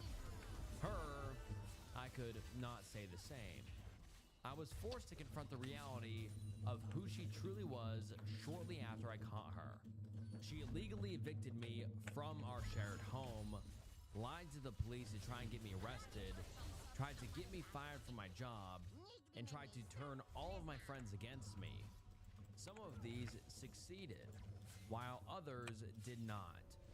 She has made my life a living hell since the day I asked her for the divorce, and has planted her heels into the ground over our separation to try and drain all my finances and emotional strength from me. The only upside is we had no kids for her to use as weapons, but I soon found out that her policy of strict birth control with me did not extend to her suitor, as he got her pregnant 5 months ago. I thought maybe this would help speed along the divorce, but it only rallied her in her efforts to destroy me. On Christmas Eve, my wife and her suitor went to a party where both of them got drunk. I find this fact terrible, as all her friends knew she was pregnant as well. Her suitor drove them home, a mistake that would cost them both their lives. In the state I live in, our divorce is now considered to never have even started. I will be able to claim her life insurance policy for myself and move back into my home. Her parents called me up distraught yesterday, acting as if the last year had never happened, and offered their full support to my funeral preparations for her. My confusion here was beyond belief, but the apple does not fall far from the tree when it comes to my wife. I told them if they want a funeral, it was coming out of their pockets. I will pay for her to be cremated and deliver her ashes to them in the cheapest urn offered if they desire. They called me horrible and tried to guilt me about her life insurance. But after only 4 minutes on the phone with them, I hung up and blocked every one of her family's numbers. I'm going to be taking a few extra days off work to move back into my house over the next week. I've already made arrangements to have her stuff hauled off, so my home will be an empty canvas to start my life anew. I don't know if there is a God or if this was just karma, but I truly believe now that I've come out on the other side of the storm. And then the OP provides an update saying, I have decided to elaborate on a few common threads I see in this post here, as responding to all the comments would be too much. Firstly, some are judging me for the way I'm reacting to the death of 3 people. You're right. It is not normal, nor is it healthy. I feel no emotions toward my ex at this moment. All my hatred, resentment, and regret evaporated when I learned of her death. I feel nothing but relief right now. This void has slowly consumed me over the past few days. I feel numb, like I'm dreaming, like what happened is not real. This woman made my life a living hell for over a year. She set out to destroy me and would not stop until she did. I do not like the fact that I feel this way over the death of 3 people, but that is not a box I feel ready to unpack at this moment. Secondly, I've reached out to my ex's mom today, and things are much more civil as of now. I'll pay the hauling company to move her stuff into one of their storage units, and then can figure out the rest. Her mother revealed to me that they cannot afford to host a funeral for my ex. I am 100% the legal beneficiary of her life insurance. Despite my past hatred for her family, I told her mother I will give them a small amount from her life insurance so they can have a service and arrange burial logistics for her. This is contingent on us cutting ties after, and I will not be involved any further in her funeral. I will still be talking to a lawyer. Lastly, I am not going to elaborate any further, except the only lives lost was hers, her suitor, and their unborn child. Some are saying I should sell the house. Right now, I only want to return to my home. The details of where I end up, either there or somewhere over the rainbow, are yet to be determined. I do not know what life holds for me, or any of us. This event happened, maybe for a reason, or maybe the universe has no logic at all. This gift put an end to a period of my life that sent me to the brink of destruction. It's morbid to think that the death of 3 people was what pulled me to the other side alive. It's interesting how quick it can all change or end. I put peanut butter in my friend's drink, thinking she was lying about her allergy. I was young, only in the 2nd grade, and had recently been taught about lying. After our lessons on sinning and doing bad stuff, I developed the idea that my friend, let's call her Lily, was lying about her peanut allergy and just didn't like peanut butter, but was too ashamed to tell me because they were my favorite snack at the time. Not to mention the times when someone would bring in a snack to the class, and we'd always have to check if they had peanuts in them. If they did, the whole class couldn't eat them so that she wouldn't feel left out. I was tired of what I thought was a dumb, made-up lie, and decided to take matters into my own hands by bringing a big jar of peanut butter and waiting for the perfect moment to strike. Once it's snack break, I waited until Lily went to the bathroom to take out my peanut butter jar to slip a spoonful into her cup, shaking it good so she wouldn't suspect a thing. Once she came back, she sat down and drank some of the peanut butter infused water. As she did, I watched with wide eyes, making sure to take in every detail. Now convinced that she's been lying the whole time, suddenly, Lily started coughing uncontrollably, choking and thrashing herself all over the floor. It also didn't help that she forgot her EpiPen at home that day, causing her to convulse and forcing my teacher to call an ambulance. It turned out she was severely allergic to peanut butter, and I never had the gall to tell her what I'd done that day. We are still friends today, and she strongly believes that her father was trying to kill her that day since she got in a fight with him the day before regarding her dead mother. I lied and took a company asset home. I got caught, fired, and 4 years later, I still regret it. This happened 4 years ago, and I still think about it almost every day. I worked in an IT department for 8 years, and part of my job was managing company assets. There was a TV in storage that hadn't been used for years. Nobody ever mentioned it. Nobody cared about it. At least, that's what I told myself. So I decided to take it home. But I didn't just take it quietly.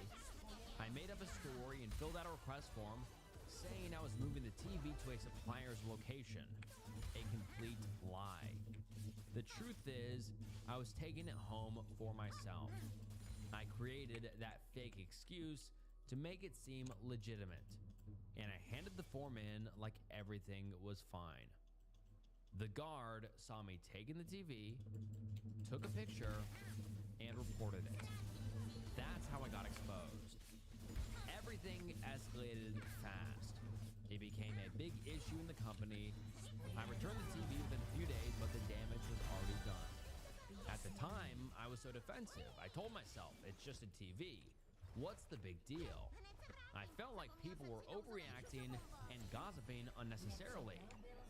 But in truth, I had lied, manipulated the system, and broken trust. My boss was disappointed. They didn't say much. They just ended my contract quietly. I didn't get a chance to explain. I lost my job, and even worse, I lost all of my friends there. People cut me off, unfollowed or blocked me on social media. No one reached out. No one asked me what really happened. I became the center of gossip, even among people who had already left the company. I know what I did was wrong. I was manipulative. I was persistent. I thought I could get away with it. And now, years later, it still haunts me. I miss my coworkers. Not even one person in particular. Just the group moments, the laughter, the feeling of belonging. I didn't take the TV because I needed it.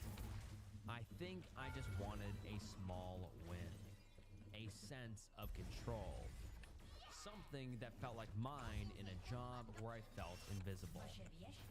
I regret it deeply, and I don't know if people ever really forgive you for something like this, but I needed to get it off my chest. My wife of 13 years confessed about an affair about 3 months ago. She told me the day after our anniversary that they had intimacy often. I don't know what to do. The title pretty much explains it all. I am a stay-at-home dad of 3, including one with special needs. For the past couple of years, it's been a slog. Therapist after therapist after therapist for my kiddo with cerebral palsy. 2 other kids in school. It's something we discussed many times. She works and is able to provide for us financially, and I would stay home with them. 2 years ago, she joined a gym and began a relationship with John. John and my wife would frequently message on Facebook about random things, but things that my wife tried to hide and delete. She has lied about speaking to him, what they've spoken about, amongst other things. We are done having kids, so she used this time to get a breast augmentation and tummy tuck-like procedure. It felt like she was literally going to cheat on me, but she assured me that this was just her way of getting out of her motherhood body. She spends an unworldly amount of time at the gym, before work, off days, literally doesn't stop. She can easily spend 3 to 4 hours at the gym. Meanwhile, I am at home with the kids, preparing lunch, breakfast, getting them to school, taking my child with cerebral palsy to his therapy appointments. Things start to get worse. I find that I'm getting more frustrated with feeling like a single parent while she is just living her dream life at the gym and building a career. She feels like I'm treating her unfairly and takes her rings off last summer. She didn't tell me about it, but she is stating that we are separated, but no ground rules are laid out. She continues to live her life with her rings off without any sort of discussion. We were definitely in a slump. My skepticism of her and John's relationship continues, but we hit hills and valleys in our relationship. It feels that sometimes it improves, and some days it feels like it wasn't gonna work. We had laid out some rules about this guy, and I asked her to delete him from her phone and block him. They can't communicate at the gym since she's there so much, but nowhere else. Flash forward to June. I found a text message thread while I tried fixing her phone with a random number. It was messages upon messages of hers and John's relationship. Mind you, this guy is married as well. My suspicions for over 2 years was true. I knew she was cheating on me. I flipped out. I was so upset. She said they didn't have any physical contact except for holding hands and hugging. She was extremely adamant that that was it. Things didn't feel like they would get better, but eventually they kind of did over a couple of months. That, or maybe I was missing who my wife was. I don't know, but it felt that an emotional affair was easier to forgive. I told her I forgave her and that we recommitted of making this work. It felt like we were more normal than ever, and she was being open and honest about my questions that I had. The day after our anniversary, she drops a bombshell. She actually was physical in her affair. They had intimacy an unknown amount of times in his car while she was at work. She says they wore protection. I am so mortified. I already grieved for her once, but now I put through another round of mental torment and physical PTSD. She lied again. She said she didn't have intimacy with him initially, but now she wanted to lay it out. She says the last time they had intimacy was in April.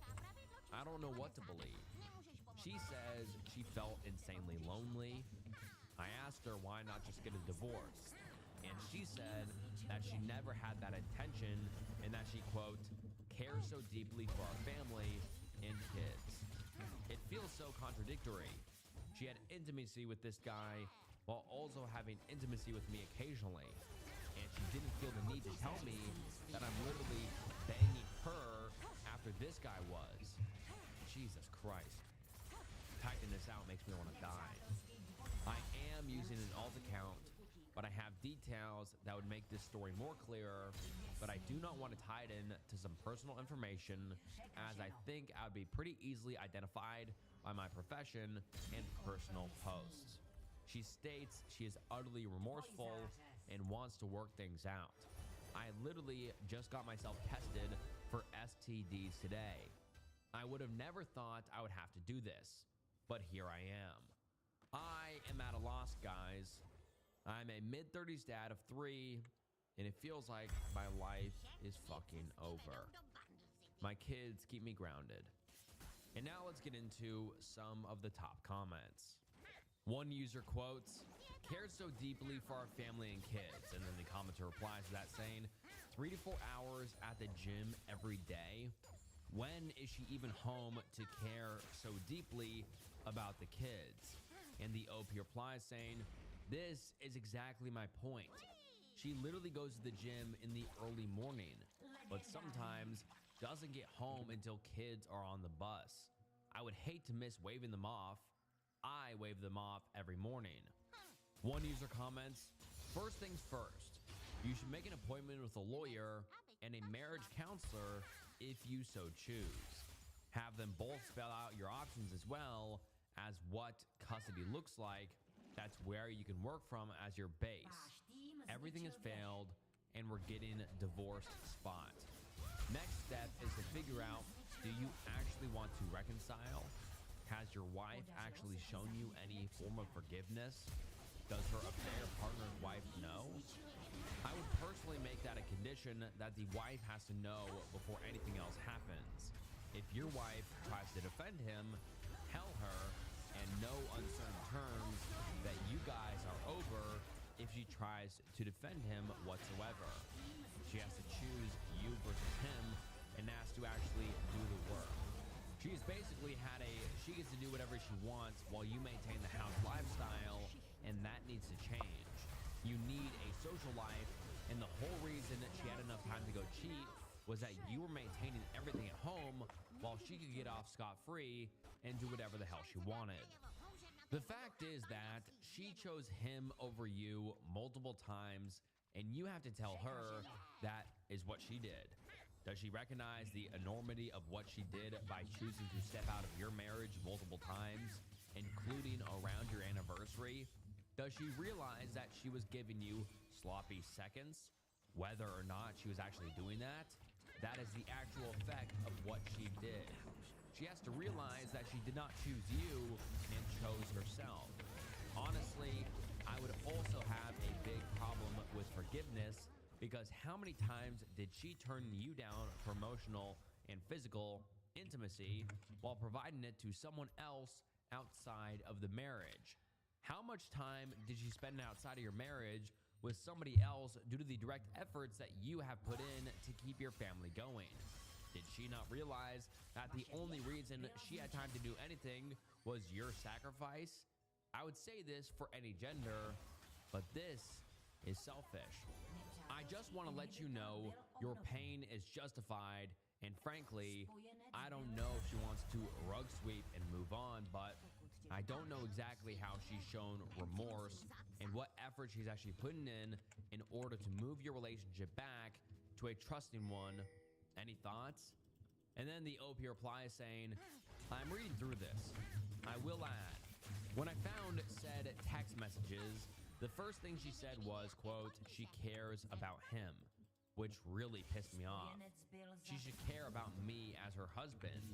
She finally has told him no more contact, and she blocked him on every platform and said that she is willing to have an open device policy. I do think this is extremely remorseful, at least right now. He has made some suggestive comments as a way to make her feel bad. She did put her rings back on, and the guy wants to reconcile to me as well. AKA, he reached out to me on Instagram, and I immediately blocked his dumb ass. Another user says, I've said this before on this sub that if my spouse was the one to come clean about an affair, I'd be likely to try to work it out, but this is just a disaster. If you decide to stay, and that's a big if, number one, couples counseling. Number two, quitting the gym. Number three, spending time with her newly available free time with the kids she allegedly cares deeply for. But this all hinges on one question. Do you even want to work things out? Seriously, ignore everything I just suggested. Ignore any stay, leave, crucify her in the divorce or other comments. Take some time and really ask yourself, do you want to try to work this out? And then a commenter replies to that saying, thank you for putting this question into words that I've been trying to do myself in another thread. The real question is, what is she doing to want to make him stay? And the OP replies saying, that's what I'm thinking. From the beginning, I'm convinced she had a plan or deep intention, but she says things just kind of fell that way. Yeah, right. She says they were just friends first, but if that's the case, why did she delete all of her messages from him when I first saw them? That first happened like 1.5 years ago. This has been shitty since the start. Another user comments, your mistake was thinking any sort of affair would be less harmfully.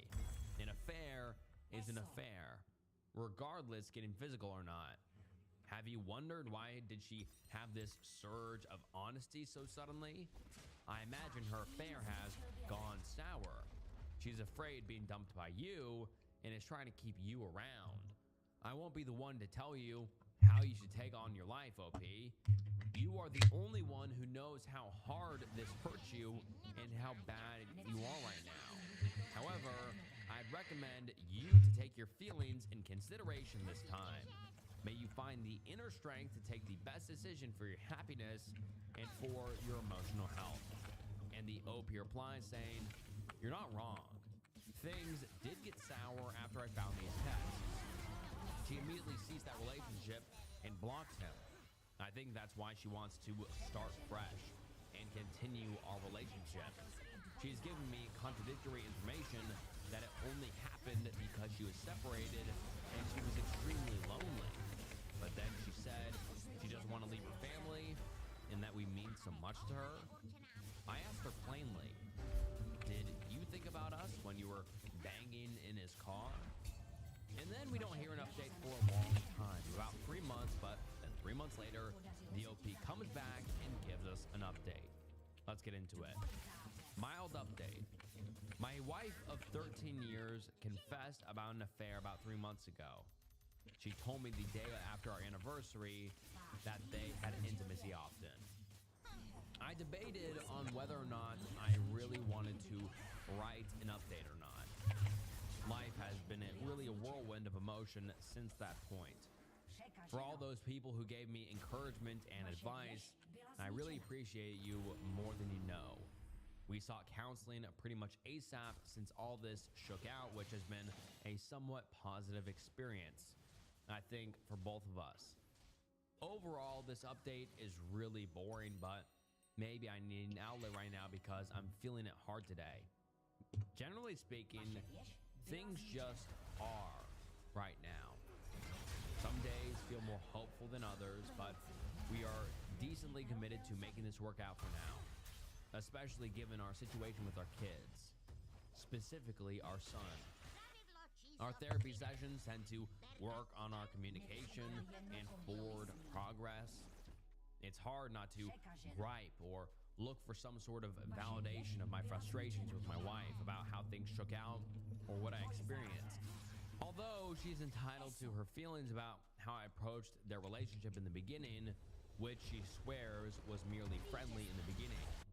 Although the more I think about it, the more it feels like I'm being gaslit by my wife and maybe a little bit by our therapist. I generally do not have a problem with my wife having male friends. And even when we were having a hard time, I felt that I made my boundary extremely clear. Initially, when they were just friends, she would message him like regularly, going into topics that felt boundary crossing. In this, she says they were just friends. But now, I don't think I'm comfortable with her having friends like that again. And I told her that. I am a little upset because reflecting on things now makes me feel like both my wife and our therapist made it seem I'm letting my anxiety get the best of me.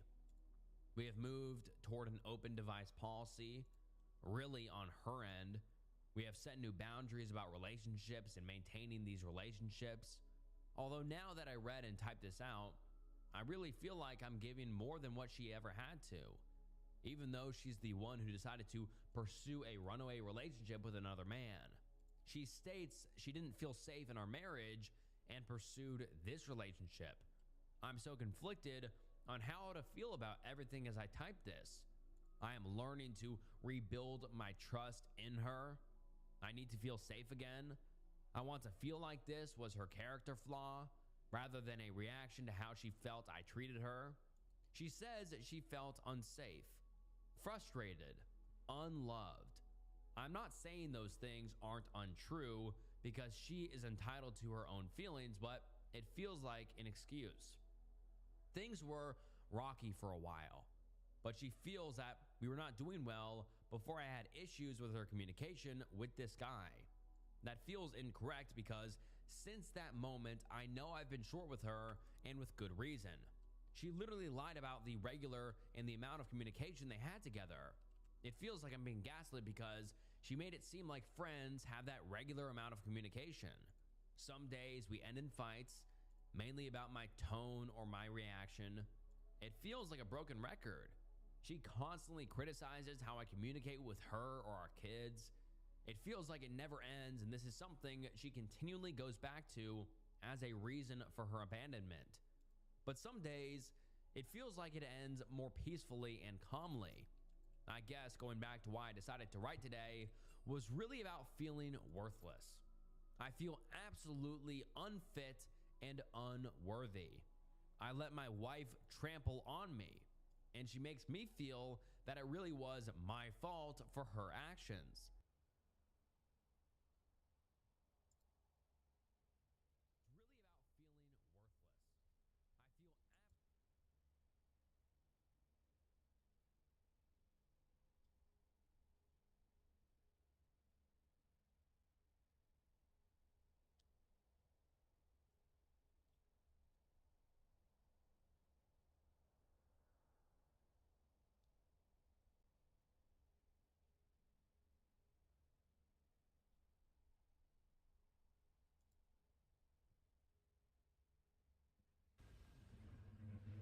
It's really about feeling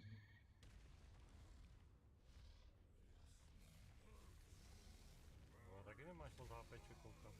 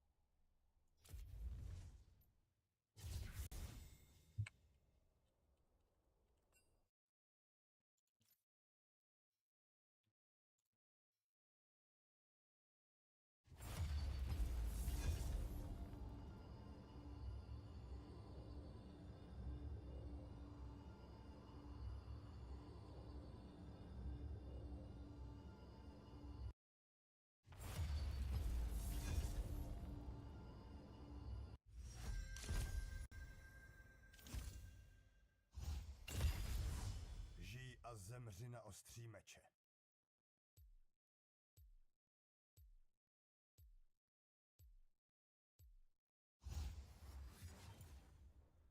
Riley Reid is a woman best known for her decade-long career in the professional scene of the adult film industry. She is known for her blunt personality, fully embracing the lifestyle without focusing the discussion around the dark side of the business as many other industry veterans have done. The often outrageous approach has oddly led many to point to her as a positive example of sex work, showing that there are plenty of well-adjusted people in the space. But after going through over 100 interviews with her, I noticed the tough girl facade crack on occasion, seeing that she may have just as many problems as everyone else. This led me to uncover the truth behind Riley Reid. But before we get to that, let's begin today's story with what you probably already know. Reed started working in the adult film industry at 19 in 2011. From there, she moved to LA, finding huge success, winning over 49 awards, despite not looking like the conventional adult actress with large fake breasts and blonde hair. Miss Reed claims it was her ability to smile that set her apart from other girls in the industry. Yeah, like I had one fan who told me once that he was like, I have to rewatch your videos so many times because you kept making me laugh. And like, I liked That's so that. true. I thought so as well. Then between 2018 and 2019, Riley began appearing in YouTube vlogs for creators such as David Dobrik and the Paul brothers. Just like Howard Stern did in the 90s, the edginess of hanging out with adult stars in this online content garnered her a lot of views. These symbiotic relationships boosted Riley's search results on adult websites and allowed her to gain more notoriety with the mainstream media. Then around 2020, she met her future husband, Pasha Petkins, and welcomed a child with a parkour athlete. With this, Reed tries to come across as a happy, chill, and down-to-earth individual with no regrets of her past. A lot of my life decisions have been very spontaneous decisions that just kind of randomly happen, unplanned, and they're some of the best decisions that I ever made. But I do think that any girl who's starting off should do mainstream porn, because I wouldn't be Riley Reed if I didn't shoot for all of these hundreds of companies, because they helped brand me by like showing me to their fan base and their viewers or whatever. However, there have been moments when it seemed that Riley struggled with her choice of being in the industry. And so it sucks. I don't have a mom anymore. I don't talk to her. I miss having a mom. I feel like you can't rewind and you can't go back. I don't have that relationship with her anymore. I don't ever think I will. And that bums me out. So the question remains, is she actually living a normal family life following her decade-long adult video career? But before we go any further, here's a word from today's sponsor. Are you sick of always having to go out or paying high delivery fees to get greasy fast food that makes you not feel that well? Well, luckily Factor has a solution to your problem. Factor makes meeting your nutritional goals easier than ever by delivering fresh, never frozen, dietitian-approved meals right to your doorstep. I like Factor because it allows me to choose meals that fit my dietary needs. You could pick whether you want certain types of meat or a certain amount of calorie or a certain amount of protein. It's all customizable and you could choose your meals based off of what is your preference. On top of that, it's so much more convenient than fast food because you don't have to risk them screwing up your order or having to drive across town to pick it up. I should also add that Factor is extremely flexible with how many meals you receive. Some weeks you may need 4, others you might need 18. Well, it's all good because you could just change it with a few simple clicks on their website. As a person who has gotten to better shape over the past few years myself, I can say services like Factor are paramount to achieving your goals. Having something convenient to eat that's healthy and controls your portion is half of the battle when trying to lose weight. So to try out Factor for yourself, use code 50GFM to get 50% off plus free shipping on your first Factor box. At that price, you really can't go wrong, so I highly recommend everyone watching this video at least give it a shot. Riley Reed was born as Ashley Matthews on July 9, 1991 near Miami, Florida, and is one of 6 children. She grew up in a trailer and doesn't remember much of her childhood. Riley believes that these missing memories protect her from having mental health problems. Her sister was not as lucky and struggled because of the trauma they endured. She does remember living in quote filth as her parents never cleaned their home. This led the young woman to self-classify herself as OCD due to the experience. When she was in 2nd grade, her mom and dad unfortunately divorced, which was a huge impact on the young girl. This separation was messy and caused Riley to attend 9 different elementary schools. When Riley discusses her parents, it's clear that she has more affection for her father than mother. The young woman's mom was a very disruptive character in her early years. You see, Riley's mother frequently had to visit the mental hospital. During one of these detainments, the father moved his new wife into their house. When Riley's mom saw all of her things being taken out, she decided to steal the kids. He would, as a result, not see their father for several years. I realized, my mom was kidnapped, my mom kidnapped us. I was like, I hope I don't kidnap Emma one day. Eventually, Riley was reunited with her father as a teenager. She likely viewed her dad as a more stable individual who was able to hold a job as a computer programmer. However, the more stable parent was strict about certain things, especially the way her daughter dressed, believing that hoop earrings were too promiscuous. As a teen, Riley attended church and even joined a youth group.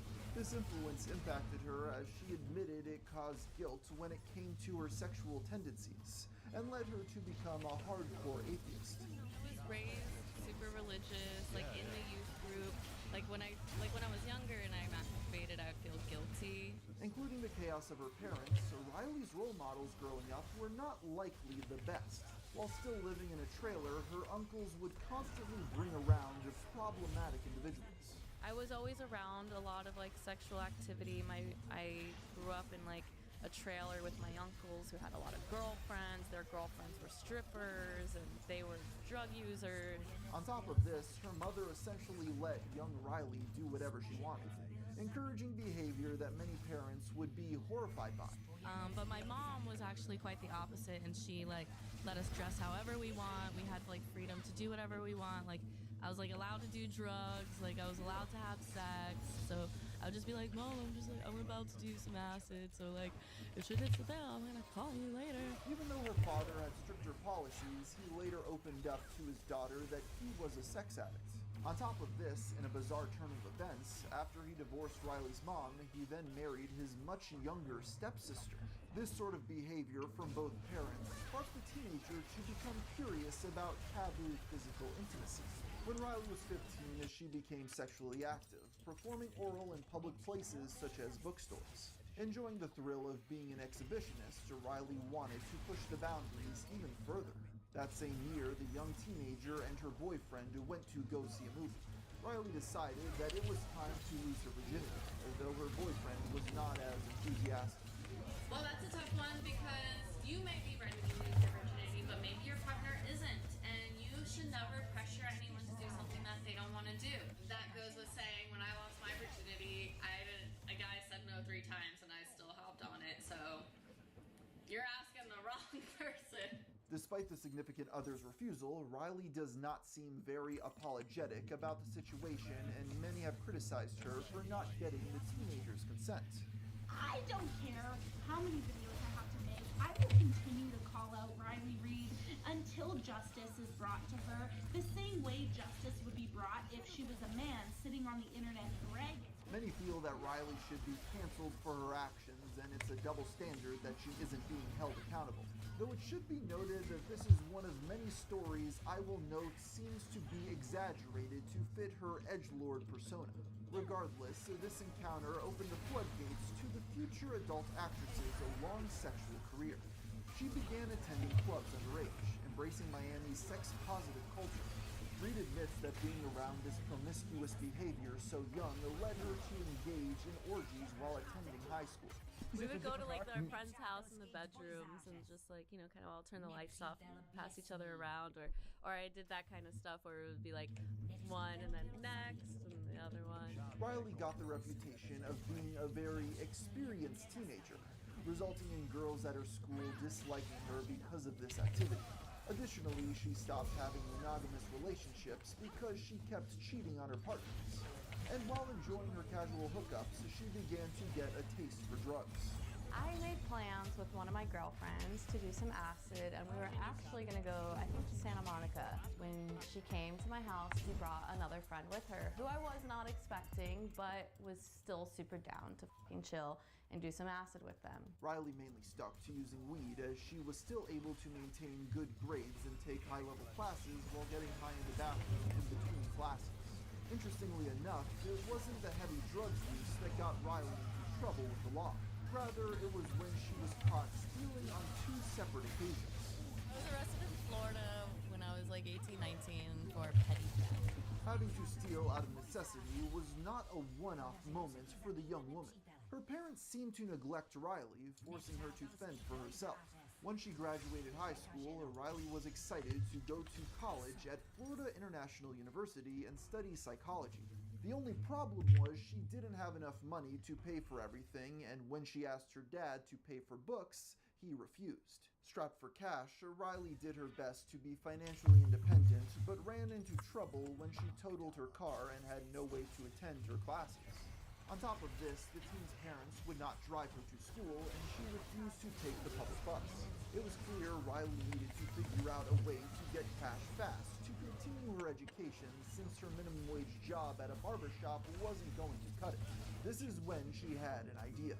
Miss Reed had been attending strip clubs with her male sexual partner, who suggested taking part in an exotic dance competition. Riley agreed because it seemed to be the quickest way to earn money. Unfortunately, she did not win the cash prize, but was offered a job at the club, which she accepted. There she did her best to make enough money to fix her car, but ran into some problems. Firstly, Riley admits to not being a very good hustler and would be social with the guys, giving them free lap dances. Secondly, the other girls did not like her and would get aggressive, constantly yelling in her face. Lastly, Riley got mange, a contagious skin disease. This didn't stop her from giving lap dances, though, admitting to possibly giving her clients skin-burrowing mites. These compounding factors resulted in her job as a stripper being a total failure. Like, the most money I made one night was like $80. Like, I was a horrible stripper. I was so bad. And so I was like, I'm gonna go back to like a regular minimum wage job because like I'm not good at stripping. Considering that the average price of a lap dance is $20, this would imply that she was only paid for 4 on her best nights with no additional services. This makes no sense, and I have to wonder if this is just another exaggerated anecdote to tell on a podcast to get herself more attention, which you will slowly begin to tell is a consistent theme.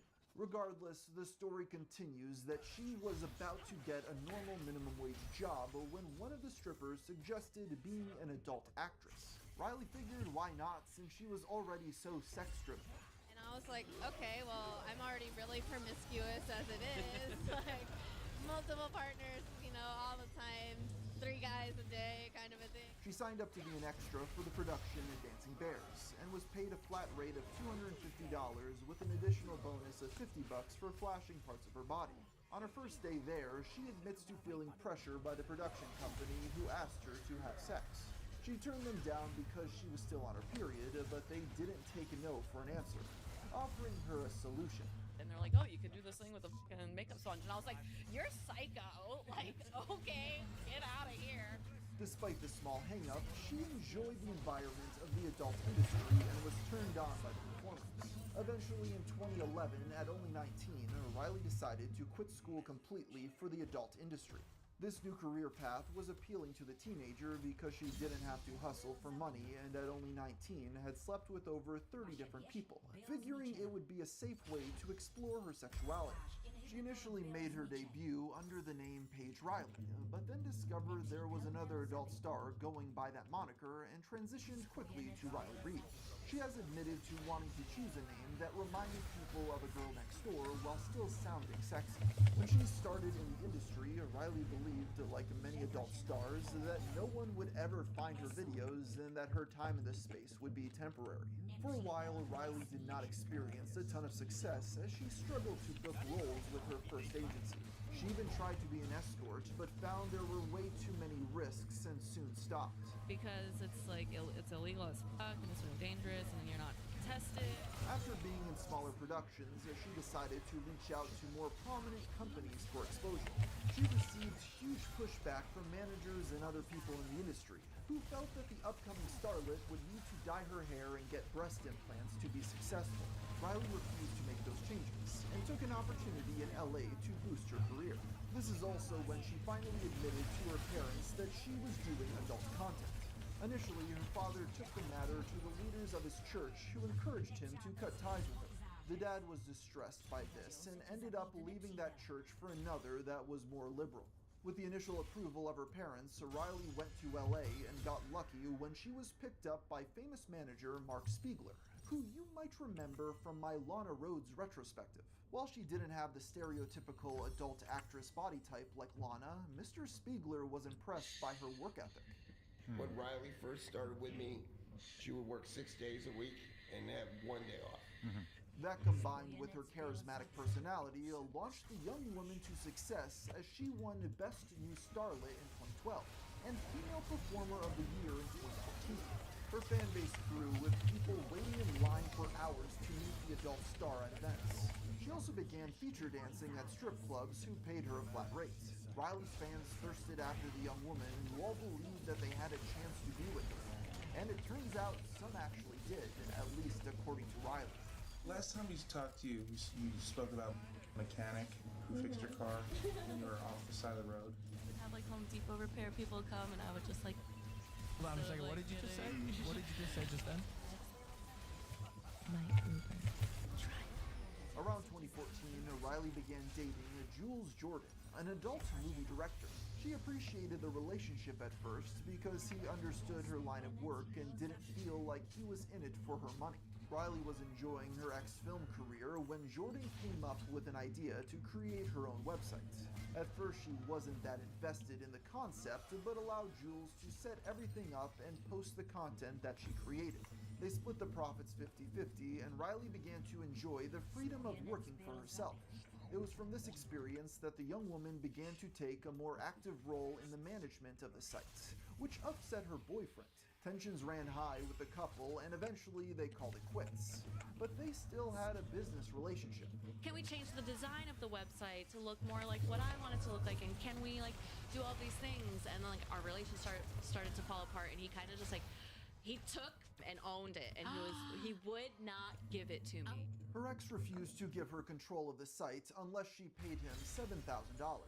Riley felt taken advantage of by Mr. Jordan and refused to pay the sum he requested. She then decided to start up her own website with the help of her computer programmer dad. She then told all of her fans on social media to boycott the original. Jordan had no choice but to give up the successful business that he had been part owner of. Although, looking back on it, I don't think $7,000 is that unreasonable of a price since he did design and run it, but I digress. This event was important since it was the last time Riley would date a person in the X-film world because it messed up her ability to be on set together.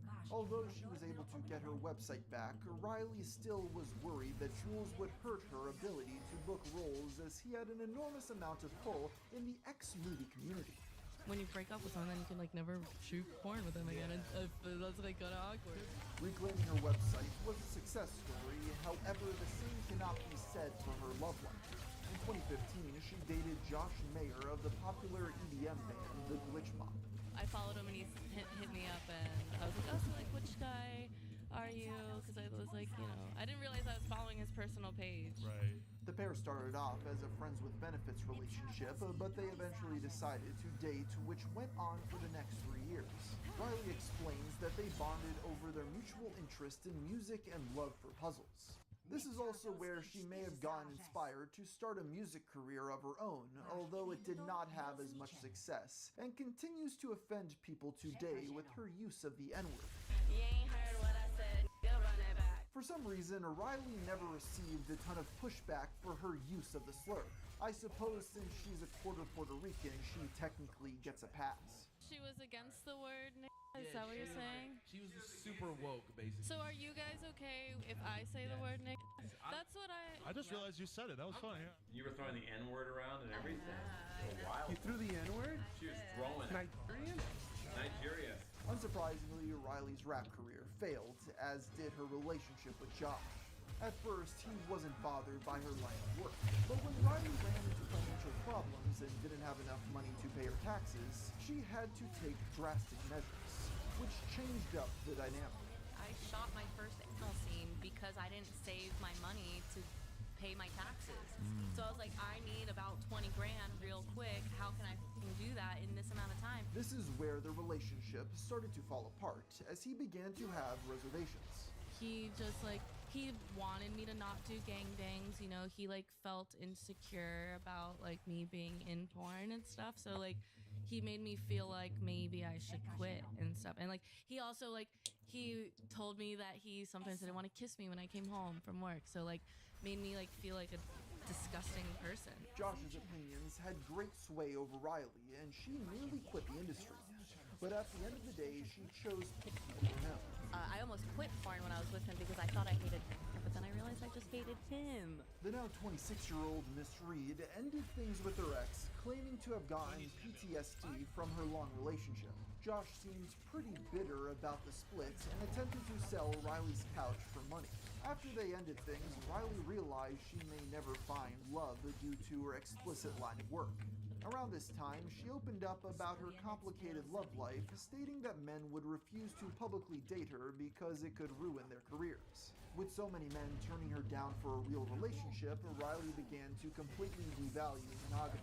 Because I had just broken up with my man, and like I was just like, I'm gonna fuck all these YouTubers, and like, oh, blah, blah, blah. And like I was just like experiencing with myself and like having fun, but like in that it like showed me how little those people cared about me as like an individual. At this time, Riley began to have entrepreneurial success with the release of her new adult device. For this, they created a mold of her nether region for the purpose of a recreation that would be sold in mass. I'm not sure if Reed knew how successful the recreation would be, but it was where she got most of her income starting in 2016. Even today, the device is rated as one of the best-selling toys in the industry. This wasn't the only thing she tried to advertise, but it was the most successful. Miss Reed attempted to sell her own spit, but failed because the saliva smelled so bad. With things going well for her financially, Riley took a step into more mainstream media when she began casually dating rapper Little Xan in early 2018. Yes, this is the same guy whose stomach allegedly ripped open from eating flaming hot Cheetos. Riley spoke openly about the relationship and didn't have many positive things to say about their physical intimacy. He's like a sweet baby. I love him so much. He don't like, throw down. He's like he had no idea what he's fucking like doing. Just be honest. Hey, good for you, Diego. Good for you. Great job, Zan. I'm proud of you, dog. Little Xan didn't even deny his terrible performance when talking to Adam 22, though blamed it entirely on drugs. I probably was. I was off Xans at the time.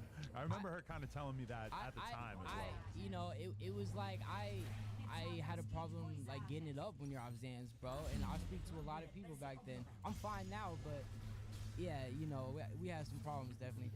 Despite his issues, this didn't stop him from sliding into other people's DMs when he was still with Riley. Though I don't believe the adult star really minded much because she found another way to gain more attention. In December of 2018, she was a guest on Logan Paul's podcast, Impulsive.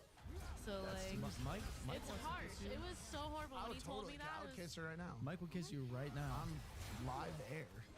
She seems so like, she's like, oh, that's not the vibe. Around the same time, Riley appeared in David Dobrik's vlogs where she interacted with members of his social group. She even kissed his friend who went by the name Dirty Dom. In the video, David convinced both Dom and Riley to go into a room together with the expectation they were going to hook up.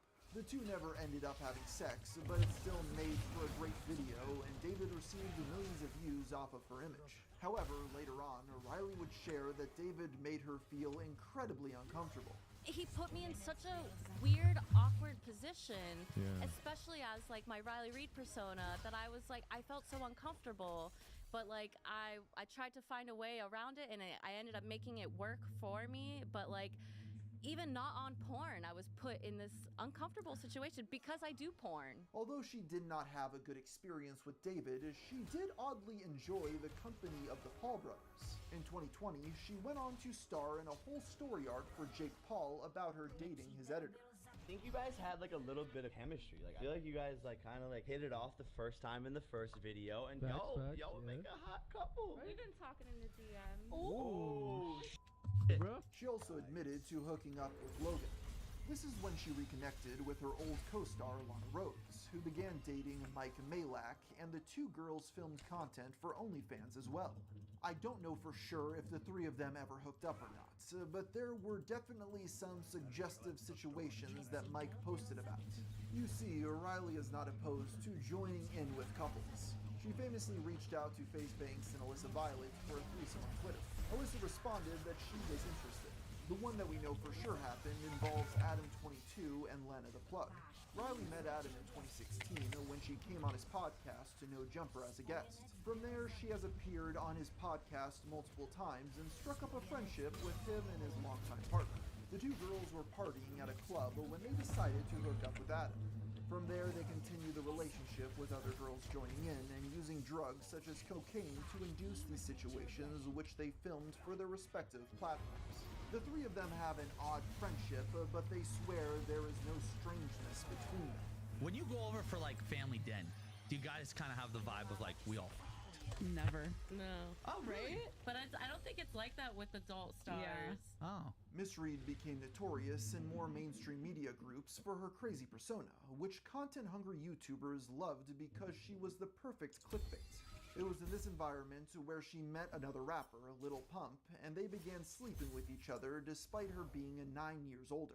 Unfortunately, this relationship ended in disaster when Lil Pump wanted to see other women and Riley wanted a serious relationship. Lil Pump was really nice to me and everything like that, and I'm not like trying to like say anything in regards to that, but he didn't make me feel like loved or cared for or cherished, you know, and like I don't think he's maybe even capable of that in his time of his life. Giving up on rappers, she went back to dating YouTubers. Many fans speculated that Reed was dating a Danny Raka Raka, as she starred in a variety of his videos. The two never openly stated if they were together or not, and Riley was busy with her own job. Writing the checks for the men after your bang is like, but like you feel so G and gangster. Yeah. Like, go home now. Many of these scenes filmed by her production company won awards, and she was even asked to take part in a documentary about her life called I Am Riley. In the movie, the adult star answers a variety of questions, some of them touching on the dark realities of her lifestyle that became too much to bear for the almost 30-year-old woman. Because despite her boisterous persona, not everything was as great as she made it out to be. In 2020, when the pandemic hit, it shut down the adult industry. It was at this time when Riley was not sleeping with anyone and had an existential crisis. When I was like, can we like go get coffee and like we could go like get breakfast, and he's like, I don't want to be seen in public with you, and that just hurt so bad, and it sucks. The carefree facade began to have cracks as longtime fans realized that Riley wasn't as happy as she made it out to be. Being in the industry resulted in damaging her relationship with her family in a variety of ways. Her aunts and cousins were disgusted by her life choices, and she was excluded from weddings and get-togethers. Her father's new wife refused to allow Riley into their house or to see her younger brother. The two were kept separated for several years, which destroyed her relationship with him. While family members scorned her, others embraced her career. Too much. Besides her sister following in her footsteps and becoming a stripper, her younger siblings would FaceTime her at sleepover parties just to prove to their friends that their sister was Riley Reed. One relative went so far as to ask Riley to promote his toilet seat company. The worst offender of them all, though, was her mother. I started webcamming, and I wanted to know if I could tell my viewers that you're my daughter, so that I can make more money. You know what's coming after that, right? She's gonna ask you to be on the cam. Retweet. She's gonna ask you to be on the cam. I'm just like, it's different when your parent is like sexualizing you, and like, it just makes me feel like I'm like, oh, if you could prostitute me, you would. Her mom wanting to profit off her daughter's name deeply hurt the young woman who felt like she was being taken advantage of. Riley had worked incredibly hard for her notoriety and had committed disturbing acts in order to earn her success. She refused to allow her mother to use her name and decided it would be best to cut herself off from her entire family.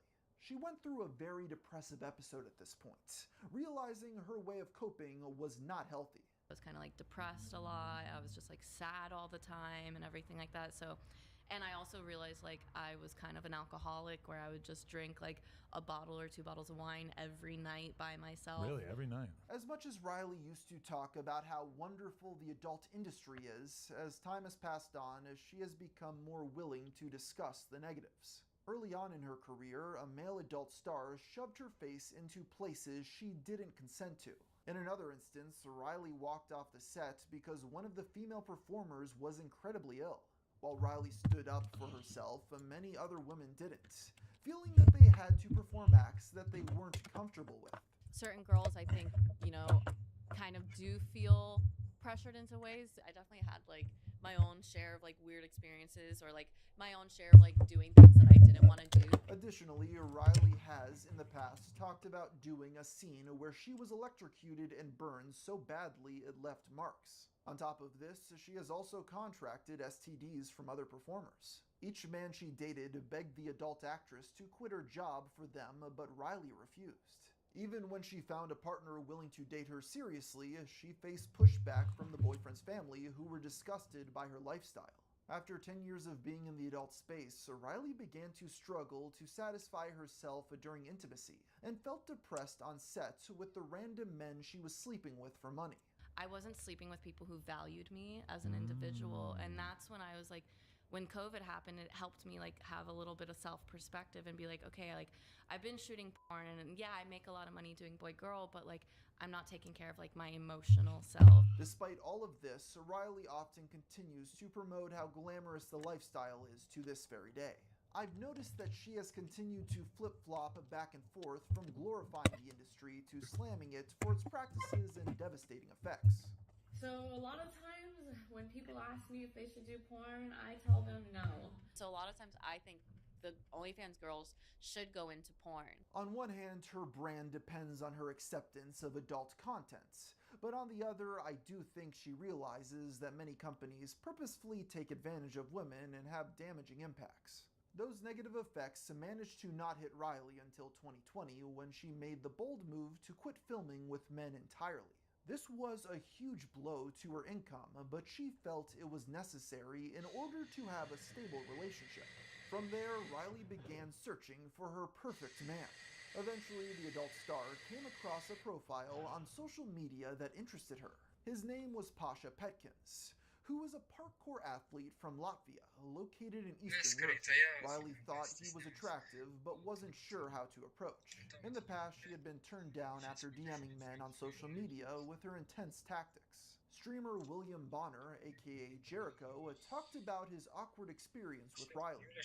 And on my birthday, she sent me her STD test that was taken from 2 days earlier, and she's like, "Hey, can I come over for your birthday?" And I was like, I've been like, no, like I'm pretty like you're joking probably, but also like no. And I said no, and she got kind of upset. Like she was like, "Why do you keep saying no? Like, what is your problem?" The single woman likely learned her lesson from this encounter and decided to come across less aggressive. After sliding into Pasha's DMs under the pretense of a mutual interest in literature, she inquired if he wanted to collab in 2021.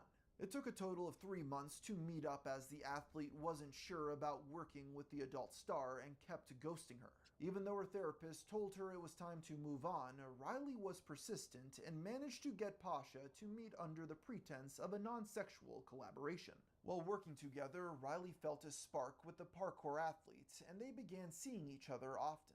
At first, Pasha was concerned about dating Riley seriously, but people in his life, such as his friends and even mother, supported the relationship. Just put it aside, and she's just amazing, you know. Even with that, just a part of her. Miss Reed has admitted in the past that she understands why men might be hesitant to date her, but since she at least is aware of this, she tries to offer potential perks. Yeah, she definitely. I was always like, she took me to a parkour gym. Like when we first started like hooking up and stuff. Like, oh my god, this is something. This is next level.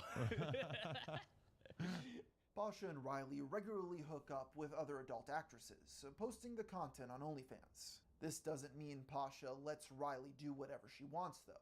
He has put his foot down when it comes to some of her sexual fantasies.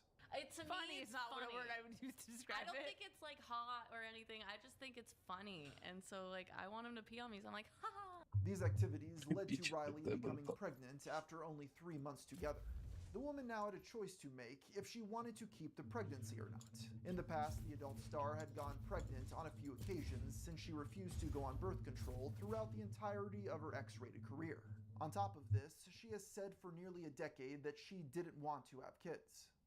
I think that I'm being the best mother possible by not having children, because I think that the life that they could live could be full of suffering, whereas they will be shamed their entire life possibly. Whereas, you know, that same statement where, how do you know that's your real dad? I've seen your mom take on many partners, you know, and like Despite her firm viewpoint, she felt a connection with this pregnancy and decided to keep it, shrugging off how her career is going to impact her children. People can't say this statement to you guys, but it's like, I worry like someone's gonna be like, how do you know that was your real dad? I've seen your mom getting Get that a and lot stuff too, like yeah. that. After making this life-altering decision, she demanded that Pasha marry her. She agreed after she proposed to him, and the couple began to plan for both their child and upcoming wedding. While Pasha was away for work, Riley attended a routine doctor's visit for the baby. It was there the news was broken to the expecting mom that she had a miscarriage. The couple was devastated by the loss, but still decided to get married in the summer of 2021. Those lucky enough to attend the ceremony were impressed by the event. The couple opted to have adult stars at the wedding rather than some of Riley's unsupportive family members. And just 3 months after tying the knot, Riley became pregnant again despite the previous fertility hangup. The soon-to-be mom decided to keep her pregnancy a secret, fearing a second miscarriage. All went well and the couple welcomed a baby girl, Emma, in June of 2022. Instantly, the new mom felt very protective of her child and didn't want to post pictures of her daughter's face to protect her identity. However, this didn't last long as her child was featured on the YouTube channel Cool Kicks. Her daughter has become a huge part of the married woman's life, resulting in a very strict schooling schedule. At only 6 months old, Riley claimed to be giving Emma homework and interviewed hundreds of nannies looking for the perfect fit for her child. Around this time, she reconnected with her mother for the sake of her daughter, although admits that her personal relationship will never be the same. Despite having a supportive family, husband, and nanny, Riley struggled getting back into the adult industry after having a child.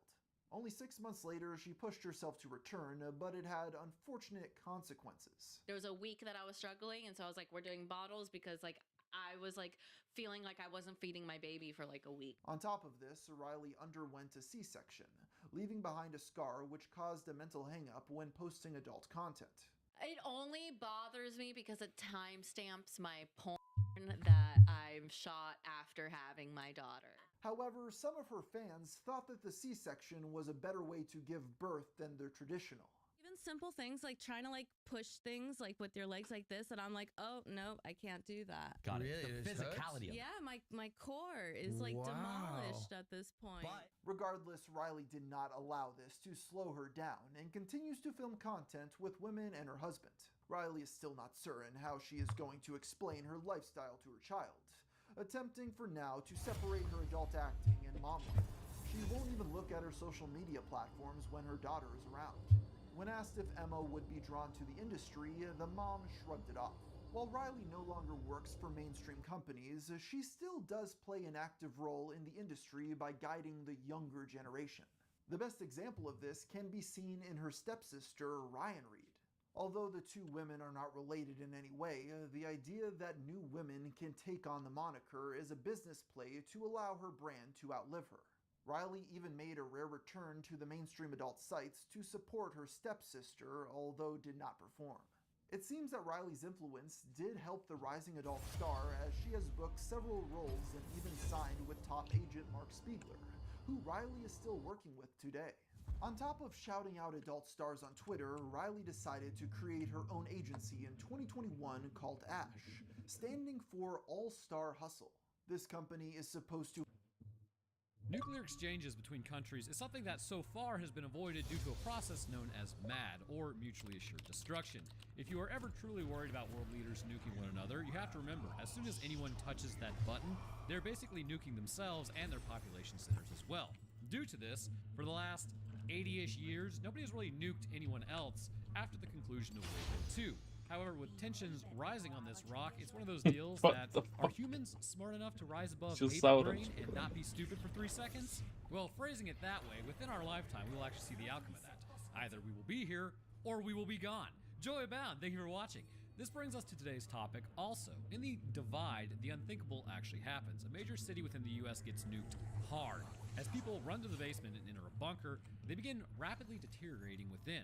As this happens, their symptoms become incongruent with acute radiation syndrome, and instead, it appears to be drifting in the direction of pathogen exposure. But what exactly is going on here? Well, let's discuss the breakdown of the human meat suit with violent levels of patriotism sprinkled throughout, depending on how you look at it. We kick off today's story with a person crying as a nuke hits. Ooh, looks fun. No time to cry about it right now. Get away from the glass, you fool.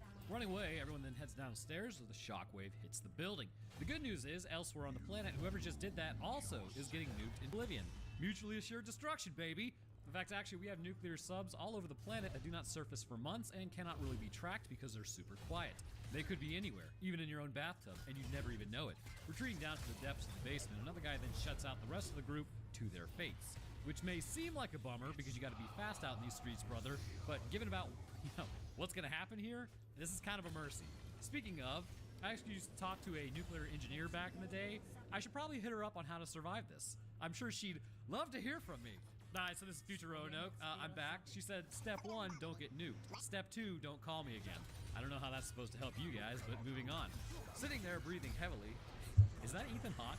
Super champion, picho. Completely useless as, they're in the basement and the whole place just got nuked. As in the lights turned on via a generator as one guy then starts smoking, which, yeah, go ahead and use up all that oxygen. Very good. Taping up the doors, this is actually really smart. Radioactive dust is everywhere as he tells everyone to stay away from that door. And if you want to survive, you should listen to the guy smoking, wasting all the oxygen.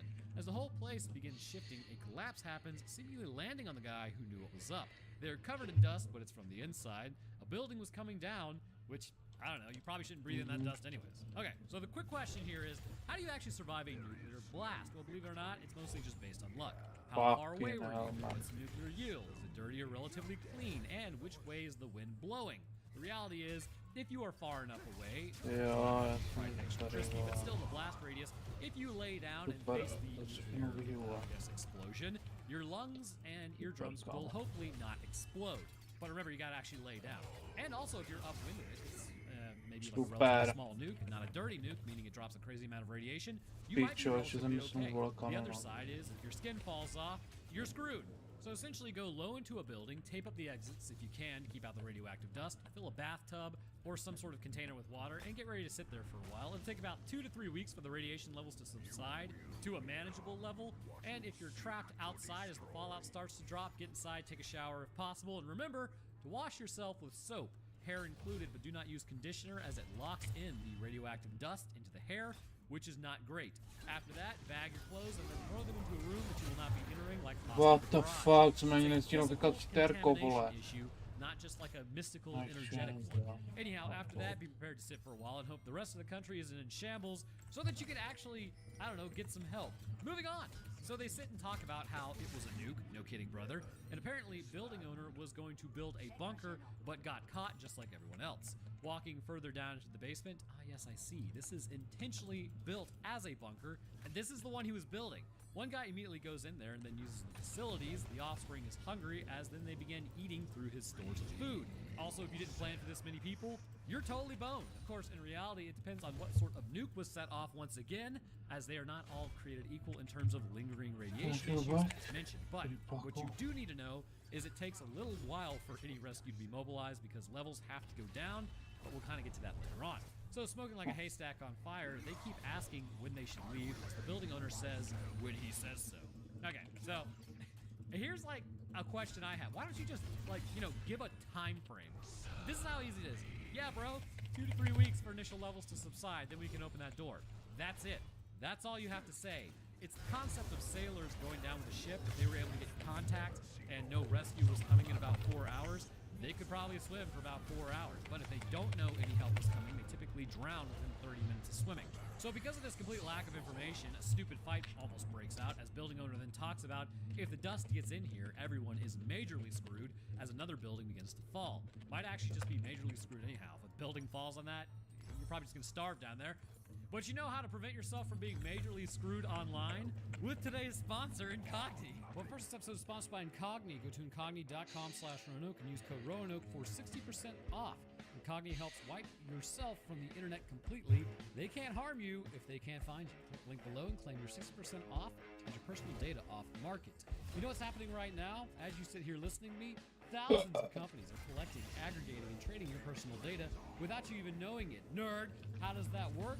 Well, let's say that you signed up for a newsletter using your email. Boom! It gets hacked. Your email ends up being sold, and now you're getting emails about how you should buy a certain pair of socks. Or probably the way that you actually care, which is more nefarious. Let's say a hack of a website happens where your personal details are then leaked. Scammers grab this info, turning into criminal behavior such as opening credit lines, filing tax returns, and even committing crimes under your names, which you might need to deal with. Crimes like stalking and harassing, for instance. Your home address can be exposed, phone numbers also exposed, employers, where you're working, your list of fears from second grade, all that is now out there. Well, Incogni does the dirty work for you by finding these data brokers and putting in a legally binding request to remove that data. And it might just sound like, oh, well, it's just a request. No, these companies get shut down if they do not delete your information. It is for real out here. And now Incogni has an unlimited plan and family unlimited plans. These you can point to any search site or website where your personal information is visible, and then Incogni's privacy agent will take care of the rest. So you're ready to take back your personal data today, then go to incogni.com/Roanoke and use code Roanoke to get 60% off. So going to sleep that night, we clearly get a Metro 2033 inspired ukulele playing as a single mom sees the owner walking around at night, walking over to his super special room. For some reason, he has a grate over there for anti-privacy reasons, as then he's shaving. He has enough water for that, huh? How very interesting. Of course, he built it, so it makes sense. Also, quick question. If this guy has enough money to own a building, why would you build under it? Why wouldn't you, like, I don't know, have this built in the side of a mountain? All right, so follow me on this one. Let's say you like the city. Okay, great. What are the odds your bunker would even be accessible to you if a nuke goes off? Sure, this time it was, but you'd probably be in the city walking around. Second, this guy strikes me way more as a prepper, so why be in the city, a target for nukes in the first place? Building owner is absolutely unhinged. He should have listened to me. Single mom then talks to some guy named Sam as she kept his phone number as he loves her and she loves him. Oh, bro is definitely dying, by the way. Eating more beans the next day, his air has got to be straight toxic. It's all smoking and farting as the youngling then talks about how she's going to die. I've also confused Eva with the single mother, my mistake. Boy Toy keeps complaining about eating beans as building owner then crashes out about it. Okay, actually, I'm on the building owner side at this point. Eurobro then yells at building owner as he starts crashing out, as then building owner just sort of smacks him in the face. Man, this whole group is like super ungrateful for the help they're getting. Ethan Hawke hasn't really done anything as he keeps smoking. Then hearing something large outside the door, Euroman yells as they can hear tapping on said door. A plasma cutter then fires up as someone is trying to get through it. The door opens as a flare is thrown in. Building owner then backs up as group enters, contaminating the whole area with radioactive dust as they ask what's going on. Broham gets hit as they grab the youngling and then check her throat and inject her with something. Sealing her up, single mom then makes a break for it as the group then starts firing on everyone. Going to escape, well, this has gone completely sideways. What is the purpose of what you guys are doing right now exactly? Well, I have an idea, and it'll actually explain this movie perfectly. I'm not gonna brag. I do know exactly what's going on with this. So searching the plastic-covered areas, Eva is pretty much immediately found as one of the survivors then comes around the corner and smacks him with a lead pipe. Now it becomes about handling your own personal beef with soldier boys over here via CQC style. Also, building owner straight up noob tubes one guy in the back, like point blank. Good lord, that has got to be loud. Having subdued whatever these guys are, they get the door locked as Dennis seems to have gotten shot in the shoulder. Ouchies. Also, those force multipliers look stupid as all get out. Why are they stark white? Well, I have another idea on why this is the case, and it's so stupid, it works. It's completely intentional, and the fact that it exists proves itself.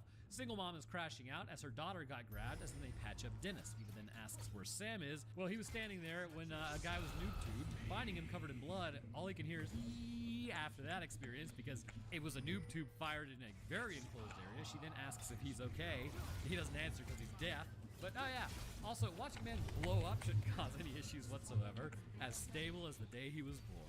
Now let me just pick these teeth out of my hair. Pulling off these soldiers' biohazard suits, it's a bit of a concerning process there. It's not a radiation suit is all I'm saying. They then pull off his helmet and find his brains have been liquefied. Pulling back his mask, single mom is going ham on the tape on the door to escape. Pretty valid crash out if I'm being serious. Wrapping up the soldiers, well, let's do the math here. The average body contains about 125,000 to 145,000 calories. Looks like maybe they had 5 bodies, so let's average it out to about 135,000 calories. That gives you 675,000 calories, which at the standard 2,000 calories needed per day for 9 people, or per 9 per day, per 9 people, per person. Wow, English hard. If you ate just them, that is now 37.5 days of meat. Or if you continue to supplement it with around 800 calories of beans And considering you shouldn't be doing much, let's lower the daily caloric intake to around 1,600 calories needed. If you could store meat, that's probably about 94 days of food using only half your stores. Look, I'm not saying it's great, but let's talk about the hypothalamus as well as some ghrelin. So here's the thing. Cannibalism is a last resort for most people, but it is biologically wired into your survival. I always like to mention this because I'm a man of many timelines, but once upon a time, which is nothing compared to some people, but it's my own personal experience, so don't be a dork about it, I had to go several days without food and a high level of physical output. I ended up getting hungry, obviously, as you might imagine, and I ended up eating just raw chicken there. Healthy? No. Could it have caused issues? Absolutely. But the point is, what I find disgusting now, my brain deemed caloric intake at a certain point in time important enough to shut off the disgust factor. This is how the hypothalamus actually works. When you become hungry enough, and I will name another example here in a second that most people have probably experienced, the hypothalamus then downregulates. By doing this, more caloric sources become available to you, or vital to you at least, so you don't throw up at the thought of the action. This is how cannibalism can persist in emergency situations. By neurons not communicating due to hunger with the setting your meat suit, the brain will basically put anything on the table figuratively and literally. This same process actually takes place when you're hooking up, believe it or not. Like, have you ever made a move on someone and then you wake up the next morning and the bruh sound effect plays like 10 times in your head? This is a reproductive strategy. See, back in the day, nobody showered. Nobody really had access to modern amenities after the morning time. So imagine what that must have been. Pretty gross. But this is the nature of things. Your brain will actively turn off the disgust factor so that you can get laid. That's why, arguably, to those who know, you can do some pretty wild stuff in the moment, only to look back and wonder what possessed you. It was your brain, downregulating the hypothalamus, mainly because it wanted to reproduce. Now, ghrelin comes into play with physical hunger to alert the brain that you're hungry, and at first, the brain may find it hard to ignore, but eventually the body will use its own fat stores, which then ghrelin will kind of taper off to keep you alive.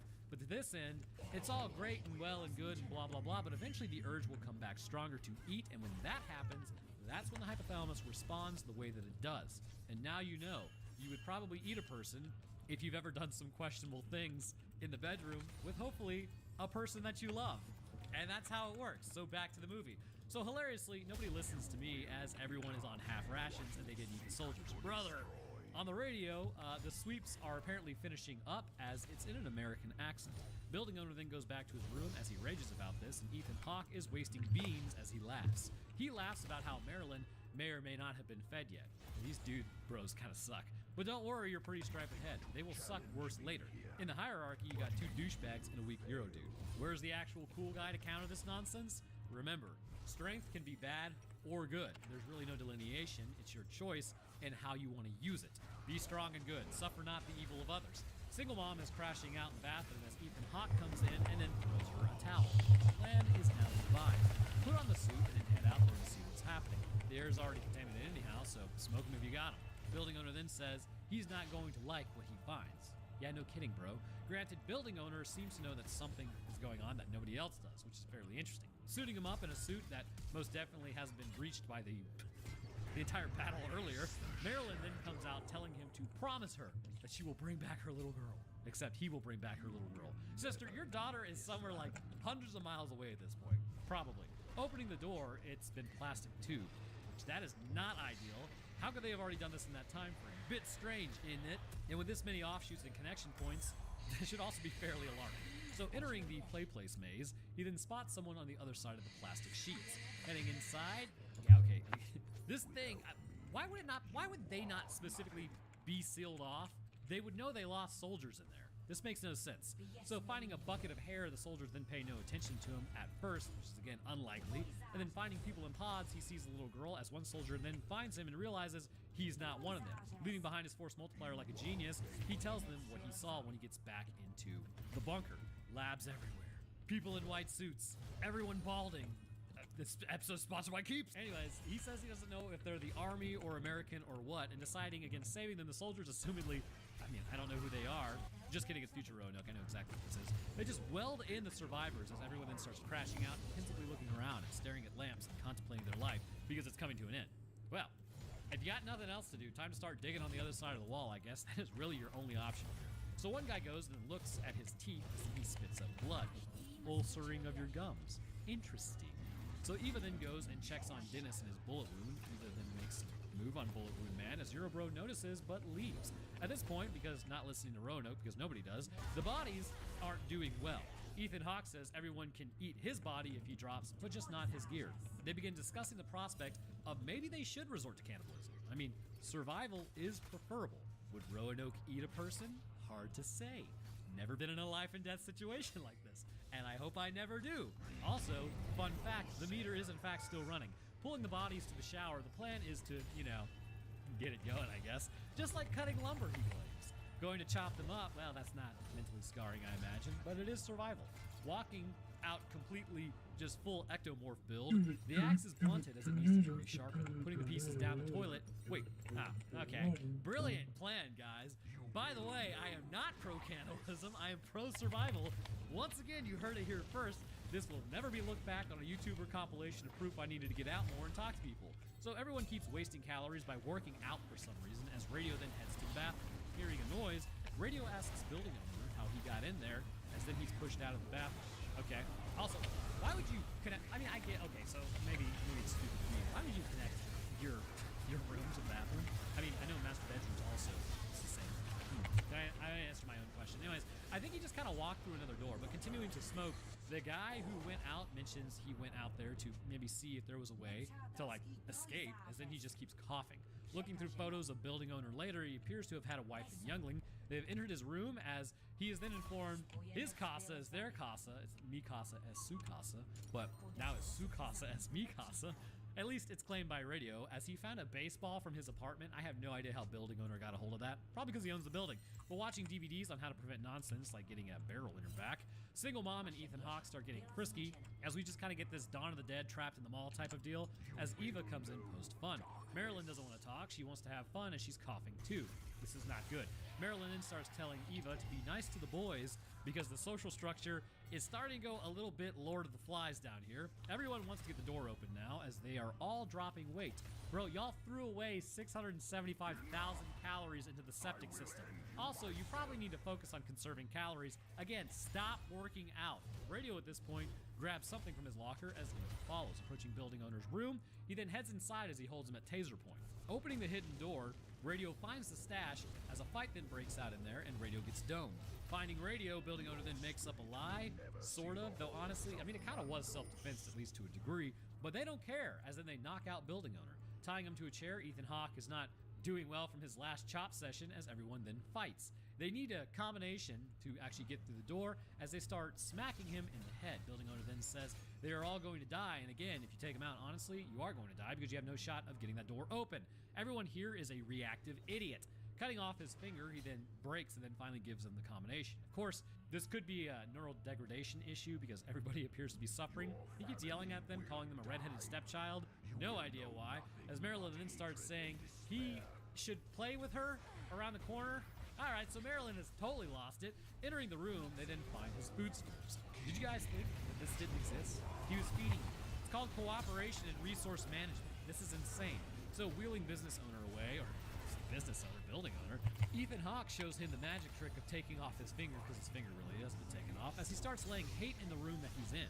Gross. Eating more beans and drinking water, they are going to definitely run out of food in like a month if they keep this up, as Ethan and Marilyn are continuing to be ridiculous. With their food and everyone else, they're just eating way too much. Marilyn, meanwhile, is bleeding, but is it natural or is it an infection?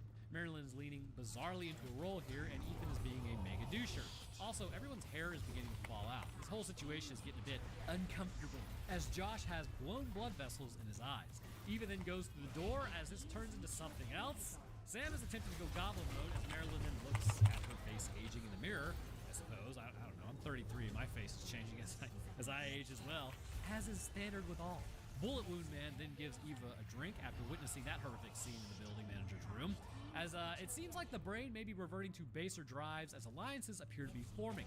Those other two dudes, going to be a bit of a problem at some point. You gotta recognize the signs fairly early, and then just, you gotta jab the carotid in their sleep. Really, it's the only way forward. 260,000 calories acquired. So building owner then crashes out about having more fingers for them to get, but they already have the codes, so it's not like it really matters, as Marilyn ain't looking so hot. Ethan Hawke and old Joshy come out as Bullet Wound then grabs Eva to prevent her from going that way, as then she punches his bullet wound. Ow! Wheeling building owner into the room, Josh gives Eva their rations as he apparently open to barter. Again, read the direction this is going. This is becoming a warlord situation. Knife into the carotid while they sleep. Bullet Wound Man then reads it though as they take their rations and leave, giving building owner water. He asks to be set free, and then he tells her that there's something in the storage room that they don't know about. It's a force multiplier. Good, grab it. 2 shots. Problem's largely solved. God created man, but Samuel Colt made them equal. Stay strapped or get clapped. Eurobro used to be a lawyer, apparently, as he laments about that for some reason, as building owner still hasn't been set free. He's been in that chair for a while. Ew. So the 3 bros are barking like dogs as Eva then comes in asking to talk to Eurobro. He's apparently changed allegiances. You know, I'm guessing he's probably Italian, I suppose. World War II and World War I. Whoa. So as Marilyn is just kind of zoning out in the corner, they invite Eva in. Don't do that.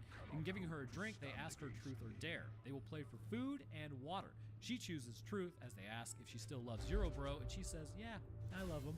Then she asks if he enjoyed torturing building owner, as he says, no, I didn't. Eurobro accepting dare, then he's told to go cut up Radio's body, which making Eurobro angry, he goes in there to do it, but yes, the trauma and whatnot basically indicates that he can't, as Bullet Wound now comes in, and Eva instead goes to chop up Radio.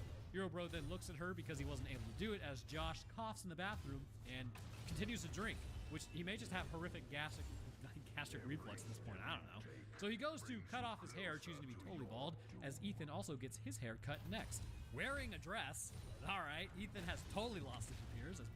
Like, he was just cutting your hair. What is going on here? Well, after witnessing Ethan Hawke in a dress, I never needed to see this in my life, and approaching building owner after, Eva then asks where the force multiplier is. Building owner then tells Eva there is another way out through the septic system. Finding Ethan coughing, Josh then corners Eva, and they tell her there's sin in the air or something like that. Then she sort of backs up, and Marilyn ain't looking so good. In fact, I believe Marilyn is not just out, but she's totally donezo. So she runs out, as then she goes to hug Bullet Wound. Okay, remember punching his Bullet Wound earlier? Thanks for that. Also, Eva's hair is starting to fall out as well, but that could just be the stress. Ethan then comes out saying the batteries are supposed to be charged, as they apparently just died, which I think they kind of keep it running by the bike that they had earlier. So Eva now runs off to go get the handheld, as she's told by Ethan the store is closed. So pretending to make a move on him, they sort of make out. Congrats, you were not infected. And she says, not here, as she tells him to come with her. Did I say Ethan? I'm in old Joshy. Why am I mixing up these things? Everybody looks similar in this light. So Eurobro then goes to the storage room as he finds Ethan in there trying to get into storage. Building owner then tells Bullet Wound to get him out of the chair as Ethan starts making the play on Eurobro. I don't know, at a certain point, just kind of go for the eyes, brothers. He starts cutting off Eurobro's hair at this point as Ethan tells him they changed the combination 2 weeks ago. Not ideal. So Eva says she doesn't want to proceed anymore with Josh, as she just wanted to touch his skin. Okay, so Eurobro is then told by Ethan he really blew it, as then he drops the handheld, alerting Ethan in there. Finally, he actually does something. Also, if you're gonna point that thing at somebody, you better be ready to fire it. Eva ain't having a good time with Joshy Boy over there, as then she stabs him in the head. Bullet Wound kind of hears this and then comes in, as Eurobro is too proud about having the handheld, but he won't shoot it. Pull the trigger, dude. He then starts crashing out as he re-bullets Bullet Wound over here in the direct same spot. That sucks, as then he gets jumped by Josh and Ethan. Eva then goes and takes out Ethan, who was just about to take out Josh. Terrible timing. Bullet Wound doesn't survive a second bullet, as Eva then goes and cuts building owner free. Josh arrives just in time to get a bullet to the stomach, as then he Gears of War 2 crawls away. Grabbing lantern, Eurobro then goes and gets up, finally, as Josh lights himself on fire. Okay then, buddy boy, that'll show him. Building manager then goes to put that out with their limited oxygen, as Eva watches like a total weirdo. Realizing she now needs to just straight up go Shawshank Redemption, as she traps building owner and Eurobro in one room. The combination was changed, as building manager and him can't escape. Putting on a suit, that was really smart actually, as then she breaks into the septic system. And at this point, the carbon monoxide would have built up quite high, as she just left those 2 guys there, so then she just jumps into the sewer system. I mean, that was really kind of crappy to do to them. The building manager, technically speaking, didn't do anything to warrant his death, and Eurobro was just kind of a coward. I mean, whatever.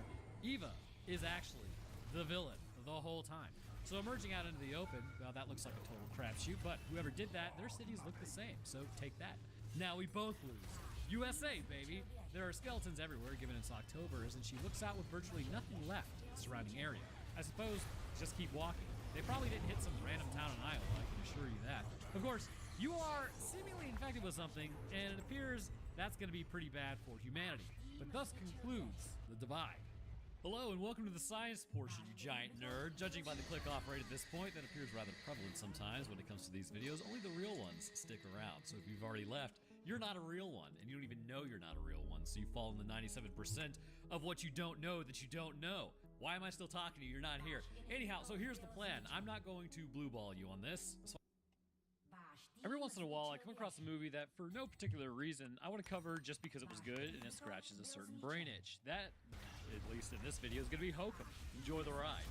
As a man has lost both his parents, his plan is to take them to a place where they had visited prior and scrub their ashes. The only issue is he's a mega tool. As he decides maybe he will join them, it kicks off an entire kind of unforeseen set of consequences for the entire hotel. Heading into the basement, which is also ill-advised, he would be faced with something that may only exist within his mind. Why am I being vague? Because otherwise it would be said and then you would click off and that would be boring. So in today's episode, let's discuss the effects of psychedelics on the fragile circuitry of the human brain, how in some ways, neurochemically speaking, this could be helpful, but also how this could go awry fairly quickly as we cover Hokum. We kick off today's story with spooky pictures, and like most of the production companies, it's from Ireland, if I remember correctly, as we jump over to this famous Irish sand dunes. A man in ye old armor is out there looking for something on a map. A conquistador, if I'm reading the helmet correctly. A youngling is with him, as then he ditches the armor and keeps walking, probably because it's hot. Drinking the last of his water, the Irish countryside is quite unforgiving and dry, as we all know.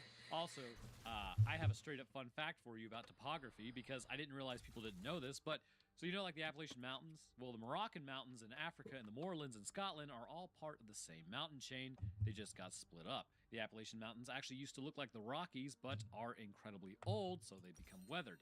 This is also why if you go to like the tippy top north of the Appalachian Mountain Range, it will start to look a lot like the Moorlands as well, which is pretty cool. Anyhow, the youngling goes to the water next as he finds a ring on the ground. Someone is drinking and also has a ring on their table. As he grabs the sand, he says, "We're close." However, the map is now stuck in the bottle because he got too overzealous closing it up. Trying to break it, he can't. Looking for a rock, there's only one rock out there. A human skull.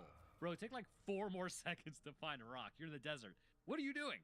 As he tells the youngling it's okay and says nothing can be done, he then tells him to turn away, but still, he's gonna go to bash him on the head as a thud is heard behind Prometheus as some firewood then falls. Looking out the window, he sees someone on the stairs, very good, and then turning on the light, not immediately bolting, nothing was there. Oh my god, it was behind him the whole time. Get the salt. But considering they're in the Irish countryside and it's pretty desert-like, one must ask, wouldn't it be better if there was a forest of some kind? Let's start this off by saying remember to stick around to the end so you can find out how to get an exclusive bonus. We're headed back to Teleria, brother, to the deep roots, where ancient oaths still bind the land. Grand Oak Paydrag rises. The living will of the forest, some would maintain, but surely he has to do more than just that. And you're right, he makes your entire team. Looking through a box of Ireland photos, he then sees his mom, and then he looks over at the mantle with both parents on the said mantle. Sawing through a lockbox, he then pulls out a force multiplier. Instead of doing that, we get Hokum, Hokum, whichever. As then we head to the other Irish countryside, which is basically just a Forza track if you really think about it. I too have to go to Europe in general in January. Gonna be a blast. I hate flying. But at this point, apparently I've inspired one of my friend's dads to also get on a flight, because he doesn't like to. So unfortunately, I can no longer chicken out of the flight. Ergo, I will turn to the problem solver of the issue, Benadryl, to pass out. As then he drives through the woods, a man then walks across the road as he has arrived at the hotel. Looks to be near Halloween, as pumpkins have been placed up top. This whole movie is like a mega mood come October. Passing a man, he took out a billy goat as it was apparently a nuisance because it kept getting up on his Volkswagen. Entering the hotel, a man is telling a story about a witch. The witch would stun humans and then chain them up and start taking pieces of their body away. Specific pieces. Pieces that are very important to men. Duke that witch immediately. Telling the owner not to talk to the younglings, he then tells the younglings not to talk to strangers. Bro's been here 2 minutes and he's already angered the owner and seemingly the owner's son. Also, unconfirmed on that one. He is said to be the manager, but given he's pushing him around in his wheelchair, I'm inclined to believe that there is a familial relationship. Getting his room, the clerk then knows him as the writer. His son apparently is a fan. Prometheus remarks, "Well, that's disturbing given how disturbed my characters are supposed to be. Big dog, I'm gonna be honest with you, just take the freaking compliment." Going upstairs, the insufferable famous. Walking past the owner and his son in the elevator, he then heads to his room as a woman asks him if he's lost. Being a chode to her, she then goes like, well, go back to being lost then. Absolutely based, apologizing. She then brings him to his room as he asks her where the big redwood is. Bro doesn't know you get more flies with honey than vinegar. Rookie mistake. I've talked my way through a DMV to ensure a 60-year-old POS rotted out vehicle using the honey method. It always works a lot better. Being told, he then heads up to the big redwood to spread his parents' ashes. Dumping his dad with a little less carefulness, I guess, he begins walking as then he finds the goat from earlier. A man is out in the woods as he asks who those were. Handing him some water of life, as he calls it, or moonshine, they then drink up. The man is drinking mushroom juice mixed with goat milk. Drinking and then walking away, another goat is on top of the Volkswagen, which the manager earlier was upset about, saying he ruined it. But don't worry, that car was ruined the second it left the production plant. I have no idea why Europeans make their cars this way, or why their police sirens sound like that. It's just like, what are you guys doing over there? This is like the Soviets, what is it, Tatra T603? They're just abominations. Anyways, headed to the bar, Benny Boy then tells the woman from earlier how his story ended. He hits the boy in the head with a bottle, wanders off into the desert because it didn't actually break, and then finally meets his own end. So you're telling me, again, there's absolutely zero way he could find a rock. I just don't buy it. Bro just wanted to crack a human skull, which, given the new terminology for crack, that doesn't sound right. Anyways, the bartender then asks him why he would write that. It's so bleak. Well, usually paying bills. Also, I'm sure he's quite fond of eating, I imagine. And, you know, a roof over your head ain't so bad either. That's like asking why I left being a scientist to do this full time on YouTube. The winter is cold, and survival is fantastic. Telling her, she reminds him of his mom. Flawless victory on the flirting brother. Giving her the picture of his mom, he informs her she died a few years after this picture was taken. She got taken out by someone on her way home she got some lead to the face because they broke in. His old man turned into a monster after that and drank himself into an early grave. Asking about the honeymoon suite being closed, he's informed it is haunted. Bartender tried to get in and have a look, but it was declined, informing him there is a witch in there. If you are being chased by it, you need to draw a circle in order to escape. Man then approaches as he is asked about it.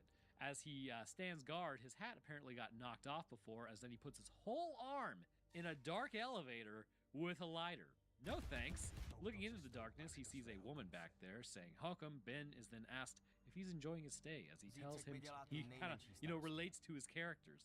Being a doucher once more to the people working there, I'm assuming this is Benny Boy's whole personality. The bellboy, who later turns out to also be an ice cream man, says he's a writer too, he's just not getting paid for it yet, as then he's assaulted by Ben burning his hand with a lighter. Or, excuse me, not a lighter, a spoon that was placed in a flame. And they're really dialing up the unlikableness here. Anti-Benevolence says his reasoning is he's just trying to get the bellboy to have thicker skin, and that's how you be a writer. It's all right. As a YouTuber, I catch crap all the time for a myriad of things, like writing style, relating to the youth unsuccessfully, the way I wear my hair, you name it, it's been said. However, if someone burns my hand saying I need thicker skin on YouTube, I'm absolutely backhanding that person into oblivion. Like, hand of God smack, because it's like, no shot I'm gonna allow that to stand. Outrageous. The thickest skin you can display at that moment is physical assault. It's like, no, dude. Anyways, leaving behind his tape recorder in his picture, Fiona then asks the bellboy to open the door so she can drop off his stuff. He's like, maybe we shouldn't. She's like, I got a bad feeling. So entering the room, I can't show you any of this as bro's taking himself out by hanging around, so to speak. Flashing over to black and white, he hears wailing noises in the elevator as it won't leave the floor he's on. As it shuts, though, he sees that someone is in there, as then he wakes up at the hospital. He has unfortunately been brought back to the world of the living, as someone then touches him and he wakes up. Returning back to the hotel, he rings the bell as some men leave. It's actually the cops, who are really bad at doing their job. In the immortalized words of, I believe, Wendigoon, which I like to quote him on this, it's very, very real. It's the cops had exhausted their leads and refused to search the skeleton pile until one day they searched the skeleton pile and found skeletons, which then cracked the case wide open. I think I'm ad-libbing a little bit there, but it's pretty true, actually. Anyways, so we will learn rather soon why they're bad at doing their jobs. He just came to get his stuff, though, and it's the end of season, so the hotel is closing. Asking who found him, he says Fiona found him, and he says, oh, well, I would like to apologize for probably traumatizing her, but Fiona went missing a few weeks ago on Halloween. The whole area was searched, but nobody found her. Allegedly, the whole area was searched, except for one major area. Can you guess what it is? There was a guy named Jerry, though, or Mushroom Enjoyer, as I will refer to him as Jer Bear, who Fiona was talking to when she went missing after that. Going to leave, the owner's son says, I bet you have an appreciation for women's intuition now, given that she found him. Fiona had a bad feeling, and that's the only reason he's alive today. Asking him about Fiona, Ben suggests maybe she's in the honeymoon suite. Then he's like, hey, did you search that? She did want to go up there. But the owner's son's like, it's always locked. There's no way she could have got up there. So it wasn't searched. Why, pray tell, would you not search the one area of the hotel? In fact, actually, there's been people that go missing all the time. I think there was a woman there's like a creepy video type thing where she was freaked out in the elevator, and then eventually they found her past a locked door in the water tank because like the water started tasting weird, and they found her like weeks later in the water tank, which is brutal. But yeah, no, you don't just not search a place because you assume it's like locked. And it would take 20 minutes to search, is all I'm saying. It's worth searching. Anyways, why this would not be sus, and they just told the cops, don't worry, it's locked. That the cops didn't do anything about it. Maybe I should be an investigator at some point, because there is no way this wouldn't raise some red flags to me. I'd be like, oh, cool. Well, hey, here's an idea. Go open the door so I can search it. Anyways, he asks if the police talk to him too, and he tells him just go back to the airport and go home. Continues to be a bit sus. Why not just search it? Anyways, why not search it with some salt? So, flashing back to Fiona cutting him down, Ben then drives into the forest and parks his car next to a van out there. Approaching the candy van, he then goes to open it, but it's locked. Looking in the back, though, the homeless guy from earlier has been in there. Ben confronts him, saying this book was Fiona's, as he says they were friends. She let him borrow it, which is also a bit strange. He says he knows Fiona is gone, though, as he saw her. He broke into the hotel to grab some medicine, basically steal it, as then he heard the honeymoon suite bell. Heading into the lobby, he hears it again, and up the honeymoon suite bell, it is ringing, as then he looks down and sees Fiona pointing at it. Jerry stole the key, and he's going to go back tonight when the hotel is completely empty because it's closing out for the season. If Ben doesn't come with them, he's just going to go alone anyways. Hang out in the woods, Ben then asks Jer Bear if he was drinking the magic milk when he saw Fiona. He begins reminiscing about his own wife, as he allegedly had to put her down because she was in pain. Ben then asks, what if they don't find Fiona up there? Which never really gets an answer. So hearing the last car go by, they then move through the woods towards the hotel. Breaking in, it sounds extra spooky. Jerry then heads to go back and then grab the crossbow as the owner's son is there and then goes after him, choking him out. He then hears someone else in the building as the owner's son then calls out, but if somebody was breaking in, it's not like they would really answer you. Benny goes and hides as the owner's son then goes and loads up Jer Bear as he leaves, which then leaves Benny Boy alone here. Immediately, the honeymoon suite bell rings. Woof. Realizing he has the key, he's gonna have to go up there alone. Oof. Imagine saying oof in the year of our Lord 2026. Heading over to the elevator, he then heads up to the honeymoon suite and taking a drink because spooky, he goes to conduct a search of this suite. Seeing the door creak open, seriously, any amount of iron would be good right now. Heading into the actual suite, he then flips on the lights as the clock scares the holy hell out of him. Entering the bedroom, the tub appears to have never been properly drained. This would be my first concern, given how long Fiona was missing. I know some firefighters who have mentioned, and I think I've mentioned it. It's just, people have heart attacks in hot tubs sometimes, and then they go missing for a while. Anyways, it becomes essentially human soup.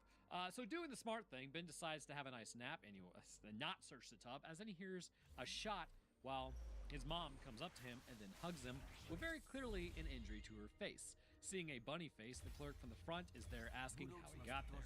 They decide to both head downstairs as Ben sees a door. Going to push the button, he asks what's down there as he says he has found Fiona.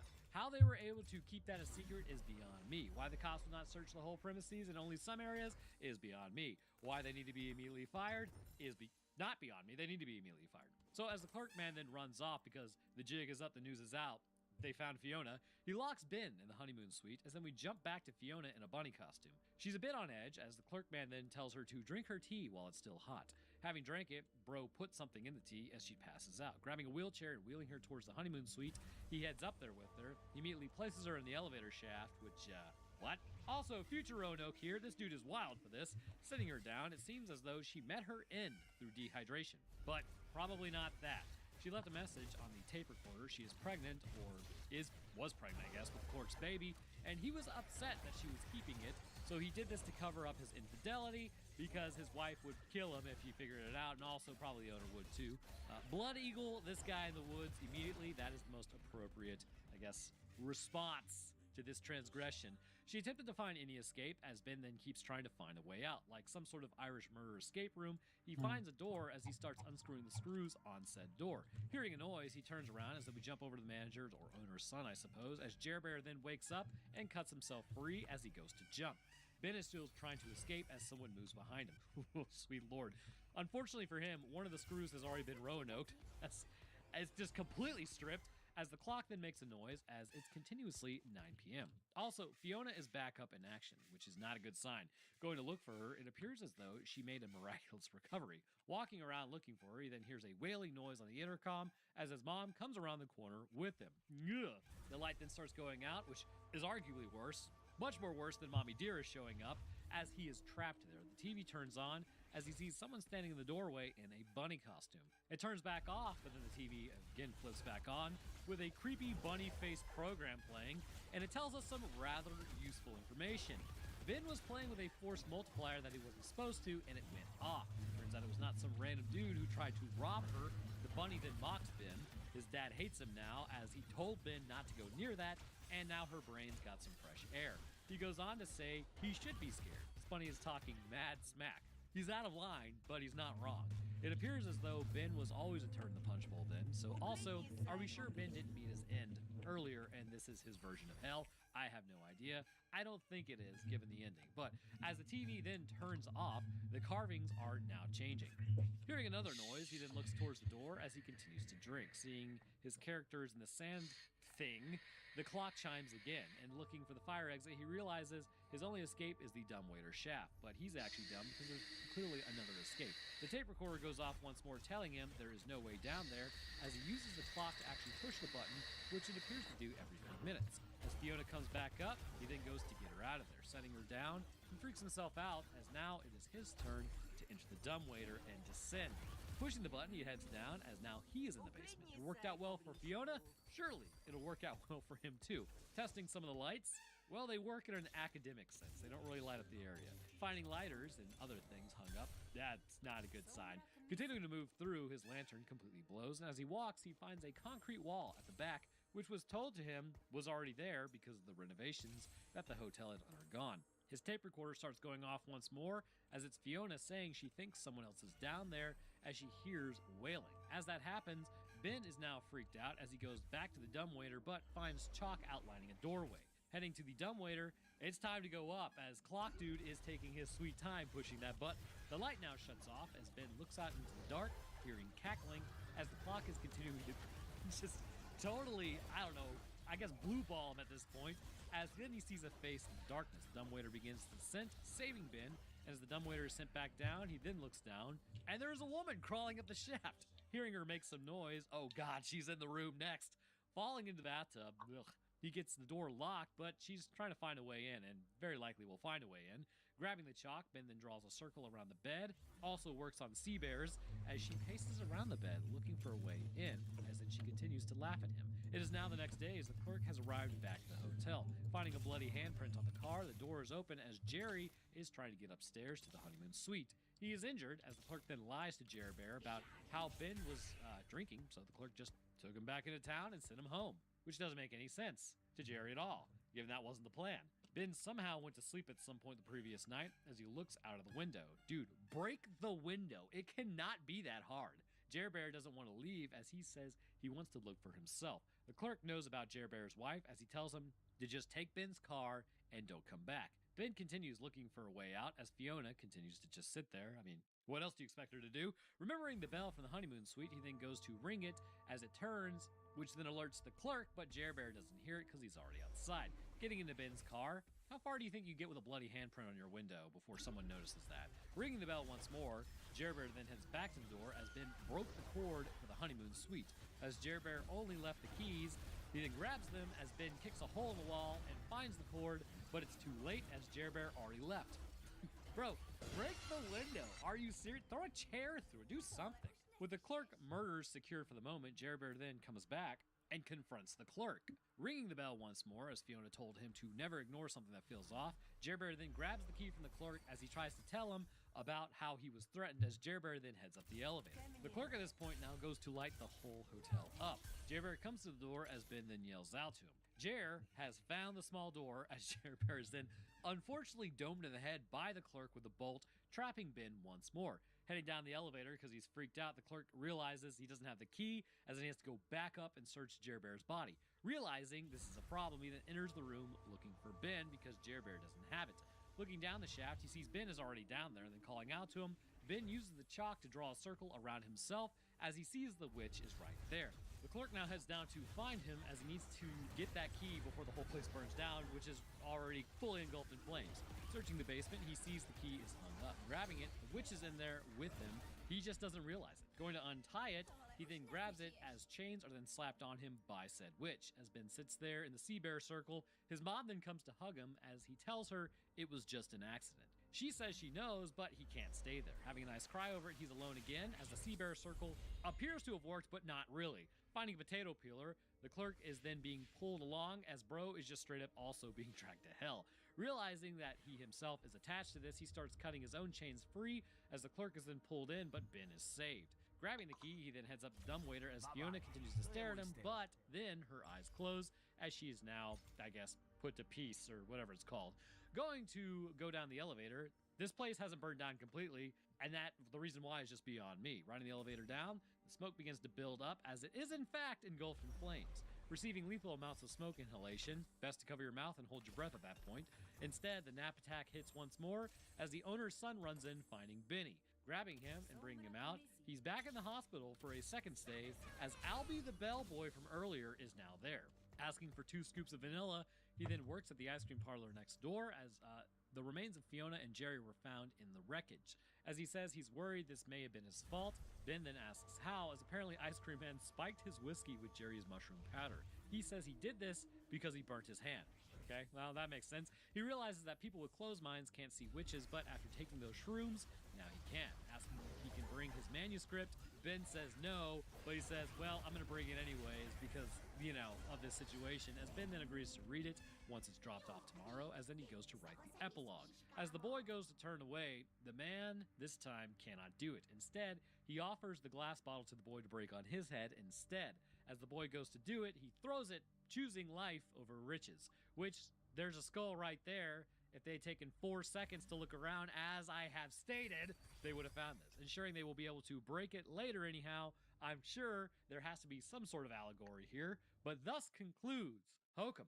But Roanoke, I can hear you already saying, how, pray tell, is there any ability to biologically explain a supernatural witch? Well, at this point, I think we are all very aware that A, the mental gymnastics I am capable of would make me a gold medalist in the Olympics if it were a sport. 2, we really are here to learn about the physical impacts of substances on the brain because it's an excuse to talk about the actual structures that could be impacted, and so a chance to learn some biology. And D, the wild speculation of the reality barrier that separates us in general from what could be on the other side, given how much our species talks about it, yet individually most of us will never see anything hinting that it even is there in the first place, means this is a perfect setup to start from. So let's get to it.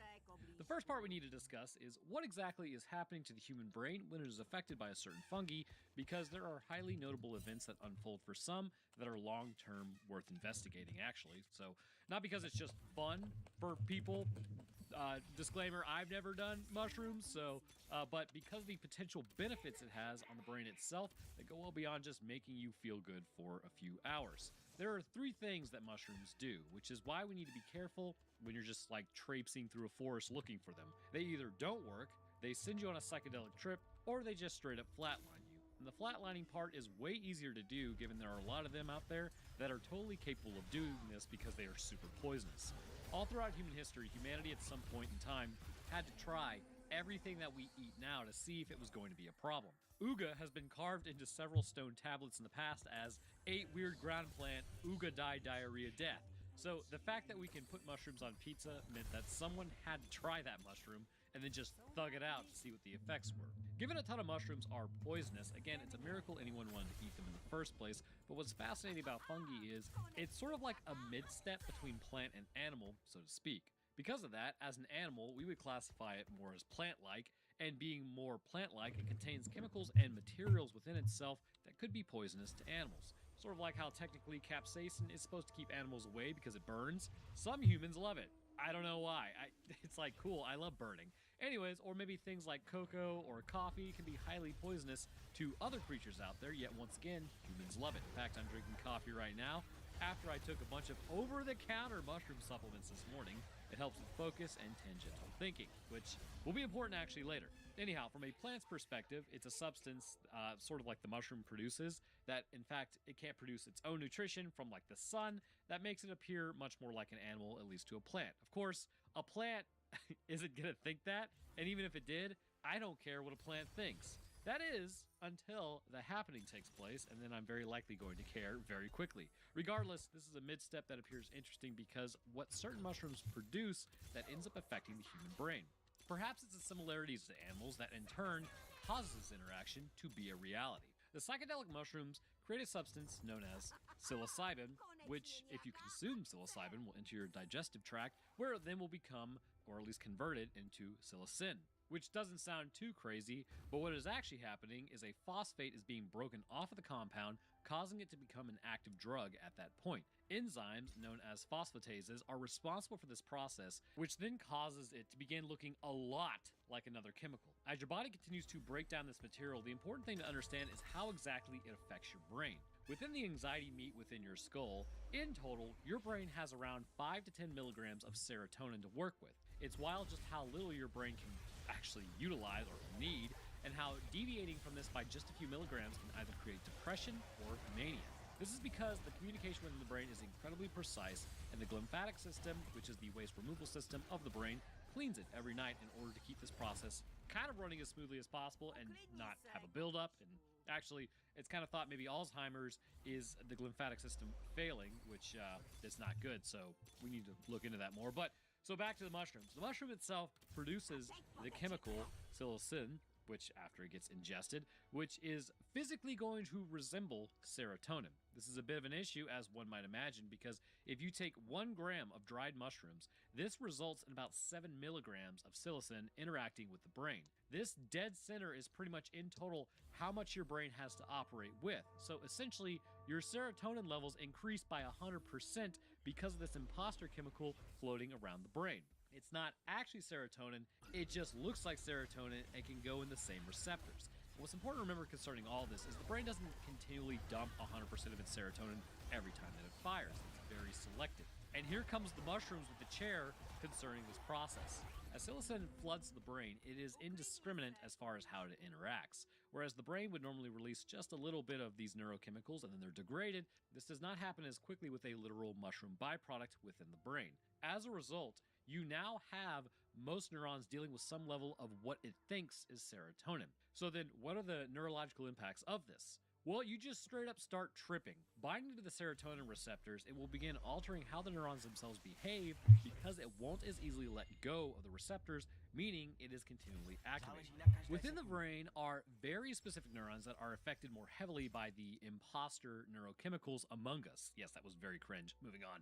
These are known as pyramidal neurons, and they're sort of like the output neurons that are basically shaped roughly like pyramids. They reside within the cerebral cortex, and their purpose is to functionally broadcast incoming information from sensory neurons. They will either regulate or dampen incoming information and then send that information if it is important enough. In fact, I have a perfect example as to what they do. So you know how sometimes you're sitting there minding your own business, being an absolute Chad because you're watching Rono Gaming, and then all of a sudden one of your ears go really, really quiet, and then a few seconds later you hear that ee noise? Well, that's a pretty standard experience had by most people, but what is happening is a signal from the inner ear hairs, likely produced by nothing actually, is self-amplifying. As it amplifies, obviously your temporal lobe gets involved, but the pyramidal neurons also get involved, and they attempt to determine, is this normal? Determining no, it's not normal, it's just a self-amplifying signal, they will then in turn shut it down so that it does not drive you absolutely insane. Why exactly? Well, let's say that you're like a hunter in a situation involving a predator. Hearing would be great. You don't need that noise being constant. Now, if you damage your ears, say like if you work in a factory or first responder, listen to music too loud, or maybe you were in the military with the last one, obviously not being service related, and they call you a dork on the way out, this signal will continue to send because the sensory hairs in the inner ear are destroyed, which ironically, if they stop reporting to your brain, it becomes the E noise. Bit stupid, yes, but, you know, humans live way longer than we're supposed to nowadays.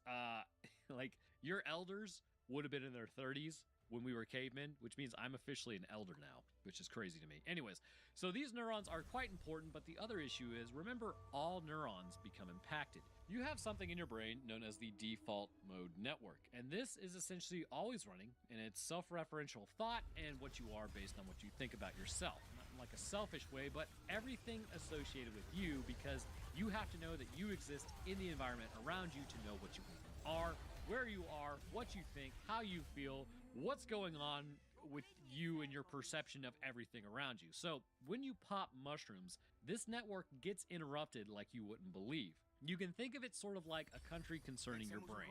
You have the government, which would maybe be the default mode network, and that's how the country is represented, but you still have citizens as well. While the citizens have a say, clearly policy like concerning foreign nations or what to do or taxes or stuff like that is not so much dictated by the individual, but the collective, with the government as essentially the front runner of this collective. When you take shrooms, it increases entropy in the brain, which at this point, it would be like every citizen that never really had any interaction with the government at first, all getting the same exact amount of say in what happens concerning policy. Clearly, you would have some that agree with everything, some that don't. But the point is, the main body of managing things now is dissolved into just a larger group. This, as you might imagine, creates a little bit of chaos, which mushrooms do in the human brain as well. Several you-isms will actually cease to function correctly, but new ideas can emerge because areas of the brain that are usually quieter because of their serotonin receptors not being as highly activated will now suddenly get louder. This does several things to the human brain and the perception of the person, which does relate to our sense of reality. Typically, a person will experience something known as ego dissolution, and this has been connected in a way of being like you dealing with baser and higher yous. I know that sounds spiritual, but actually it's not. It's based on the brain. So we're going to talk about that because it's actually rather interesting. It's like a physical thing, not like a, oh, your higher spiritual self. That's not what we're talking about. So it is said in every human, there's a human and there is a monkey fighting for power. You can't just ignore one in favor of the other. And this may be a little bit of an outdated model for the most part, but it kind of works here. The human is the superego. The monkey is the id, and you are the ego. The superego like thinks ahead, looks out for others, wants to do what's right, and it's kind of self-sacrificial and several other things that psychologists have labeled it, but you kind of get the point. The id wants to do what feels good. It's aggressive, violent, but self-protective. It is the monkey. You, as the ego, have to manage both and determine what is the best course of action. As you can see, you shouldn't always self-sacrifice, and you shouldn't also just completely act selfishly to protect yourself either. It just depends on the context of the situation. Hence why you can't listen to one over the other all the time, because eventually it will force its way into your life. Now, with the ego dissolved, nobody is monitoring the situation between these two. Because of that, your experience between these is going to be more profound. Along with that, your brain is also having other areas communicate louder than normal, creating timekeeping issues as well, since everything is connected. And this is why it appears as though people might have good trips and bad trips with it, because essentially two parts of your brain you're normally coordinating are no longer being coordinated. So anyways, this is why people on shrooms appear to behave strangely to those not on shrooms, yet to them it makes perfect sense. What's the most interesting aspect about this, before explaining the reality issue, is there are actual benefits that have been noted. In the following weeks after you do this, it has been noted that after popping shrooms, neuroplasticity has a remarkable uptick. Genetically, it appears to activate the mitotic abilities of the brain. Now clearly, this would be quite beneficial, but it's not all sunshine, lollipops, rainbows, and butterflies. It doesn't just inspire the brain to begin forming new connections that are wonderful and everything is great, and also through dendritic reaching, but it can still inspire neurogenesis, which is the formation of new neurons. This can be good, it could be bad. It really just depends on what sort of environment you're in. However, there are some clear benefits. Actually, I remember watching a documentary on a guy who had like severe cluster headaches so bad it would put him down for days. The issue was, as soon as he got over one, he would get another one because they would happen every few days. He was given oxygen, which was the only thing that he said lowered it from a 10 to a 9. However, upon taking mushrooms, it appears as though it completely prevents them, or at least causes so few that his life got tremendously better. The whole point of the documentary was like the government didn't want him taking them, so he had to go through more nefarious routes to achieve these, and like more, I don't know, holistic doctors, I guess is the best way to put it, when this is something that we should definitely be investigating because clearly it has benefits to people. So for 3 months, it appears that this mushroom would work, and then after that, he has to take more, otherwise the cluster headaches return.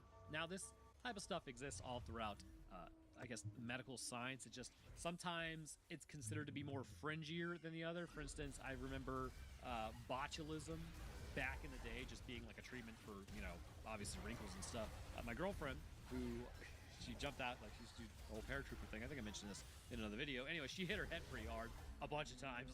So she damaged her brainstem to a degree. So now she takes botulism to prevent those migraines from taking over. And actually, what's interesting, it has about that 3-month mark before she has to do it again. But that's just saying that like there's alternatives to just migraine medication or things like other things do exist. But again, by taking other medication, or not, it's not really a medication, this is more just a mushroom in this case, these things can be used to better the lives of plenty of people. It just needs more research into how it can be properly applied and what is the active chemical in it that, you know, can actually do it. It's sort of like my talk about if we go to Mars, we're going to have to take parasites with us because parasites actually calm our immune systems. If we can figure out what the active chemical in parasites are that then calm the immune system, then we can expose ourselves to that rather than the parasite itself.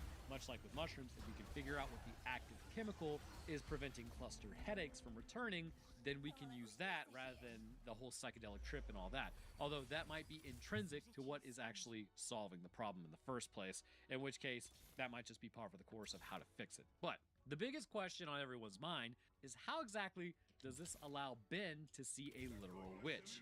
And this is where it's going to get more speculative because, well, it's really more of a thought experiment than a bona fide science issue because it starts branching past the actual known universe, or at least our perception of reality, into more, fringier ideas is the best way to put it. And the biggest question with that is that you're going to need to ask yourself is, what is reality really? A weird question because we all assume we're experiencing the same reality, but we actually aren't because of the word just said, which is experiencing. When you wake up in the morning, everything you see, hear, smell, feel, or taste is processed through meat, electrical meat, and electrical fat. And much like your ears ringing, the meat is not reliable. Let's just stick with eyesight on this one because it is the most foundational sense we use to understand the world. I'm about to flex on you, but my reality is 2015 vision, which is apparently better than 2020 vision. So everything is sharp and clear. It's absolute baller. I wake up in the night and there's no blurry things in the corner. However, I get migraines. So big F's in the chat, which then blind me for a few minutes as a treat. Does this mean the world around me suddenly is missing sections, or it isn't my interpretation of the world around me that has changed? Let's say there's an objective reality, right? Then there is a perceived reality because we are perceiving it. As a species, we cannot even perceive all of reality, and what's wild is we know this as well. Compare a bird's vision to human vision. Birds have an insanely superior vision to humans. We can see in 3 primary colors. We're trichromatic, with apparently there's some mutations allowing some humans to see in 4 colors, so they're tetrachromatics.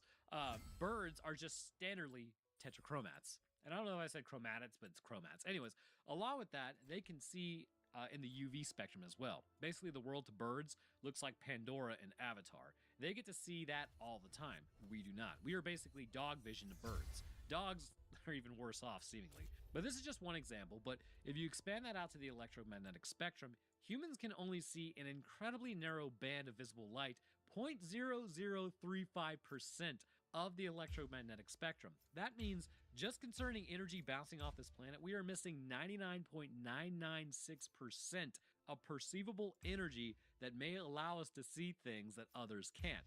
Do you know how crazy the sky would look if we could even see just 4% more? And this is the crux of the issue. Our meat is not that great at perceiving the world around us. It's also not great at explaining things either. Like, I like to say this example, and somebody's always like, oh, well, blue and yellow. But like, imagine there was no eyesight, right? Imagine you've seen color, but you're trying to explain to another person who's never even seen color before what color looks like. Try to describe the color green. You can't be like, well, blue and yellow, or look at a leaf, because even then, it's all based on perception. If they've never seen color before, they have no idea what you're talking about, and there's no way to help them understand what color is anyways, because the perception of it does not exist. So that's where language fails us, that's where our bodies fail us, that's where our eyes fail us, because there's even an idea that we aren't even seeing the same colors, we're just agreeing that a leaf is called green. What if green isn't green? How would I be able to explain to you what green actually is if blue looks different to you and yellow looks different to you as well, and there's nothing you can do to really get that idea across? It's basically stuff like that. There are lapses in our ability to even share reality with another person who is also experiencing reality. It's all very personal because we don't really even know how to describe it to others, I guess is the best way to put it. So anyways, like I said, our meat is not that great at perceiving the world around us by any stretch of the imagination, actually. And don't even get me started on us being three-dimensional creatures with a vague interpretation of the fourth dimension, because if other planes of existence do exist, there are, like, let's say there are extra dimensional creatures, we would not even really be able to perceive all of them apart from what is happening directly in front of them. It's an interesting idea, but it's sort of like how as we move through reality and time, there are snippets of us at any point in time that are completely frozen. We can't move because at that point in time, we were doing exactly one thing. As time passes, we move. But freezing time, we freeze because that's the snippet of time, and time is just that snapshot.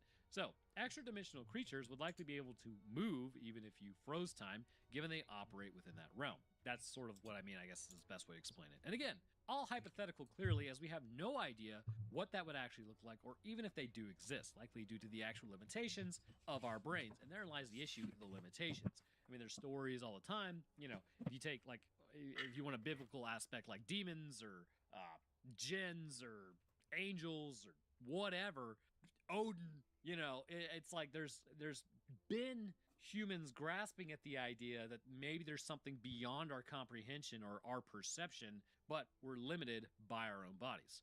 So as Ben was exploring the woods to dump off his parents, he runs across Jer Bear, who claims the only way you can see these things is to take mushrooms. Now we have to ask ourselves then, is it a hallucination that he thinks is real, or is it an area of the brain that typically will be filtered out of the conversation so that our perceived reality remains intact? I believe in Huckham, it is the latter over the former. Going back to our discussion on the entropy of the brain and how parts that were quieter at first are now just as active and no longer filtered out, we have to understand that our brains are constantly fine-tuning our experience of the world through past knowns, possibly the shutout of new knowns, and possibly the brain incorporating new knowns, as well as what we call this being learning. Think about like all of the aha moments you've had for one reason or another. This is the brain absorbing new information, communicating with itself, and then understanding what is happening. You didn't know it prior, and now you do know it because it was told to you. Then, the new known becomes a past known and is incorporated into your future. All experience-based, all following a similar pathway that is basically completely ground out and well known to your brain. I actually have, like, sometimes people call these blind spots, but I have a major blind spot that I am well aware of, and it's quite interesting because if I think something should go a certain way, right? This is exactly how my brain works. If I'm like looking for something, or I think something's wrong with a vehicle or XYZ, right? My brain will not let me actually think of other things on how to fix something or find something or do something until I do the thing that I think it is.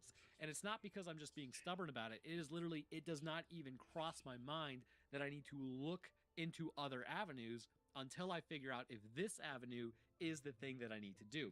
And I've actually explained it to people, like when they say something, like it's like it'll come back to me, right? It'll happen every time.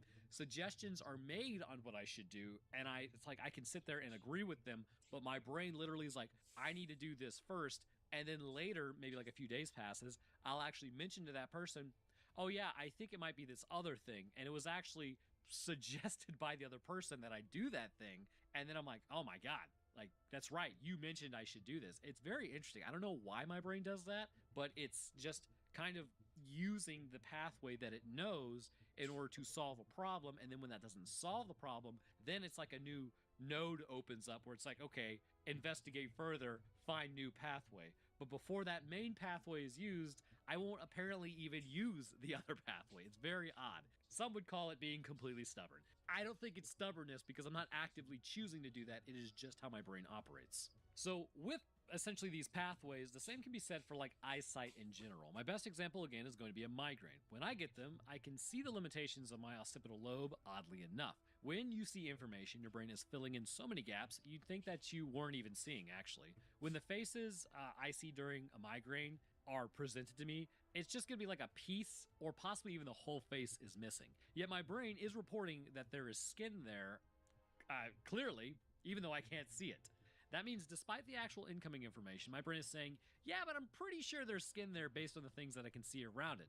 so everyone looks like Slender Man to me. If I look at a book, the page is still there, but the words are missing because my brain doesn't know what the words actually are. It's filling in the missing information just very poorly. So then, what does a brain do when it's not aware of incoming information because perhaps it falls on the outskirts of human perception?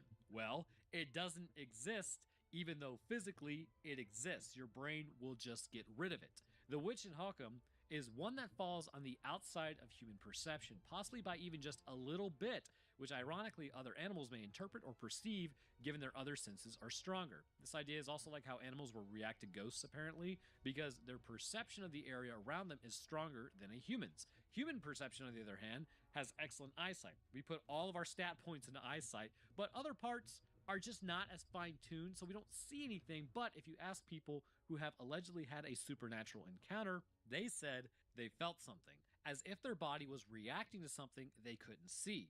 It's almost like, remember Xbox Connect and how people were saying they were seeing ghosts on it because it was picking up something that you couldn't see, but the Xbox Connect could see, because it's a different level of perception, which is not running through meat, but instead electrical activity purely. Stuff like that. So this is pretty much what I believe is happening in Hawkham. Human sight is hampered by the lack of communication from other areas of the brain.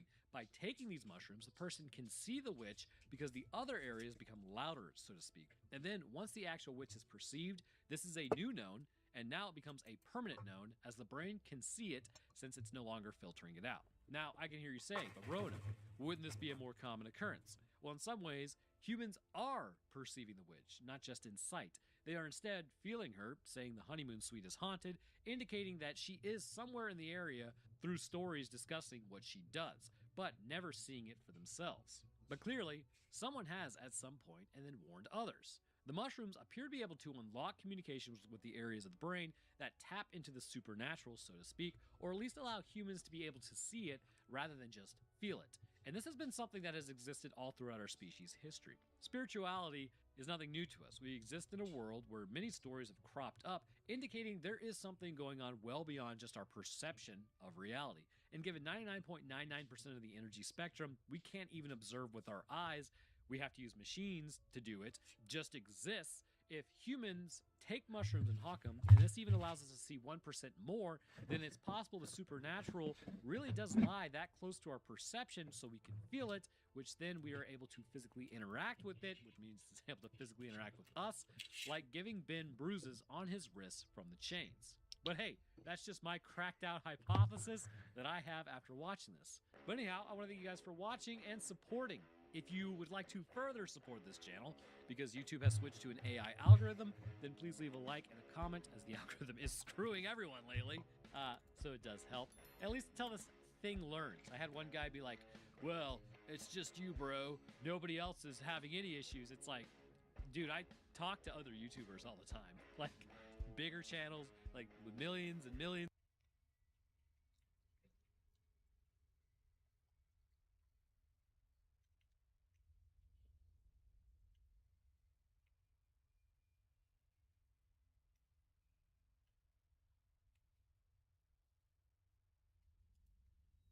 Gonna go longsword. I think I maybe should have gone 3 pots, but he was starting to kill.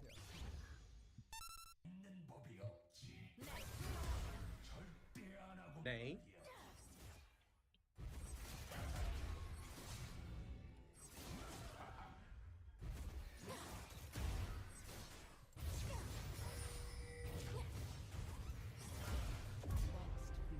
It's because I got the first 2 Qs off. The reason why she's doing that is because that normally works.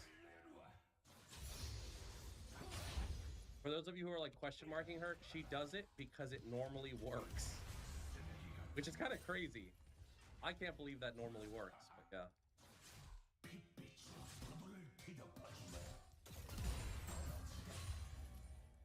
And now I have Sheen. Whoa! No! Say it ain't so. Oh, bro, is this gonna be a 1-minute Sheen? The Fury tried to ruin the YouTuber. Hold on. Hold on. The Fury tried to ruin the YouTuber. Quick, quick, quick. 157. 157! A 157 Sheen. Sound the alarms, ladies and gentleworms.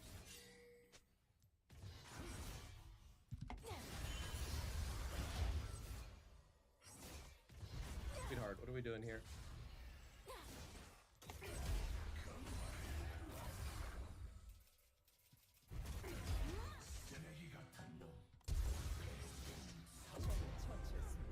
Ton.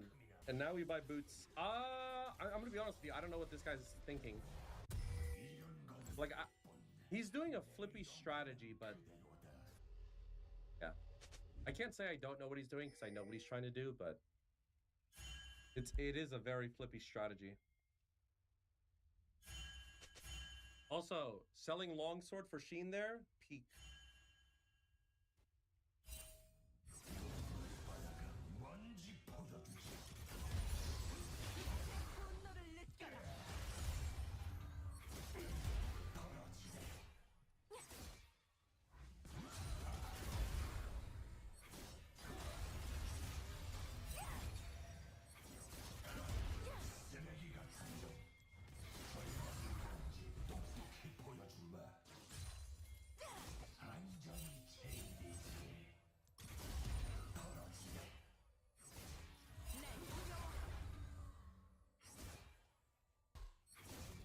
아군이 당했습니다.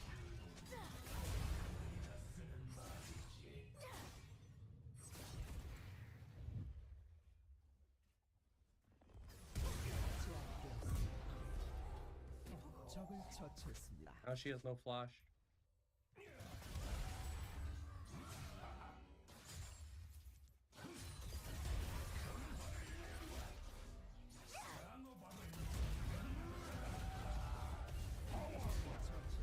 Horribly timed death by her.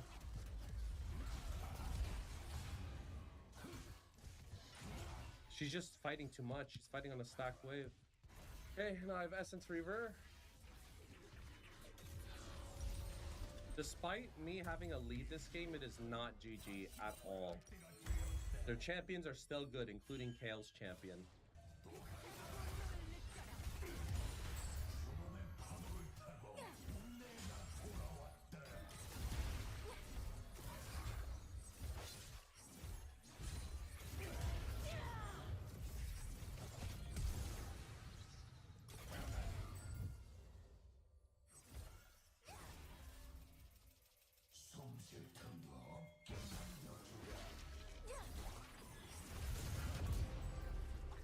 학살 중입니다.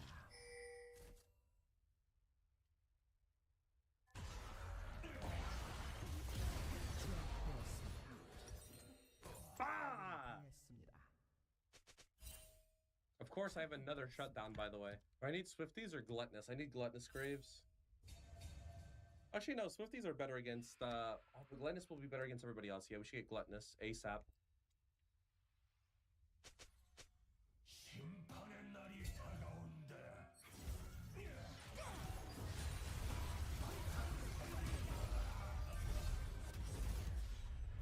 Wow, those crits. Thank God. This is like a really crazy, like, no LDR game if I wanted to do that. Like, go Essence into Collector, into IE, into, like... Or Essence, Collector, Voltaic. IE, Yomu's.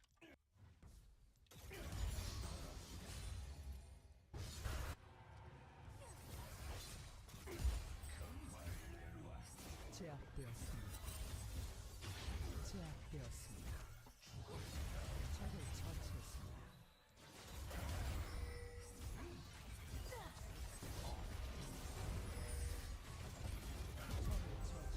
Scary. Bro, every time Kale presses R, it's high-key scary. Like I said, there's nothing more terrifying than a player with nothing to lose, bro. Shamelessly running it. Because all it takes is 2 kills and they're back. We gotta make sure that we keep him humble. Try our best to keep him humble. We should have queued the other guy first, I think, right?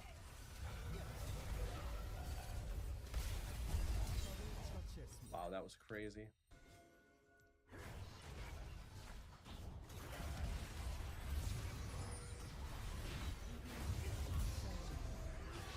Nice. 적을 처치했습니다.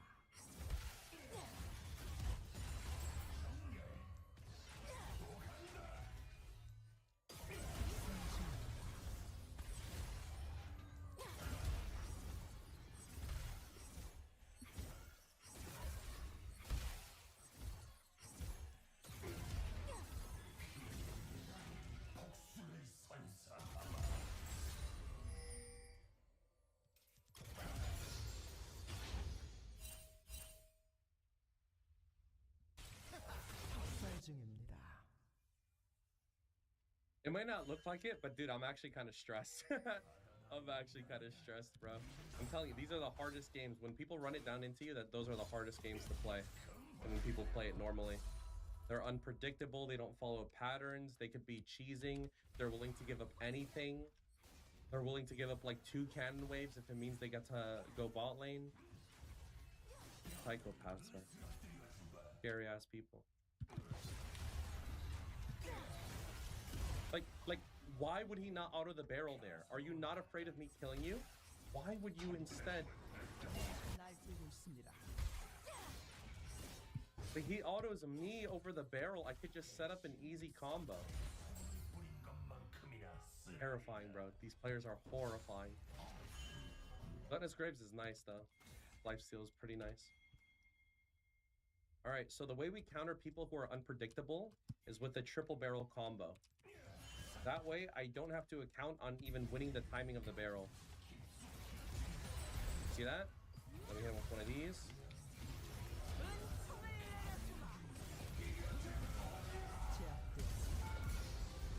He's still worth a bounty. That's crazy. Also, bad ulti. That was a little bit emotional. We should always save our ulti for our teammates that need it. We don't need it, bro. She's 0 and 8. Korean Ezreal going crazy. My goat. I'm gonna hope that minion, that wave doesn't die. I want to stay in lane against Kale. If I destroy the turret, she'll be able to farm for free. Eh? Oh, we're probably against that Aatrox guy, the best Aatrox in Korea. He's the only guy who uses that skin. All right, we're gonna go Q-Star. If it is the same guy, he's very good. A little surprised he didn't go Doran's helmet to Gangplank. I've been seeing a lot of people do that.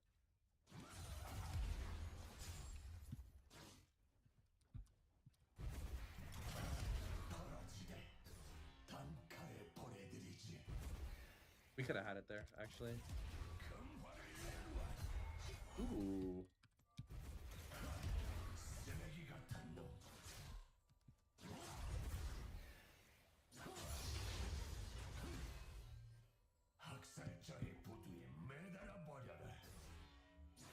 We gotta make sure we take the first opportunity against Aatrox that we see. We're missing a lot of minions, but as long as this wave eventually gets back to me, we'll be fine.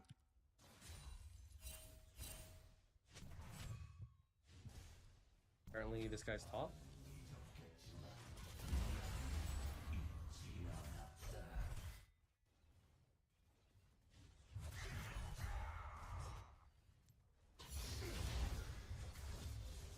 Yeah, our wave's actually not in a good spot. We should have crashed on the second wave against Zac.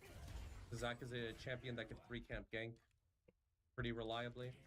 He's playing the matchup much better than last time, where he fought a lot level 1. Does he know I'm in this bush? I don't want to stay. I know Kindred's here, but I don't want to stay. This is not good for me. It's not a good look. Get boots, refillable, walk back top lane, take our health. If this barrel connects, I would have flashed to double passive, ignite to chase his flash, and then he dies. But such is life. We move on. I don't want to go for a kill right now. I'm going to go for a kill later.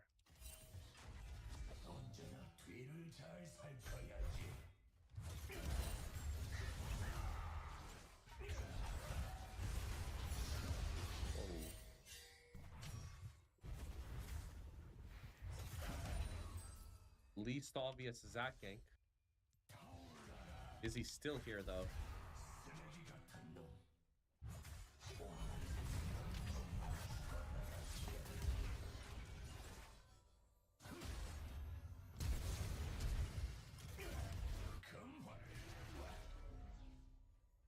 One HP.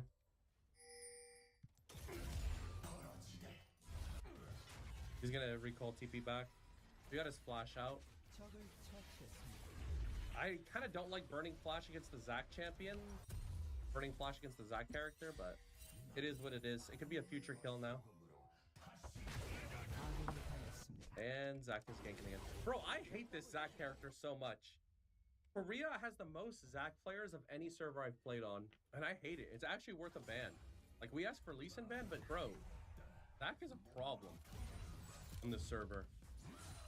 Because people like to fight. People like to fight, so they always die to Zac ganks. Always. Ruby Boots Cloth. This guy is a gamer.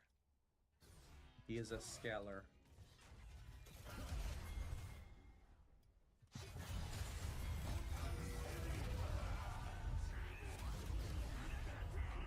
Oh shit.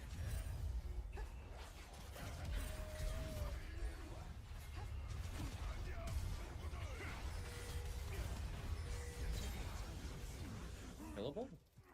I don't think we do that. I don't think we default with that guy. Okay, we got Aatrox's flash. Aatrox had no flash from earlier, so it's able to turn into a kill. But man, do you see how much work we had to do for that kill? The good news is that because we have Lucian AD carry, it kind of stops Bard from roaming because Ashe, I don't think she can hold her own in a dive. So Bard kind of has to babysit the Lucian to make sure he's alive. Good for us. We don't know where Bard is. We should put a control ward most likely behind us. I think behind us is the best.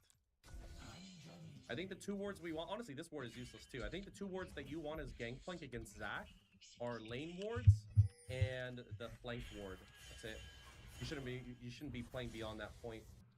I can look for one big trade. I have a timer here to look for one big trade.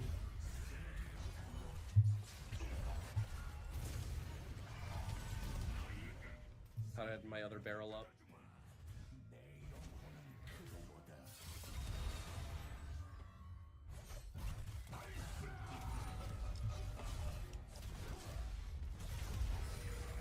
Go. Whose mans is this? Bro, just kill this. Kill the Kindred guy. Kill the Sakura. She's just watching me, bro. I was actually scared for my life. I want to play the game, bro. I'm willing to play.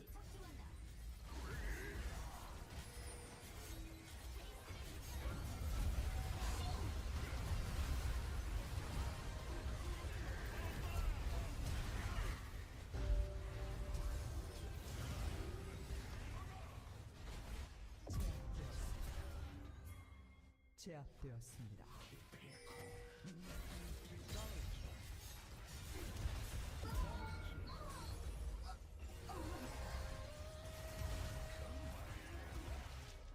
Yes, I was willing to play it.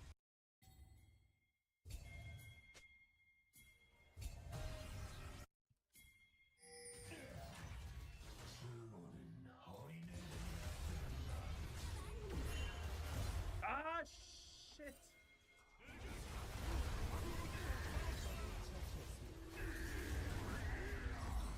He had ulti again. Fuck, he just used his box. I think I actually don't have proof for that. I'm not gonna lie, I don't have proof for that. I do not have proof.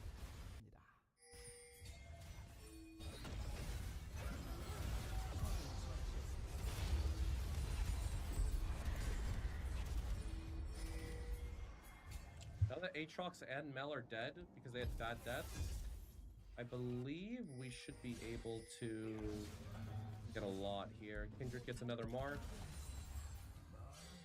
There's a flank TP behind me. I don't know where Zac is though. I'm gonna get out. I'm not even gonna ego this, bro. Yeah, I'm not going.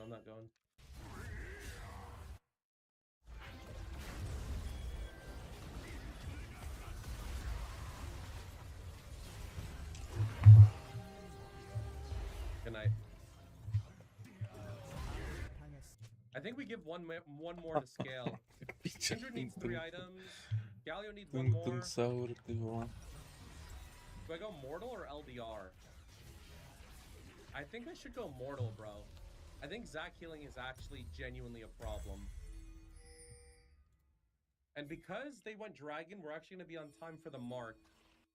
I believe we'll be on time for that mark.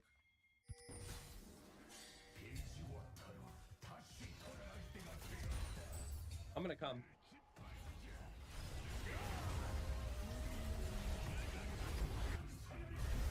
That was a really bad Kindred ult. Wait, Aatrox isn't ulting this?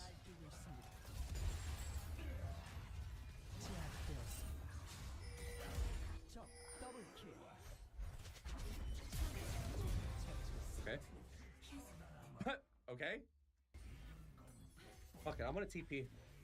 If Zach comes, maybe we could do something.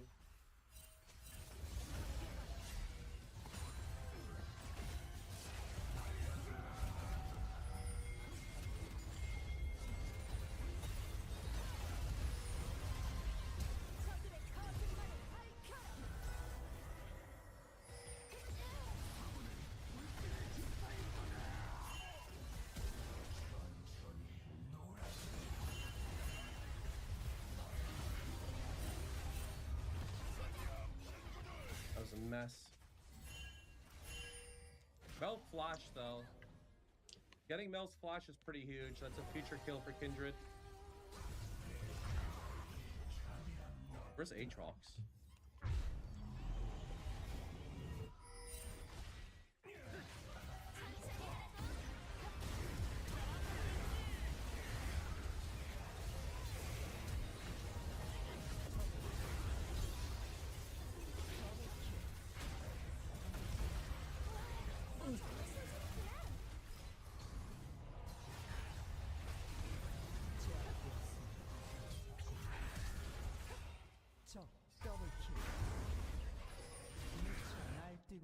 I'm gonna come.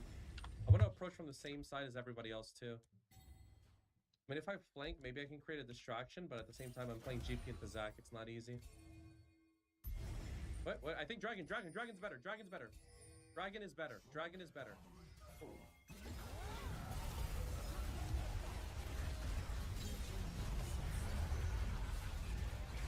Yeah. Holy. What is that? Dragon is always better. Guys, let this be a lesson as well. Never sacrifice third dragon for Baron. It's not worth it. I'm telling you, because I've made the mistake a lot of times on this trip. Don't do it. Stop Zac. We have to stop Zac somehow. What are they doing though? What they're doing is never the move. Wait, what they're doing is like never the move though. They shouldn't have cheesed us. They should have just tried to steal it. Mel had no flash, so I insta-ult her. If she had flash, then it's a very, very bad ult because it's a 3-minute cooldown, but that's why earlier here getting her flash was a big deal. But yeah, guys, please don't trade third dragon for Baron, bro. I'm so ass and I've lost so many games like it.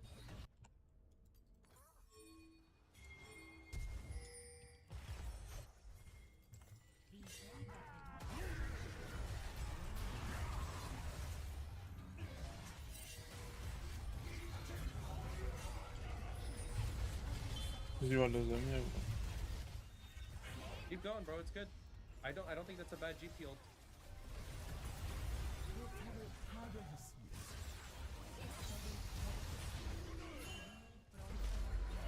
Gonna keep fighting no matter what.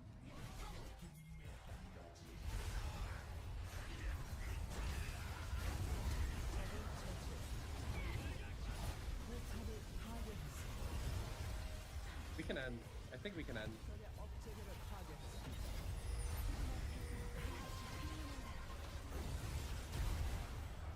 Wow.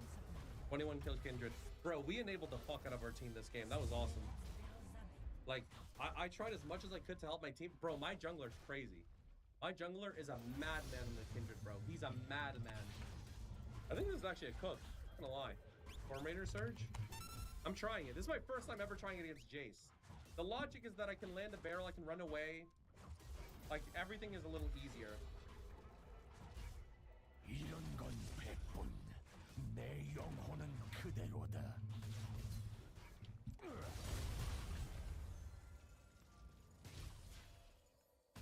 Not gonna lie, I kind of like the... I kind of dig the no-skin GP, bro. I kind of dig the no-skin GP.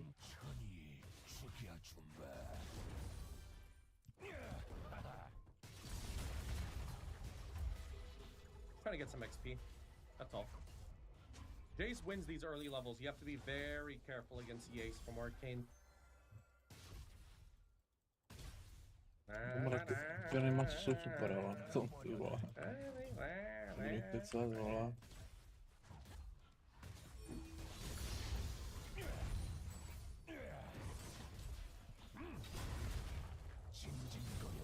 Listening, holy listening.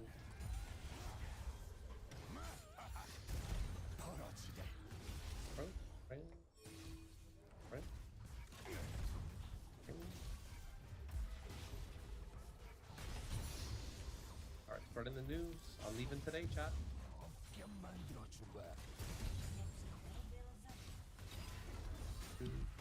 You're part of it.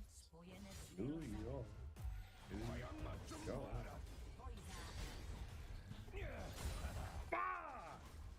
Okay.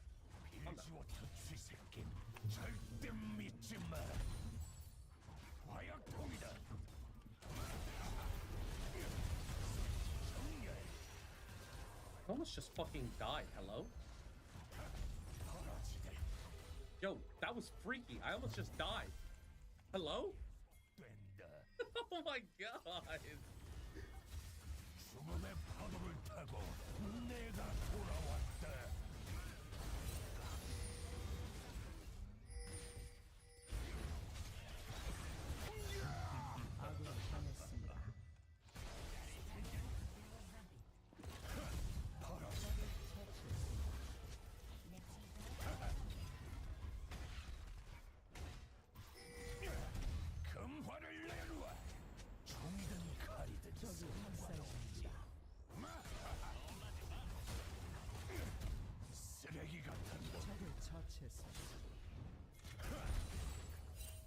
아군이 당했습니다.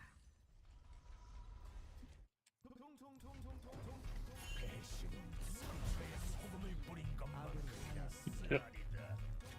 적을 처치했습니다. Oh, Boże.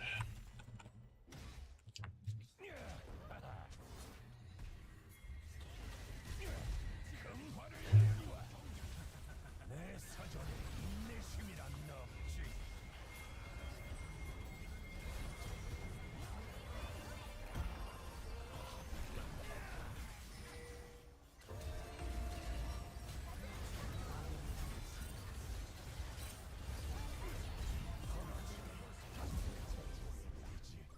Bro, the pings were crazy.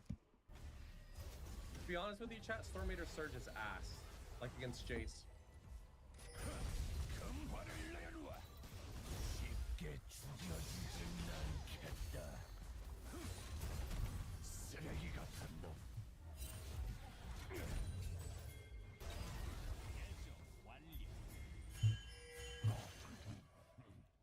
이 맛이야.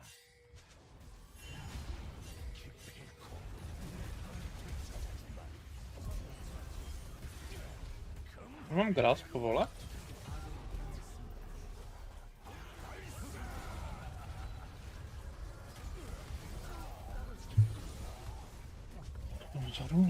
Honestly, we got away with murder. We shouldn't have even killed Jace there. I think I could have left maybe at the start, maybe.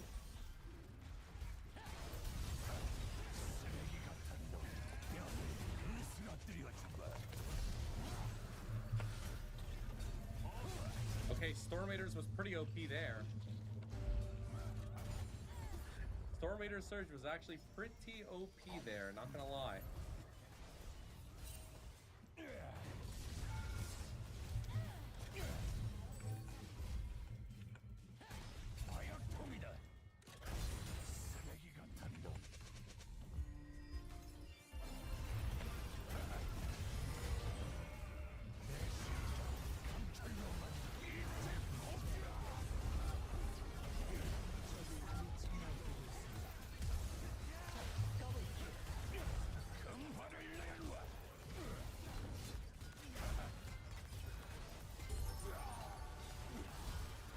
포탑을 파괴했습니다. He will.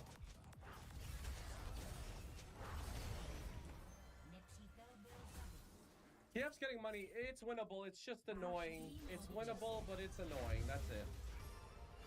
빌지 못하노. 다시 돌아갈 때가 되었다. 포탑이 파괴되었습니다.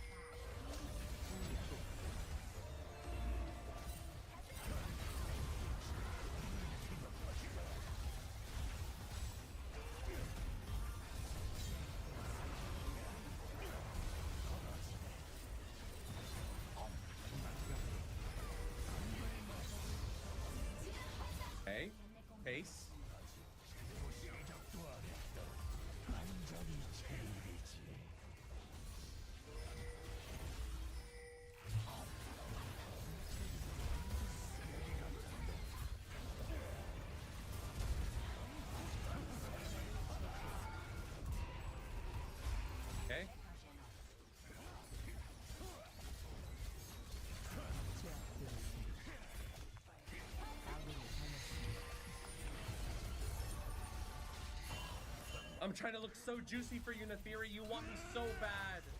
You want me so bad. Enemy AI can win.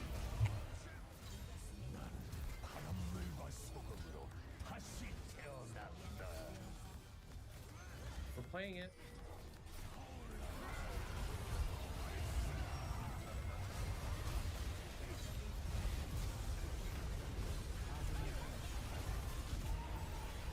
Oh my gosh, I'm fucking 1v9. This gangplank champ looks OP. This gangplank champion looks OP. We landed every barrel and did a million damage. I knew it was winnable, bro. I knew it was fucking winnable.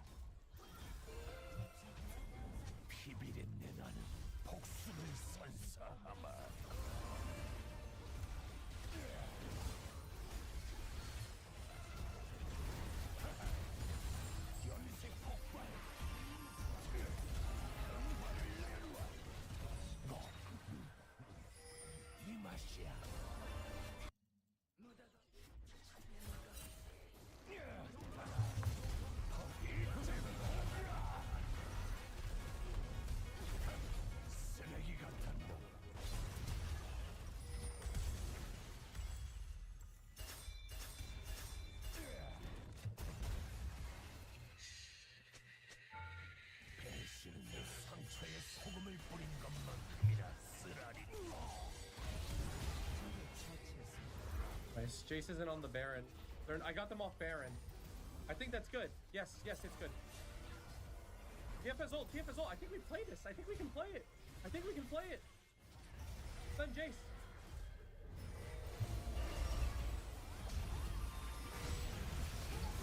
Jake. Where's my gold plan? I'm stalling the game.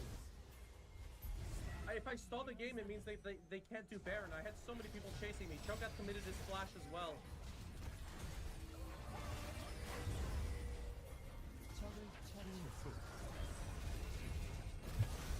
No, you stupid bastard.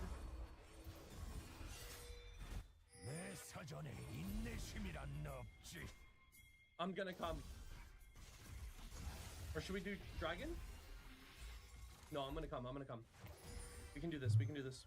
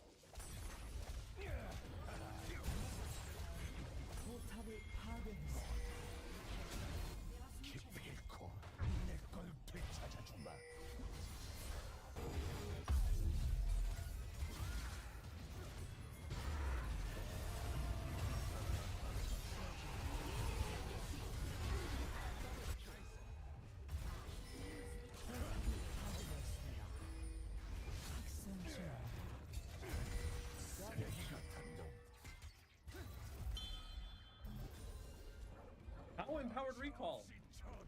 You're telling me that guy hasn't recalled once since Rift Herald? Bullshit, bro. But wait, bullshit. You're telling me that Nefiri has not recalled in 15 minutes? He's just been perma-dead?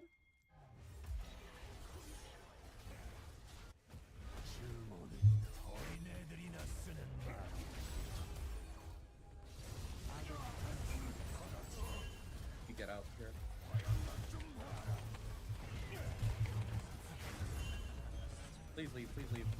right, good. But we need this. We need flashes up.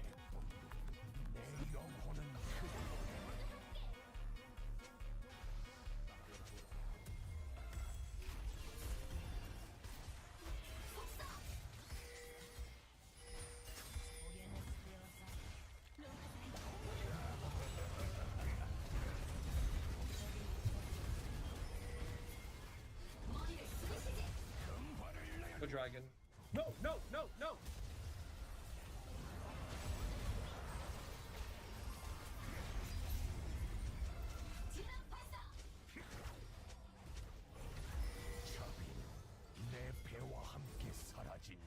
Stupid fuckers. Come on now.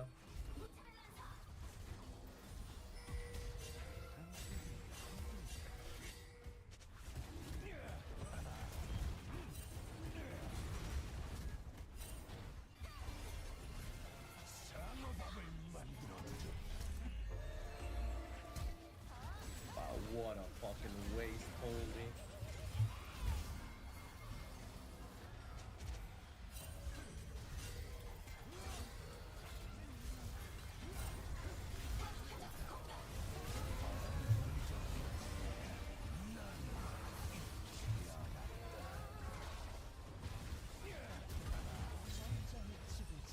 My barrel hit.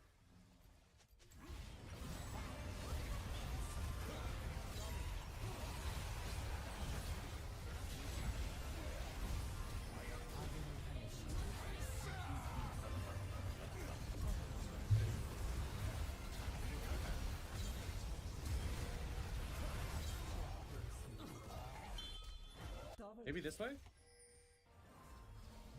No, we could just end off this way. Do we end? Yeah, we end. Bro, what a game. Bro, what a game. Holy man. There is so much happening. I had really good barrels early on. Later on, it was much harder. We were just coordinating as a team. Don't look at my damage. Do not fucking look at my damage. You might throw up. Do not fucking look at my damage. You might throw up. Bro, that was a crazy game, man. Holy, bro. Our combos were good. Our laning phase against Jace was good. And we did that with experimental runes, by the way. I don't think we should ever take Storm Surge into Jace ever again. I had, like, no damage in the laning phase.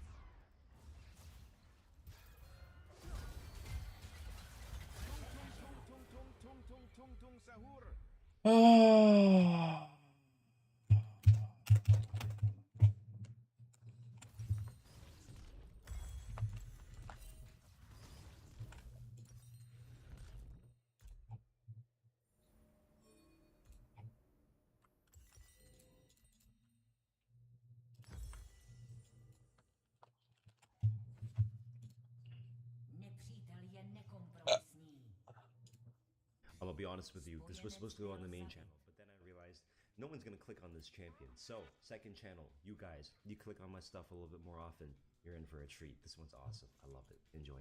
Ethereal weapon. Ethereal weapon. Oh. Ethereal weapon. Doesn't work with Mars Mage. Okay. Which is cool. What's my, like, Q auto once is an ability and a spell? Sorry, that's the same thing. I mean, like, an attack. It does count. Oh my god. It does count, dude. Nice. Oh, sick. So the auto will do 2. Ty mám kde, Okay, vole? cool. Cool to know. We hit Darius. Diarrheas. Nice. Wow, I just lied to you. Oh, and I just gave him the kill. Wow. From the from their perspective, the dude like disappeared in a puff of smoke and a big monster appeared in his place, dude. What are we doing hooking me here, man? Get your filthy paws off me. Actually, obviously young. You know that one. Nice, Ben died. Oh, and you're both there. And you're both. Wow. Bruh. No, that's cool. Yo, it's winnable. Right? It's winnable. No smash cut? Well. Okay, let's see. Innovating. I'm gonna YOLO. You know what? I can maybe do something with the Runons and this. I wonder if my my death rate counts. Okay, I'm at 0 here. No, that's only 1. That's only 1 for me. It's 31. It's 32. Okay, okay. That's 2 procs. Huh. Okay. It's good, we're learning. Wow, we actually got that. That slaps. I see your body. It's hard. It's honestly hard. No, I don't know if I'm memorable. I think I just carry. Just deeps. Yeah, I think you have enough HP. Peace. Okay, allow you to kill him now. What? No. No, that's not okay. Watch, she's gonna leash that for me the entire time, and then I'm gonna just grab it. Just kidding, I have to grab it. Oh, nice. Stand on my W, stand on my W. Allow you for higher max HP. Stun wins. We're good. Nice. Phenomenal. Wait, I got symbiotic. You guys got anything crazy? It'd have to be something one time. Yeah. Oh, I got bone, dude. I got bone with so okay. Now we have to figure out what I want to do with it. Okay, I've got an idea. Force Ventry health, I can justify and hyper kind of a little bit. Wow, that's a beast play, dude. What the is that innervating or something? Huh? What the fuck was that? Lag. Okay, well done. Calm down. Okay, it was lag. Well, team. It was a misinput. Okay. Can someone do fucking damage? I am scaling. Yeah. Just do more damage than Milo, bro. Wow. Oh, baby. Nice. Misinput. Wait, I just love you. Hey, you wanna go get your Cho'Gath ulti? Just hit the things that spawn tension when it spawns. No, you can Q it. That's it. Okay. Can they not? Go get it. You could have lost. I was so appalled at what was happening. Like I didn't have a sense of urgency because I was just so fucking baffled. You know, Mario's so right here because like it gives him eyes, right? And like he won't be able to dodge like the Leona. You know, I like. I'm not even excusing you. I'm just so baffled at what just happened. Like, you know, I actually don't know because like I actually don't know if they were playing to deny. It's all good. I was just so confused. It's just one stack. You're right. It's. Calm down. That's what I'm saying. Calm down. What is that? Calm down. Guys, this fight has firebrand reverb. We are in danger. Okay, but I've got a cool synergy though. I still get crit too. Freaking crit too. All right, you're just rage baiting at this point. Dude, I wish. I don't want to blink into them. But you could just let it go. Oh, nice. Let it go. Let it go. Hold it back. Anymore. Okay, I'm out of here. I'm out of here. Good luck. I'm dead. Yes, you are dead. But okay. You want to eat that guy? You want to? He's not in you want to? he's not in threshold, bro. I know. Can you get this fucker off me? What? You want to? Okay. Okay.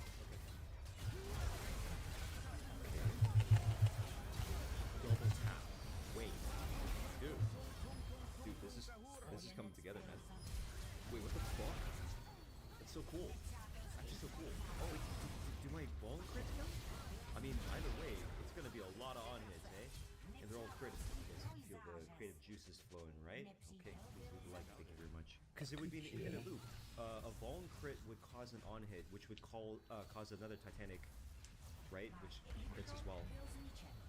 Oh my god, I see a ton. Woo! Dude, wait, what the fuck? What's happening here? I'm dead. Alright, Brian. Go for the cops, bro.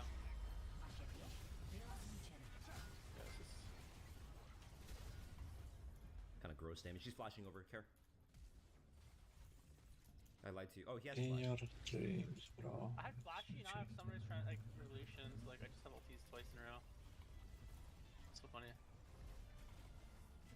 Okay. I'll go get Brian. In your dreams. I'm not dead here. Just done my ulti for free damage. Get the Kindred if you can. Or force her to ulti. Nice. Okay, we got one. Wait, I've got some crazy synergies right here, man. I need to look for Prismatic. Yes, gamblers. Absolutely yes to the gamblers. Fuck the Darksteel. Yes, dude. Okay. Yo, this is so cool. This is actually so cool, man. Theo weapon with everything. My Q counts as 2. My E has to beam. I have a bunch of AoEs with my ulti. Like, it's not bad, eh? It's not bad. Okay. That's so I bounced 4, dude? What the hell? That's you need to go to the gate. Yeah. Hear that hook coming?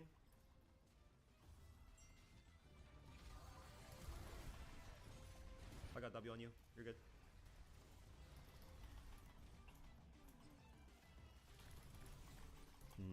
Shit. No. I don't know if I can get res here too. Let's just go for 1 kill maybe. I'll just hit. Okay. Oh, where's my autopath, dude? What? Oh, Sorry. Okay, maybe we can beat these guys here. Magic missile, no. I might just finish my ethereal better than double tap. I mean, not really, huh? But I might accidentally get vulnerability up, which is not as good. Okay, good luck. Okay, if I get them in like one spot, kind of, it's good. And it just starts like creating a bunch. Shit, I missed. That's Mini Mancer, by the way. Oh, I can double tap his tentacles.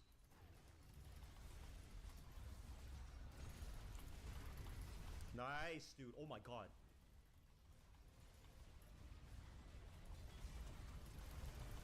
I'm running. Get the MF. Nice. Okay, good. Just DPS Master Yi here. Okay.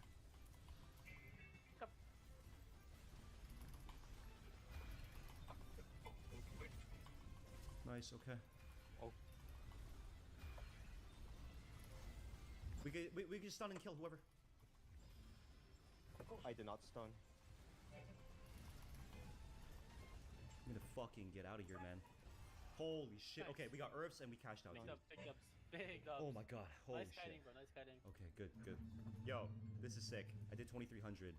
Double tapping it and infinitely stacking it 84 times with ethereal weapon, which means 168 on hits. Yeah, that's actually pretty good, I would say. Okay. And I can't sell anything here. Dude, maybe I just prismatic anvil and then I care package YOLO. I'm 39.84 here. I mean, 2 augment slots is good, or 2 augments is good. We'll get there, and we got a buy here. Nice. We just immediately go to a thing. Good luck here. Let's go. Prismatic, diamond tipped. Ooh. Shit, dude. Do I Demon Kings? No, man. I mean, it gives me the health and everything. It's actually really good stats. I have to just take this. At least one, right? Yeah, I'm gonna take it. And then I can get hyphy with it, and I go Runons. And we just start spreading. Actually, do I? Hell no, dude. I'm gonna Hullbreaker it with the amount of on-hits I get. Let's do it. If I'm ever alone, I could maybe like clutch up with it, you know? Should be kind of cool. I'll just send this forward now. Okay. You're just diving in. What the hell, Yante? Watch yourself. Trade tank. Yep. Nice, Oh, dude. You guys are doing work. Holy shit. Oh, you're starting to hit him right When I now. hit him, So I funny. blast him with so many, like, the thingies. Yeah. I'm eating. Nice. I eat this guy. Nice. Okay. Blast with my on hit. Here's the last one. Beautiful boy. Okay. Okay, hold up. This might be good, dude. This might be good. Juiced. Can I get juiced here and just drain all my fucking mana? I got adapt. Is that good? Wait, that might just be tech, because it doesn't scale off of anything other than HP. So I might as well go adapt for the AP. Master Duality incoming, by the way. And we can justify like Nashers now, kinda. No, we can go Runons, because Runons uses my AP. It does the 42%, and it can crit too. It can fucking crit too. So, holy shit, and it hits my Titanic. Holy shit. Overlords is the obvious choice. We definitely want to think about Overlords. That's one of them. I could do that over Hullbreaker. I don't know. Can you take that? Yeah, of course, bro. Thank you. I got W on you. Rooted me.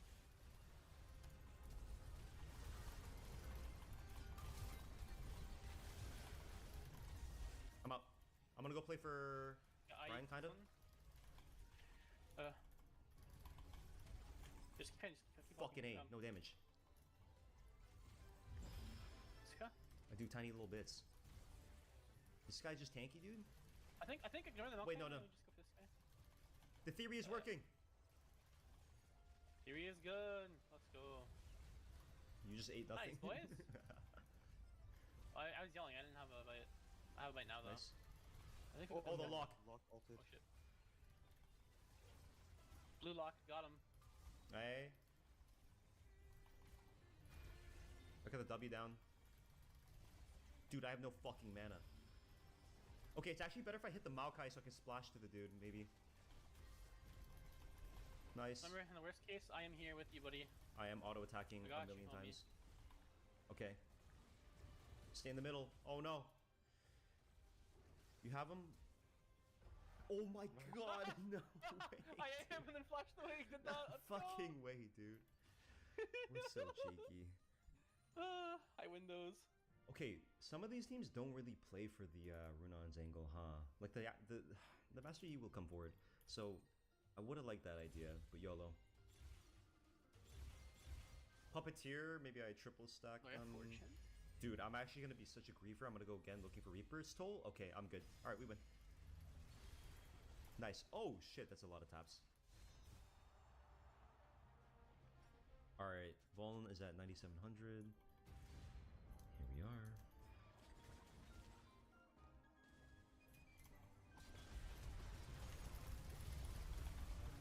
Together. Oh my god! Oh shit, he got us. Nice, nice, goodie. Top deck? Nice. I'm really Yeah. Good shit, Brian. Good shit. You got me. I should get res Eric and try to get him. Can I get some gamblers? Oh, true. Oh, okay. Nice. I'm gonna eat here.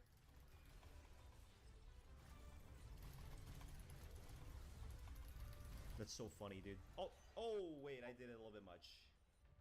You did a lot. I did a little bit there. All right, ethereal weapon. Nice, I got Fan the Hammer. Sick. I love this game. I love this fucking game. And I get to level my double tap. Sick. Okay, I throw 1Q. Holy See fuck. That? That's 3 hits. Holy and then if I fuck. Wait. I'll only go for Prismatic here because there's Hamstringer. Oh, and Moonflare. Nice. You know what's up.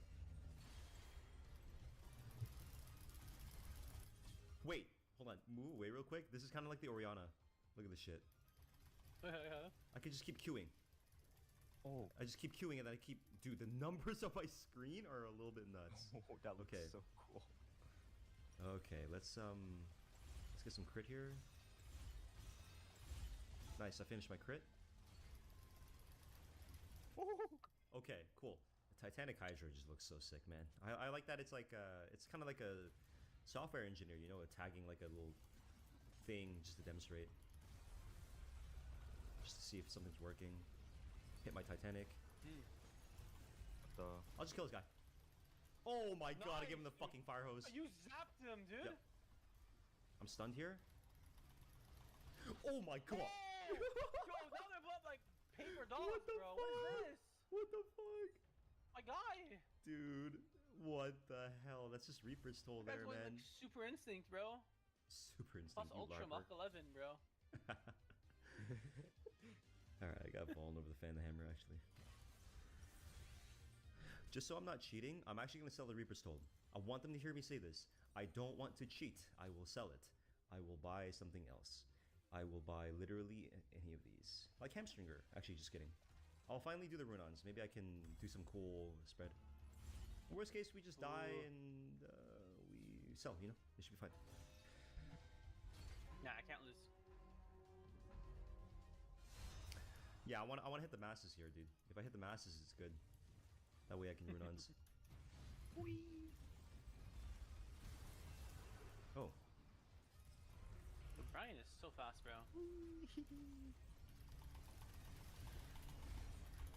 Okay, that's not as much damage, but once they come close together... I need them to be all in the same spot, man. Fuck. Okay, wait, get this guy. I'm dead. Ah, shit, I'm dead. Sorry, I was doing a lap. Man, why can't our opponents play in the exact way that we need them to when they shouldn't have any, you know... It's all good. You have gate? You have a gate, Eric? Oh, shit. Yep, I do have gate. There we go. The numbers! Am I dying to Thornmail? What the fuck is this? What? Oh, shit. No, I didn't. He just hit me. Okay. We can give him one more just so I can see the fucking Runons. Low key, Yeah. I need them to walk together, you know? Can they do the one thing? They do.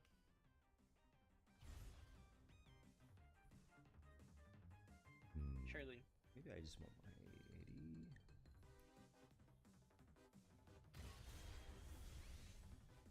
Okay, I'll sell the Force of Entropy. I'll get my Gnasher's Tooth. I'll sell the Titanic. I finished with that one. And I can get Pen, Perplexity, and the other thing together. Or...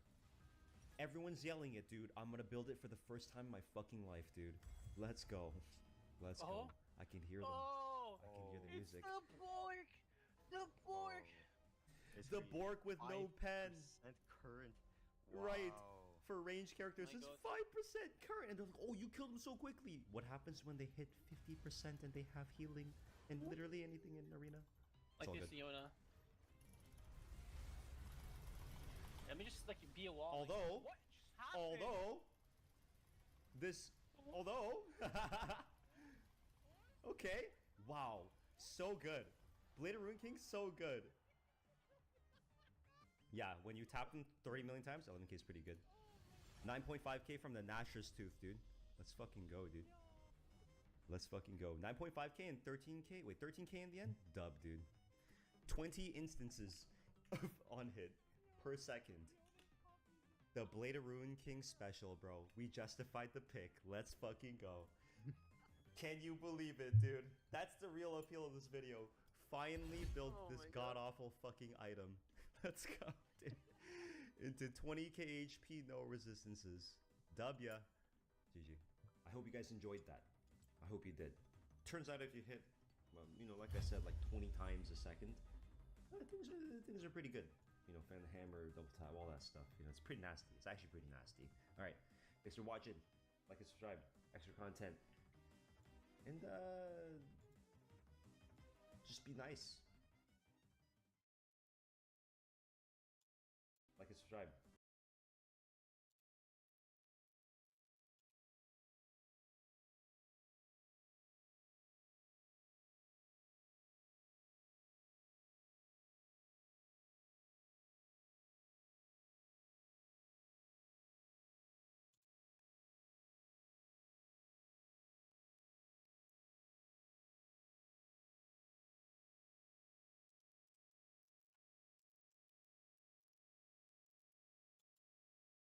This is a 3-piece combo that involves Tap Dancer, Ethereal Weapon, as well as Don't Blink, where basically every time I hit my Katarina ultimate, I'm hitting a bunch of Tap Dancers, I'm double tapping in fact, and then I'm getting more damage based on the movement speed. And also I just get movement speed. Enjoy. I do have Firebrand, and Death Touch, and Beginning to End. This one gives me money, so I should probably take it. I'm gonna take it. Ooh. Money max.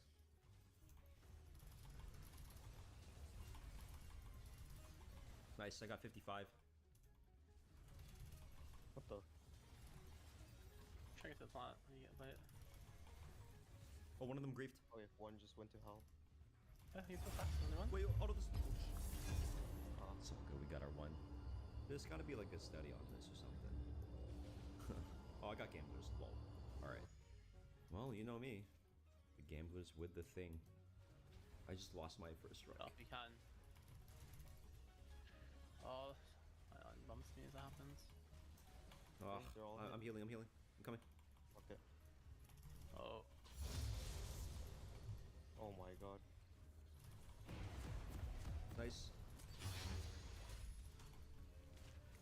Nice, dude. Nice. Farm that money. Money. But you can. Oh, the jukes. Okay, dodge me good. Stun.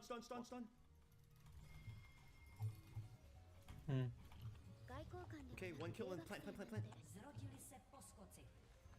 Oh fuck, I didn't eat that one. All good.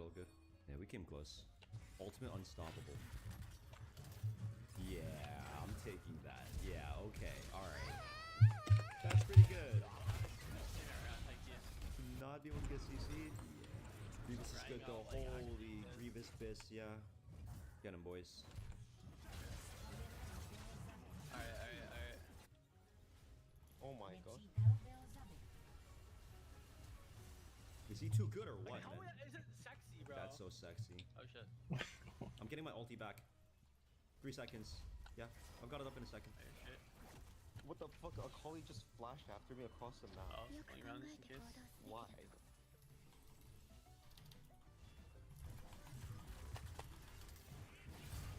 Nice. Huge. Sean and the chickens here. Nice. Okay. I have my ulti in 2 bites. Oh my god. The ultimate reposition. I have ulti. I'm gonna wait. You up? Oh yeah.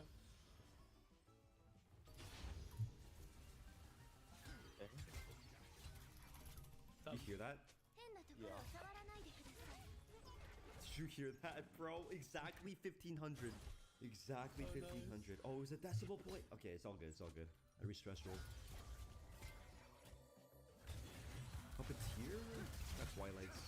I should probably not disrespect these quickly Twilights. Holy bejesus. Moneymaker cat. Let's go. Is the early static tech? Oh, because you can shoot the static, dude. Oh my god. If you can do that and swing it, get that shit, Mario. Static? Alright, bro. We're getting the static, bro. Yeah. Exactly, dude. You just spin it. Do you know the angle here with the plant? You know this one, right? Holy, show us, Mario. Show us. Yes, my boy. What the? It fucked out. Actually, I could have kept going. Oh wait, I had CC Moon. What am I doing? I like that your Ukshan thing immediately roots him or stuns him too. I'm gonna eat. I'm gonna eat, bro. How you mean you're gonna eat, bro? I'm hungry. Oh. I have ulti on that. Wait, what the hell? Okay. What? Ethereal weapon. Oh my god. I'll take that over the Steal Your Heart. I've done enough Steal Your Hearts. Yeah, this is gonna be a pretty nasty game. Oh, okay, look at this. They all have flash, but you should be good. Heat Wrangle, my king. Oh, I lost my first strike. I hate this guy. I didn't even get a hit. Oh, dang it. I get it too. Serious, man. Stop, homie. Wait, second time. You're not serious, Black. Oh no. I'm getting to them. I believe. They're both marked at least. Control on the gen? Oh. Just imagine. TNT. I am alive, available now. Yeah. I'm gonna get ulti. Maybe cone and then true. Okay, you just 1v3. My goat? No. Oh. I'm not strong enough yet. Sword of Divine though. I mean, maybe. Maybe if I get Vuln or anything. Dude, do I really chance it on that? Like, Druhom se ta supporta, počtu. Koliko jsem se mu dělal, vole. I'm gonna call my gamblers and sell my Divine and we go. Oh my god. Yo, that guy scavenged the Piču nikdo nehraje, nebo? We could grieve him by giving the stuff. And the other guy got lightning. We could actually grieve him so hard by giving him 3 stacks right here.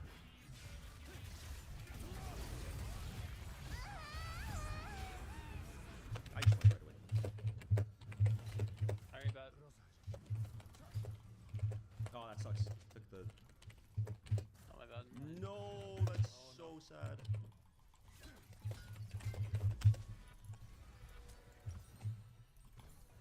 Where's my button, man? No. I'm gonna go clear. Okay. Let me. Who are we giving? It would have been Tali. Oh shit, it is Tali.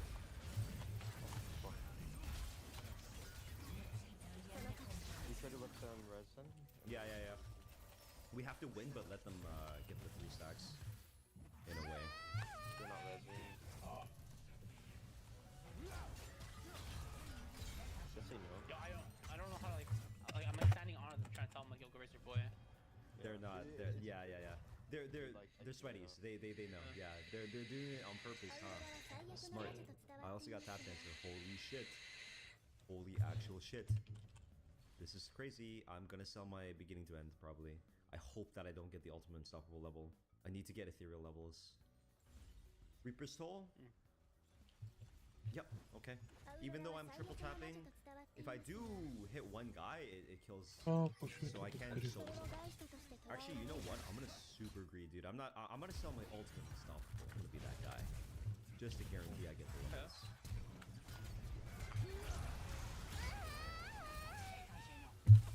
Holy shit. I mean, plus 1100. That was perfect, man. Wait, we should kill them early. That way I can stack on the plant and cheat, bro. Right. We can cheat. What does the least damage? Yo, Your ult, maybe? I'm just Mark. Your ult as a dot might do the My ult. least amount. You can't ult this.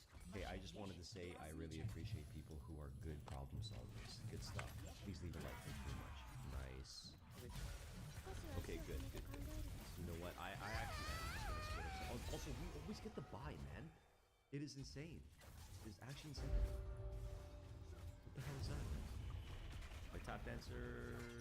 Oh, it just maxed my tap dancer. Okay. Cool. Yeah, I'm glad we got the buy after all that. Oh, Moonflare. Oh my god. Yep. Sick. Oh, nice. With the ethereal, just tapping it back, dude. Do it yourself. Oh my god. Okay, sick. Me happy. Me sell divine? Reverb? Doesn't work like that. Yo, Dustblade? Dark Steel. Okay, cool. Dude, we got all the on hits today, man. This shit is sick. Trolled conflict. Yeah, she could W my stuff, but we could just like instant. Go. Oh my god, my guy with the dynamic entry. Shit, really? Oh shit, I'm like alone here, eh? Oh, Eric's here now. Oh, she had the better spin move. That takes too long. No, oh shit. How was the top part like jutting out that much more? Dude, that guy fucking... that guy flashed. I guess I do need my ultimate unstoppable. Rip. Oh lol. That's Leah got grief. Did Leah grief? Oh, nice. Okay. Dude, I got don't blink. Dude, with the tap dancer and the speed. Oh my fucking... Okay, this is gonna be sick. Wow. I need to get my ethereal up too. Actually, maybe I don't blink up because... Yeah, I'm already tapping. I also need to just stab bonus. I was looking for my fucking 80, dude. I need to get my threshold. Okay, guys, let's lock in. The Jin does the most damage, I think. Actually, both of them. The Jin is the least safe. Maybe we just flash in and get him? I don't know. Yeah, it's also Mystic earlier. I got stunned here. Fuck. That's bad. I can flash out if I need to. Yeah. No, I slapped him. Okay, we're good. Nice. Nice. Okay. Oh, cash out. Holy shit. Okay, I'm gonna chance it right here, bro. I'm gonna chance it with the prismatic. I got an 8 item. That's good. I got foam. I got fucking foam. And Hexball. Dude, Hexball is so sick. It gives me more stats here. The foam is 15% movement speed.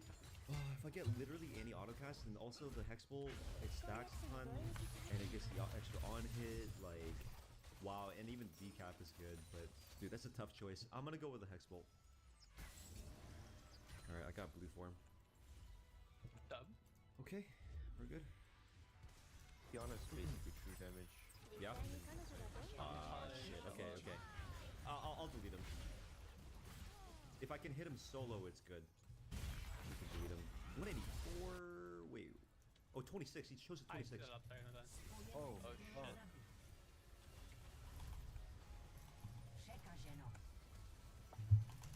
Nice, Yeah, nice. out. Don't give us the buy. Fuck, get that stun. Nice, we can get the buy. Okay, good. Nice. Dude, the don't blink is fucking nasty at some point. Oh yeah. Do I chauffeur? I'm gonna sell my gamblers. Dragonheart in the end. Do you chauffeur? Dude, it's funny, I got Rune Carver. Maybe I just Dragonheart? Dude, what the fuck am I saying? Always Rune Carver. You could try to chauffeur, but I think other options were good. Yeah. If you get a single sleep on her, she can W your sleep, by the way, but you can force her W that way if you want to. Yeah. You guys can just go gig aggro. Give me like 3 seconds to walk around here first, okay? And then enter. Okay, it's time. Ulti. Oh, that's me. I see Samira on left.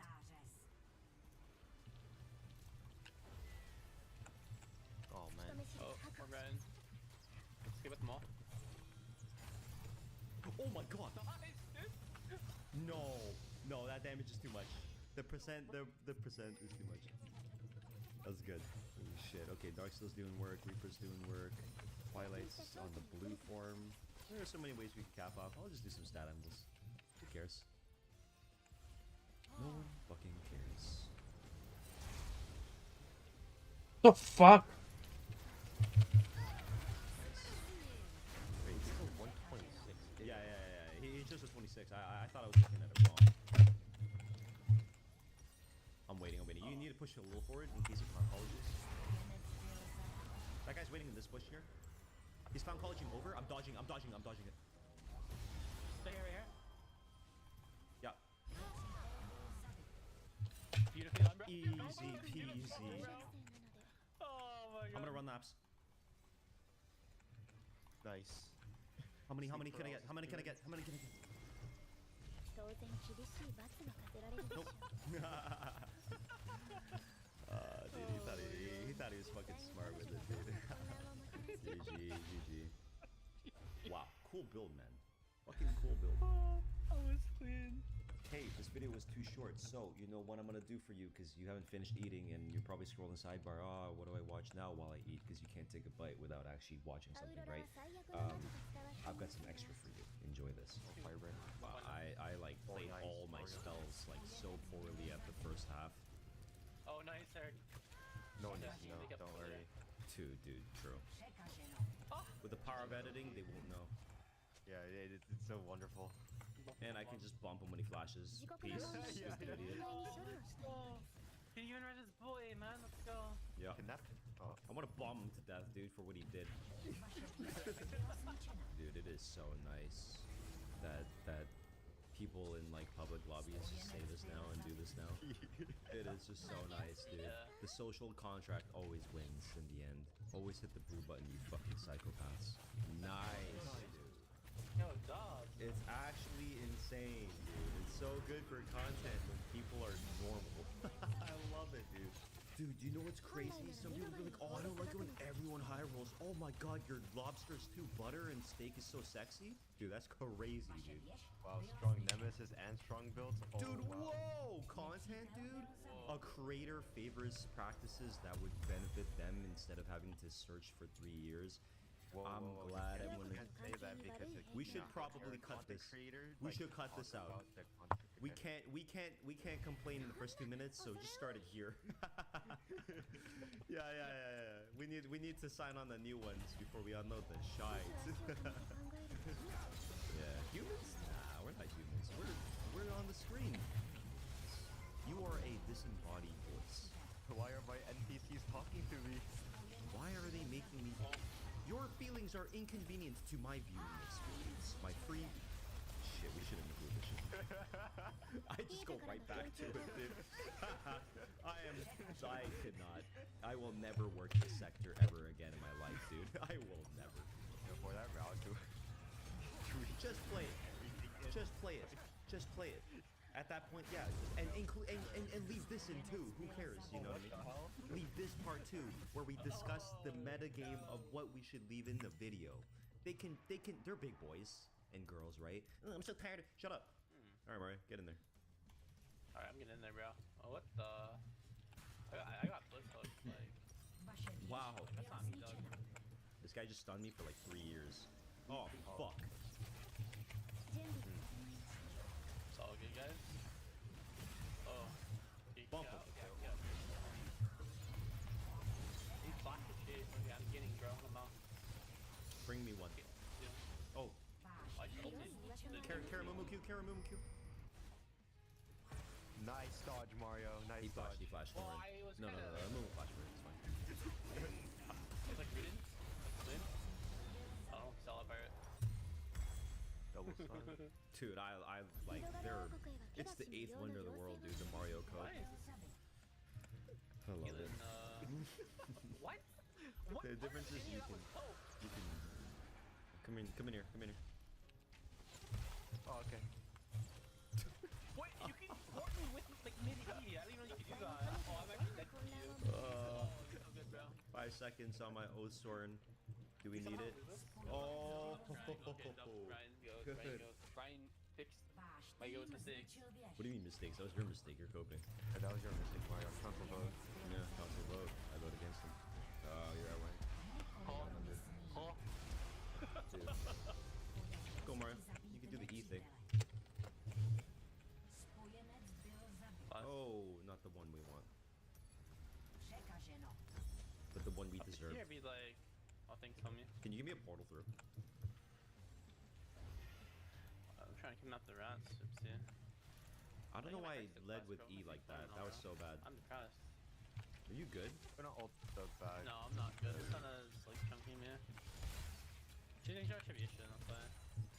You just spoke in Chinese, dude. What the fuck was that? She's angel of retribution, and that's why Shin's always. You heard that shit too, right? I could see how you could hear it, but I understood it because I have that augment too. How can you hear that? He understands the. How can you see what I hear? Understand Simon? Who's Simon? Understand the assignment. Dude, are we speaking English right now? What's happening? Huh? English or Spanish? What is happening? Yeah. Ah, bro. Anything with that, bro. Anything with that, homie. I'm sorry, bro. Anything with that, homie. No, please. Oh, Jewel Gauntlet. We're about to fucking murder. Dude, I passed up sort of Vine. I'm so sad.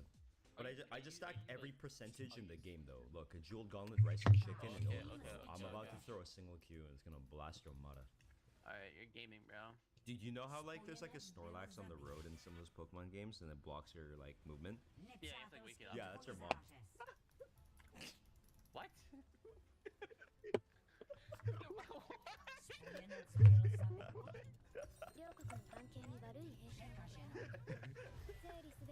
Out of left field, what the fuck?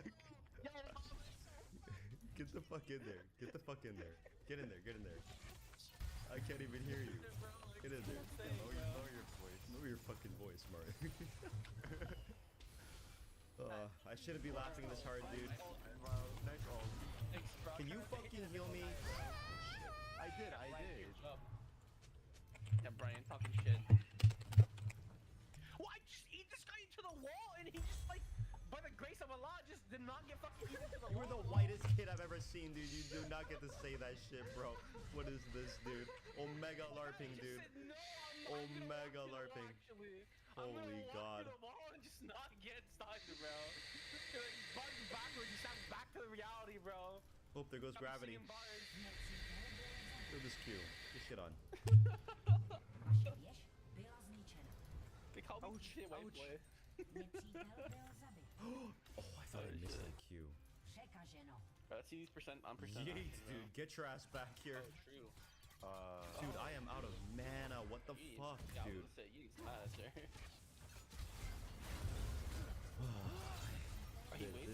This guy is so bad. Alright, we have to check mark.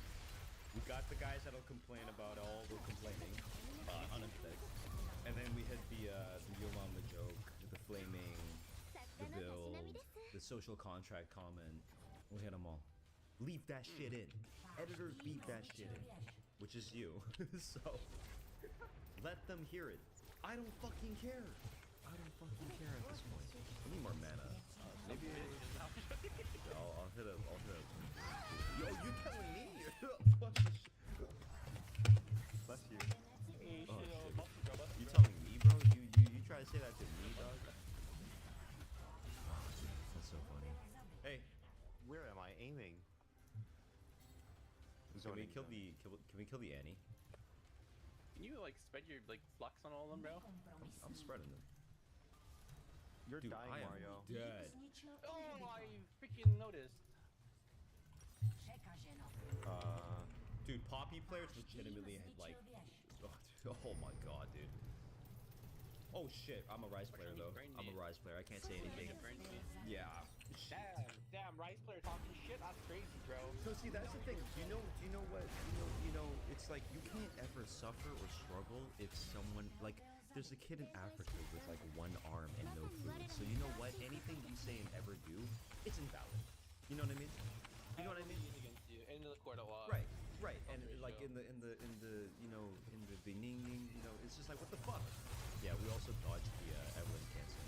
I'm on that same boat, bro. Same energy vibe. Replacing the level. Oh my god, I just hit everything. Dude, what the fuck? Angel, Righteous, Protein, and Upgrade. Wow. Wow. Yeah, I just did everything. Okay, this is Brian's video now, man. My fucking bad, bro. That's right. I want to be a bit tanky. My fucking bad, bro. You're him. You're just God himself now. You're an angel. You're him. bro. You're singing the hymns. But I'm dead. You're dead to the fucking minions, man. Oh, the maiden. Dude, you sound like Redditors when they see women. Oh shit, it's time. I killed. Very nice. It's a Ethereal Firebrand on your. I don't get the thing. Ah. Hey, Mario, take that. Thanks, homie.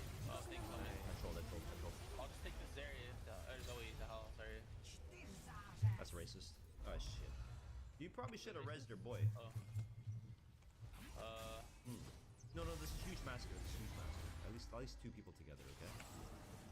I'm gonna. You have to come closer. No, no, no, no, no, no, no, no, no. Oh, that's so good. That's so good. Oh, that's so good, dude. My guy. Oh my goodness. And oh my god. Screw your freaking vote, dude. You cut that out. Cut that joke out. That one we actually have to cut. That one's No, seriously. No, seriously. Like. No, dude, the free speech does not apply to some people. You know what I mean? Like I wouldn't get. Like I would get owned. I would get owned for that, even though that's like a totally okay joke to make. Oh, y'all cannot hit the pillar on the guy. I'm fucking dead. This guy's slamming his keyboard right now. Oh, what the hell? Fuck. Together now. Let me out. Oh, peace out, guys. I guess my bad. Holy shit, he is flash banging. He flash bung you. Oh fuck. Oh, I got the glass cannon. Nice. Oh shit. Fuck you and your shit. Get this motherfucker. Wow. I'm shit. Get this motherfucker. What is your name? How old are you? This whole video we're just vocal stimming and talking shit, dude. And we don't care. And who the fuck cares, dude? Who the fuck cares? Seriously. Censor that word.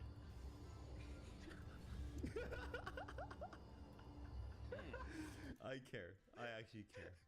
I shouldn't use that word. I didn't say a slur. It's just. I should take it out of my lexicon. I wonder if like sometimes people just think like I'm high, like in these videos at this point. They definitely think I'm Chinese. Dude, that's so. Yeah. They think you're fucking Chinese. Go. Yo, bring me that Zyra. That guy's like 1 fucking centimeter, dude. It's you. My ease here was Oh shit! I walked into the CC to get CC'd with you. That's crazy. What the fuck? Oncology or something? What? Holy shit, my guy. I'm a fucking die. Peace out, homies. Eat the food, my guy. Give me that. Give me that. Oh shit. Eat the Brian's food. He left for me, bro. It's protein shake. What? Oh, you did not hit me. This guy is like Giga Thanos. I don't know, man. Dude, wow, you are strong. What the fuck? I think he just clapped you. Yeah, I don't know. Did the Zyra ring you? Maybe I think Zyra probably had to ring you. Dude.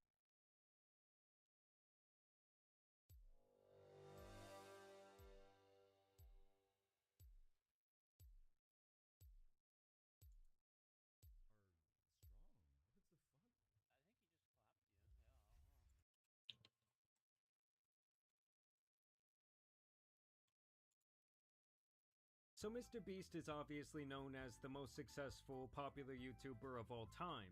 He has gone places, done bigger business, and executed bigger ideas than any YouTuber in history. From reality TV show competitions, to toys and his candy empire, spending millions of dollars on one video, this guy has really done it all. But today we are actually here to talk about one of his biggest failures. And no, I'm not talking about that absolute creep that he had running around in the background for years. You know, terrorizing kids on Discord and whatnot. I'm actually talking about one of the biggest wet farts to ever hit your local supermarket. Lunchly, the not-so-revolutionary meal for kids that failed to take the world by storm. There's a little cheese on there?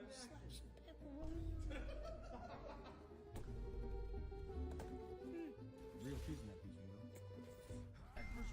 Because if the eyes and the creepy smile did not make this guy look soulless enough, he had to go and sign a deal with the devil himself, Logan Paul. And this was kind of like taking a dump and combining it with a piss. We have pizza! Yes, sir! Our pizza has real cheese! We also have a nacho one. JJ, tell him about the turkey stack! I don't know, brother! Say it and you can stand up! And obviously, the elephant in the room was the fact that this was a Lunchables clone. Hell, it was a Lunchables ripoff. He copied my whole fucking flow! Word for word, bar for bar! You know, back in my day, I was actually jealous of the kids who would bring the Lunchables slob to school. You know, my mom would send me to school with a nice sandwich, maybe some tacos. And I always wanted to trade it with the kids who had the mom who got shit-faced off of wine every single night and threw this into their lunchbox with a hangover the next day. In all seriousness though, kids absolutely love these things. There was just something special about making the little sandwiches. You felt like an Italian chef saucing your own little pizza. In fact, the only thing that I really thought was cooler at the time was the kids' cuisine penguin. You know, that pudgy little bastard with the food that never came out of the microwave the right temperature. Like, why was the pudding boiling hot and the chicken nuggets still frozen on the inside? Either way, these three clowns thought they could pull a fast one and basically step all over a company that has been producing nearly the exact same products for the last 40 years. So Mr. Beast took his candy bar, Loken and Megamind took their prime piss, and they packaged edible slop for your kids' consumption. Lunchly versus Lunchable. With Lunchly, you get double the amount of liquid. Prime has no sugar added, more electrolytes, and more B vitamins. Crunch Bar. Feastables Crunch Bar. Our pizza uses real cheese. Theirs, as it says on their box, is mozzarella pasteurized prepared cheese product. They can't even call it real cheese. We're also 30 less calories, 3 less grams of fat, and 8 less grams of sugar. I like my cheese drippy, bruh. And this whole fiasco really did not surprise me, as Mr. Beast has this hang-up about him, where he likes to prove he can come in and quote-unquote disrupt these various industries in his very own way. Obviously, he had done it with YouTube, then he was very successful with his chocolate, he would fail in fast food due to lack of regulations, and he is currently still trying with his reality TV show, which I don't think is very good. And then obviously came the Lunchables ripoff. And I really do not like his signature move of essentially shitting all over the already well-established company to promote his new products. This is my old Feastables chocolate bar, and as you know, it tastes better than a Hershey's bar. And I realized tasting better than Hershey's wasn't so special. Doesn't everything taste better than Hershey's? If you look at this close up, you can already tell which one has better ingredients. All right, we'll start off with the Lunchables.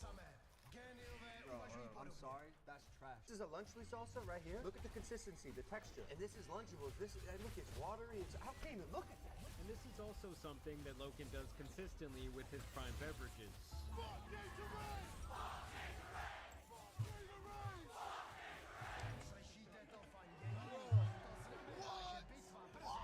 Your forehead grew larger. Bro. I don't know, to me when it comes to this type of marketing, this is hardly ever a long-term winning strategy for a product or service. I just think that more often than not it comes off as tacky more than anything else, as the product should really be able to stand on its own 2 feet. And much like how Prime got off to a very hot start due to the social media influencer hype of 2 of the biggest online entertainers of the last decade, the sales have continued to drive around the globe, as the major players in this space have slowly earned back their market share that a product like Prime temporarily stole. Obviously, Prime has had issues with lawsuits, some really bad press, claims about their product being debunked publicly. That's why these comparisons that Prime do with other drinks are so ridiculous. Every drink that they compare themselves with actually have way better hydrating or sports drink properties than what they do. And overall, their sales are down horrifically from their peak as they continue to try and introduce more products like a protein shake. And when you look at Lunchly, it has largely faced the same fate. It actually had a much shorter initial bubble of insane hype.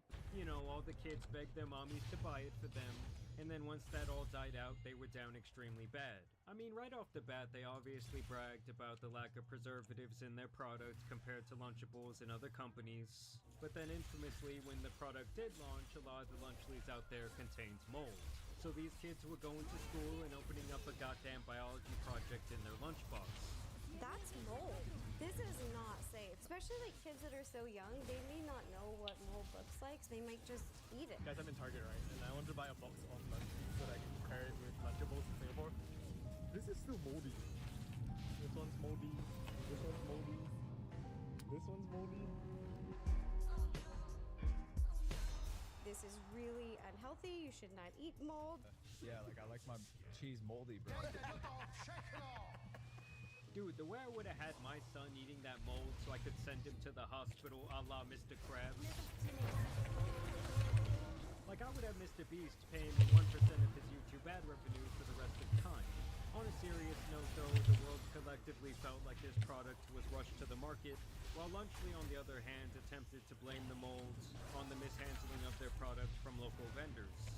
Every single Lunchly with cheese meat is USDA inspected. There is no mold when it leaves our factory. Once it leaves your factory, you know, a truck that's delivering it could technically take a sharp turn in a box wall and puncture the seal. But even in that statement alone, it really just went to show that they failed to maintain industry standards. Now, the other promise that they marketed Lunchly on was that it would be a healthier alternative to Lunchables. And while yes, it may have contained less ingredients, it was still a garbage thing to feed anyone, much less a kid who is still developing their body and their brain. As these lunch kits were packed with sodium, sugars, and they really did not provide almost any nutritional value. Actually, it was providing something else entirely on the periodic table. In specific, the pizza kit was found in the Consumer Reports to contain lead and other heavy metals, with much of it actually being in the Feastables candy bar. In this case, we found that skipping the chocolate bar would drop the lead levels in the kit by about 30%. But let's be honest, kids are going to eat the chocolate. This is actually a very similar scrutiny that the OG Lunchables have been called out for in recent times, as it was even removed from the school lunch programs for this reason. Now, Lunchly did try to refute this claim of metals in their food by posting a clip of a kid going through an x-ray machine that apparently is not even capable of detecting small amounts of lead or other metals. I mean, this thing is made to find loose screws or washers on a conveyor belt, not to detect microscopic metals. And the sheer fact that Logan even tried to dunk on his quote-unquote haters this way really just goes to show you how much they could care less about the product or the process that goes into making it okay. And so yes, in the current day, the Lunchly brand is pretty much dead. Like if it had an HP bar, that shit would be on 1%.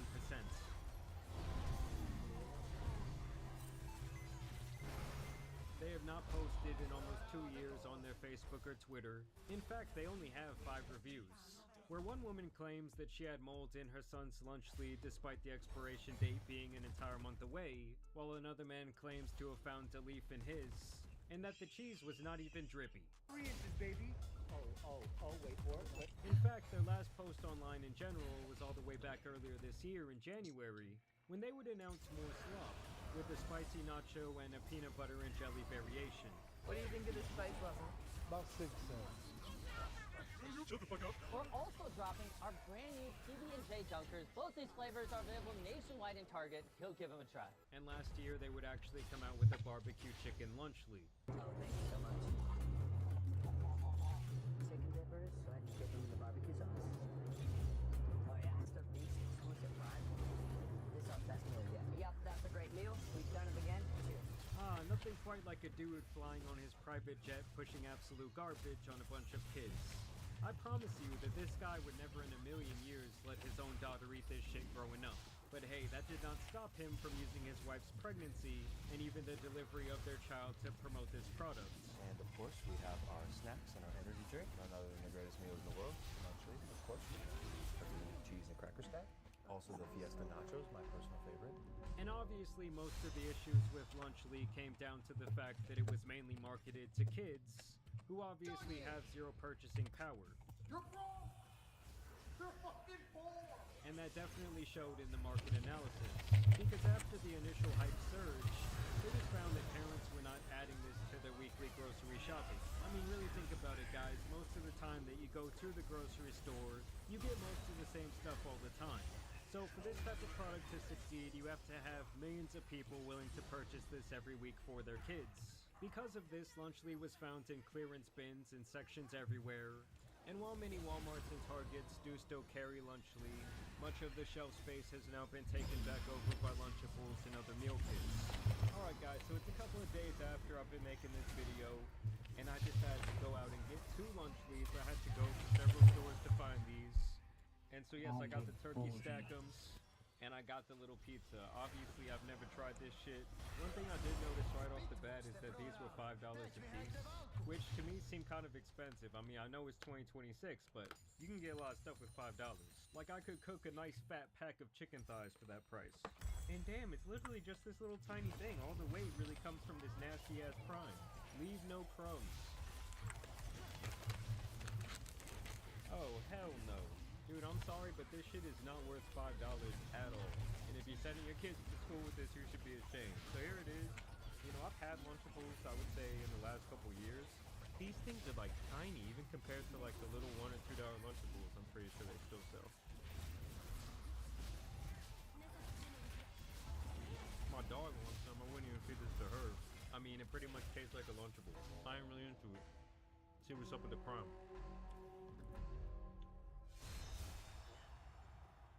Oh, hell no. It's super sweet. I mean, I don't really eat or drink sweet drinks, but this literally tastes like you melted 10 bomb pops with some artificial sugar on top of it, like those sugar-free bomb pops. Ooh, brutal. I mean, it would probably taste okay if I was a kid, to be fair. Got the Feastables. I've never had Feastables in my life. Guess I'm getting lead poisoning tonight. Brother, that is not even better than a basic ass turkey. Yeah, it's pretty gross, Joe. You're feeding this to your kids. There are so many better things that you could feed them, probably for a cheaper price. You'd be better off sending them to school with fucking produce, a sandwich, you know, pretty much anything. I was actually never too big on the pizza from Lunchables. Let's try the Piss Prime first, actually. This one's cherry freeze. Maybe it'd be a little bit better. That one is better. It reminds me of Capri Sun. So let's open this up, make my little pizza, make sure cheese don't got no mold in it. I mean, at least this one, I could see it being worth like, I guess close to $5. The cheese stacker is a fucking ripoff. That should be like $2 or $3. You getting mad microplastics in this thing. The sauce is obviously cold. I mean, honestly, they kind of reminded me of like when you go to school and all the white kids would be like, oh, it's quesadilla day. I love the tortillas, and they weren't even fucking cooked. Like, I don't get why kids always wanted to eat these. Like I said, it's cool to make the little pizza, but, you know, ruin my actual appetite, dude. And I've been eating clean, so I'm doing this for y'all. Risking my nice white shirt. Alright, guys, so here's my creation. It does not look appetizing. Feels cold in my hand. Oh, shit.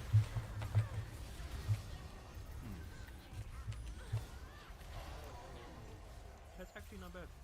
The sauce has a bit of sweetness to it. I like that a lot better than a turkey stacking. Turkey stacking will fucking rip off.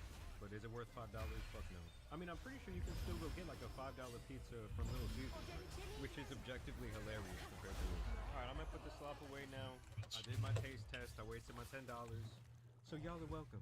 But yes, overall, I would not recommend this crap to your kids at all. Or really anybody to eat. I'm very surprised that it's still out there on the shelves and they're still pushing this. You know, because when I got these things, they felt heavy. I was like, oh, you know, maybe there's going to be some real value in here for my $5. But it was really just the Piss Prime that was weighing it down. A beautiful metaphor for life. God damn it, guys. You see what y'all did? Look at that. I got some sauce on my shirt, man. I'm pissed. So yes, it is safe to say that Lunchly is officially a dead duck just rotting there in the water. And it just goes to show how once again these annoying influencers thought they could buy and post their way into taking market share in these multi-billion-dollar industries with very deep histories and players in the space. And then obviously they completely failed to do so. And you know, they came in so cocky, guns a-blazing, just to quietly exit the space altogether. It is pretty much the exact same thing that happened and is still happening to Prime. Only in that case, Prime got too big and also too attached to Loken's core image, so they do continue to try and push it. While it seems like Lunchly, on the other hand, has silently been taken behind the shed to be shot dead. But either way, I just want to give you guys this quick little update on everyone's favorite lunch kit. Did you ever try Lunchly for yourself? Did you ever buy it for your kid? Y'all let me know down below in the comments. But either way, I do want to thank you guys for watching today's video, dropping a like and subscribing. But as you guys know, it's been your boy, the Tan Superman, and some other failed YouTuber products out you need to be covered. So I'm out. Peace. Yeah, like I like my cheese moldy, bro.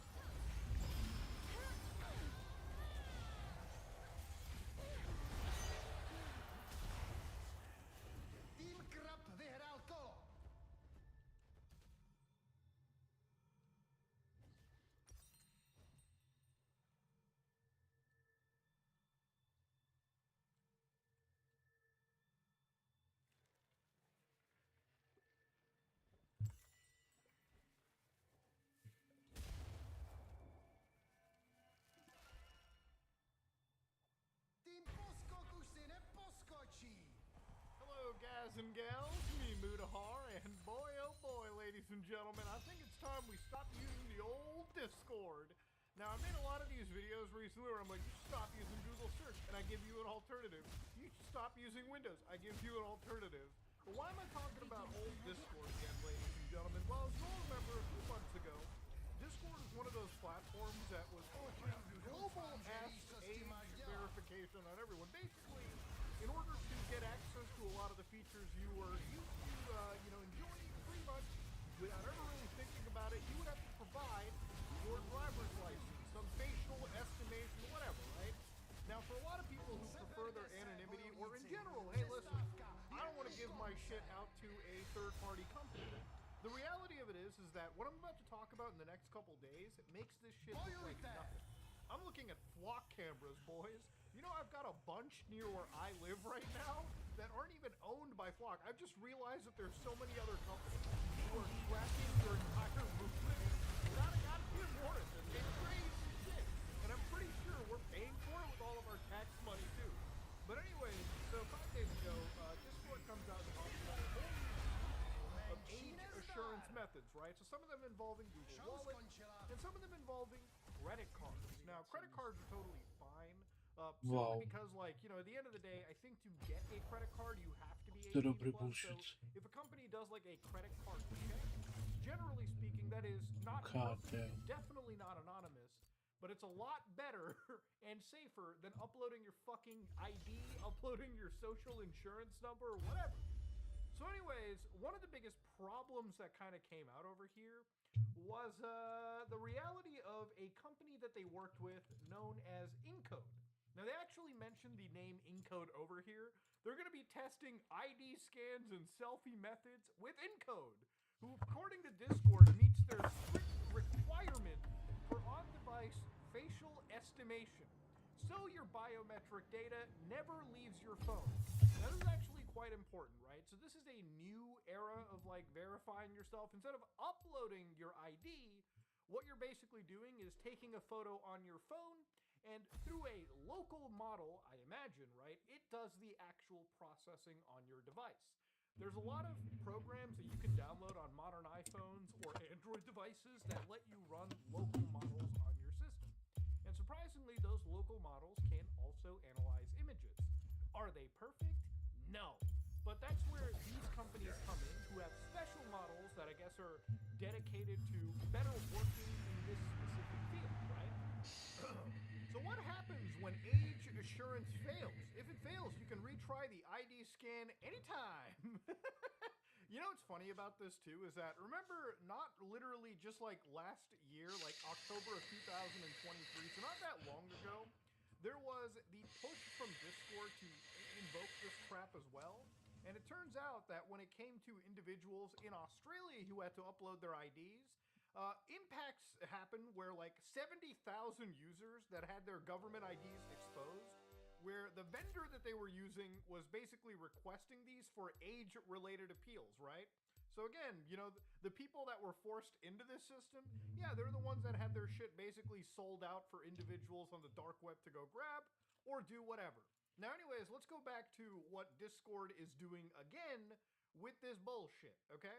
So what they mentioned over here is an ID scan via Encode, right? So basically, the second vendor that they have, the data handling is the same. Your ID and selfie go directly to Encode. Only your date of birth is reviewed for age confirmation purposes, and the entire process is fully automated, so no human ever sees your ID. Yeah, you don't have to patronize me. I understand with the volume that Discord is dealing with, obviously not every human being is going to look at what the model says. But that doesn't mean information could not be flagged for further review down the road. Everything is permanently deleted once your age is confirmed, and Discord never sees it. Discord only receives your age, and your ID is never linked to your account. See, like, this is where you have to, like, fucking trust the big tech company. Like, bro, okay, you gave me your ID. I promise the ID that you sent to me is never, ever, ever, ever going to be attached to your account. Do you fucking trust them? Do you trust anything in this statement from a huge company like this? I mean, do you honestly, you would have to be completely fucking, like, inept. You would have to be the most trusting individual to fall for this, right? So So anyways, I want to look deeper into this company, Encode, right? Now, Encode is controversial, and part of the reason I'm making this video is because it's not my first time ever hearing their name, right? In reality, one of the first times I've ever actually kind of heard about them was from the individuals over at the EFF, but also their relation to TikTok. Now, the reality of this is that when it comes to verification services, right, sometimes companies like Encode, for instance, provide ID verification for platforms like TikTok. Now, full disclaimer, what we're going to be talking about is the, discussion between Encode and TikTok, because ultimately the relationship between each company is very private, and ultimately the contracts, I don't have them in front of me, so a lot of this will be inferring from what we've already seen with recorded history. So according to, again, the EFF and a lot of people that have been sort of analyzing this, the watchdogs, Encode holds onto images forever by default, though TikTok should automatically start the deletion process on your behalf. So importantly over here, when it comes to photo ID and face comparison, your information will be sent to Encode, and in a disappointing failure to meet the industry standard, Encode doesn't automatically delete the data you give it once the process is complete. So they did provide an actual link over here to their privacy policy, which I did read through. For instance, on Encode's actual privacy policy, and again, this privacy policy, ladies and gentlemen, is literally from February 13, 2026. I don't believe it's been updated since then. If it has, then they have failed to update their fucking page at encode.com/privacy policy. So we're going to do the one thing that most people probably don't fucking do when they look through all of these tech companies. Number 9, data retention. We retain personal data about you for as long as necessary for the purposes for which it has been collected or in accordance with applicable laws and regulations. For example, we'll retain your personal data for as long as you have an open account with us or as otherwise necessary to provide you with our services. In some cases, we retain personal data for longer when we have an ongoing legitimate need to. For example, to comply with legal, tax, accounting obligations, disputes, or collect fees owed, or where it is otherwise permitted or required by applicable law, rule, or regulation. Because these needs can vary for different data types in the context of different services, actual retention periods can vary significantly based on criteria such as whether your personal data is reasonably necessary to manage our operation, to manage your relationship with us, or to satisfy another purpose for which we collected the personal data. Whether your personal data is reasonably necessary to carry out a disclosed purpose that is reasonably compatible with the context in which we collected the data. Whether the personal data is reasonably required to protect or defend our rights or property, or whether we are otherwise required or permitted to keep your personal data by applicable law. So for instance, places like Illinois, where 3-year retention, I guess, is needed, or Texas, where 1-year retention is needed. So where personal data is used for more than one purpose, we may retain it until the purpose with the latest period expires. So no, this is one of those situations where we use Discord. I think Discord themselves are putting a lot of trust in all these companies to basically be deleting things after, like, their use. Now, whether they follow through, again, I would have to see the exact agreement Discord would have had with companies like Encode. But again, just inferring on the past relationships and just reading this, I'm not having a great fucking time. So of course, there's different rules for different states, but importantly, I wanted to see what they use your information for, right? Like, is there actually, like, some examples of what they're collecting and what they're using? So here, what personal data does Encode collect, and why does Encode collect it? So the personal data we collect depends on the context of your interactions with Encode and the choices you make, the products and features you use, yada yada yada. So our chart below details our current practices and our practices for 12 months preceding the last modified date. So note that the specific pieces of personal data we have collected about you may vary depending on the nature of your interactions with us and may not include all of the examples below. So anyways, to go down, sensitive personal data, so including information from government-issued identification, so social security numbers, driver's licenses, state ID, passport numbers, yada yada yada. And biometric information, so face prints, facial mapping, and scans of digitized images, right? So again, that's the information. So again, face scans, your fucking ID, yada yada yada. So purposes for collection, use, and disclosure. So in their own fucking privacy policy, they said that basically it's to provide services you ask for, so age assurance, including operating and maintaining our products, and to train the AI/machine learning models we use in operating and improving our services. I mean, like, dog. Like, come on, man. 1-800. Are you fucking serious, my boy?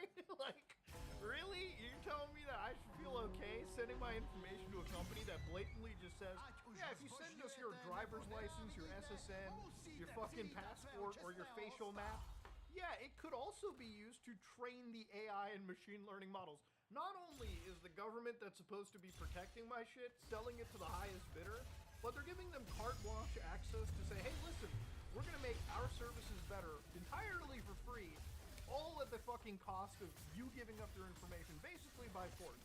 I mean, like, dog. I mean, like, are you fucking serious, dude? Like, go fuck yourself, you know, to be honest with you. We live in a world where this shit is not only normalized, but the companies that organizations like Discord work with are so, I guess mask off is the best term that they're saying shit like this, you know? And again, you might be like, Muda, you're interpreting it wrong. Well, feel free to correct me, okay? Tell me what I am interpreting wrong. Because at the end of the day, all I'm seeing is that these AI-powered companies that basically now exist because a market has been forced onto them to verify humanity across all these services, right? Again, I get it. Discord has a problem with, again, grooming, right? Nobody's going to say that there's no predator sitting on Discord, and nobody's saying there's no predator sitting on a vast majority of online social media sites. I get it. I understand that 100%. But I've always been the advocate in saying that, listen, if you're buying somebody a fucking computer, especially your kid, you should be monitoring. If it was up to me, my children would never be accessing Discord until they're pretty much close to adulthood. You know what I mean? Like, I grew up in this world. I understand what kind of creepy fucking little kid lovers you can find on MSN Messenger. I wouldn't trust my kid on those platforms anyway. I would never even trust my kid to join a fucking public chat room.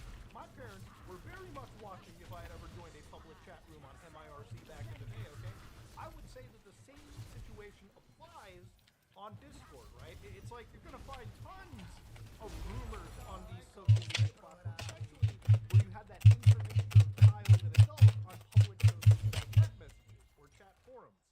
And the reality of it is yes, that sucks, but we're at a point where in order to even access many services on the internet, we have to provide our information to a lot of these companies that don't even, by law, delete all of our stuff the moment it is used for that age purpose. Look, if there were laws and there were proofs that we could have that when you send your information to the internet or these services, they would be deleted in front of you.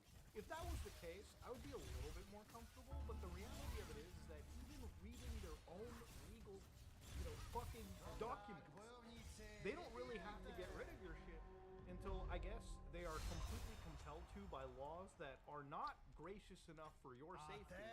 And ultimately, at the end of the day, it's such a vague, a lot of vague terms are used in this situation where it seems like for a while, whether it be up to a year, 3 years, and maybe even more, your stuff can be removed. Unless Discord is going through every single, verification and making sure that your shit is safe from this company that they're working with or partnered with, which honestly is one of those things where I don't even know if Discord can be trusted.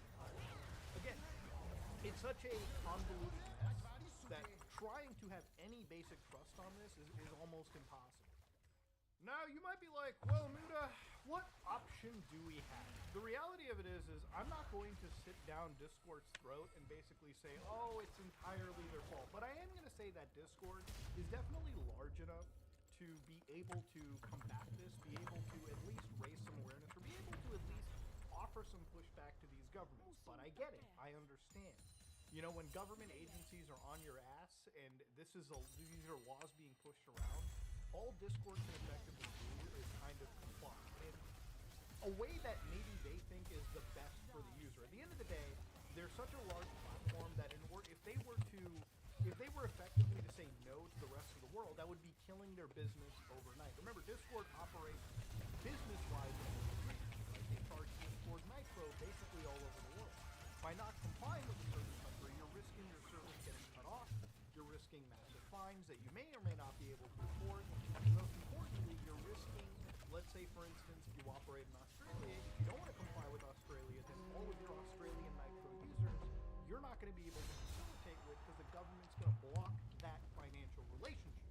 Same with the United States, same with the UK, same with any other fucking country that they work in. So, unfortunately, if you're Discord, you have to comply. There's not a situation where people are like, oh, all Discord has to do is say fuck you to these people. They could, and then overnight their business is fucking wrong. That's the reality of this. So anyways, let's go further and look a little bit deeper into the story, right? What are the alternatives? If I'm telling you to not use Discord, what else can you do?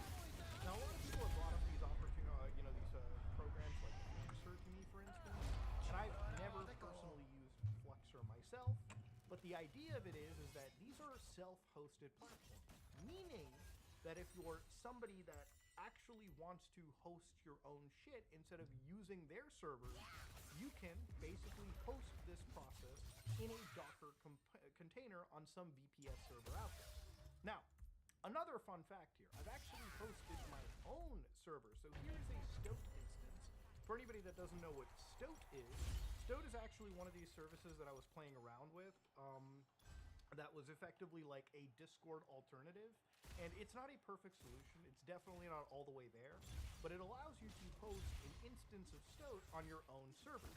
So I went to a third-party VPS company, and over there I paid basically for about, I think, a year of their service for less than is the cost of Discord Nitro. And in doing so, I ended up actually taking their service and self-hosting. So here is an actual self-hosted instance. And you can see that about 50 people from like the Some Ordinary Gamers Discord kind of jumped into this. It's not something that I have open, and I'm not entirely ready on opening this up to a community. Because right now, these are all people that I believe are, again, just adults. We literally just talk about Linux. So you can see right over here, how to install Linux, how to set things up. And the reality of it is that I'm not ready for the whole like moderation side of things.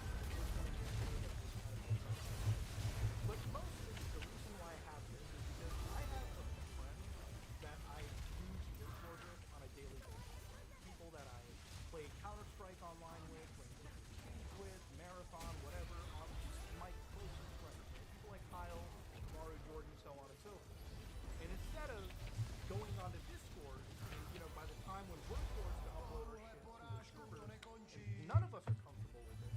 We can use our own personal instance and jump in and basically join the call and effectively talk as if we were on a standard Discord call. All entirely running on our own self-hosted server.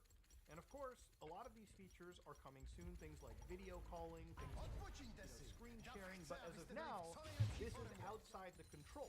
And of course, there are other solutions too, right? Like Matrix Chat as well, which is a much more private version. Again, Discord is a great service, but Discord is a service that is a closed platform that is reliant on following the rules and regulations.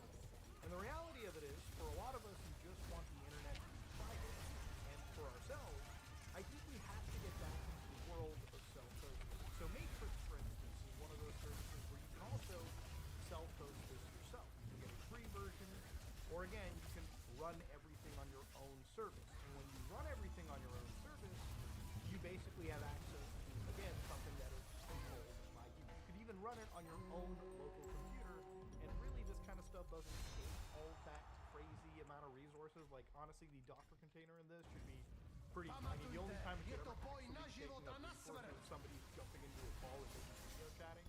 But yeah, other than that, you can host on your own local computer. But buying into the world may honestly be the way to go.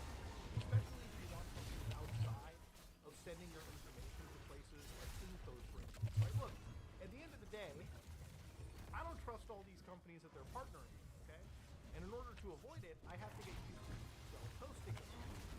So no, honestly, at the end of the day, a lot of it is not just fuck Discord, but it's fuck the government, and a lot of these billionaire evangelists that have kind of pushed this stuff onto us and have sort of forced us into a situation that we have to do. You understand? So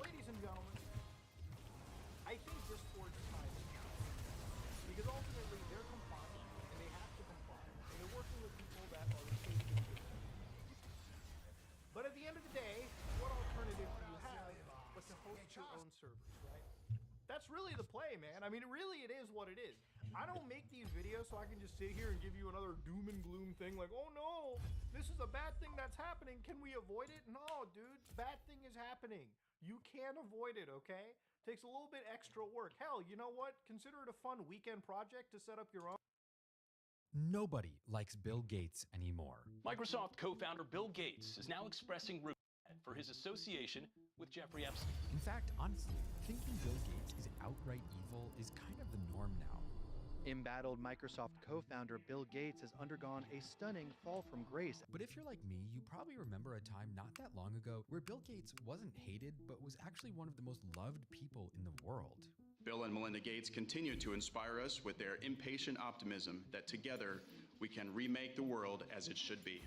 I mean that literally. There's a global survey from less than 10 years ago that ranked Bill Gates as the most admired man on Earth.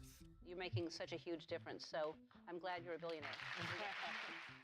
But my point here is that for 25 years before he was the cute, cuddly billionaire spending his fortune to save sick babies, Bill Gates was the most hated businessman in America. And I happen to have a special guest with me today. Throughout his career as the inventor of the computer as we know it today, he was accused of lying, cheating, stealing, sabotaging competitors, bullying employees, destroying entire companies. He is indefatigable, and he's absolutely focused, and he wants it all. He's young, and he's mean, and he's not tired. And building Microsoft into such a dominant force that the United States Department of Justice had to step in to stop him from destroying the same industry he had created. The real question is, how much more could have been achieved without the dead hand of monopoly? How many of you use a PC without Microsoft's operating system? Gentlemen, that's a monopoly. That's a lock. That's 100%. So just to give you guys a fair warning, this probably isn't going to be the type of video where we talk about how Bill Gates controls the weather and put microchips in our COVID vaccines, but we are going to look at how he actually controls the world anyway. Because Bill Gates really did help save millions of lives, and he really did help create the world of computers as we know it. He is one of the most consequential people in the world. It's just that while he was doing that, he created a level of control and influence over our civilization that no other person in modern history could match. Eventually, he became the perfect symbol of the billionaire age itself, the structure of power under which all of us are living today. Or as I like to call it, the age where the people who created our problems are allowed to sell us the solution. This is the story of Bill Gates. Police and security guards in Belgium were caught flat-footed today by a cowardly sneak attack on one of the world's wealthiest men. The target was Microsoft chairman Bill Gates arriving for a meeting with community leaders. Watch what happens when a team of hitmen meet him first with a pie in the face. Gates was momentarily and understandably shaken, but he was not injured. The hit squad piled on with two more pies before one of them was... Let's wind back the clock just a little bit and see how we got here. It's 1982, a time before social media, before online video, before the internet, before average people like you and I used computers at all. A time when the technology that defines our world today was nothing but a dream of the future. We already know that the 1970s will bring the superjet age of technology, and we are fast approaching the ideal information handling system we dreamed of many years ago. We in the IBM company face the same challenges. Right now, almost but not quite 200 people work at Microsoft. As a relatively early stage small startup, they work out of a bland beige 2-story office building in Seattle. Or really not Seattle, but Seattle's more suburban little sister, Bellevue. Their office sits between a preschool, a La Quinta Inn, and a restaurant called Burger Master. And their CEO is 26 years old. His name is William Henry Gates III, but everyone calls him Bill. He's the Merriam-Webster dictionary definition of a nerd, with huge glasses that cover half his face, and he wears bizarrely ugly sweaters every day. He drives a green Porsche 911, and he crashes it all of the time. When his employees bring him an idea that he doesn't like, he has a habit of responding with, "That's the stupidest fucking thing I've ever heard." Okay, bit clean in here. What's going on, guys? I guess I probably don't do this angle all that often, but I've got my books, I've got my Bill Gates fan fiction? Let's dive into it. On paper, 27-year-old Bill Gates is already a multimillionaire, but people around him describe that he still works 100 hours every week, no matter what. Right now, though, Microsoft's flagship product is called MS-DOS, and it's a 16-bit, single-user, single-tasking, command-line-driven, disk-based operating system written in 8086 assembly language. Whatever that means. The American public is generally unaware of who Bill Gates is, let alone his company. On the rare occasions the press has covered him, they treat Microsoft as curiosity, a small startup run by a nerdy-looking Harvard dropout from Seattle. Even back then, though, Bill Gates makes his vision very clear. There's a lot of people who are forecasting that there'll be software stores just like there are record stores today, and that there'll be thousands and thousands of those. And I think I'd have to agree with that. And during an interview he does for the first ever edition of PC Magazine, his prediction for the next 5 years of computers is bold. Bold, bordering between unlikely and pure fantasy. He says, we'll be able to put on somebody's desk for an incredibly low-cost processor with more capability than you could ever use. In other words, we will have changed the way people work. The office of the future will be the office of the present 5 years from today. Eventually what will happen is that everyone will have a personal computer on their desk. We really believe that a personal computer will be valuable for everyone. We also believe that eventually it'll be worthwhile to have one in the home, but that's going to take a lot longer to make come true. He believes that computers are the future, and he illustrates this with this one mantra that he says over and over and over. A computer on every desk and in every home. Well, I think we will get one in every office, in every home. Exciting vision of a machine on every desktop. I have no doubt that that vision of a computer in every home, that'll absolutely be achieved. And we know today that that dream kind of did come true. When I look around at all the computers on my desk, I have my monitor, which is technically a computer. I have my Mac desktop. I have my iPhone. This is a computer. I have my camera. This is also a computer. I'm filming on a camera right now. I have AirPods, which is a computer. This is a different panel than I've had. Everything's computer. That's beautiful. Wow. You get my point. But at the time, no one else agrees with him at all. Ken Olsen, who's the founder of one of the biggest computer companies in the 1960s, whose computers cost $25,000 and weighed more than a refrigerator, famously said, "There's no reason for any individual to have a computer in his home." And that was basically the prevailing sentiment at the time. But Bill Gates and his team are willing to do whatever it will take to make his vision of the future come true. And famously, there was one part of their mission statement they would sometimes leave out: a computer on every desk and in every home, running Microsoft software. Right now, though, Microsoft's most important invention is about to be a word that, unlike their 16-bit single-user, single-tasking operating system, we still say today. The word is vaporware. Vaporware. Vaporware is when a company announces a new product, promises a release date, generates headlines and excitement, and runs marketing campaigns, and then what they do come out with is far too little and far too late. Sometimes, vaporware never comes out at all. Tesla announced the Roadster 2 in 2017, a bleeding-edge electric sports car that would be faster and cooler than anything ever made. But 9 years later, it still doesn't exist. Theranos was a startup that was founded on the promise of devices that could run hundreds of medical tests from one drop of blood. They raised almost $1 billion from investors, although it was eventually revealed that the underlying concept was actually medically impossible, and its youngest self-made woman billionaire founder was sent to prison for fraud, where she remains to this day. My point is that vaporware describes everything our society has come to hate about modern tech and modern capitalism. Unfinished or dishonest products, marketing without substance, and the general enshittification of everything we consume. But I'm not saying that they were the first ones to do vaporware and someone else made the word to describe them. They literally invented the word vaporware inside the company to describe how they were going to control and dominate the tech industry in the early 80s. At the end of 1983, Microsoft held a massive announcement at the Grand Historic Plaza Hotel in New York City, unveiling their brand new graphical operating system Windows with flash and pizzazz, and a promise that this groundbreaking software would release in just 6 months. The retail package of Microsoft Windows. Thank you, ladies and gentlemen. It's here. However, they weren't the first to the punch. VisiCorp, a company from Boston, already had an operating system for sale in 1982, and it was one of the first modern operating systems as we know it, with a mouse for controlling the interface and multitasking apps, blah blah blah. You get what I mean. It was more powerful and modern than anything that Microsoft had done yet, and with VisiCorp's yearly revenue being 15 times higher than Microsoft at the time, their success was apparent.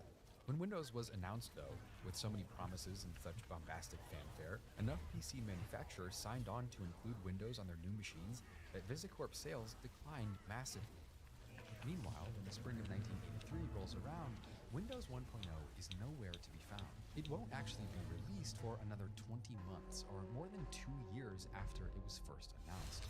At this point, magazine editors started saying stuff like, buyers believe in Microsoft release dates with the same fervor that they believe in Santa Claus. In the end, by the time Windows was actually released, VisiCorp had gone completely bankrupt.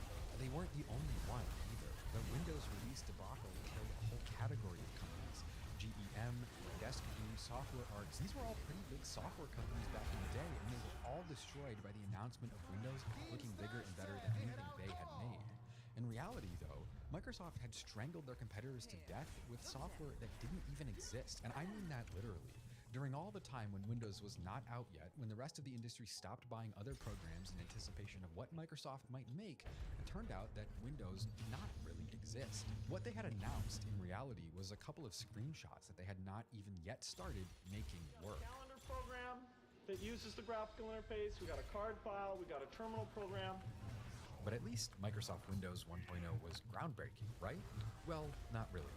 Windows 1.0 actually got terrible reviews. Journalists called it clunky, magazines wrote that the entire thing was running off floppy disks that felt like pouring molasses in the Arctic, and one magazine scored it a 4 out of 10.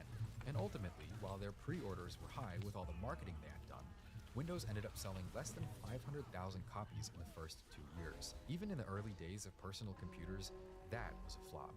But for all their failures, dishonesty, and lies, they were only rewarded with a bigger, better profile than ever before, and a list of competitors who had literally gone out of business in the meantime. They had won the race, even though they were cheating. In all of this, the lies, the strangulation, it was only the beginning. For the next 20 years, Bill Gates and Microsoft would change the world by building the most powerful and the most hated company in the history of American business. It's 1985. Microsoft has grown to almost but not quite 1,000 employees.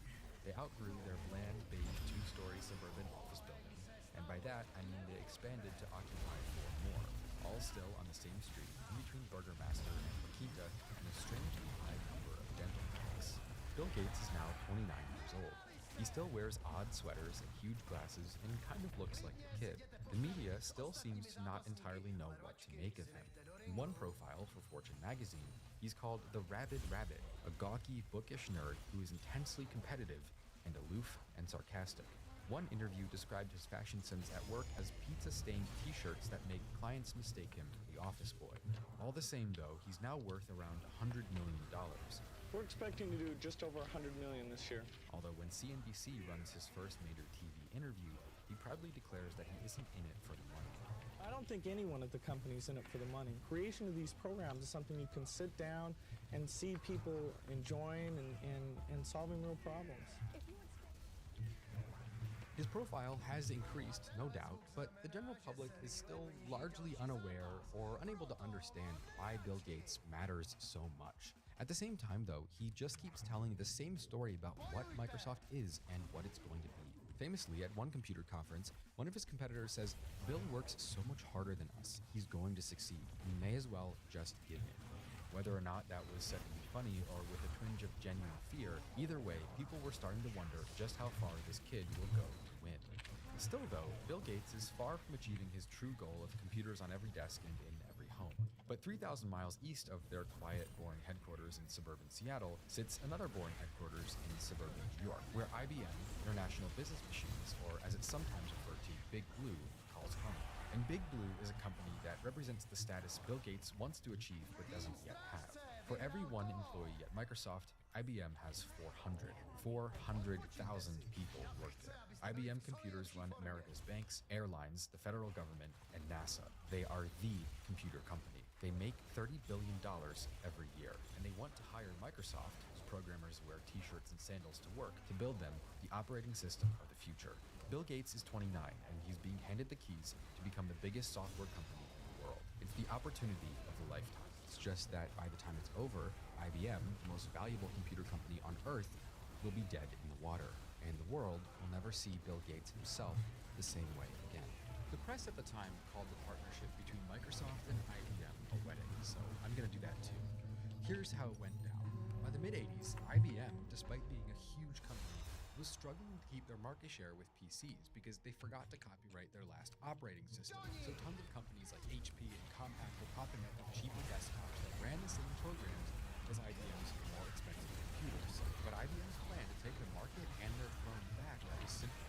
Use their infinite resources to build a new computer that was better than anything else and copyright every part of it. The only problem was they still needed a software veteran to make a new, better operating system. And since IBM could get whoever they wanted, they naturally chose Microsoft as the obvious partner. The wedding happened in August of 1985, but there were a couple of things that IBM didn't know about their new wife.